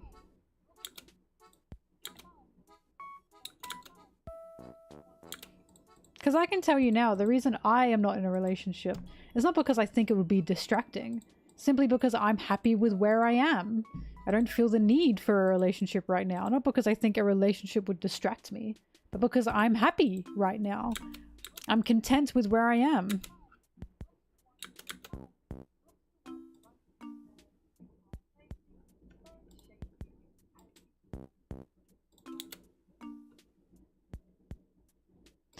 Independence and saying a certain gender is a distraction are not the same thing. You're not understanding me. Saying that the goal that you need to meet, you're being met by distractions, and labeling a gender as a distraction is bizarre. You can be independent while also acknowledging, I'm attracted to certain people. That's fine. Do you not understand? It is absolutely bizarre to call a certain gender or a certain people a distraction. That is just a bizarre thing to say.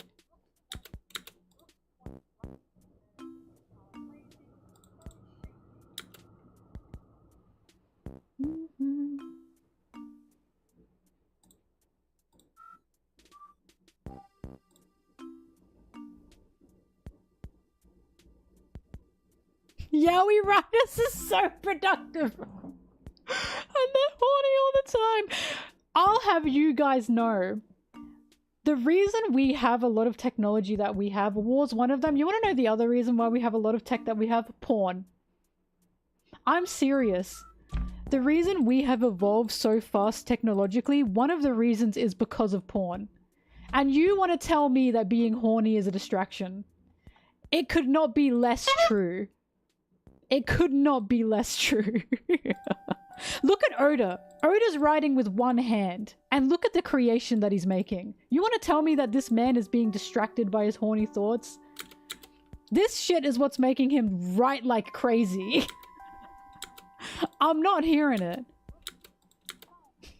I'm simply not hearing it.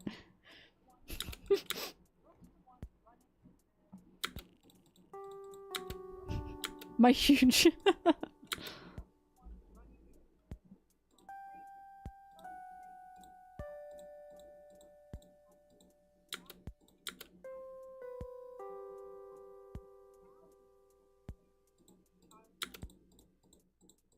Oh yeah, Buddha did practice abstinence. And you know what that religion or that spiritual culture talked about? It talked about women being distractions.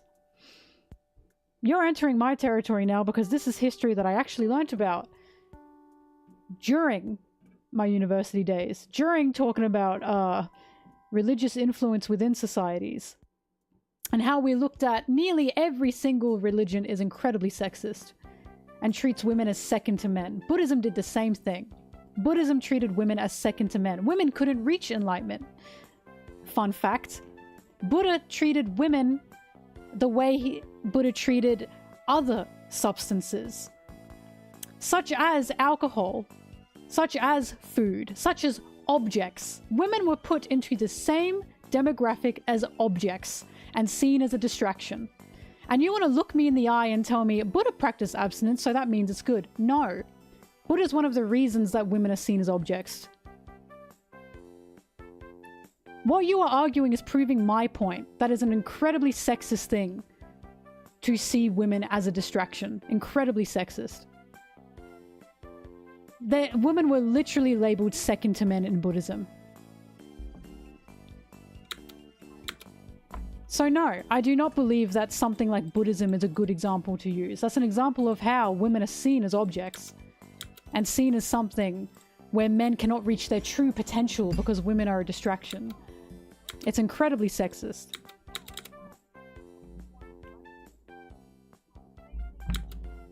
Don't enter my house with the texts.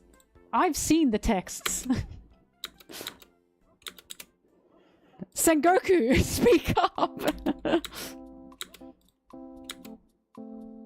Fellas, is it gay to be distracted? How should men see women? I don't know, mate. Can you ask yourself that question again? And think about what the answer should be. Ask yourself that question. Look into the mirror and say that. What do you see me as right now? Are you serious? So what? Yes, as human beings. When you ask that question, it sounds like we're either an object of sexual attraction or nothing. That's what that feels like.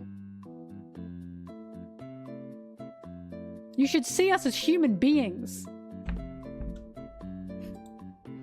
If you look at us and all you see is an object of attraction that you're either not attracted to or are attracted to, that is a problem. That is an incredible problem. You see two males. It's basic human decency that I be seen as a human being and not as a smash or pass. It's that simple.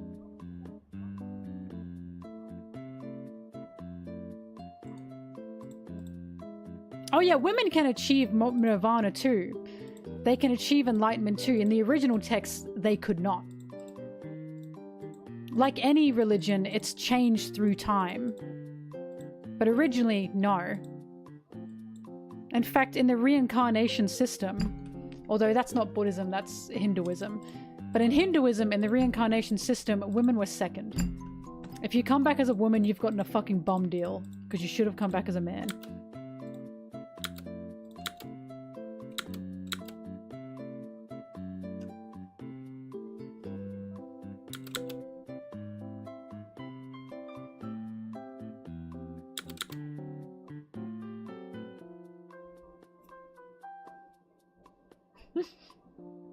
I know Buddhism is not the same as Hinduism, but I just wanted to make that point.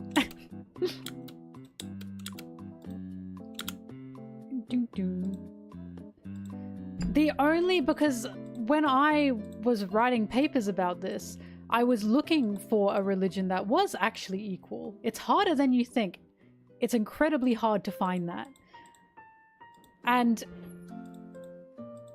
the most equal one I could find was ancient Greek mythology.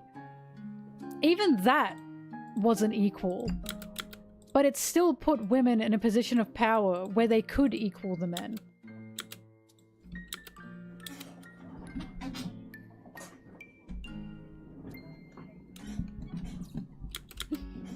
Which is just depressing, right? How depressing is that?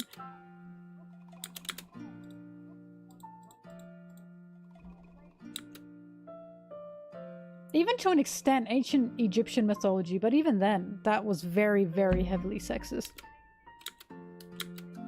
The point is, emotion, lust, is not a distraction.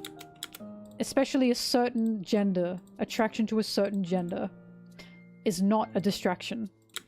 That is a natural human response, and to see that as a distraction is an incredibly patriarchal way to think. It's the idea of emotions are bad. Attraction is bad. They're not. It's not a bad thing, you've just been told it's a bad thing. Because I'm always of the belief that should be used as a motivator, and that's what One Piece is about. One Piece is about those things being motivation, not a distraction.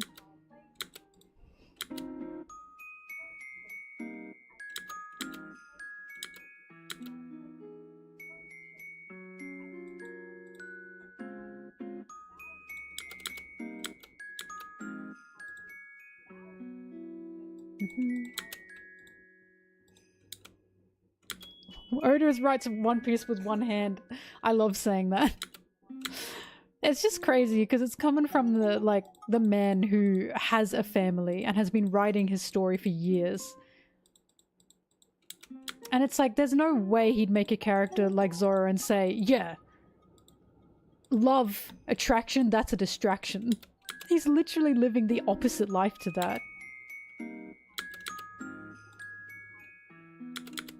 Emotion causes suffering, and that's human. That's human. There's a podcast, I've talked about this before.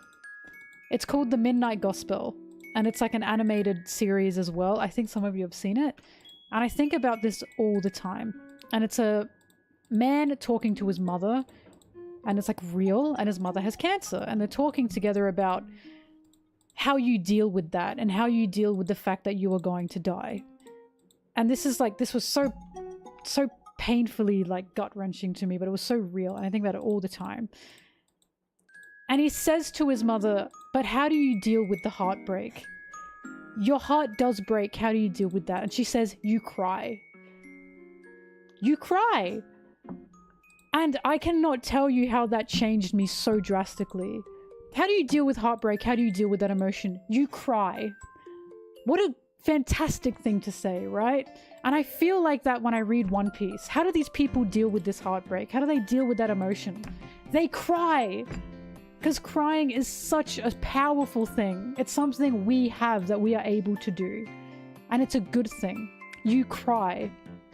And that is all your emotion coming back up.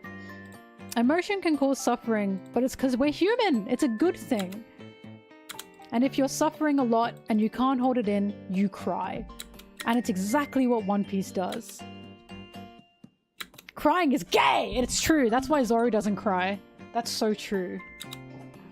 That's why when Whole Cake Island ended and we got to the climax and it got to Luffy saying to Sanji, tell me how you really feel. Sanji cries! He just can't take it anymore. He cries. Which is why I'm saying, I feel Zoro's going to cry.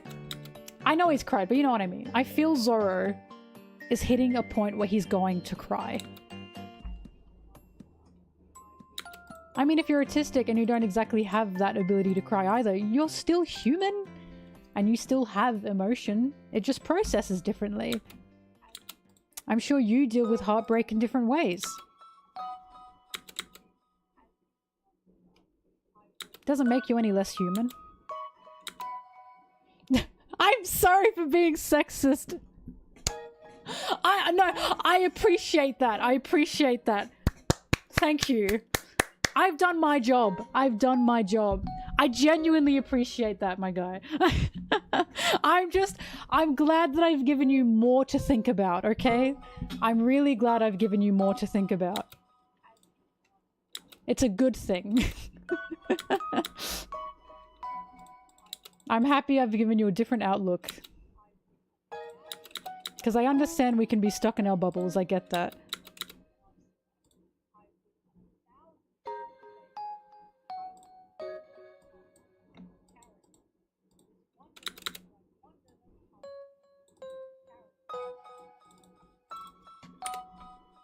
Gay Bowser, that's an incredibly One Piece thing to think. Are you Sanji? That's something I really admire about One Piece, and something that's helped me so much with my own life in One Piece. I also have the issue of asking for help. I thought asking for help was a weakness. I thought I should be independent on my own. I shouldn't have to ask for help, right? And I used to think it was a bad thing. One Piece as a series presents asking for help as a power. It presents it as a strength. It presents asking for help as this takes the most strength you could ever muster. Asking for help is hard. And One Piece shows again and again and again and again how hard it is to ask for help, but how much you need to do that, right? One Piece is literally about, you are not put on this earth alone, right? And because you are not put on this earth alone, it is not a shame to ask for help. It is a strength to ask for help. Because it's hard. It's incredibly hard. When I'm struggling, I find it hard to say that I'm struggling. I find it hard to ask for help. I had the toughest month of my life.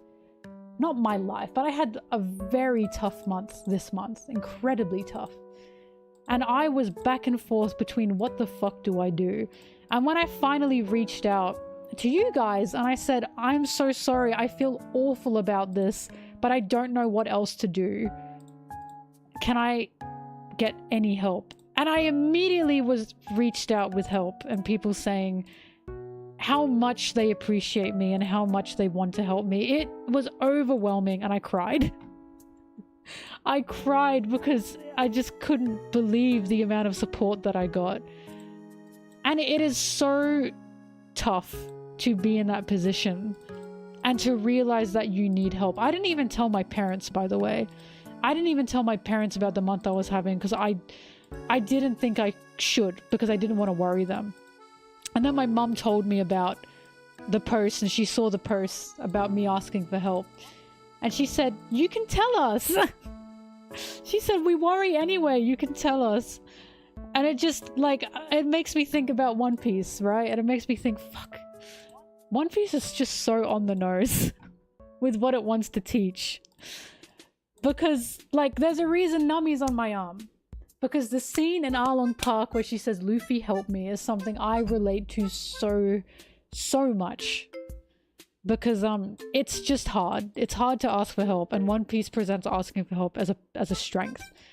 And I think that's something we desperately need as a society, to show that asking for help is good. I wasn't trying to get personal, I'm just saying this is something One Piece teaches. And it's why Zoro as a character is someone I truly believe is going to be part of that, and that him asking for help is going to be such an important part of his character. One Piece is free therapy. It really is.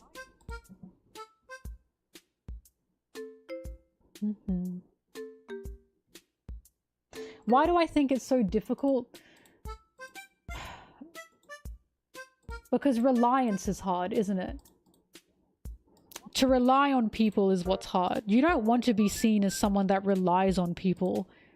Because for some reason, there's a thought that that's a weakness. It makes you feel weak to rely on people, when it's totally the opposite.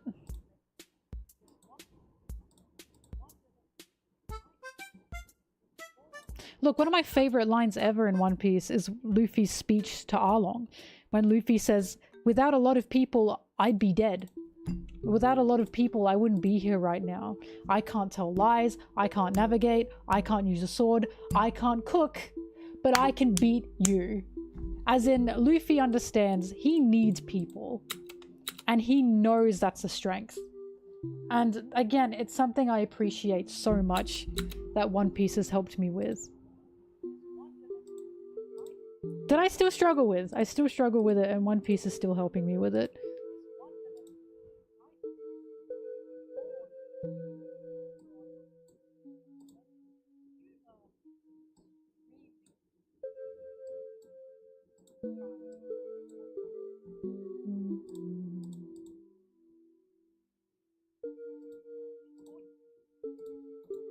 I love Monkey D. Luffy. Love him. Alright, I need to find the episode. Anyways, I need to find the episode where Brooke farts. So let's calm down for now. Back to One Piece, am I right, fellas?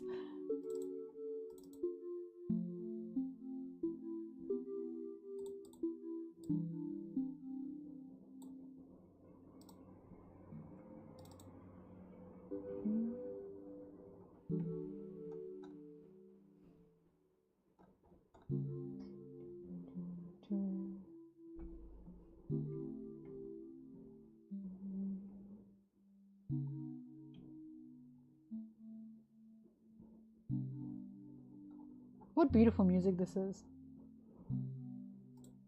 Introspection with MelonTeee. At the same time, go to a therapist. Don't listen to me. I'm not a therapist. I'm not licensed. Oh my god, this is Higa! This is classic.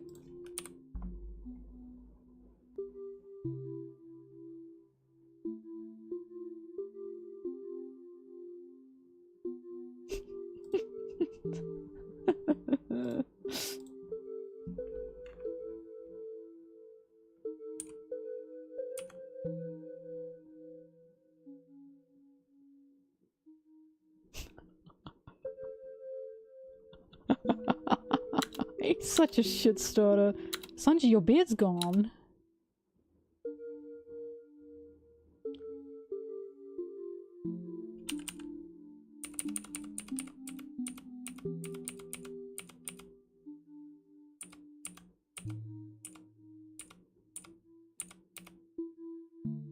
Oh, Sanji's so cute. What is he doing? Never mind. Why is he standing like that? He looks like a bug.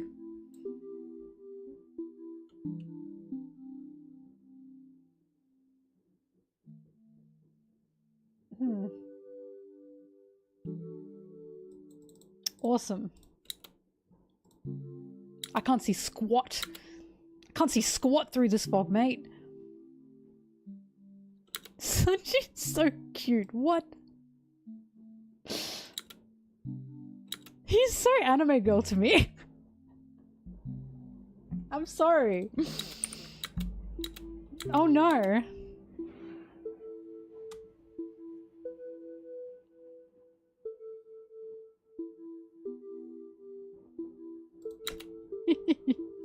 Why is Luffy running towards me? Hang on.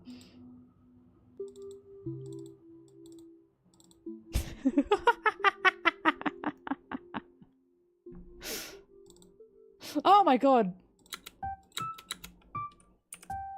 Pov, Luffy wants to beat you up.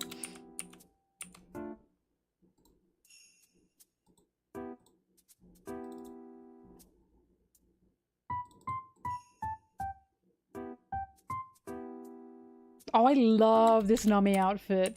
This was one of my favorites from her. I'm sad she didn't wear it for a long time.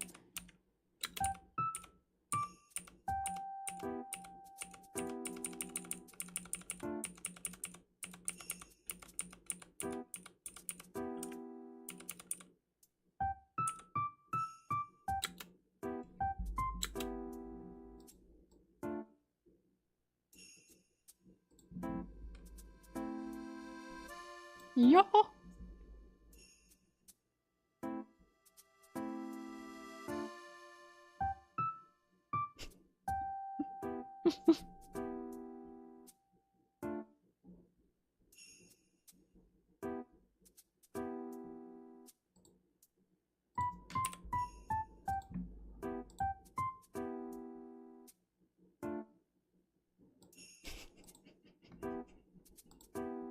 Who cares? Sanji's such a hater.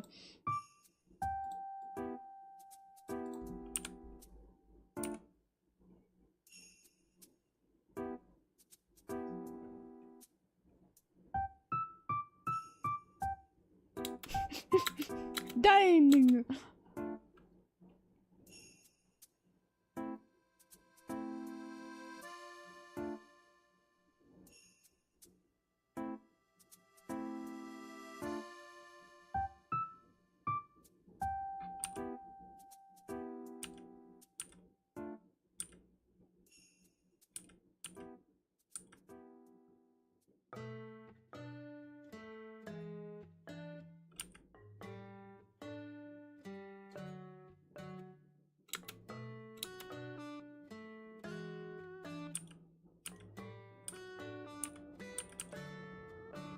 Makes me sad that Sanji doesn't sit and eat with them.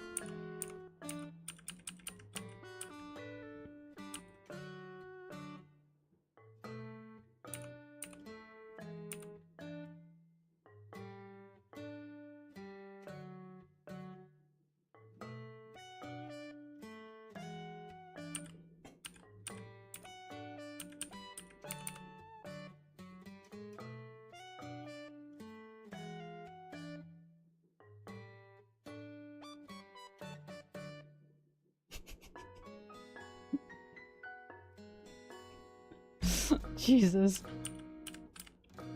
He farted there, by the way, but I thought it was like a physical thing we could see.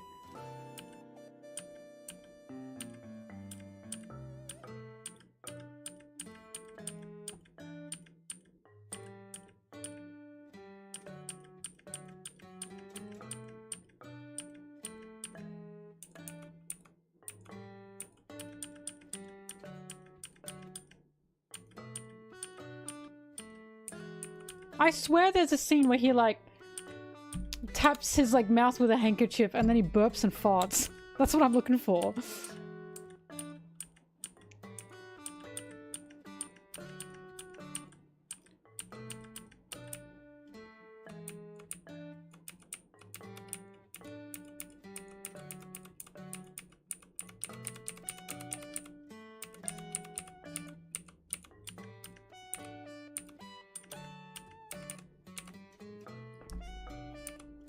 Wait, it might have been that.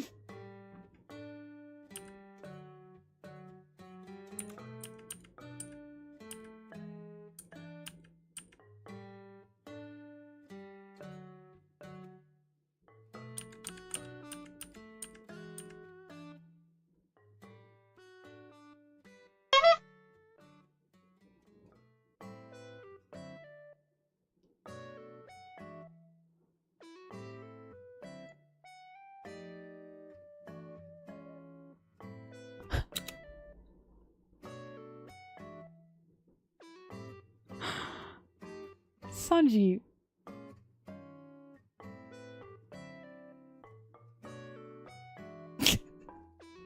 Sanji, I think he knows that. 629? Okay, I'll have a look.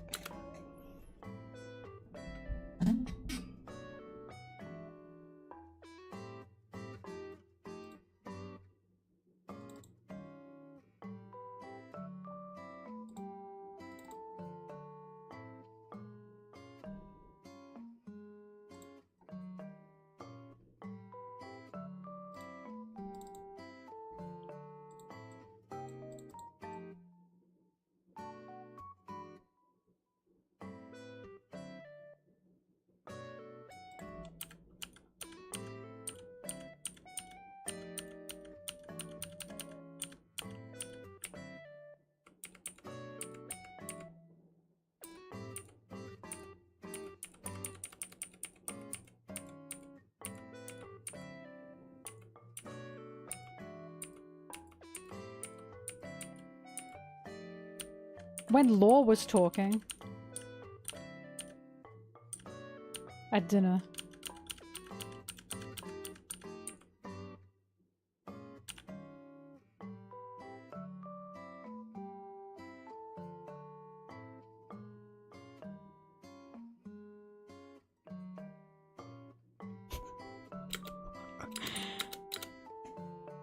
By the way,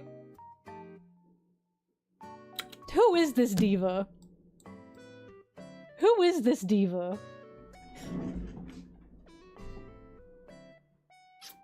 Are we for real right now? With the boa? With the feather boa? Who is this diva? Oh my goodness. Wow.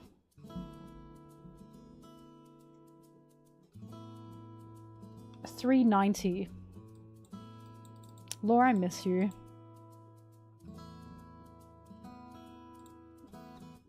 Someone remember this episode. 629.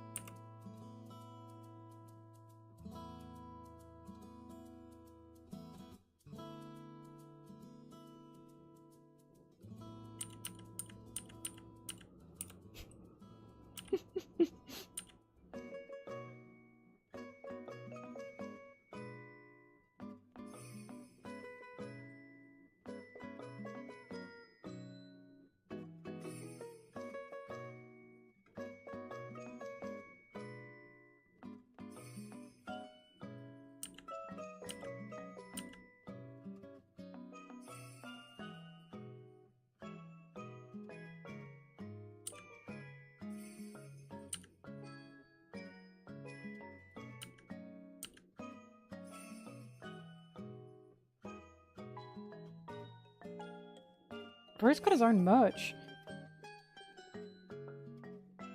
There it is. God. That is actually fucking filthy. That burp was disgusting sounding.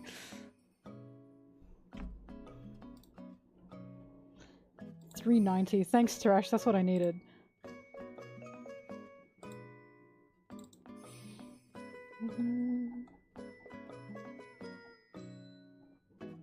Oh! I don't have it converted into an MP4. Okay, hang on. It's gonna take a bit.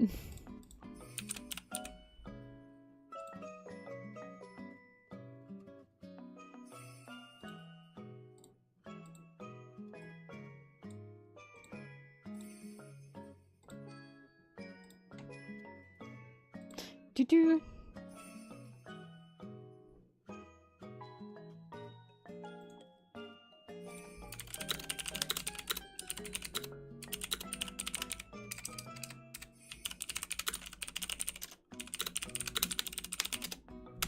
Do-do.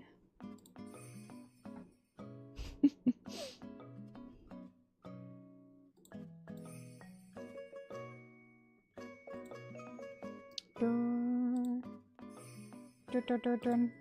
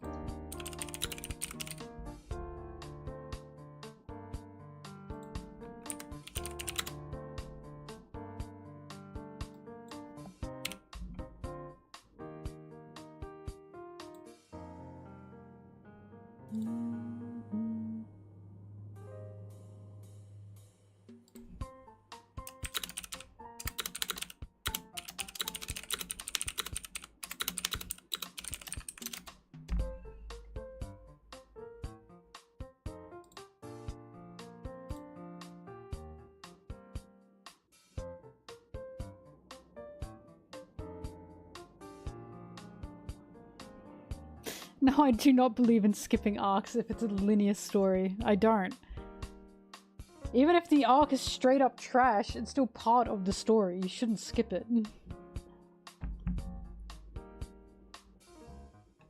I honestly think if you're reading something and you think an arc, it's a linear story, and you think an arc, or even a season, right, is so trash that you're just not going to keep watching it, why even bother with the rest? I don't know. That's just my personal opinion.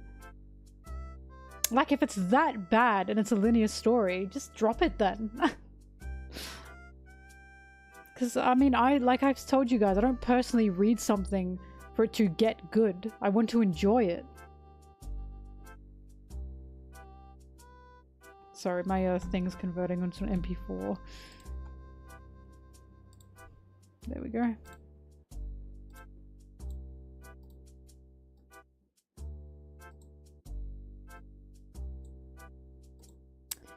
Yippee.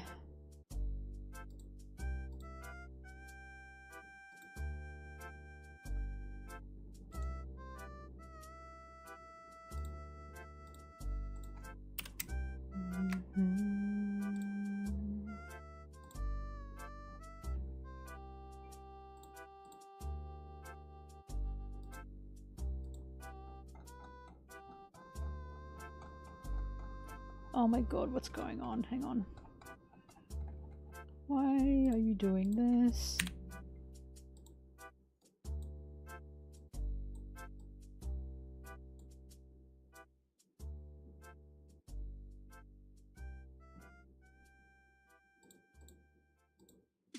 Okay, good.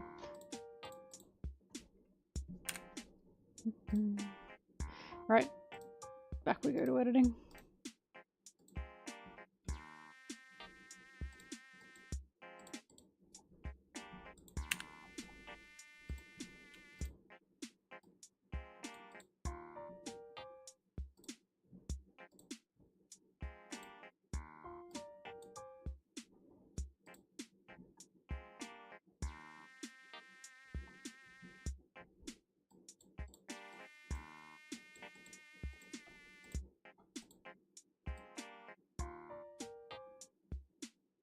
Usopp's pregnant?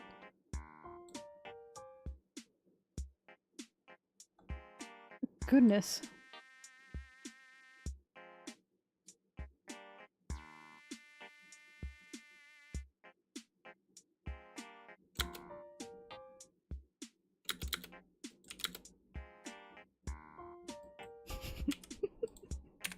Haha, funny, funny, funny fart. Hmm.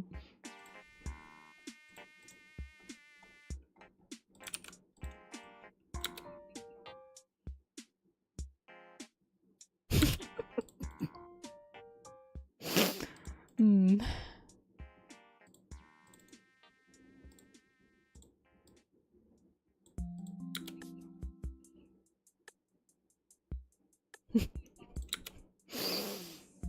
Why does it make me laugh every time?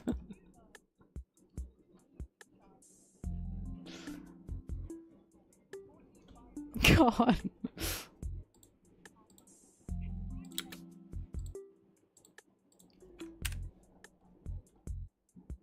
That is a pillow, it's a mouse pad.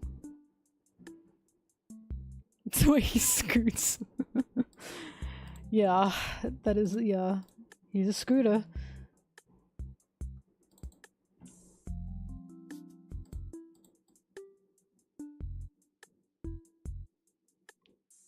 This scene is fucking incredible.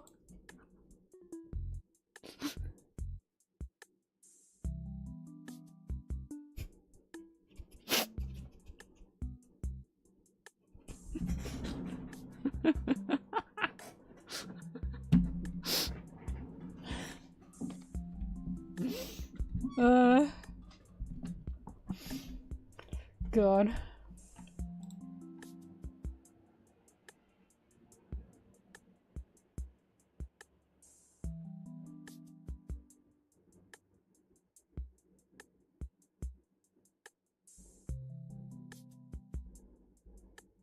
I will say, Toa don't get everything right, but the comedic timing is very good a lot of the time.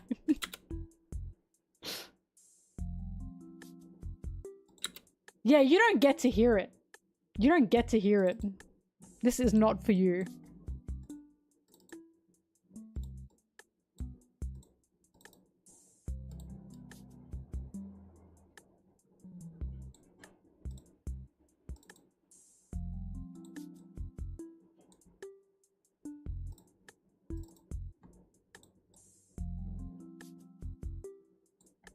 Oh my god, Foxy.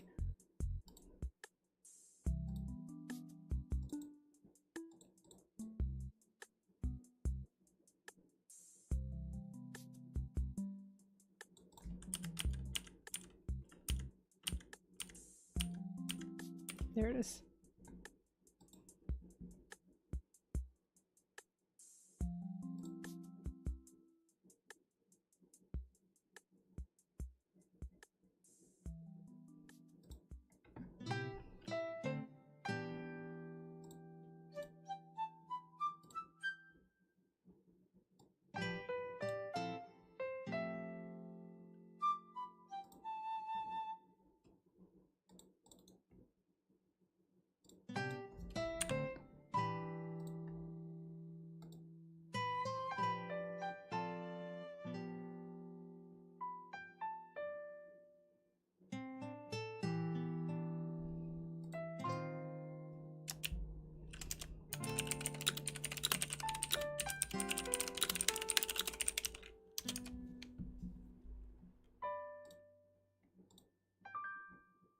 Oh, sorry.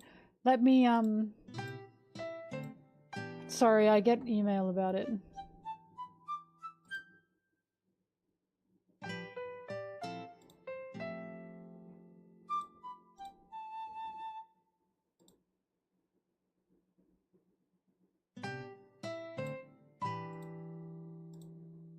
La.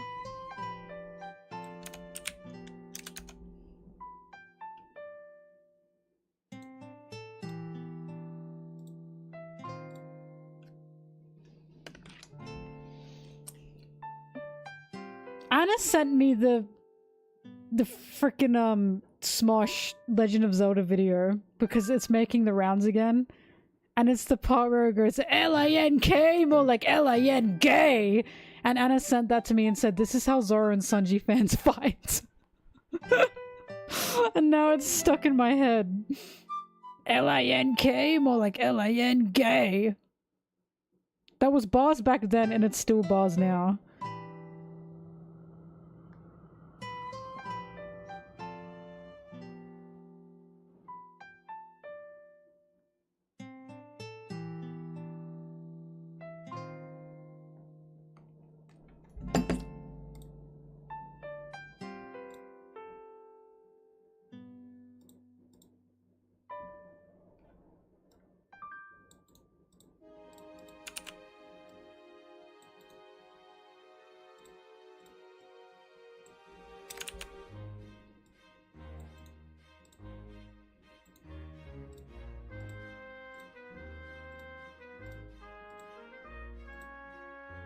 Right. King, in the chat, you have to check your Discord. Your Patreon. And you'll get a link. Welcome, welcome. Sanji Gay Smoke is such a classic. Don't even get me started on what a classic that is.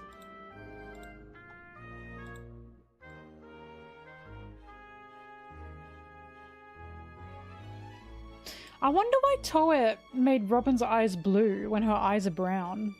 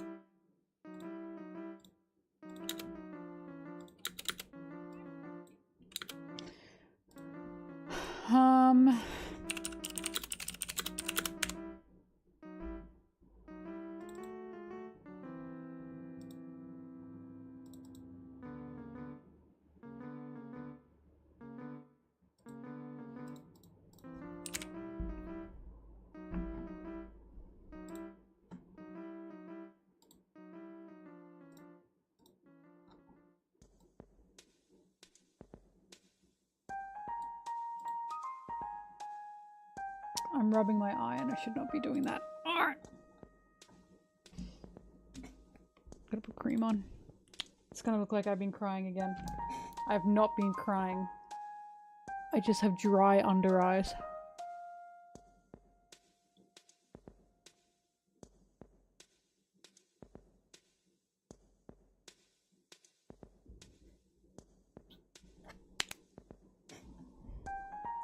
I'm not a crybaby!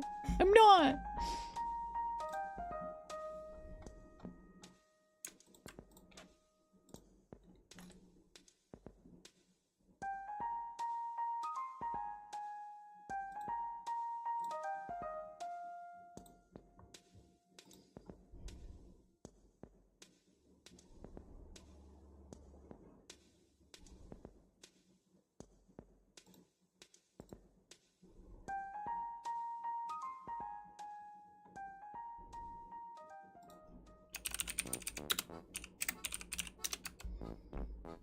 Mm-hmm.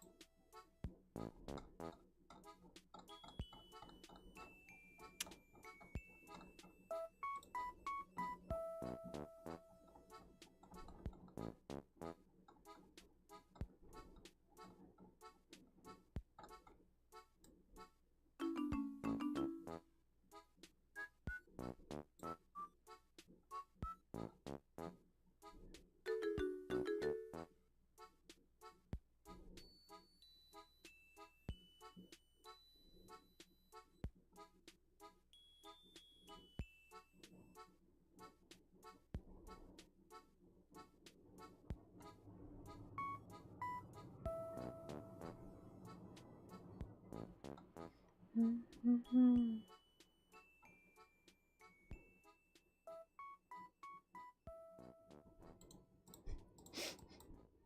I found the scene. Oh, so he's the teacher who's coaching your little brother. Something like that. He gave up.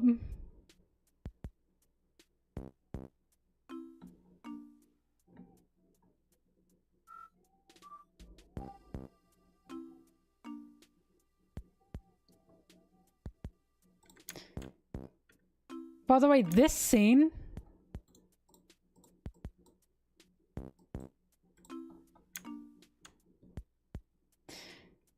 when Jinbe's just talking to Shirahoshi, and Luffy goes, hold on, and just slaps that axe out of the air.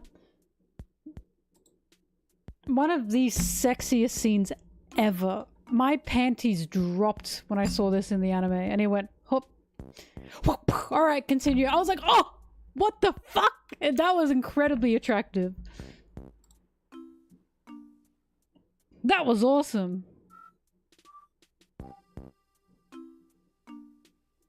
Oh, it's so cute.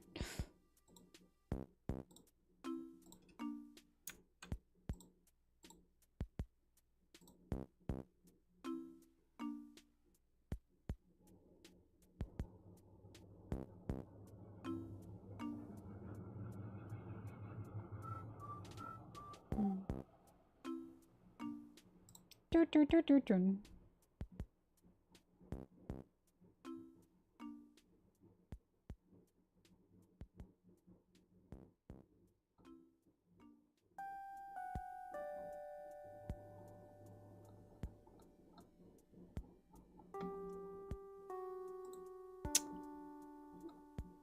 Sorry, I'm looking for a scene.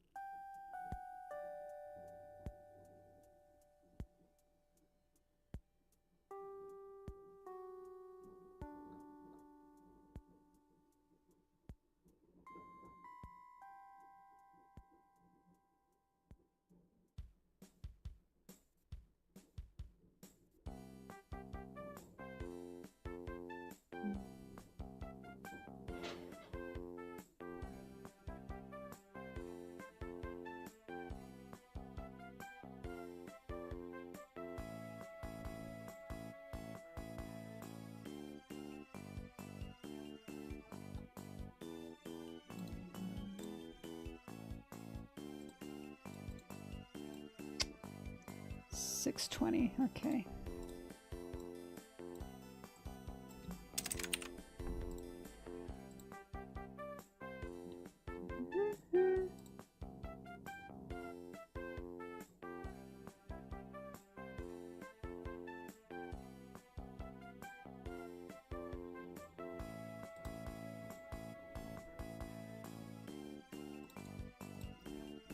Jinbe, Hachi, Luffy, manga page, 620.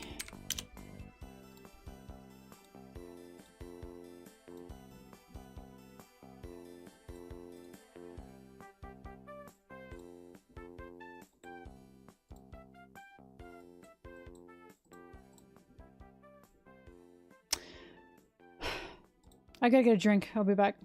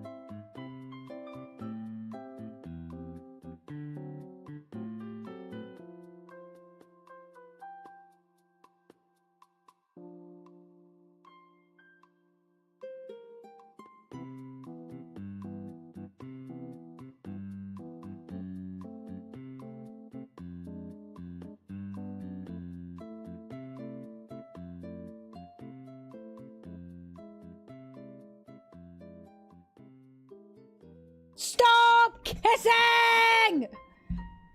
Stop it! Enough! Stop! I didn't say you could do that.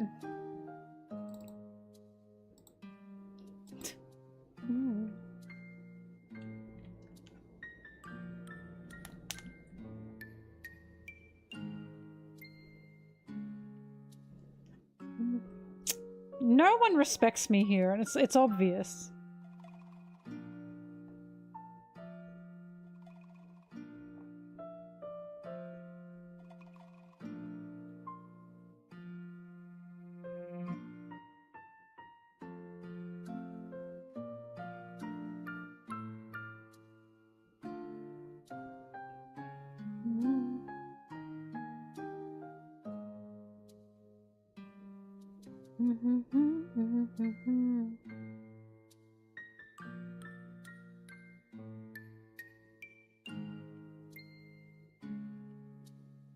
Howdy do, boys.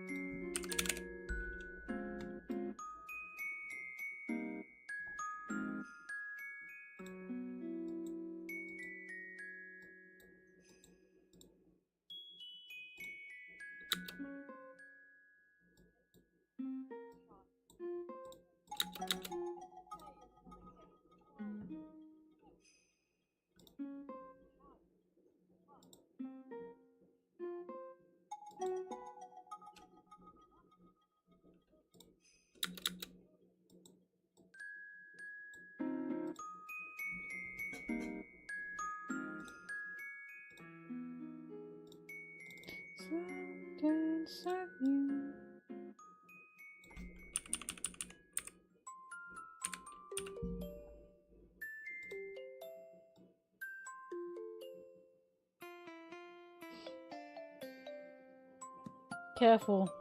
You tread carefully.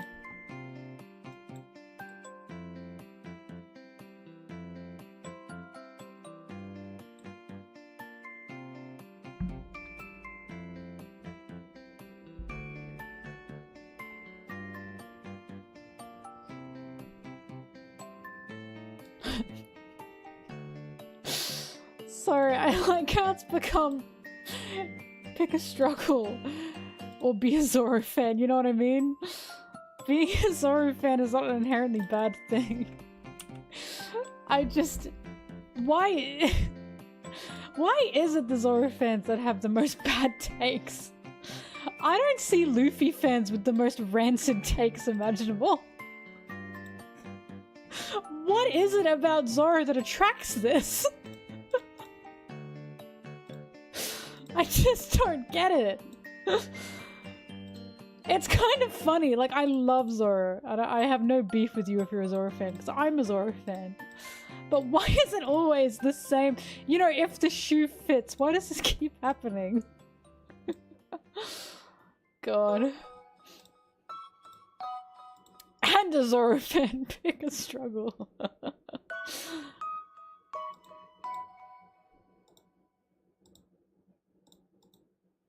God, that's funny.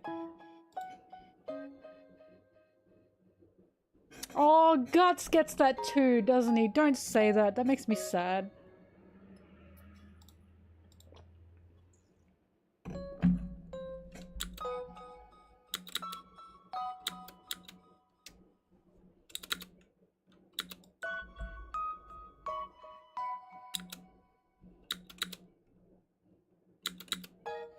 Dog on every Straw Hat except for Zoro. I'm a personal believer on if you love something, you can dog on it. I make fun of Sanji all the time. He's a fucking loser. That's how you know I like him. Same can be said for Zoro. I dog on him all the time because I like him.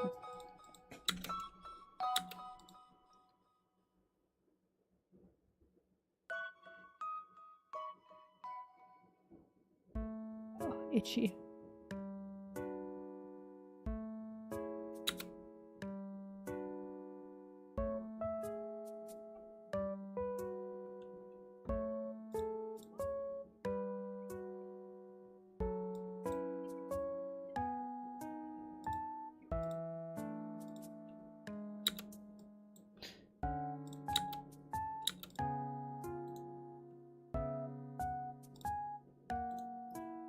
Oh, okay.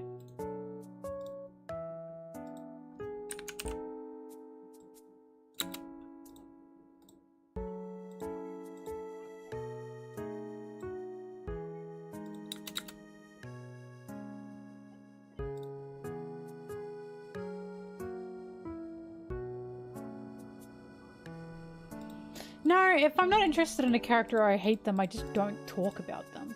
It's like Garp. I don't hate Garp. I enjoy him, but it's fun to rag on him, isn't it? If I'm not interested in a character, I just don't talk about them. I don't want that hate in my life.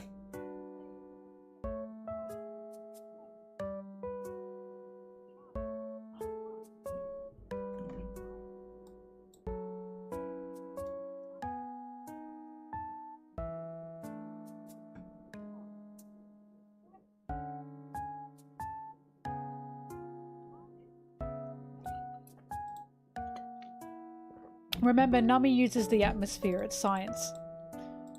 If she used, if she created rain where she was, she would probably create not a good rain. Like, she doesn't just create water, it's the atmosphere. Because the rain was toxic. It wasn't good rain.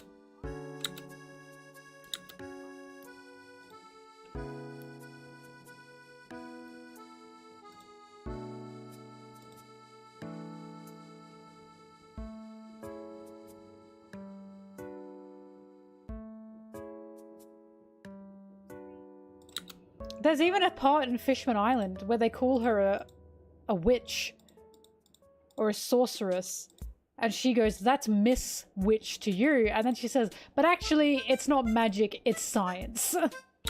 She says, "It's not magic, it's carefully applied science."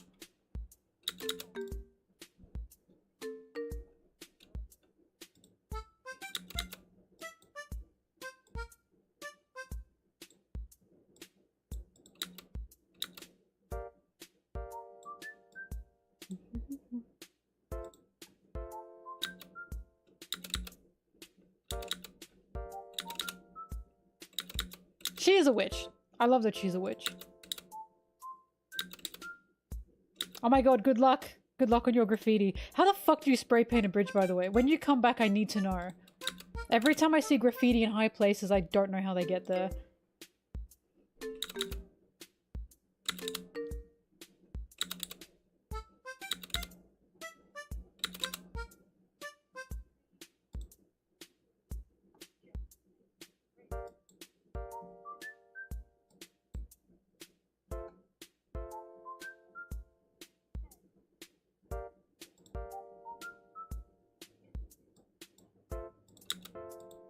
Law.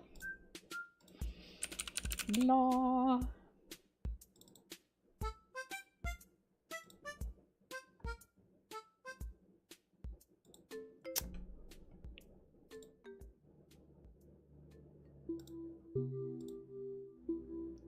Hello.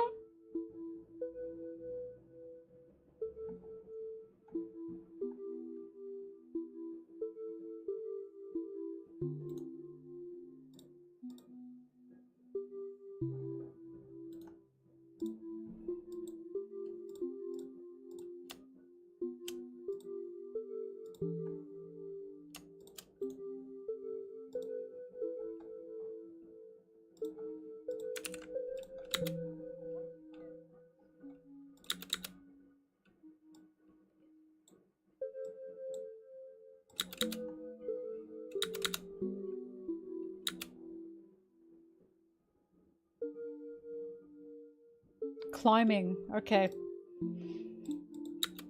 It's about climbing. Yeah, I couldn't do that.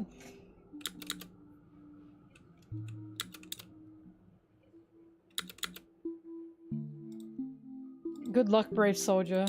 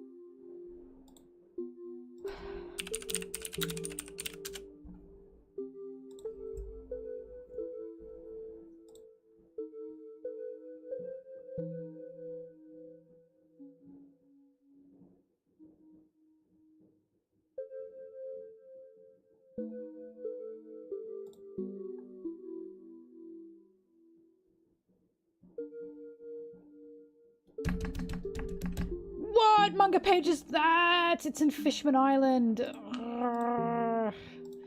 Sorry, it's in Whole Cake Island. Jinbear manga page. Oh!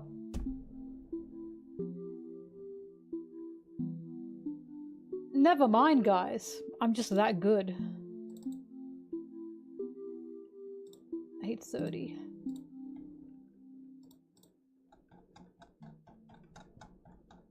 I've been having heart palpitations lately. Is that normal? Well, if I die tomorrow, you'll know why.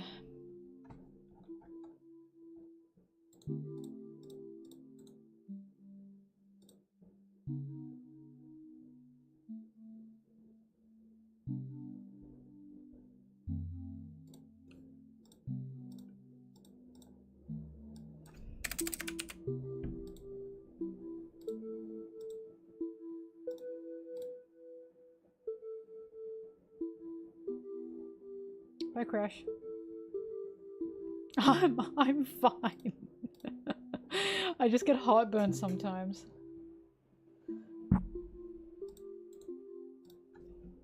Timber manga page 8:30.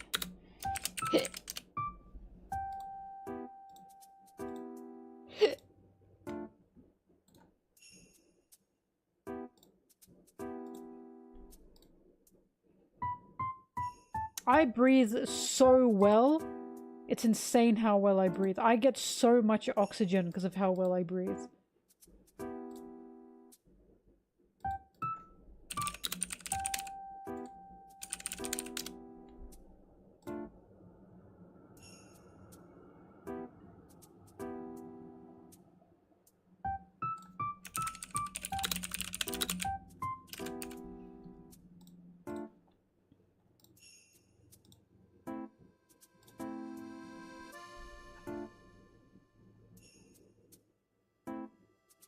Can I have the Sanji pillow? Nuh-uh!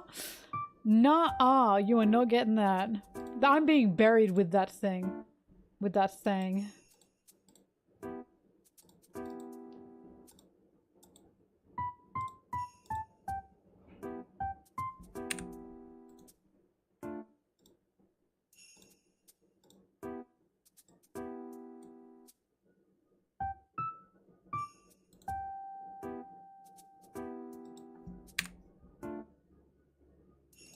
I want robin's fruit because when they're like, how to explain this? So like when they make like movies, right? No, not movies. Okay, everyone remember the Pepsi commercial? Everyone remember the Pepsi commercial, the infamous one? Where one of the Kardashians was in it and it was like a protest and she handed over a Pepsi? The amount of people that have to approve a commercial like that is insane. Just insane. That goes through hundreds of people. I want to be a fly on the wall. Like, I want Robin's Fruit to be a fly on the wall so I can see the process. Shit like that. I need to know. I need to know how this gets through this many people and no one stops it. Stuff like that. There's other cases as well. Like the Sonic movie when it first came out, the first trailer. Stuff like that, I need to know. How did that get through anyone? Was that trailer fake? Was that just used to create audience, like, reaction? I just don't know. So, I want Robin's Fruit so I can, like, spy on, like, corporations to figure out how they're getting these, like, ideas and no one's stopping them. Not a single person was in that room and said, hey, maybe we shouldn't make light of these protests with Pepsi. I just need to know. Yeah, that too.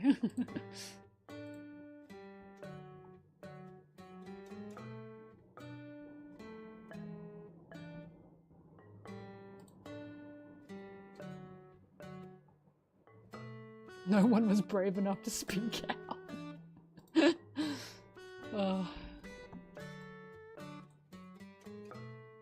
Crash, I thought you were going to bed.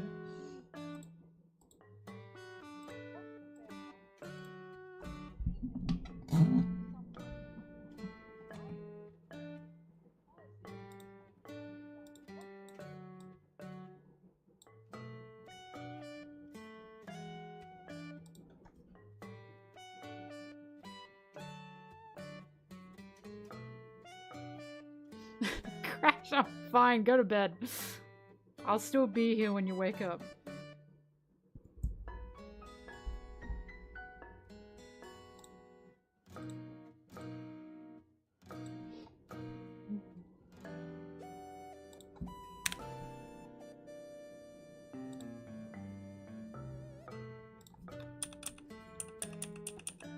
Corporate should care when it makes them lose money. That Pepsi commercial made them lose a butt ton of money. Like, tons. So I just need to know, you know? How did this get approved?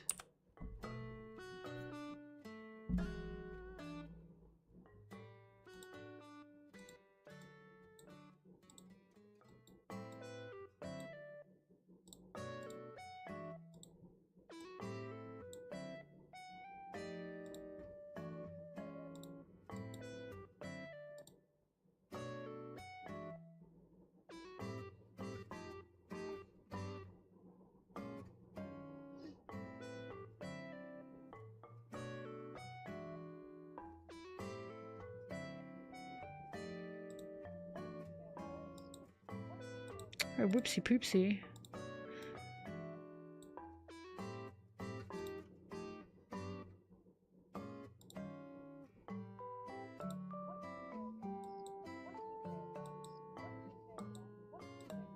Ow, that hurts my ears.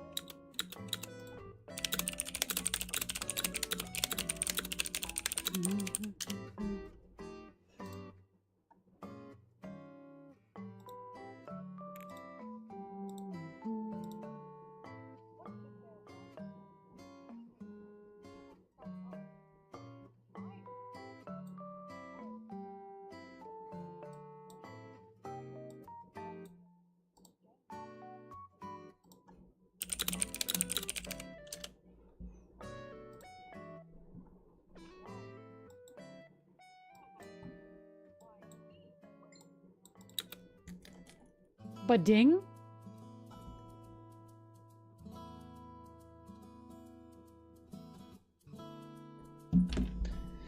Ba-ding.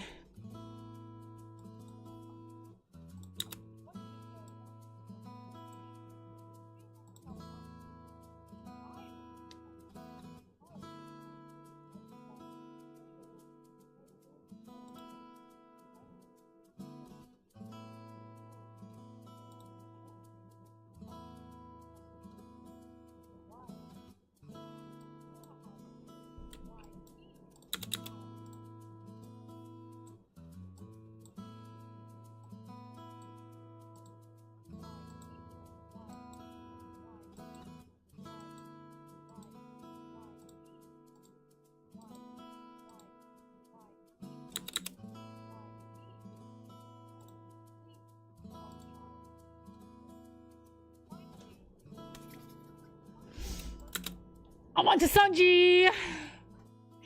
Yippee, yippee, yippee, yippee, yippee, yippee.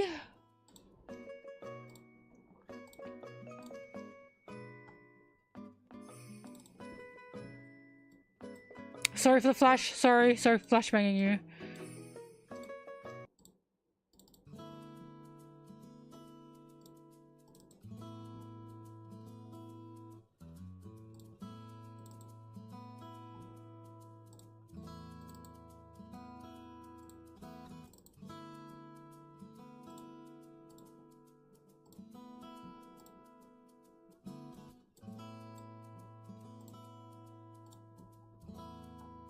C D E F G H I J K L M N O P Q R S. Okay, good.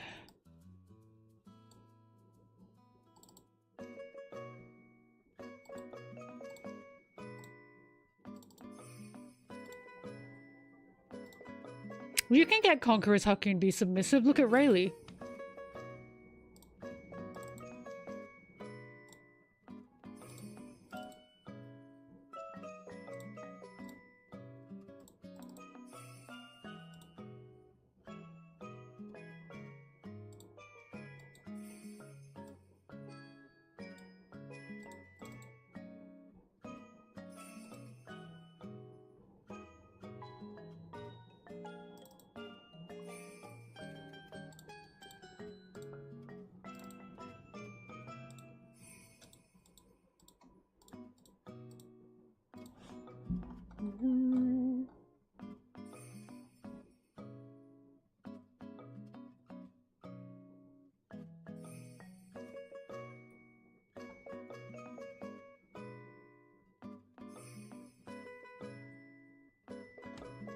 Alright, this will do.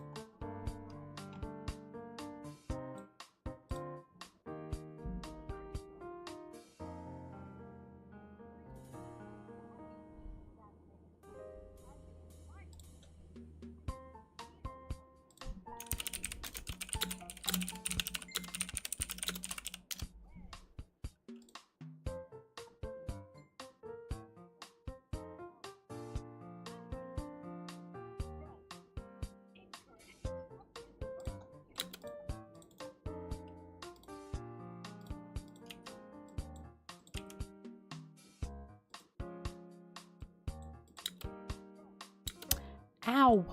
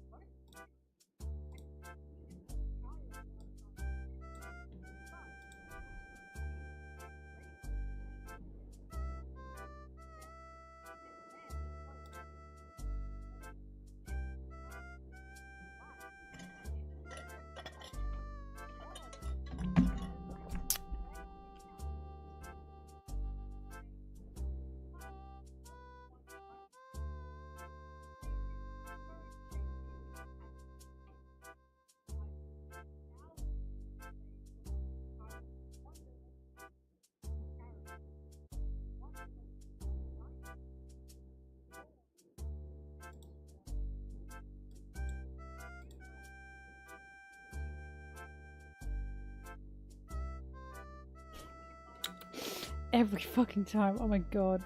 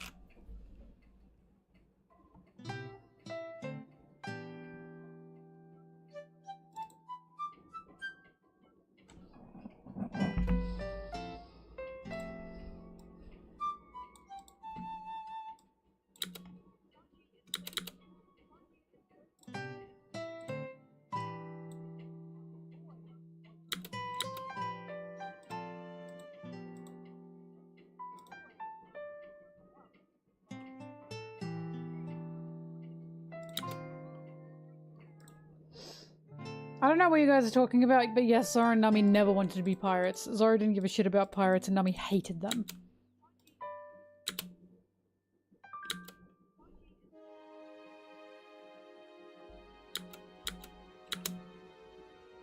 Yeah, I think Kobe would help the civilian.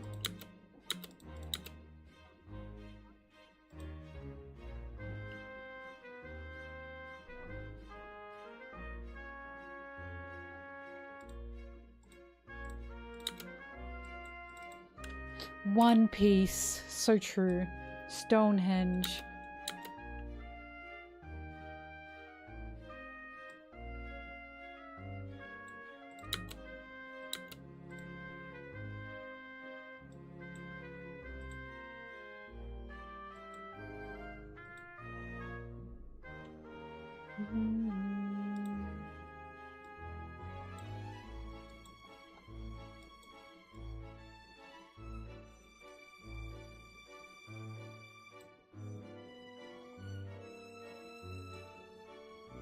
Ah.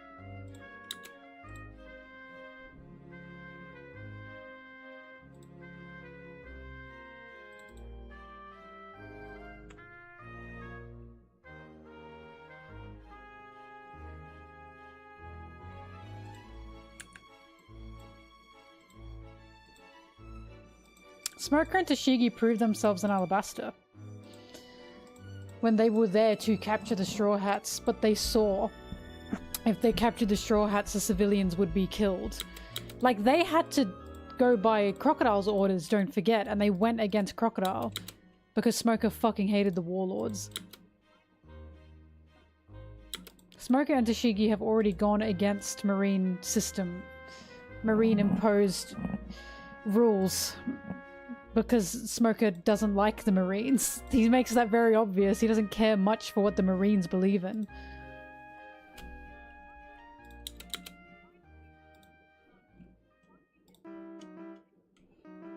To me, Smoker's the opposite of Garp. Smoker doesn't believe in the Marine system.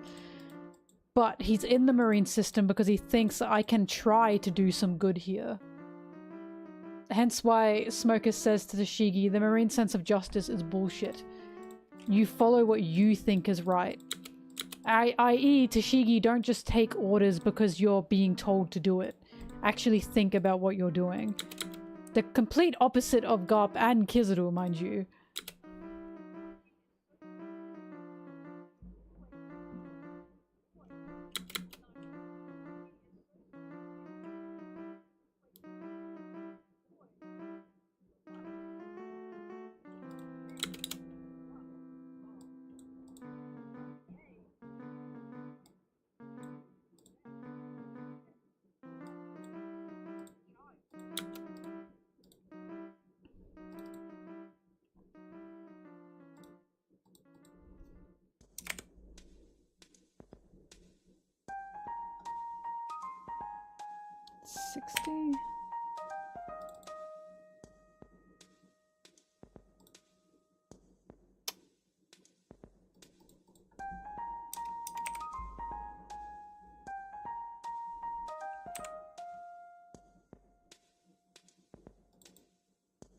Mm.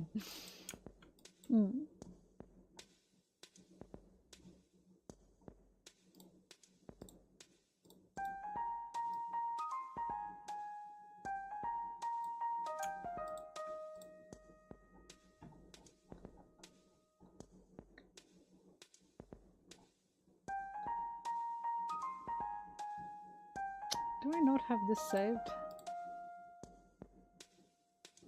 I guess not.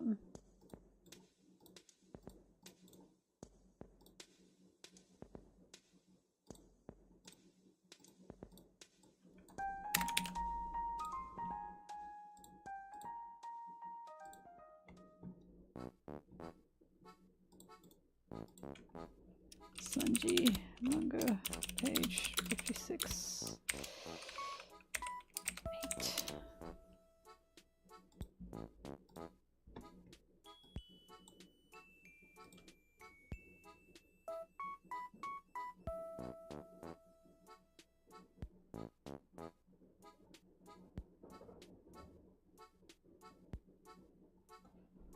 8.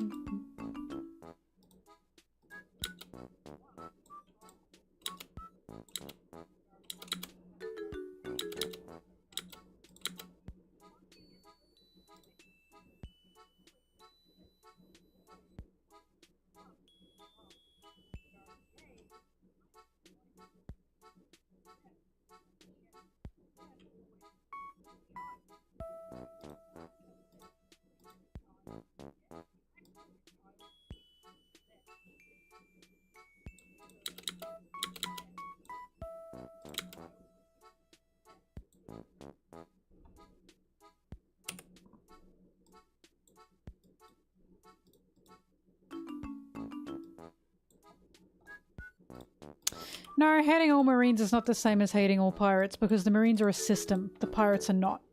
The Marines obey orders directly from one single point, pirates do not. That is totally different. That us versus them mentality from pirates, like pirates are opposite to the Marines, that's a Marine thing. Not even pirates think that.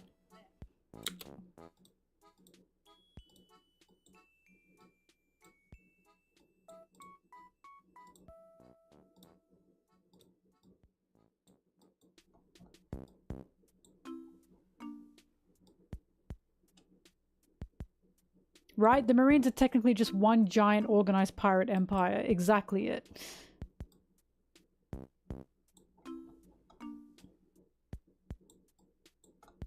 And lest I say, as I've always said, the Marines are the reason pirates even exist in the first place.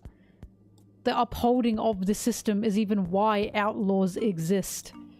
Because some people don't fit into that system.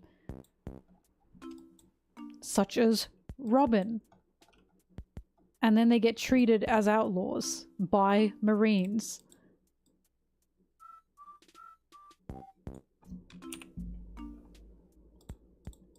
Pirates are literally single entities. Marines by default are not.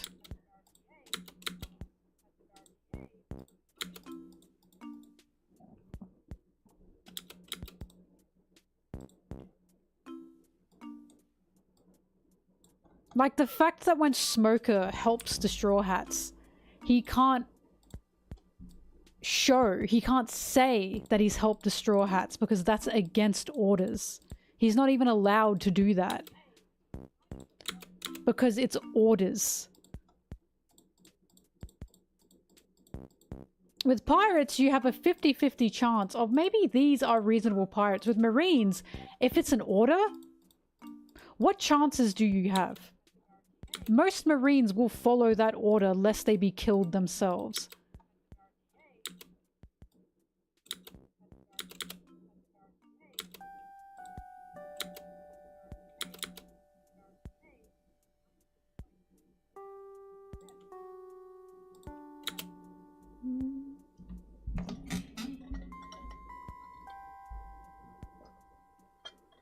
I disagree. Marines and pirates are not two sides of the same coin. Because as I've said, Marines having that us versus them idea with pirates, that's a Marine thing. Pirates are not the opposite of the Marines. Like, pirates are not the evil to the Marines' good, or vice versa. They are... like, there's no two sides of the same coin there, in my opinion. They think they are against each other. Pirates don't call themselves justice, yeah. Pirates also don't call themselves evil.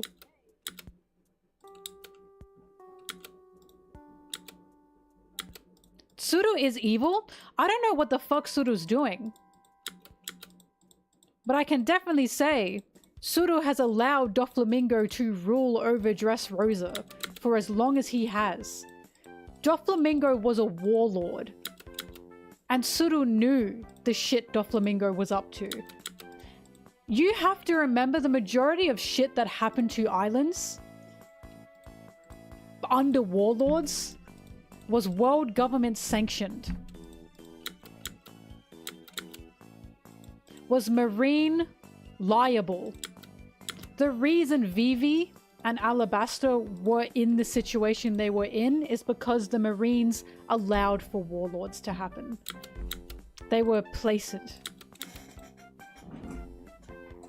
Which is why it's just so ironic. And it's like, well, what about like warlords? Yeah, and who put those people in power? It wasn't pirates, that's for sure.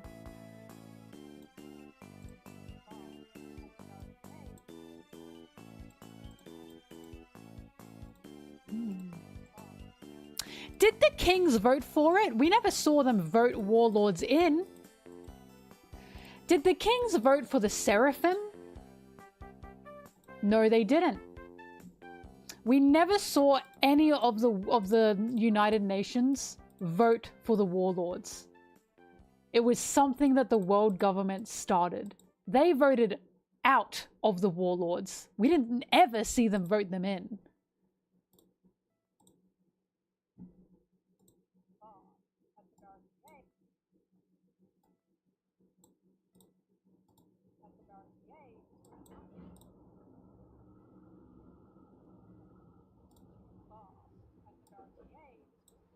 Yeah, Marines forced to uphold a warlord system. Right? Is Pseudo evil by definition? No. Is she still upholding a system that supports slavery? Yes. That's the point. If I were a slave of a celestial dragon and I ran to the Marines, I don't know if they'd help me. There's a high chance they won't help me. You know who could help me? Pirates. That's what we're arguing here. The Marines have one system that they follow. And that's dangerous. That's kind of the point of One Piece. You can't say that all pirates are evil. When it comes to the Marines, they literally have justice on their backs. They literally call themselves the good guys. They are a conglomerate. They are a hive mind. That's the point. And the ones that go against the hive mind are seen as doing something wrong. They're either hidden or they're punished for it.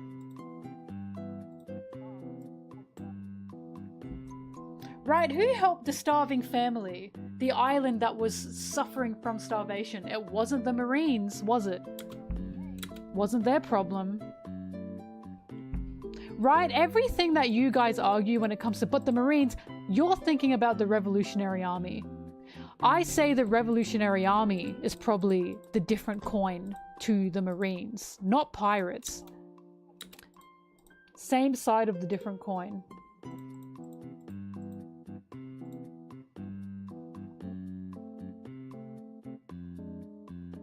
Marines that tried to save Nami's village. Yeah, and who then upheld Nami's village in the position that it was in? Who took the money from Nami that would have saved her village? Who did that? Real quick, answer me that. And who, at the end of the day, saved her village? Who was that? Nami had the ability to save her village, and someone took her money from her because they bargained with a pirate.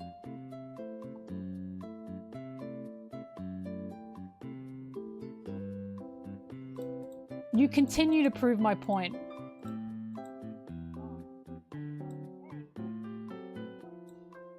I'm not trusting the system that upholds slavery. Not in a million years. I'm not trusting anyone that is complacent with a system that upholds slavery. That is what the Marines do, and I think people forget about that. I think people forget about the horrible things that the Marines condone because they are the world government's lapdog. The Marines are the ones that sanction busticles, not the world government. That's the Marines. The Marines are the ones killing innocent civilians and children because they're told to.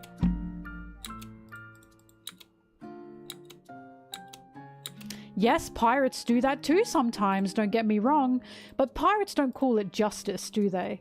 Pirates aren't saying, this is for the good of the world, this is for the better. And that's the problem.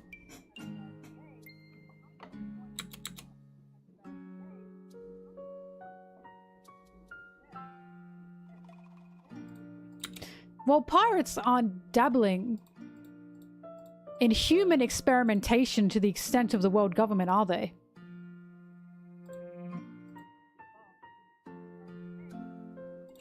The Marines that tried to save Nami's village were weak. That means they're not good. No, I'm saying who kept Nami's village in that state. There was a Marine that had the ability to save Nami's village, and he simply didn't. The reason Arlong continued to have the power that he had was because of the Marines. The Marines had all ability to send fleets over to Nami's island and actually stop Arlong. They have the manpower, and they didn't. You are missing my point. It is not the same thing to say all pirates are evil in the same way it is to say all Marines are evil. That is not the same. Because in the end of the day, the Marine service system that ruins people.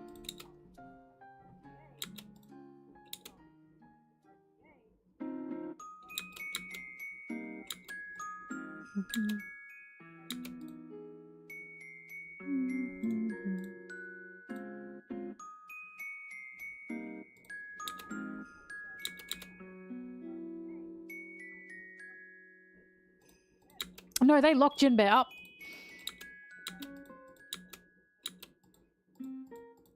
But that was a point, that for Jinbei to become a warlord, they had to free Arlong. That was another fucking government-sanctioned thing. Arlong was dangerous. But because the world government wanted the warlords, they let Arlong go.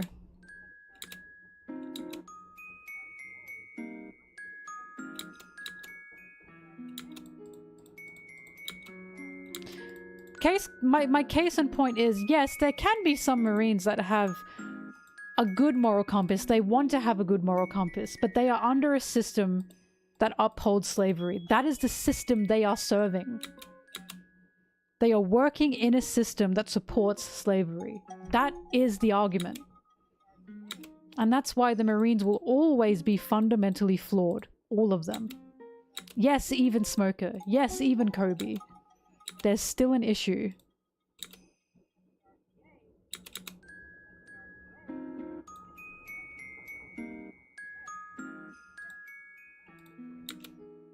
Suru! Why are you saying Suru when Suru let Doflamingo take Dressrosa?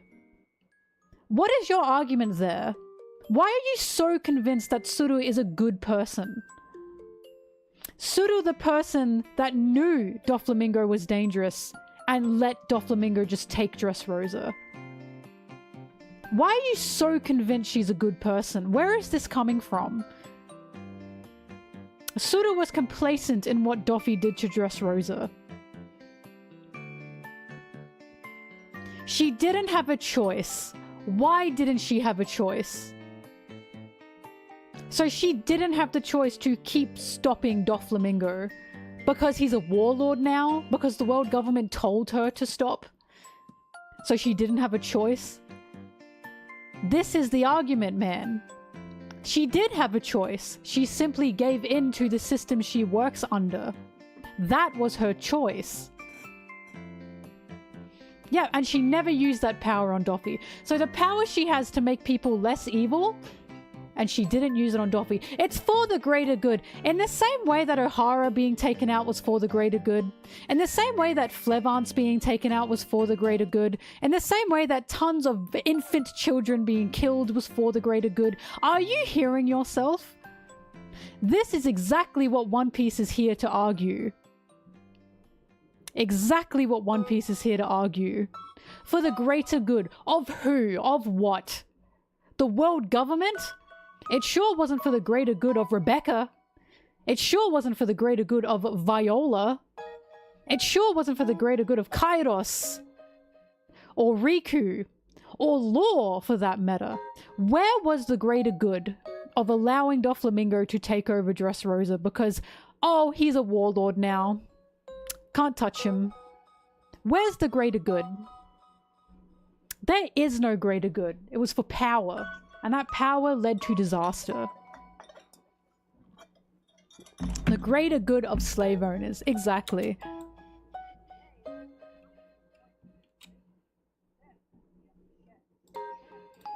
That's so true. Suru does have the power to watch the evil of people, and yet she never did that to Doflamingo. What a point that is.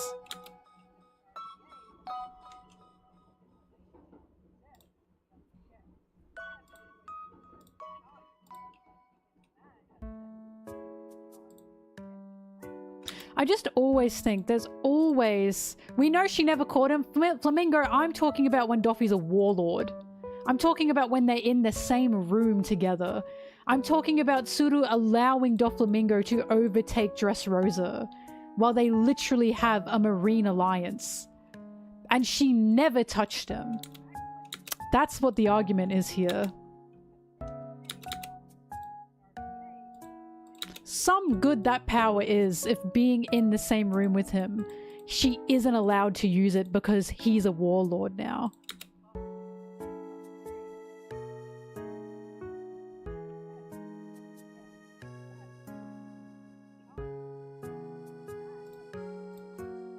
Suru could have been like Smoker. Smoker arrived in Alabasta, saw what Crocodile was doing. And he didn't even know Crocodile personally. Saw what Crocodile was doing, realized the Straw Hats are the ones who will save Alabasta. Whatever I think is wrong, I have to remove, because the Straw Hats are the ones that will help Alabasta and innocent people from being killed.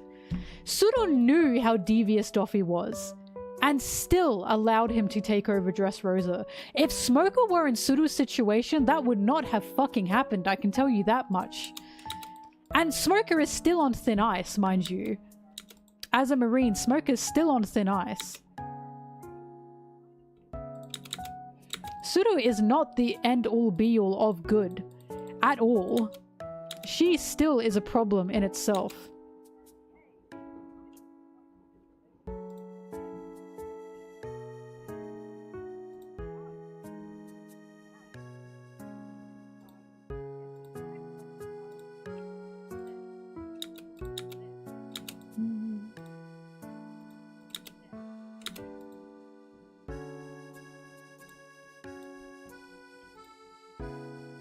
It's the, oh, the hands were tied, and the tying in question is they had to follow orders.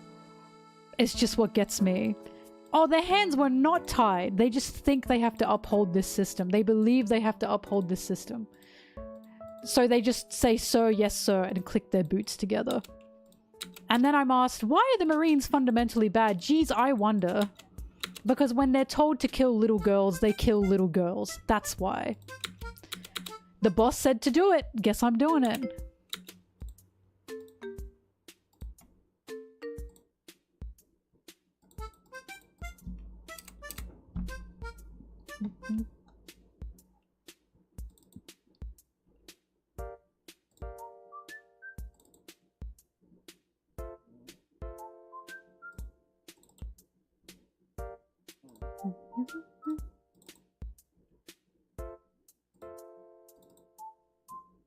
It's gonna be 54.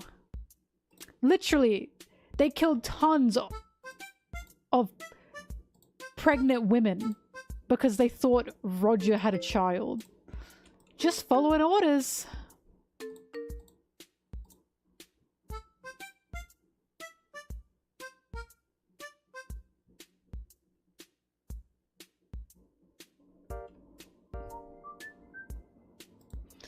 Look, screw the point that Suru just showed up. Doflamingo ruled Dressrosa for, what was it, like 12 years? Over a decade, he ruled Dressrosa. And Suru, again, she knew how dastardly this fucker was. And just let it be. Because he's a warlord now.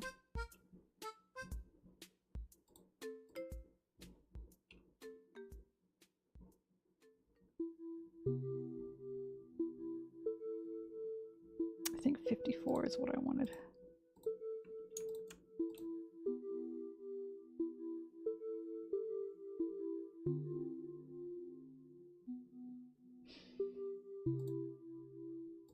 Yeah, Saturn dying in front of the Vice Admirals, I'm not sure what that's gonna mean.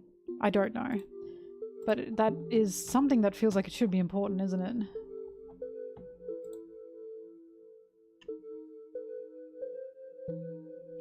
I'm just following orders, see?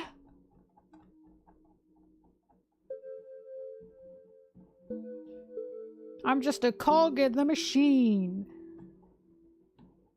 I don't want to pull the trigger, I've just been told to.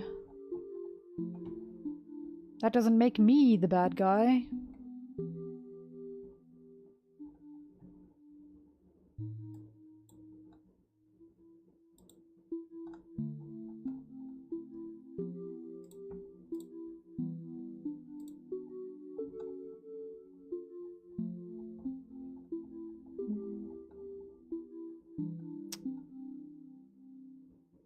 Oh, the fish has already been popped out. 50 maybe?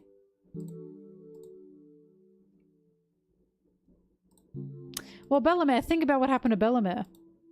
She was in a war, and she left the Marines to raise her children.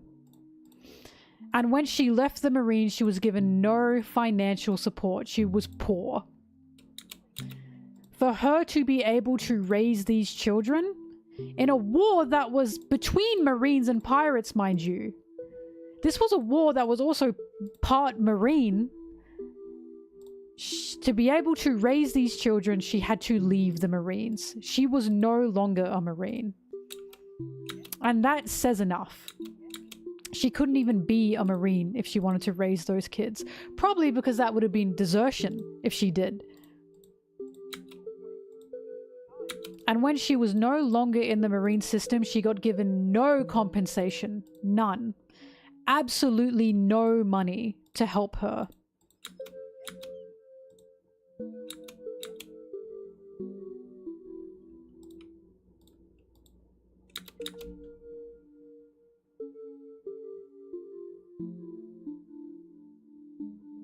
Brooke was part of a kingdom, but we don't know if that kingdom was a world government kingdom.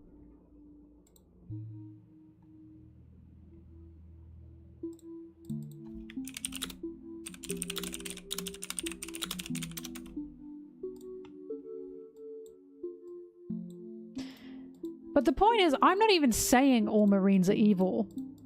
I'm saying all Marines uphold a system. And that's the issue. You can be a Marine and want to be a morally righteous person, such as Kobe, but you have entered a system where you have to uphold it.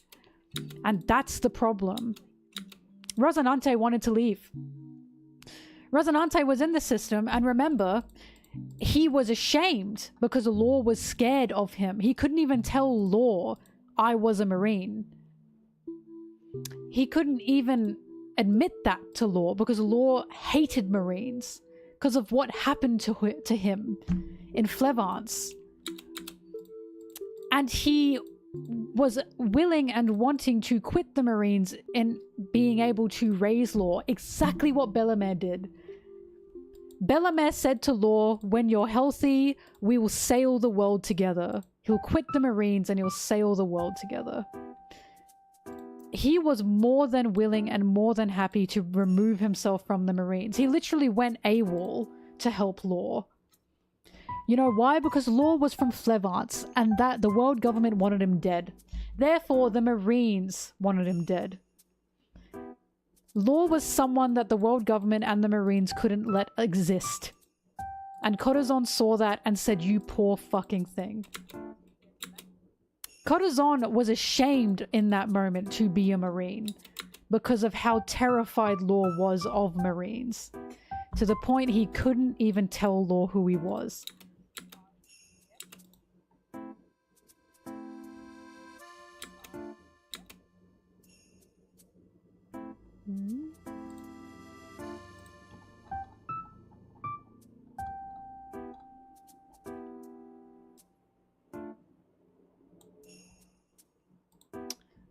That's the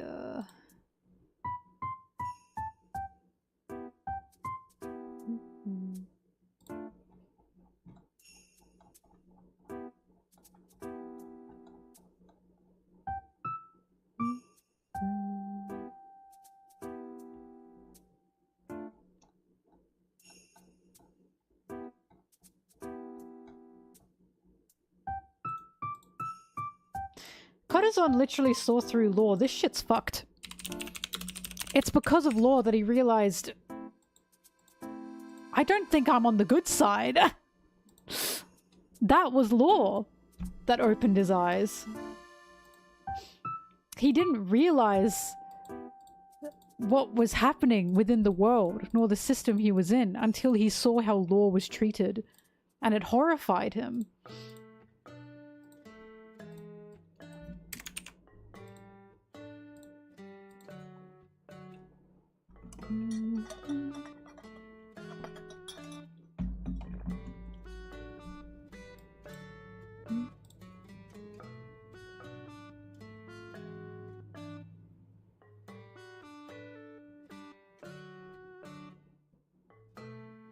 Sword has a huge way to go because they're still holding justice on their backs. So long as they have justice on their backs, they are a problem. That's the case. That's just the point. That's the argument. If they still think what they're doing is justice, then there's an issue. It's that simple.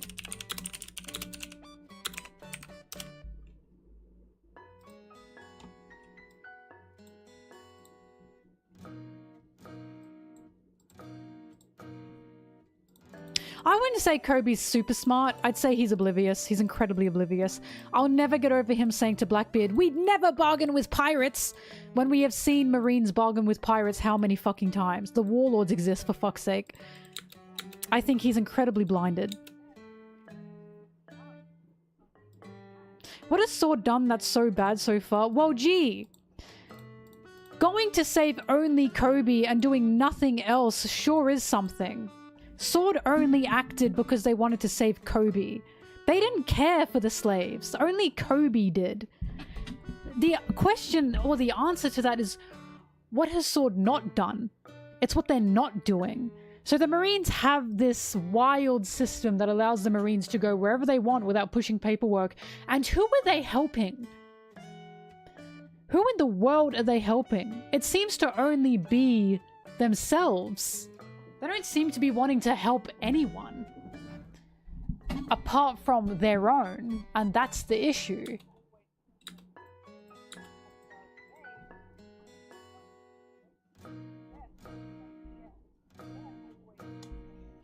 And they're doing it with justice on their backs.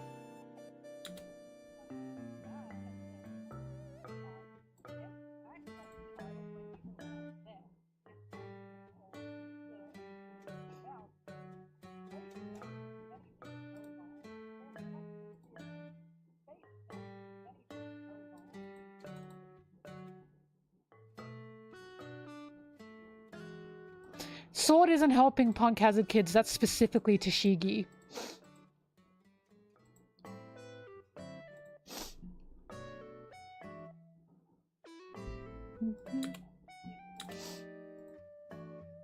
And again, remember who Tashigi is. Tashigi is someone who follows her own sense of justice, not the Marines, because Smoker taught her that. Yeah, and Nami entrusted Tashigi with that too.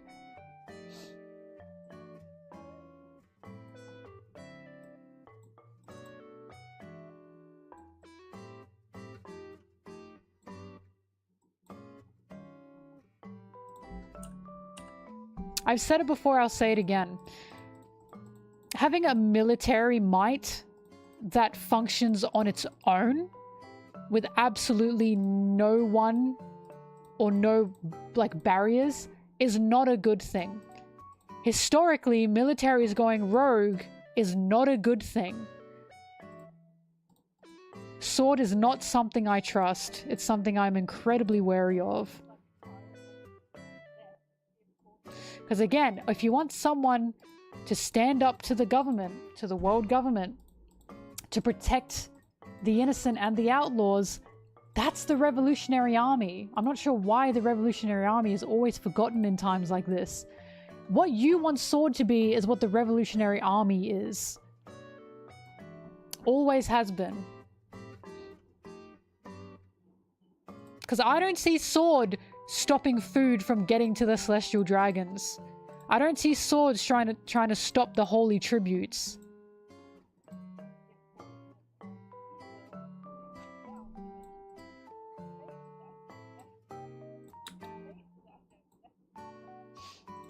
It's not even that the Marines are the bad guys. It's just that they're complicit. It's just that they are a problem. They're just a commentary on when you join a system, you are upholding that system. You are fighting for that system that you are under, and the Marines are under the world government system. They literally are busticles. They are the ones that took out O'Hara. They would also have been the ones that took out Flevance, because the Marines do what the world government says. And I have to argue this, and it's like, they are an issue. The Marines are a problem. They always have been. Yeah. Hi, Nino. One time I saw Mel climbing in the Empire State Building in New York City, claiming she wished to be like him. It's true, I did do that.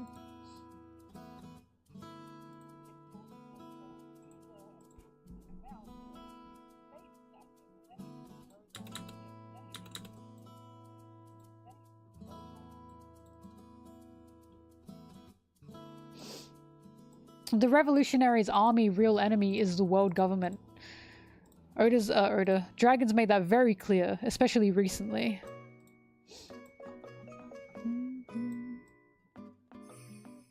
All I know is I have literally watched the Revolutionary Army. We barely see the Revolutionary Army, and they've already done more for the better of people than the Marines ever have.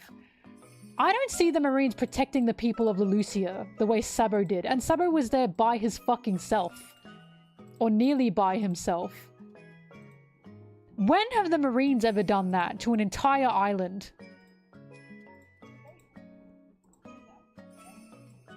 Because remember, the Marines are serving under the people that took that island out. That's who they serve.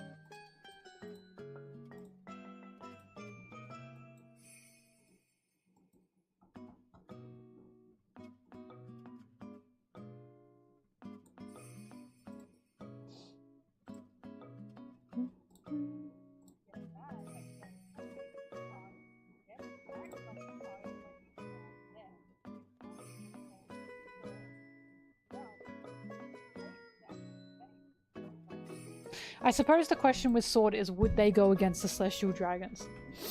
I think that's the question. If the Celestial Dragons were about to take out a whole island, would Sword go to help the island? I don't know. I simply don't know.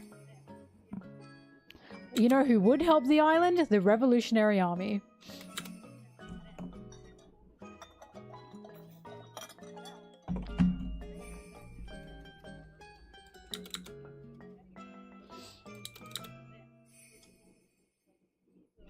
I also think Kobe would, and then that would be a moment of clarity for Kobe, of where he is and who he is and what he's serving.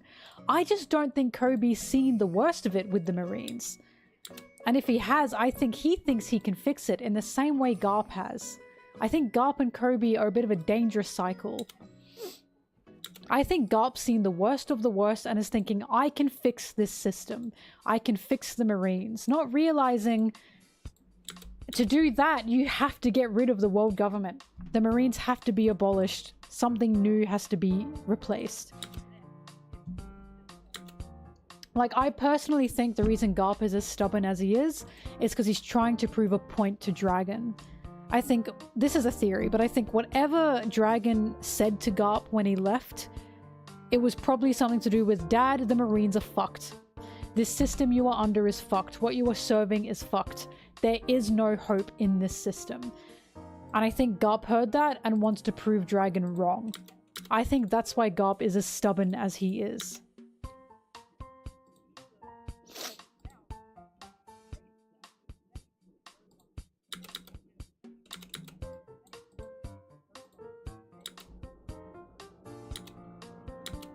Kobe helps people, he does. I'm talking about, I want to see Kobe when he's at those slave auctions. I want to see Kobe when the Celestial Dragons and the world government are taking out our entire village. I want to see Kobe at God Valley. That kind of stuff. I don't think Kobe's seen that extent yet.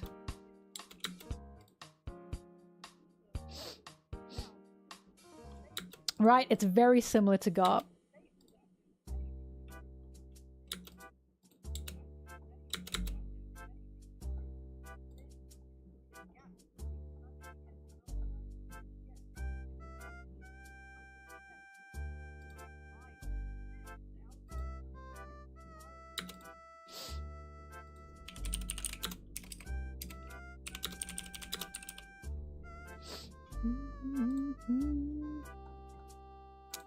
what am I looking for? No, I do wonder what's going to happen with Kobe. And I do wonder if Oda's going to take that direction with Kobe and make it Kobe realizing, if I want to be this hero that I'm wishing to be to help people, what I'm under, the system I'm in, everything needs an uphaul, right? Like, I can be more than this without being just a Marine. I don't have to be a Marine for this. That kind of stuff.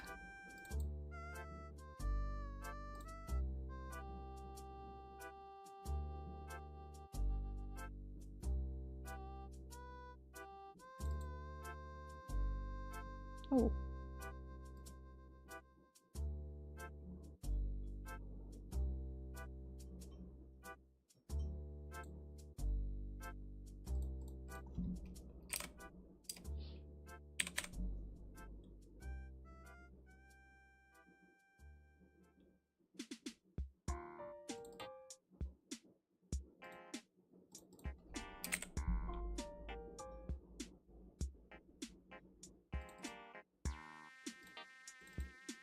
That's what I was looking for. Get him, boys! Get him! Don't let him get away.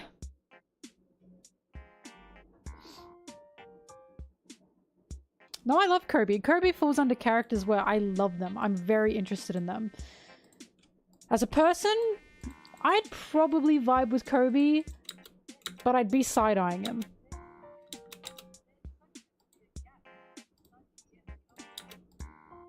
I just think it's interesting that Garp is quite literally creating a Garp 2 with Kobe.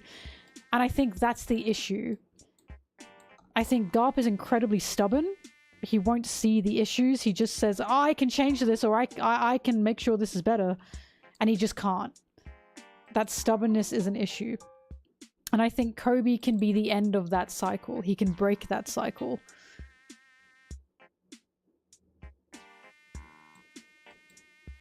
What is this music? Mosquito. Music that mosquitoes listen to.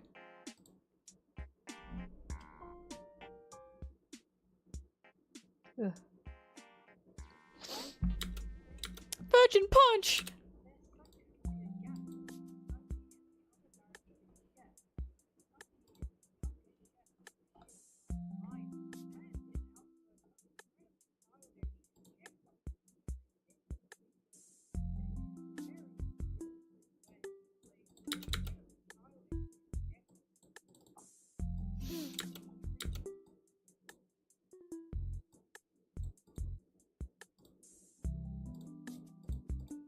But I will say this, asking a gay person, who would you trust more, Marines or pirates? Well, gee whiz. Because the government and military have always been so nice to gay people, haven't they?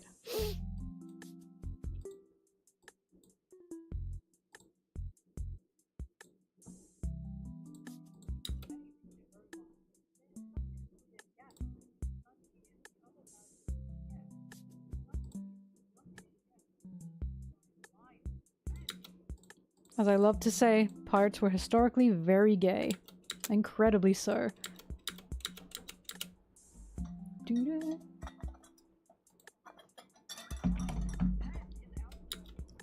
Ivankov being one of the leaders of the Revolutionary Army is how I'm like, I'm so sure Oda has very much studied up.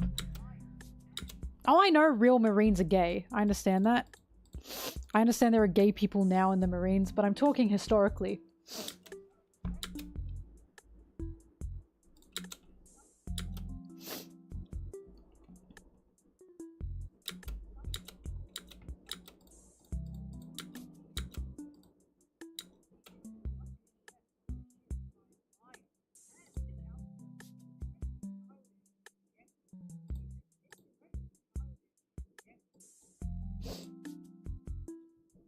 Half the revolutionary are gay, that's so true.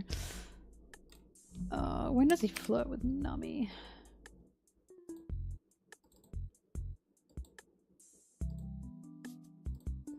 Must be 45. Right? That one with his hand on his hip. What? Who is this man? Hang on, I'll bring it up in full.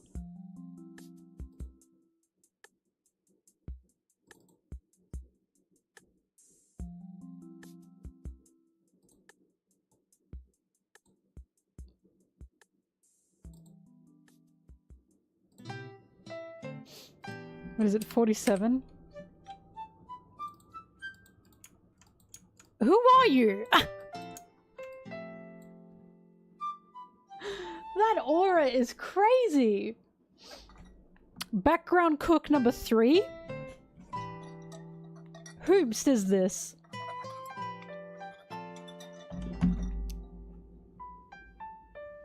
Me shooting Sanji because I'm nonchalant AF.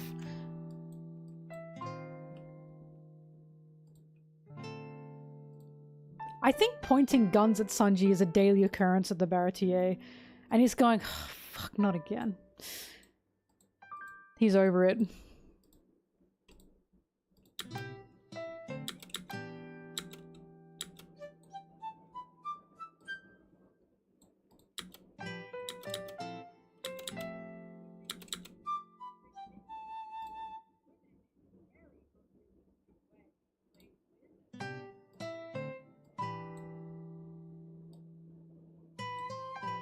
He practiced that pose in the mirror.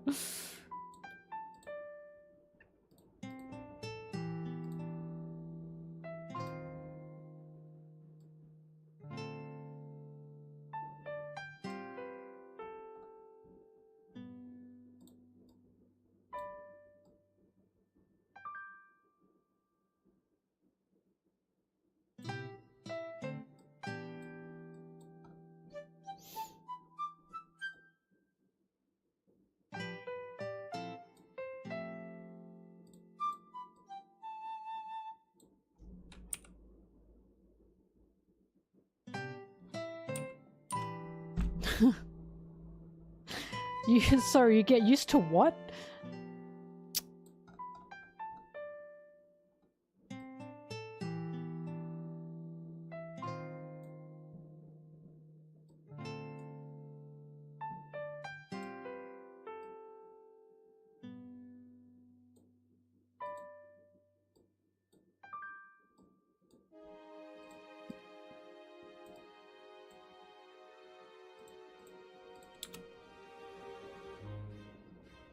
But if there are good and bad pirates...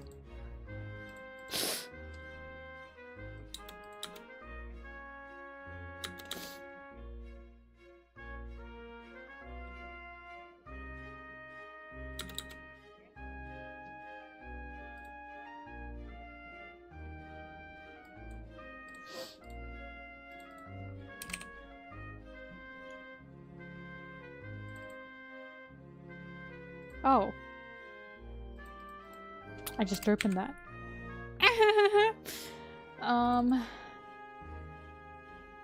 Oh, Yellow's not here to see their man.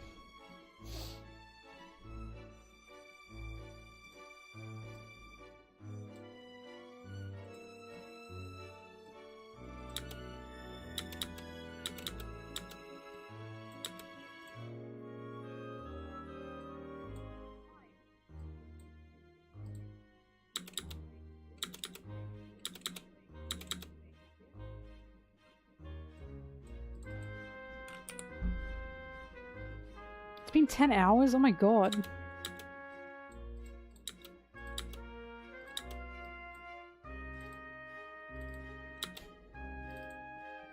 I remember when I was on the Reverie and we, like, it was 12 hours long. And the host was saying, thank you so much for being here for, like, 12 hours. And some people commented, how do we tell them this is like normal stream? This is like a normal stream for Mel.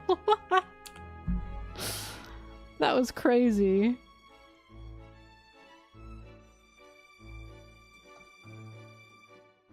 It's true, like... Hi Voticon, it's true, this is just my normal streaming hours.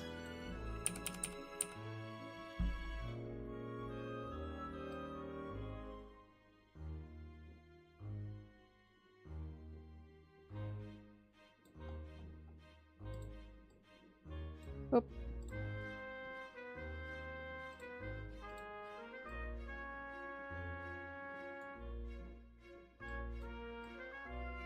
Oh, you're welcome. You're so welcome.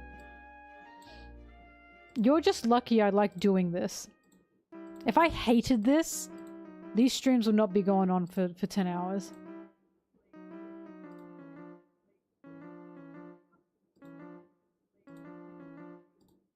God, I'm thinking about that quote again. How do you stop the heartbreak? You cry. Or how do you deal with the heartbreak? You cry. Oh God, that changed me.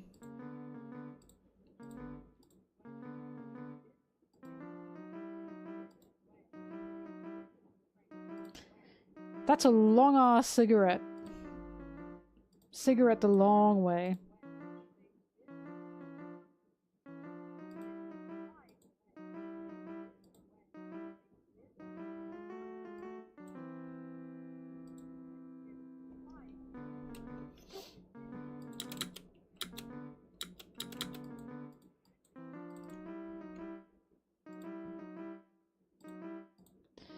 Doo-doo-doo.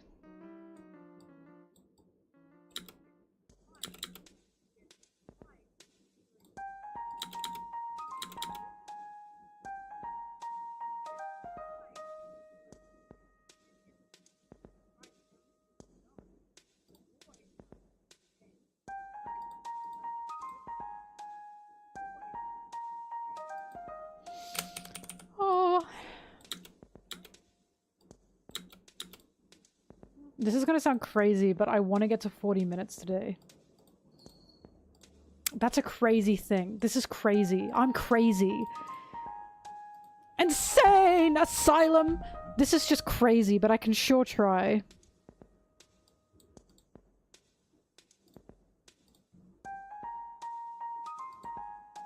$30 If I nut up and shut up, I can make it.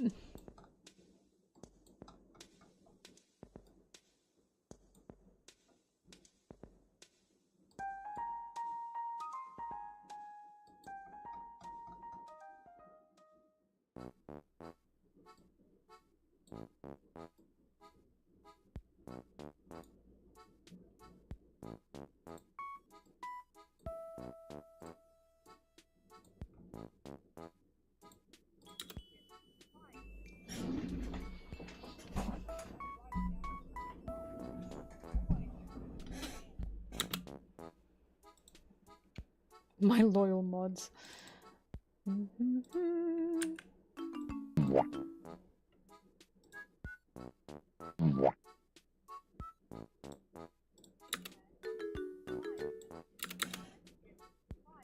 Oh, my eardrums. Why did I say that so loud?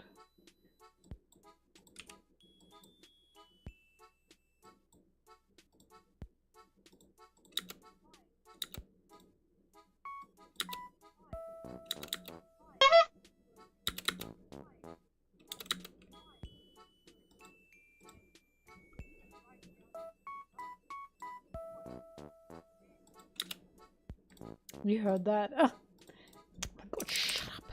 Shut up. 67, 68 should be.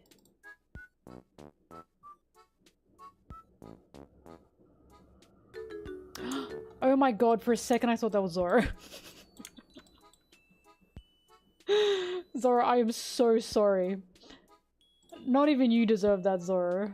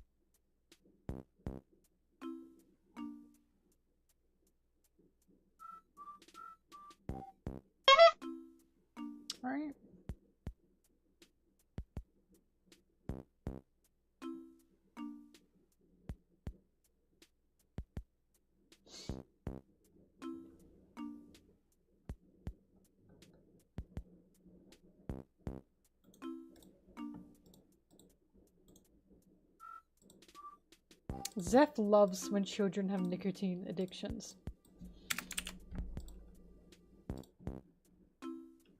I bet you're thinking, well, why did you say that? Hang on, let me save the page.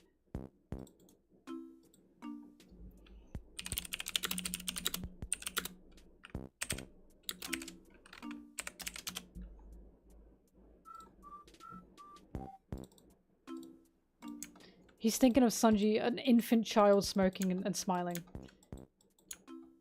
Zeph loves big tobacco.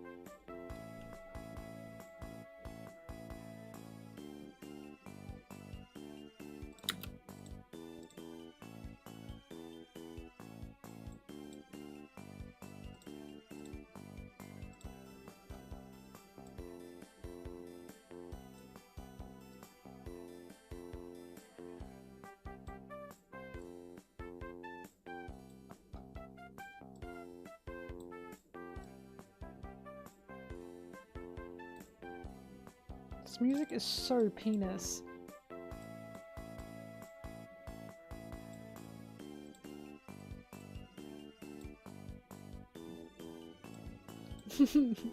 Melbushka.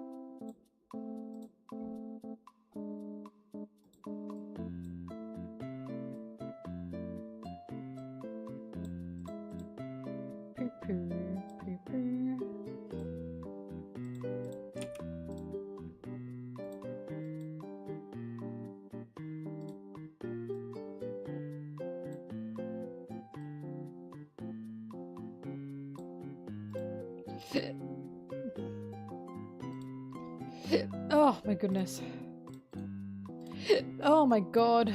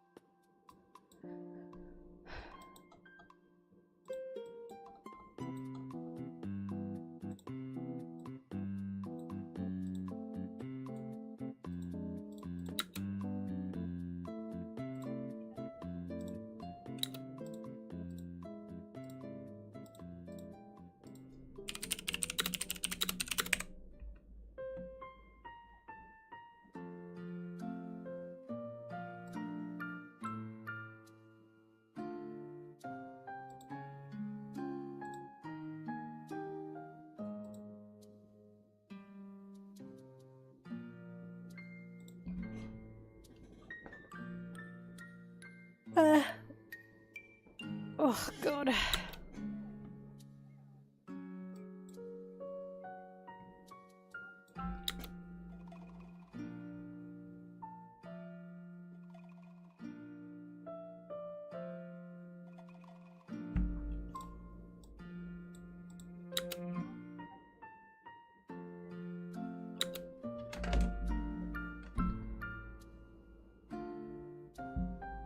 Why are my eyes so red?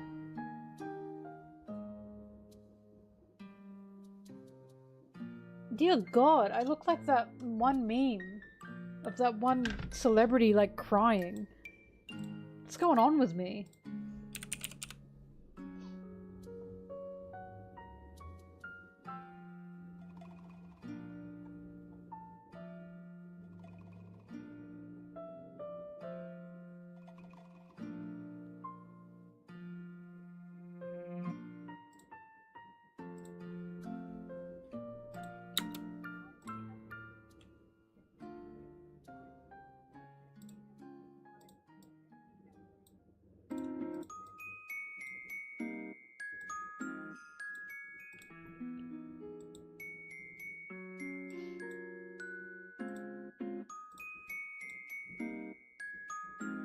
You've been looking at a monitor for 12 hours.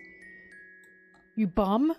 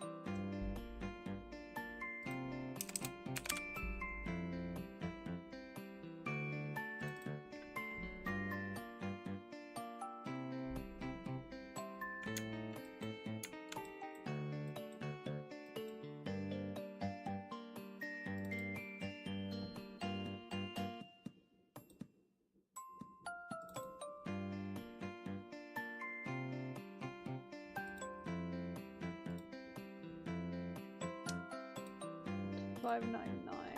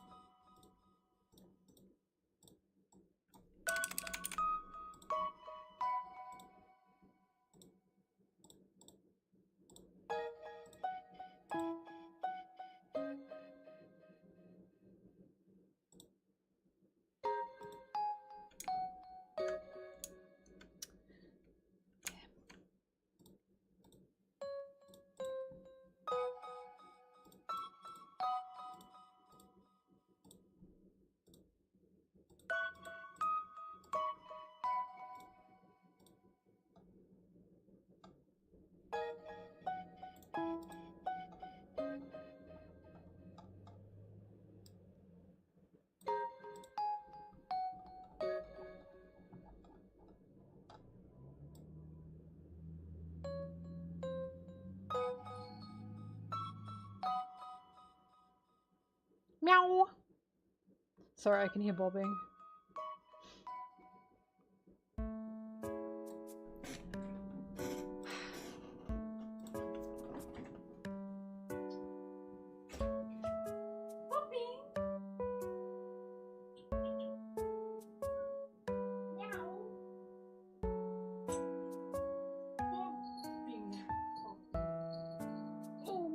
You are so cute.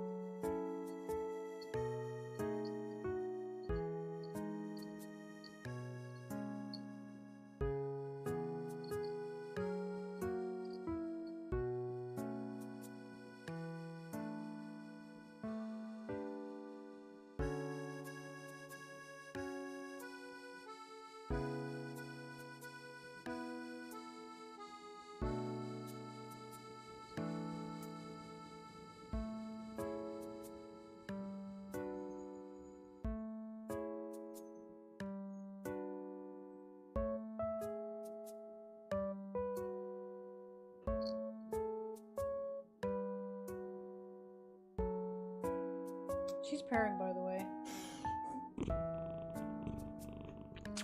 You are so silly. Mwah.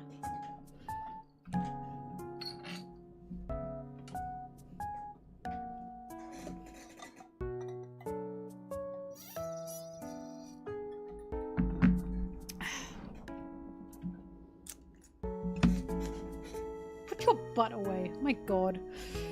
Dear god, man.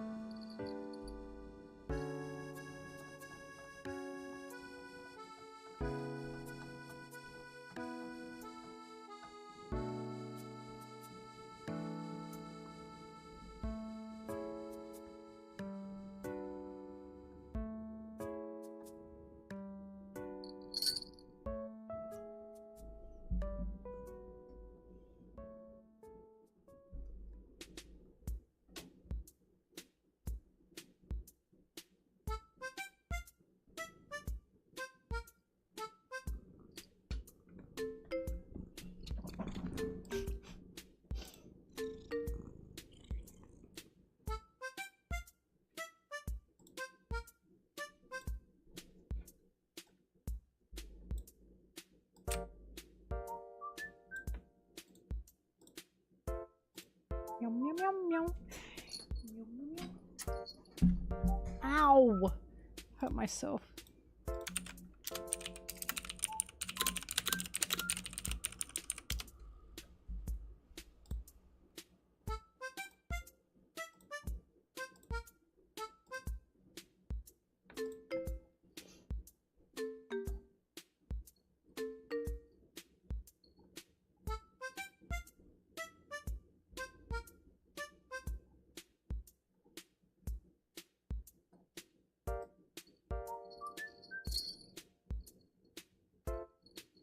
Do, do, do.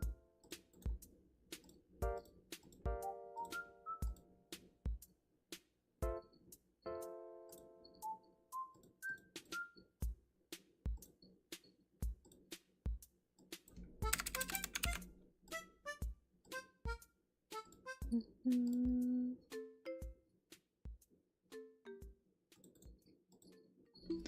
Sanji manga page 598. What do you want? What do you want? Oh no, I lost it. Oh god, I think it's 598. Oh, it was 599. Oh, Bobbing, you distracted me. Bobbing, you are a distraction.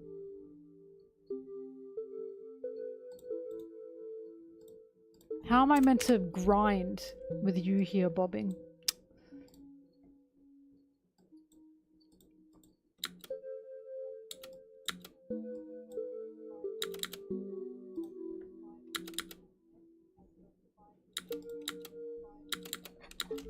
Oh, okay, bobbing. Okay, bobbing. You can stay there.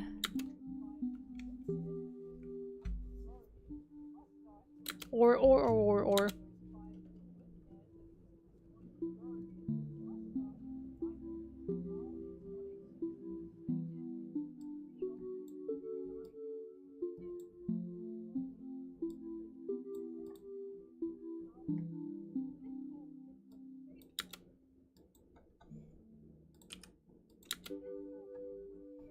I'm never the problem.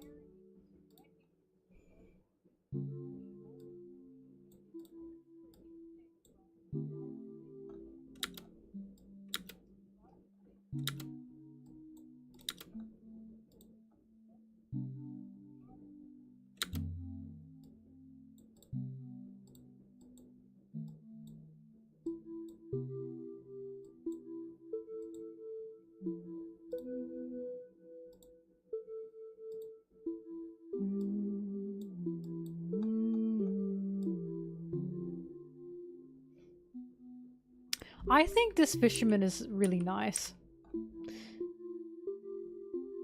Because Zoro for some reason just wanted to fish.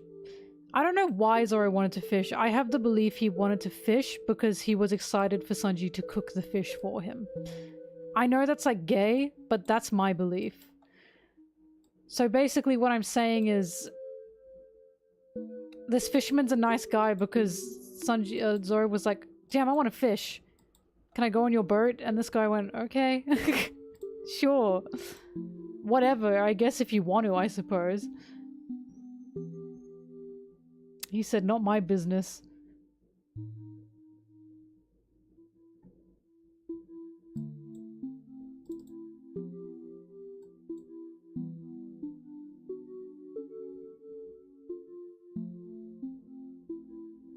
$600.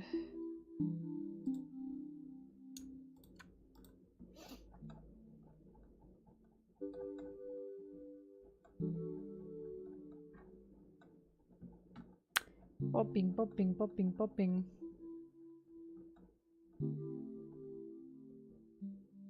Oh god, Rayleigh is so attractive. That's my old man.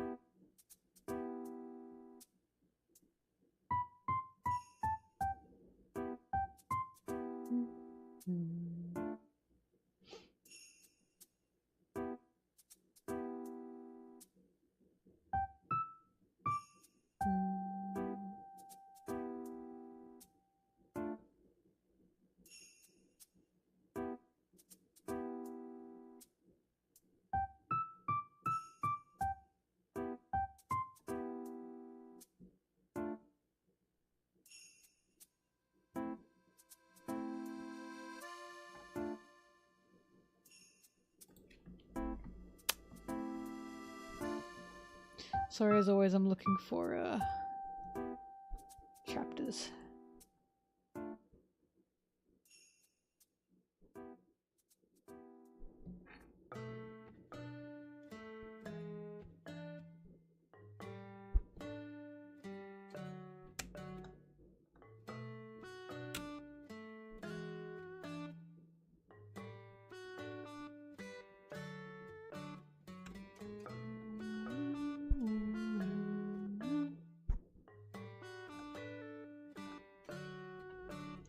Bobbing.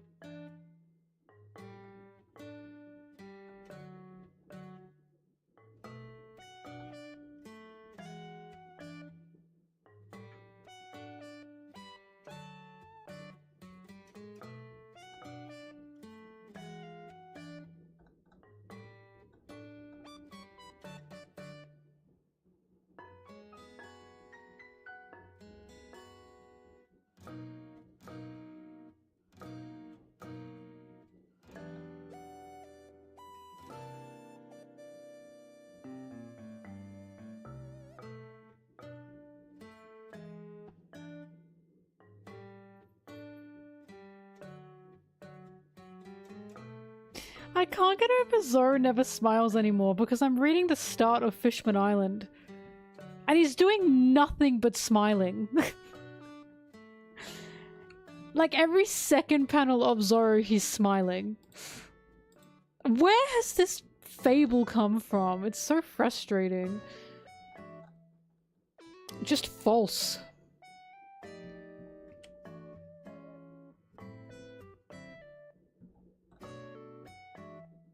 Me when I make things up.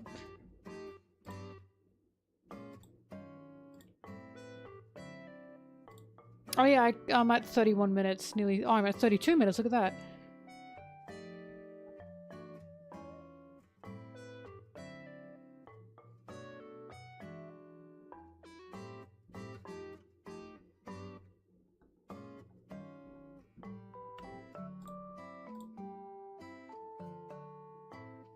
Zara, shut up.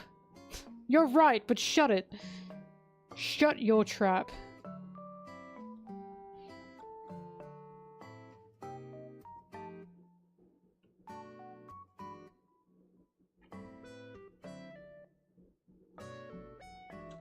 Bye, bobbing.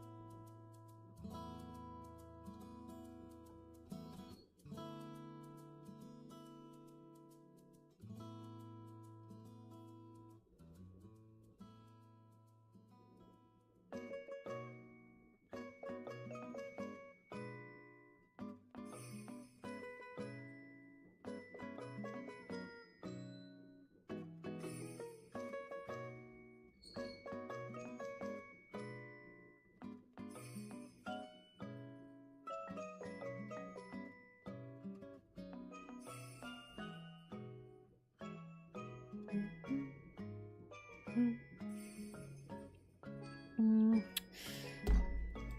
not finding what I want. Oh, hi, Kev. I didn't see you come in. Sorry, I've just been sitting here.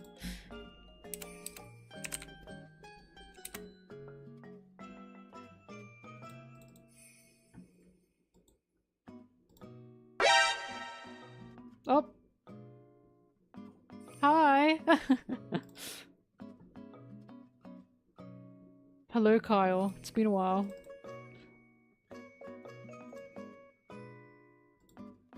Howdy do, boys. I think this might be what I want to use.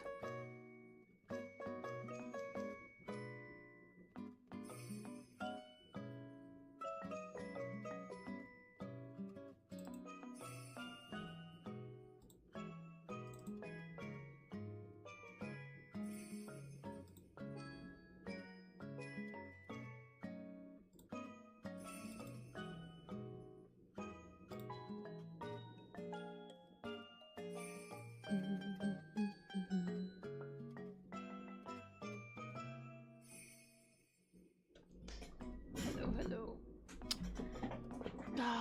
Where was that Punk Hazard chapter? I lost it. I think it was in the 90s.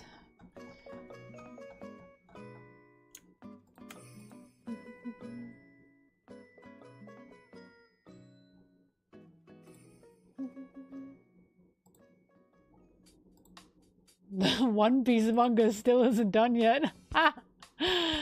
Oh no no no no no no no no. And it will not be for a long time.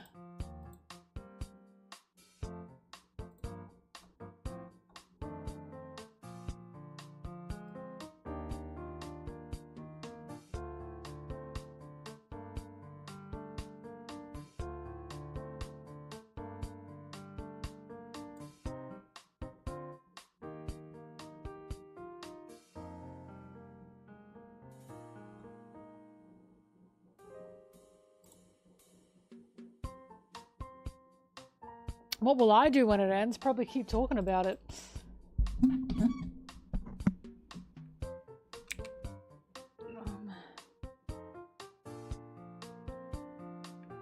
God, what was the Punk Hazard pages? That's Fishman Island. 640, 650, 658.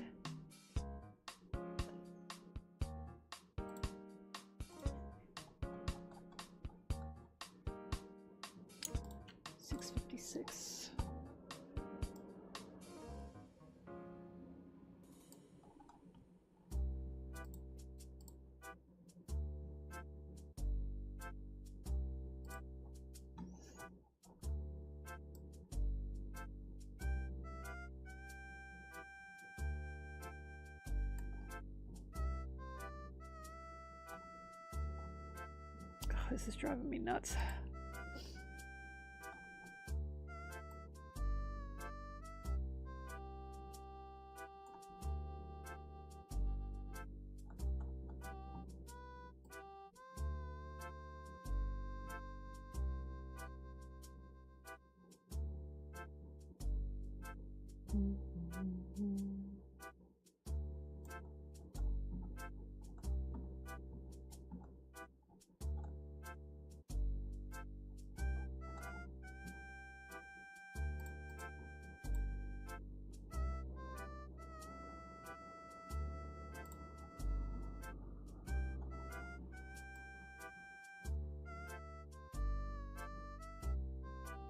Alright, I'll just use what I have.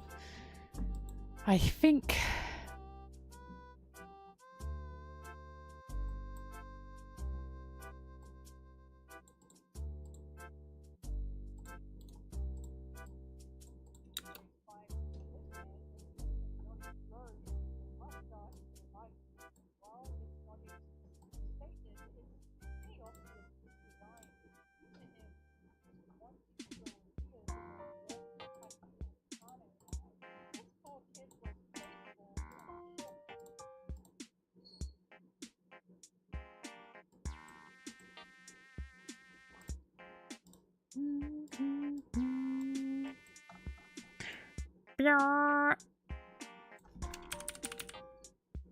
Hi, Bobbing. Hi, Bobbing. Are you back, Bobbing?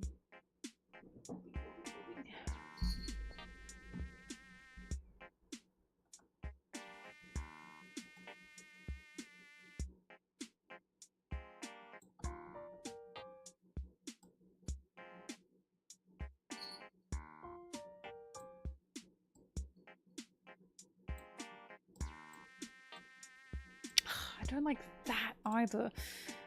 I'm trying to find a good single panel of Sanji in the time skip. And you'd think, with it being me, that'd be piss easy. But I'm drawing a blank.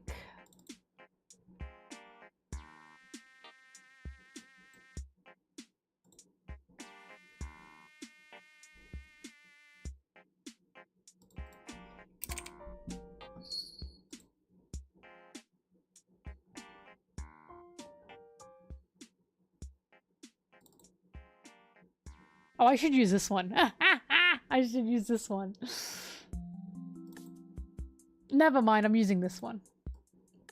God, I'm stupid. Of course I should have gone straight to Whole Cake Island. Why didn't I do that?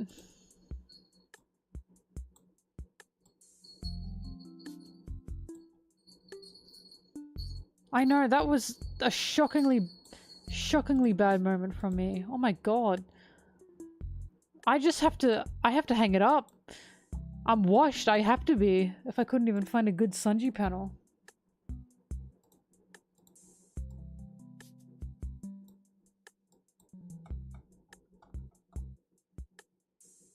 What do you want, Bobbing? What do you want, Bobbing?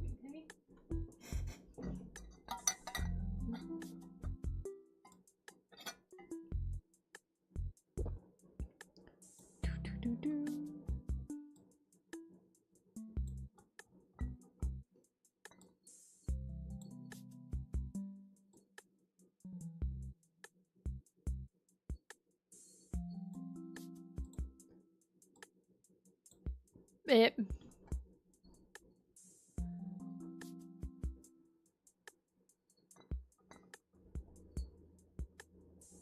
Why am I insane?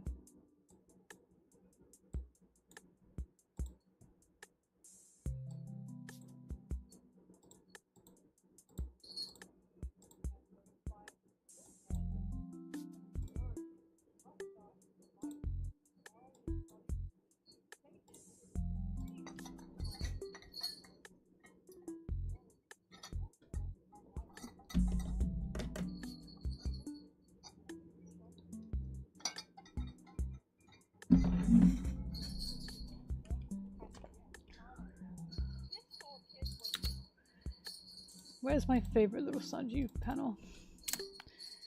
It's in the 57 range?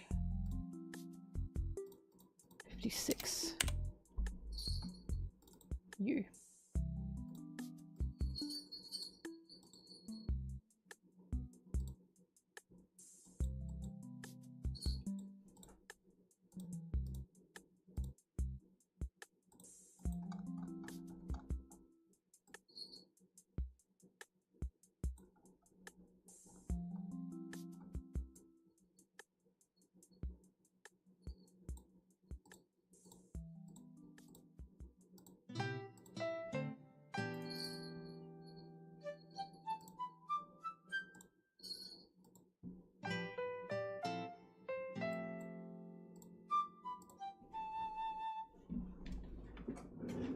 This damn cat.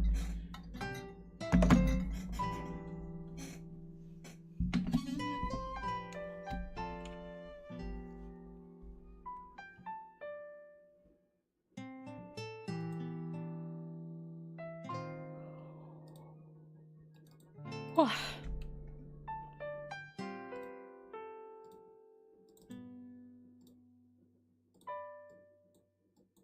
Oh. Too small.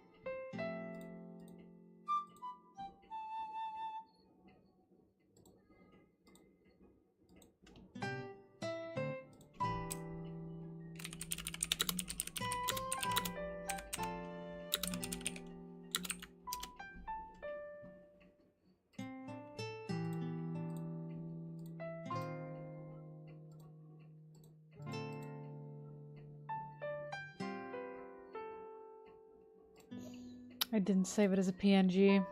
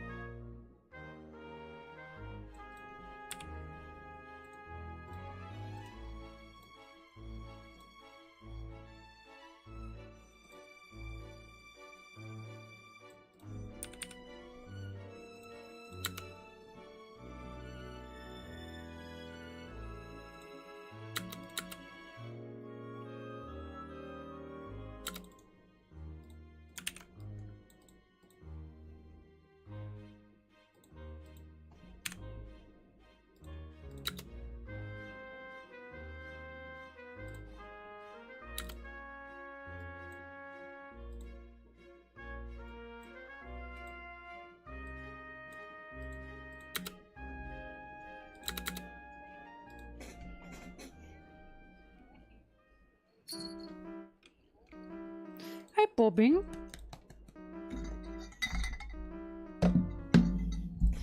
Bobbing.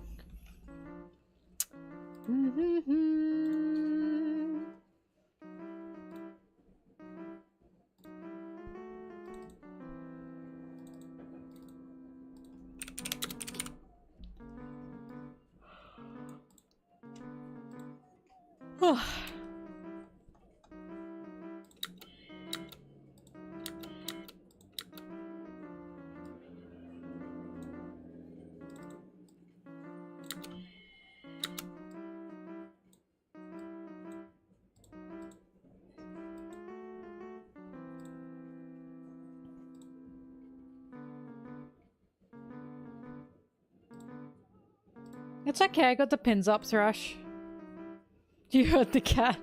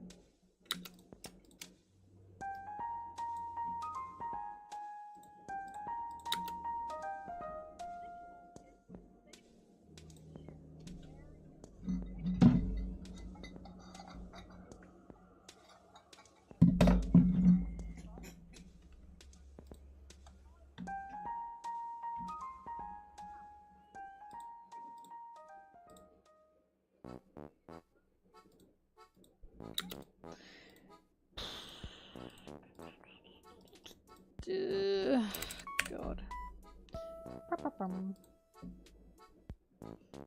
67.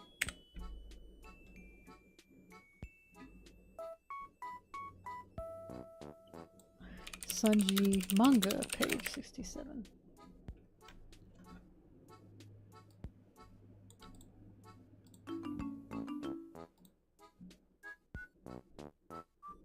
God, my eyes are red.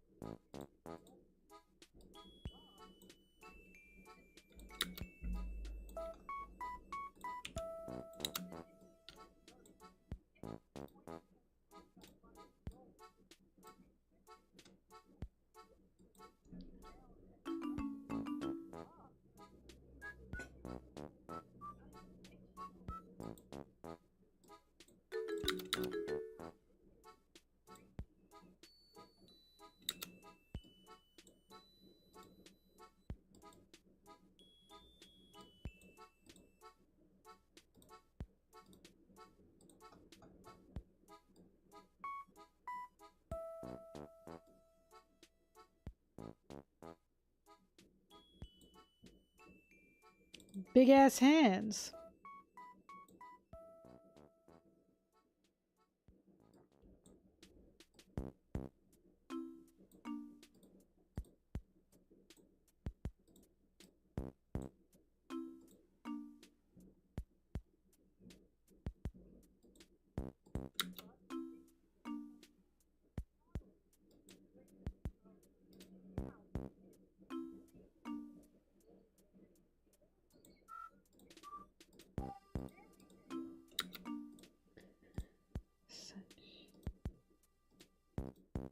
Good luck, Voltukun. I'm working too, in case that means anything.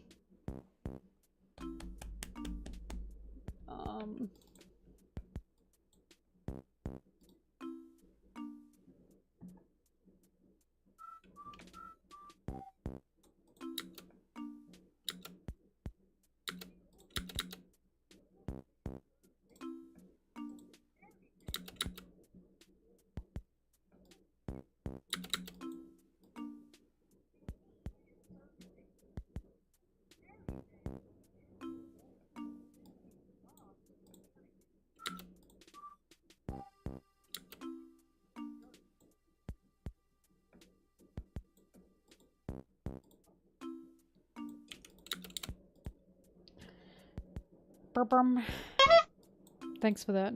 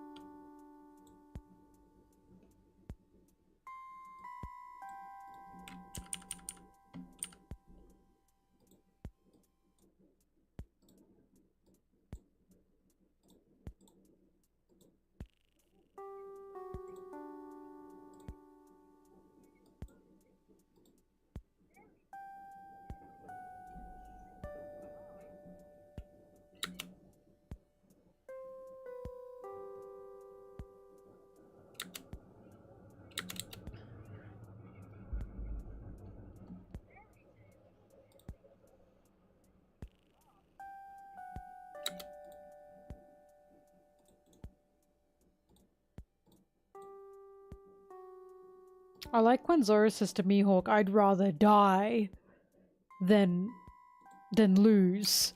And Mihawk goes, magnificent. And then he doesn't kill him anyway.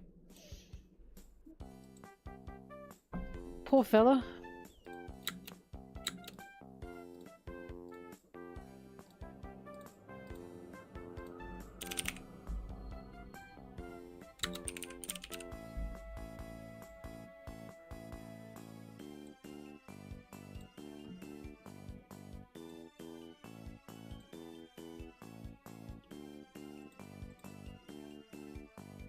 Bobbing, no. That's my wire bobbing. Don't play with that. Bobbing's in a mood. She's in a playful, pesky mood. You are? I'm gonna pick you up, gonna go. Mah! Get off. Yeah, you're in a very annoying mood right now. You are. Wow. Wow. Wow.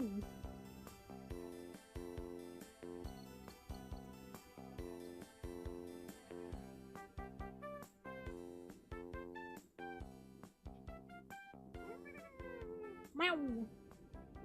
Meow. Meow.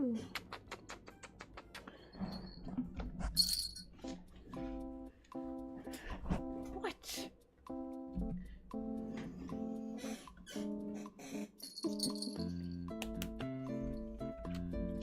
And she's off.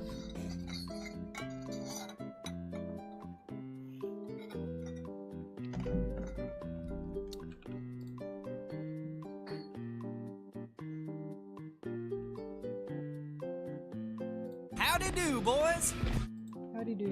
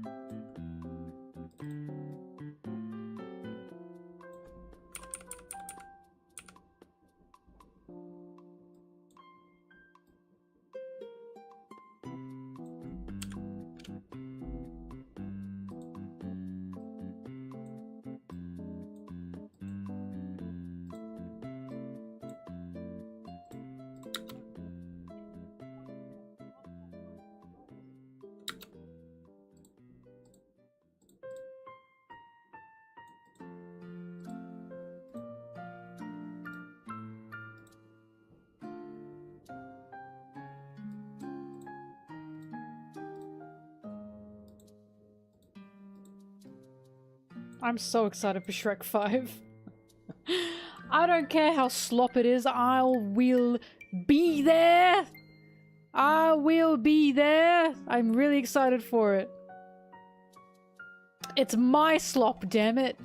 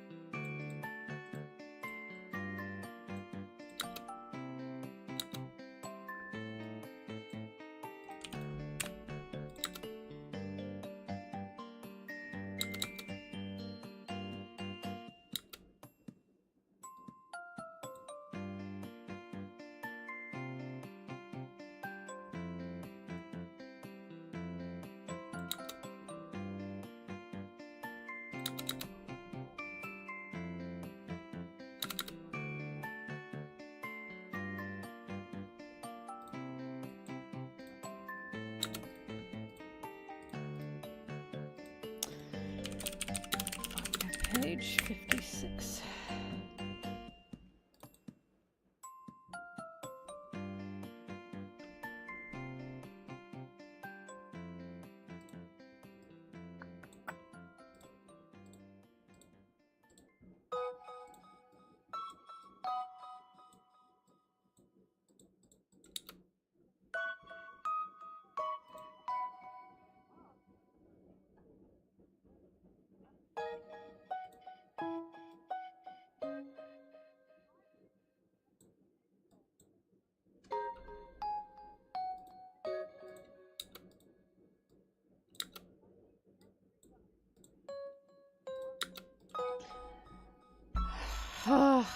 Stop it! Oh my god.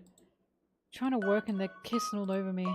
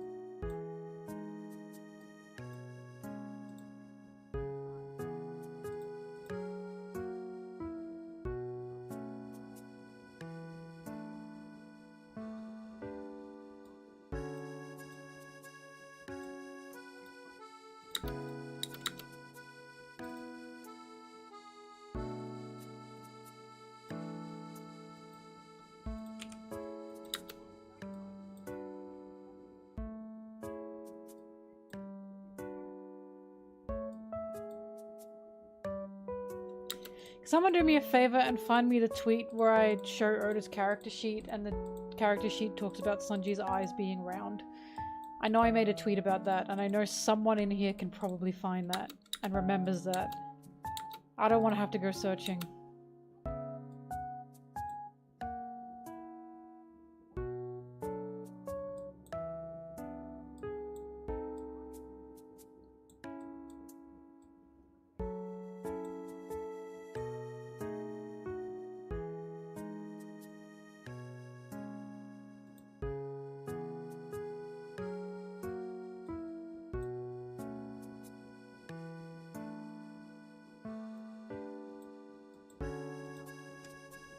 Thanks, Thrash.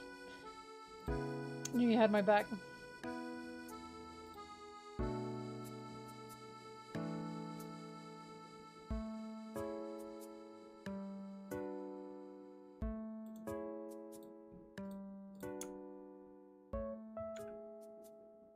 Fuck, Foiley's not awake, is she?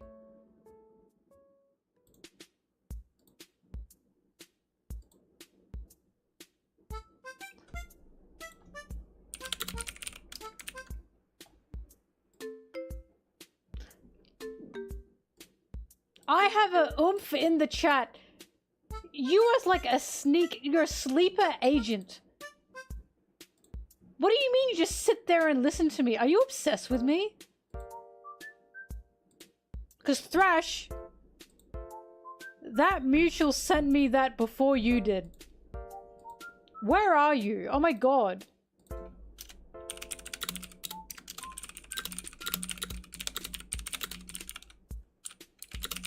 The sneak DM.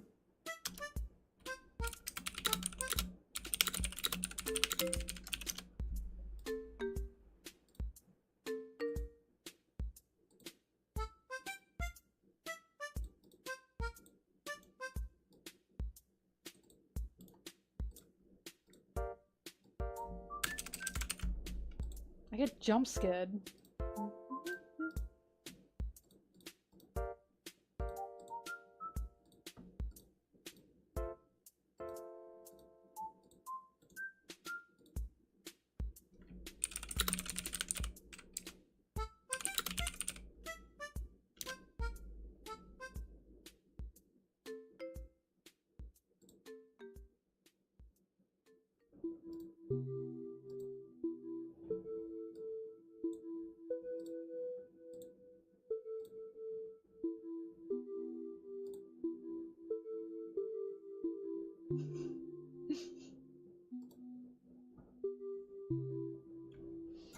Nope. I know they're here. Oh god.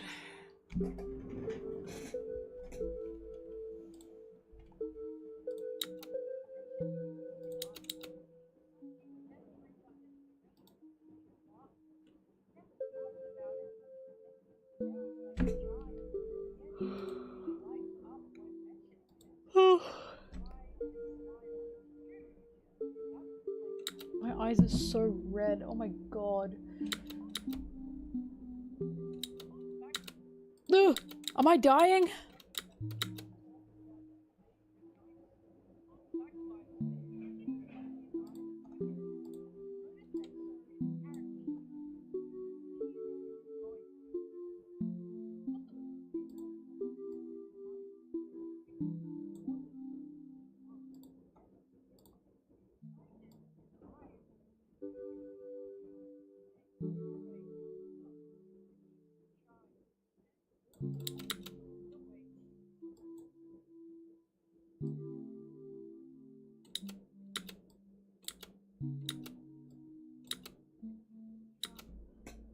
I've had a nothing happen moment. I was in the kitchen with Brittany, Aaron. Actually, I was in the I went into the kitchen and Brittany and Aaron were in the kitchen. And I needed ice because I had a sore on my mouth. Now, usually when I empty the ice tray, I fill it back up. But I was streaming, so I was desperate to just get the ice and go, and I was gonna fill the ice up later.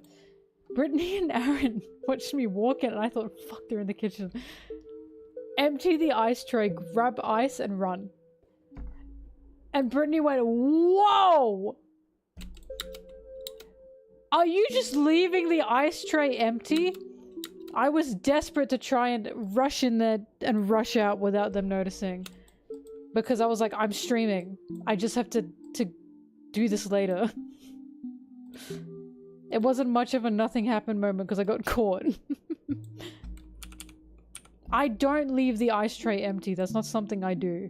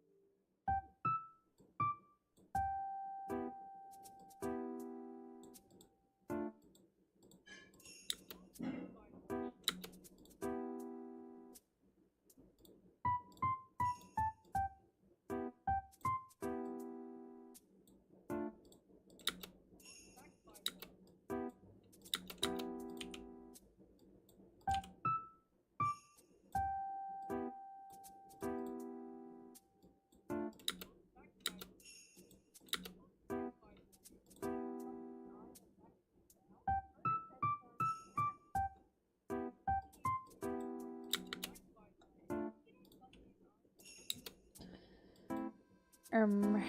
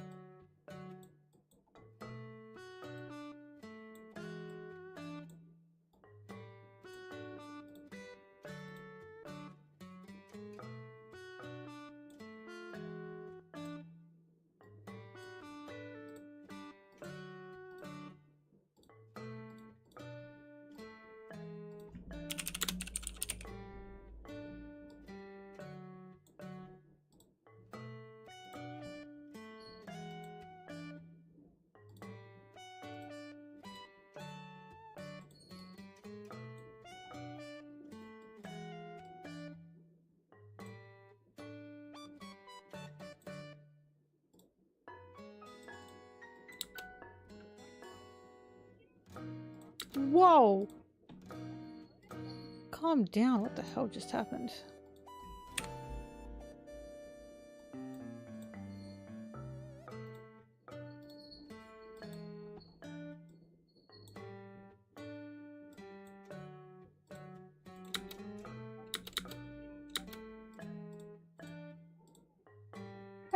What is it? Come in here screaming, bobbing.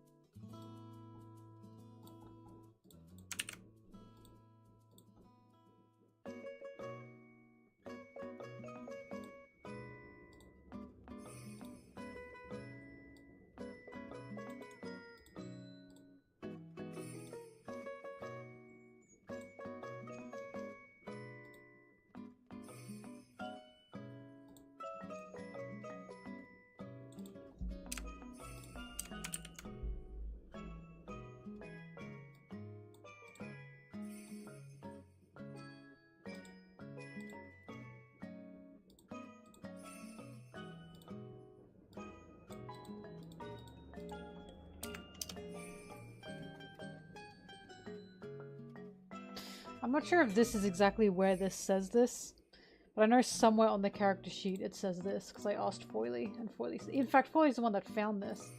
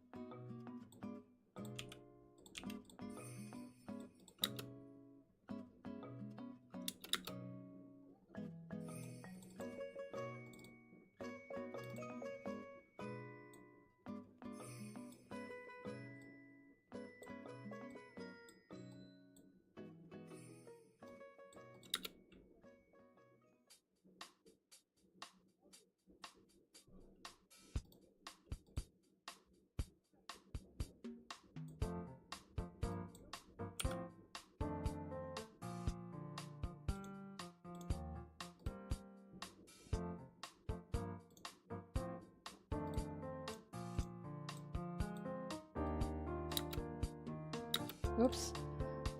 Transition, am I right, fellas?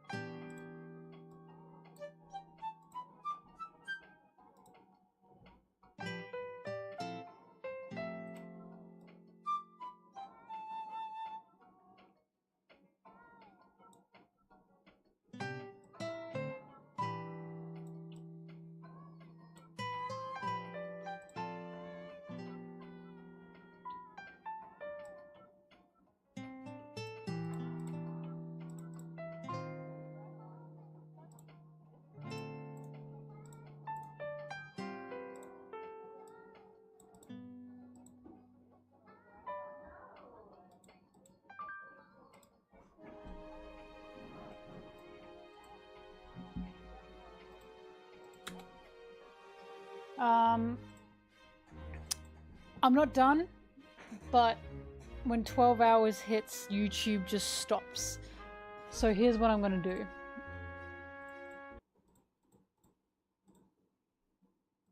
I'm gonna take a break, but I'll be back. The break is probably gonna be about like 20-30 minutes, because I'm not done. I'm not done editing. So I'll be back in around 20 to 30 minutes. And I'll see you again, because I'm not finished. I'm not leaving. I'm not leaving. Let me get my box. Alright. See you guys soon.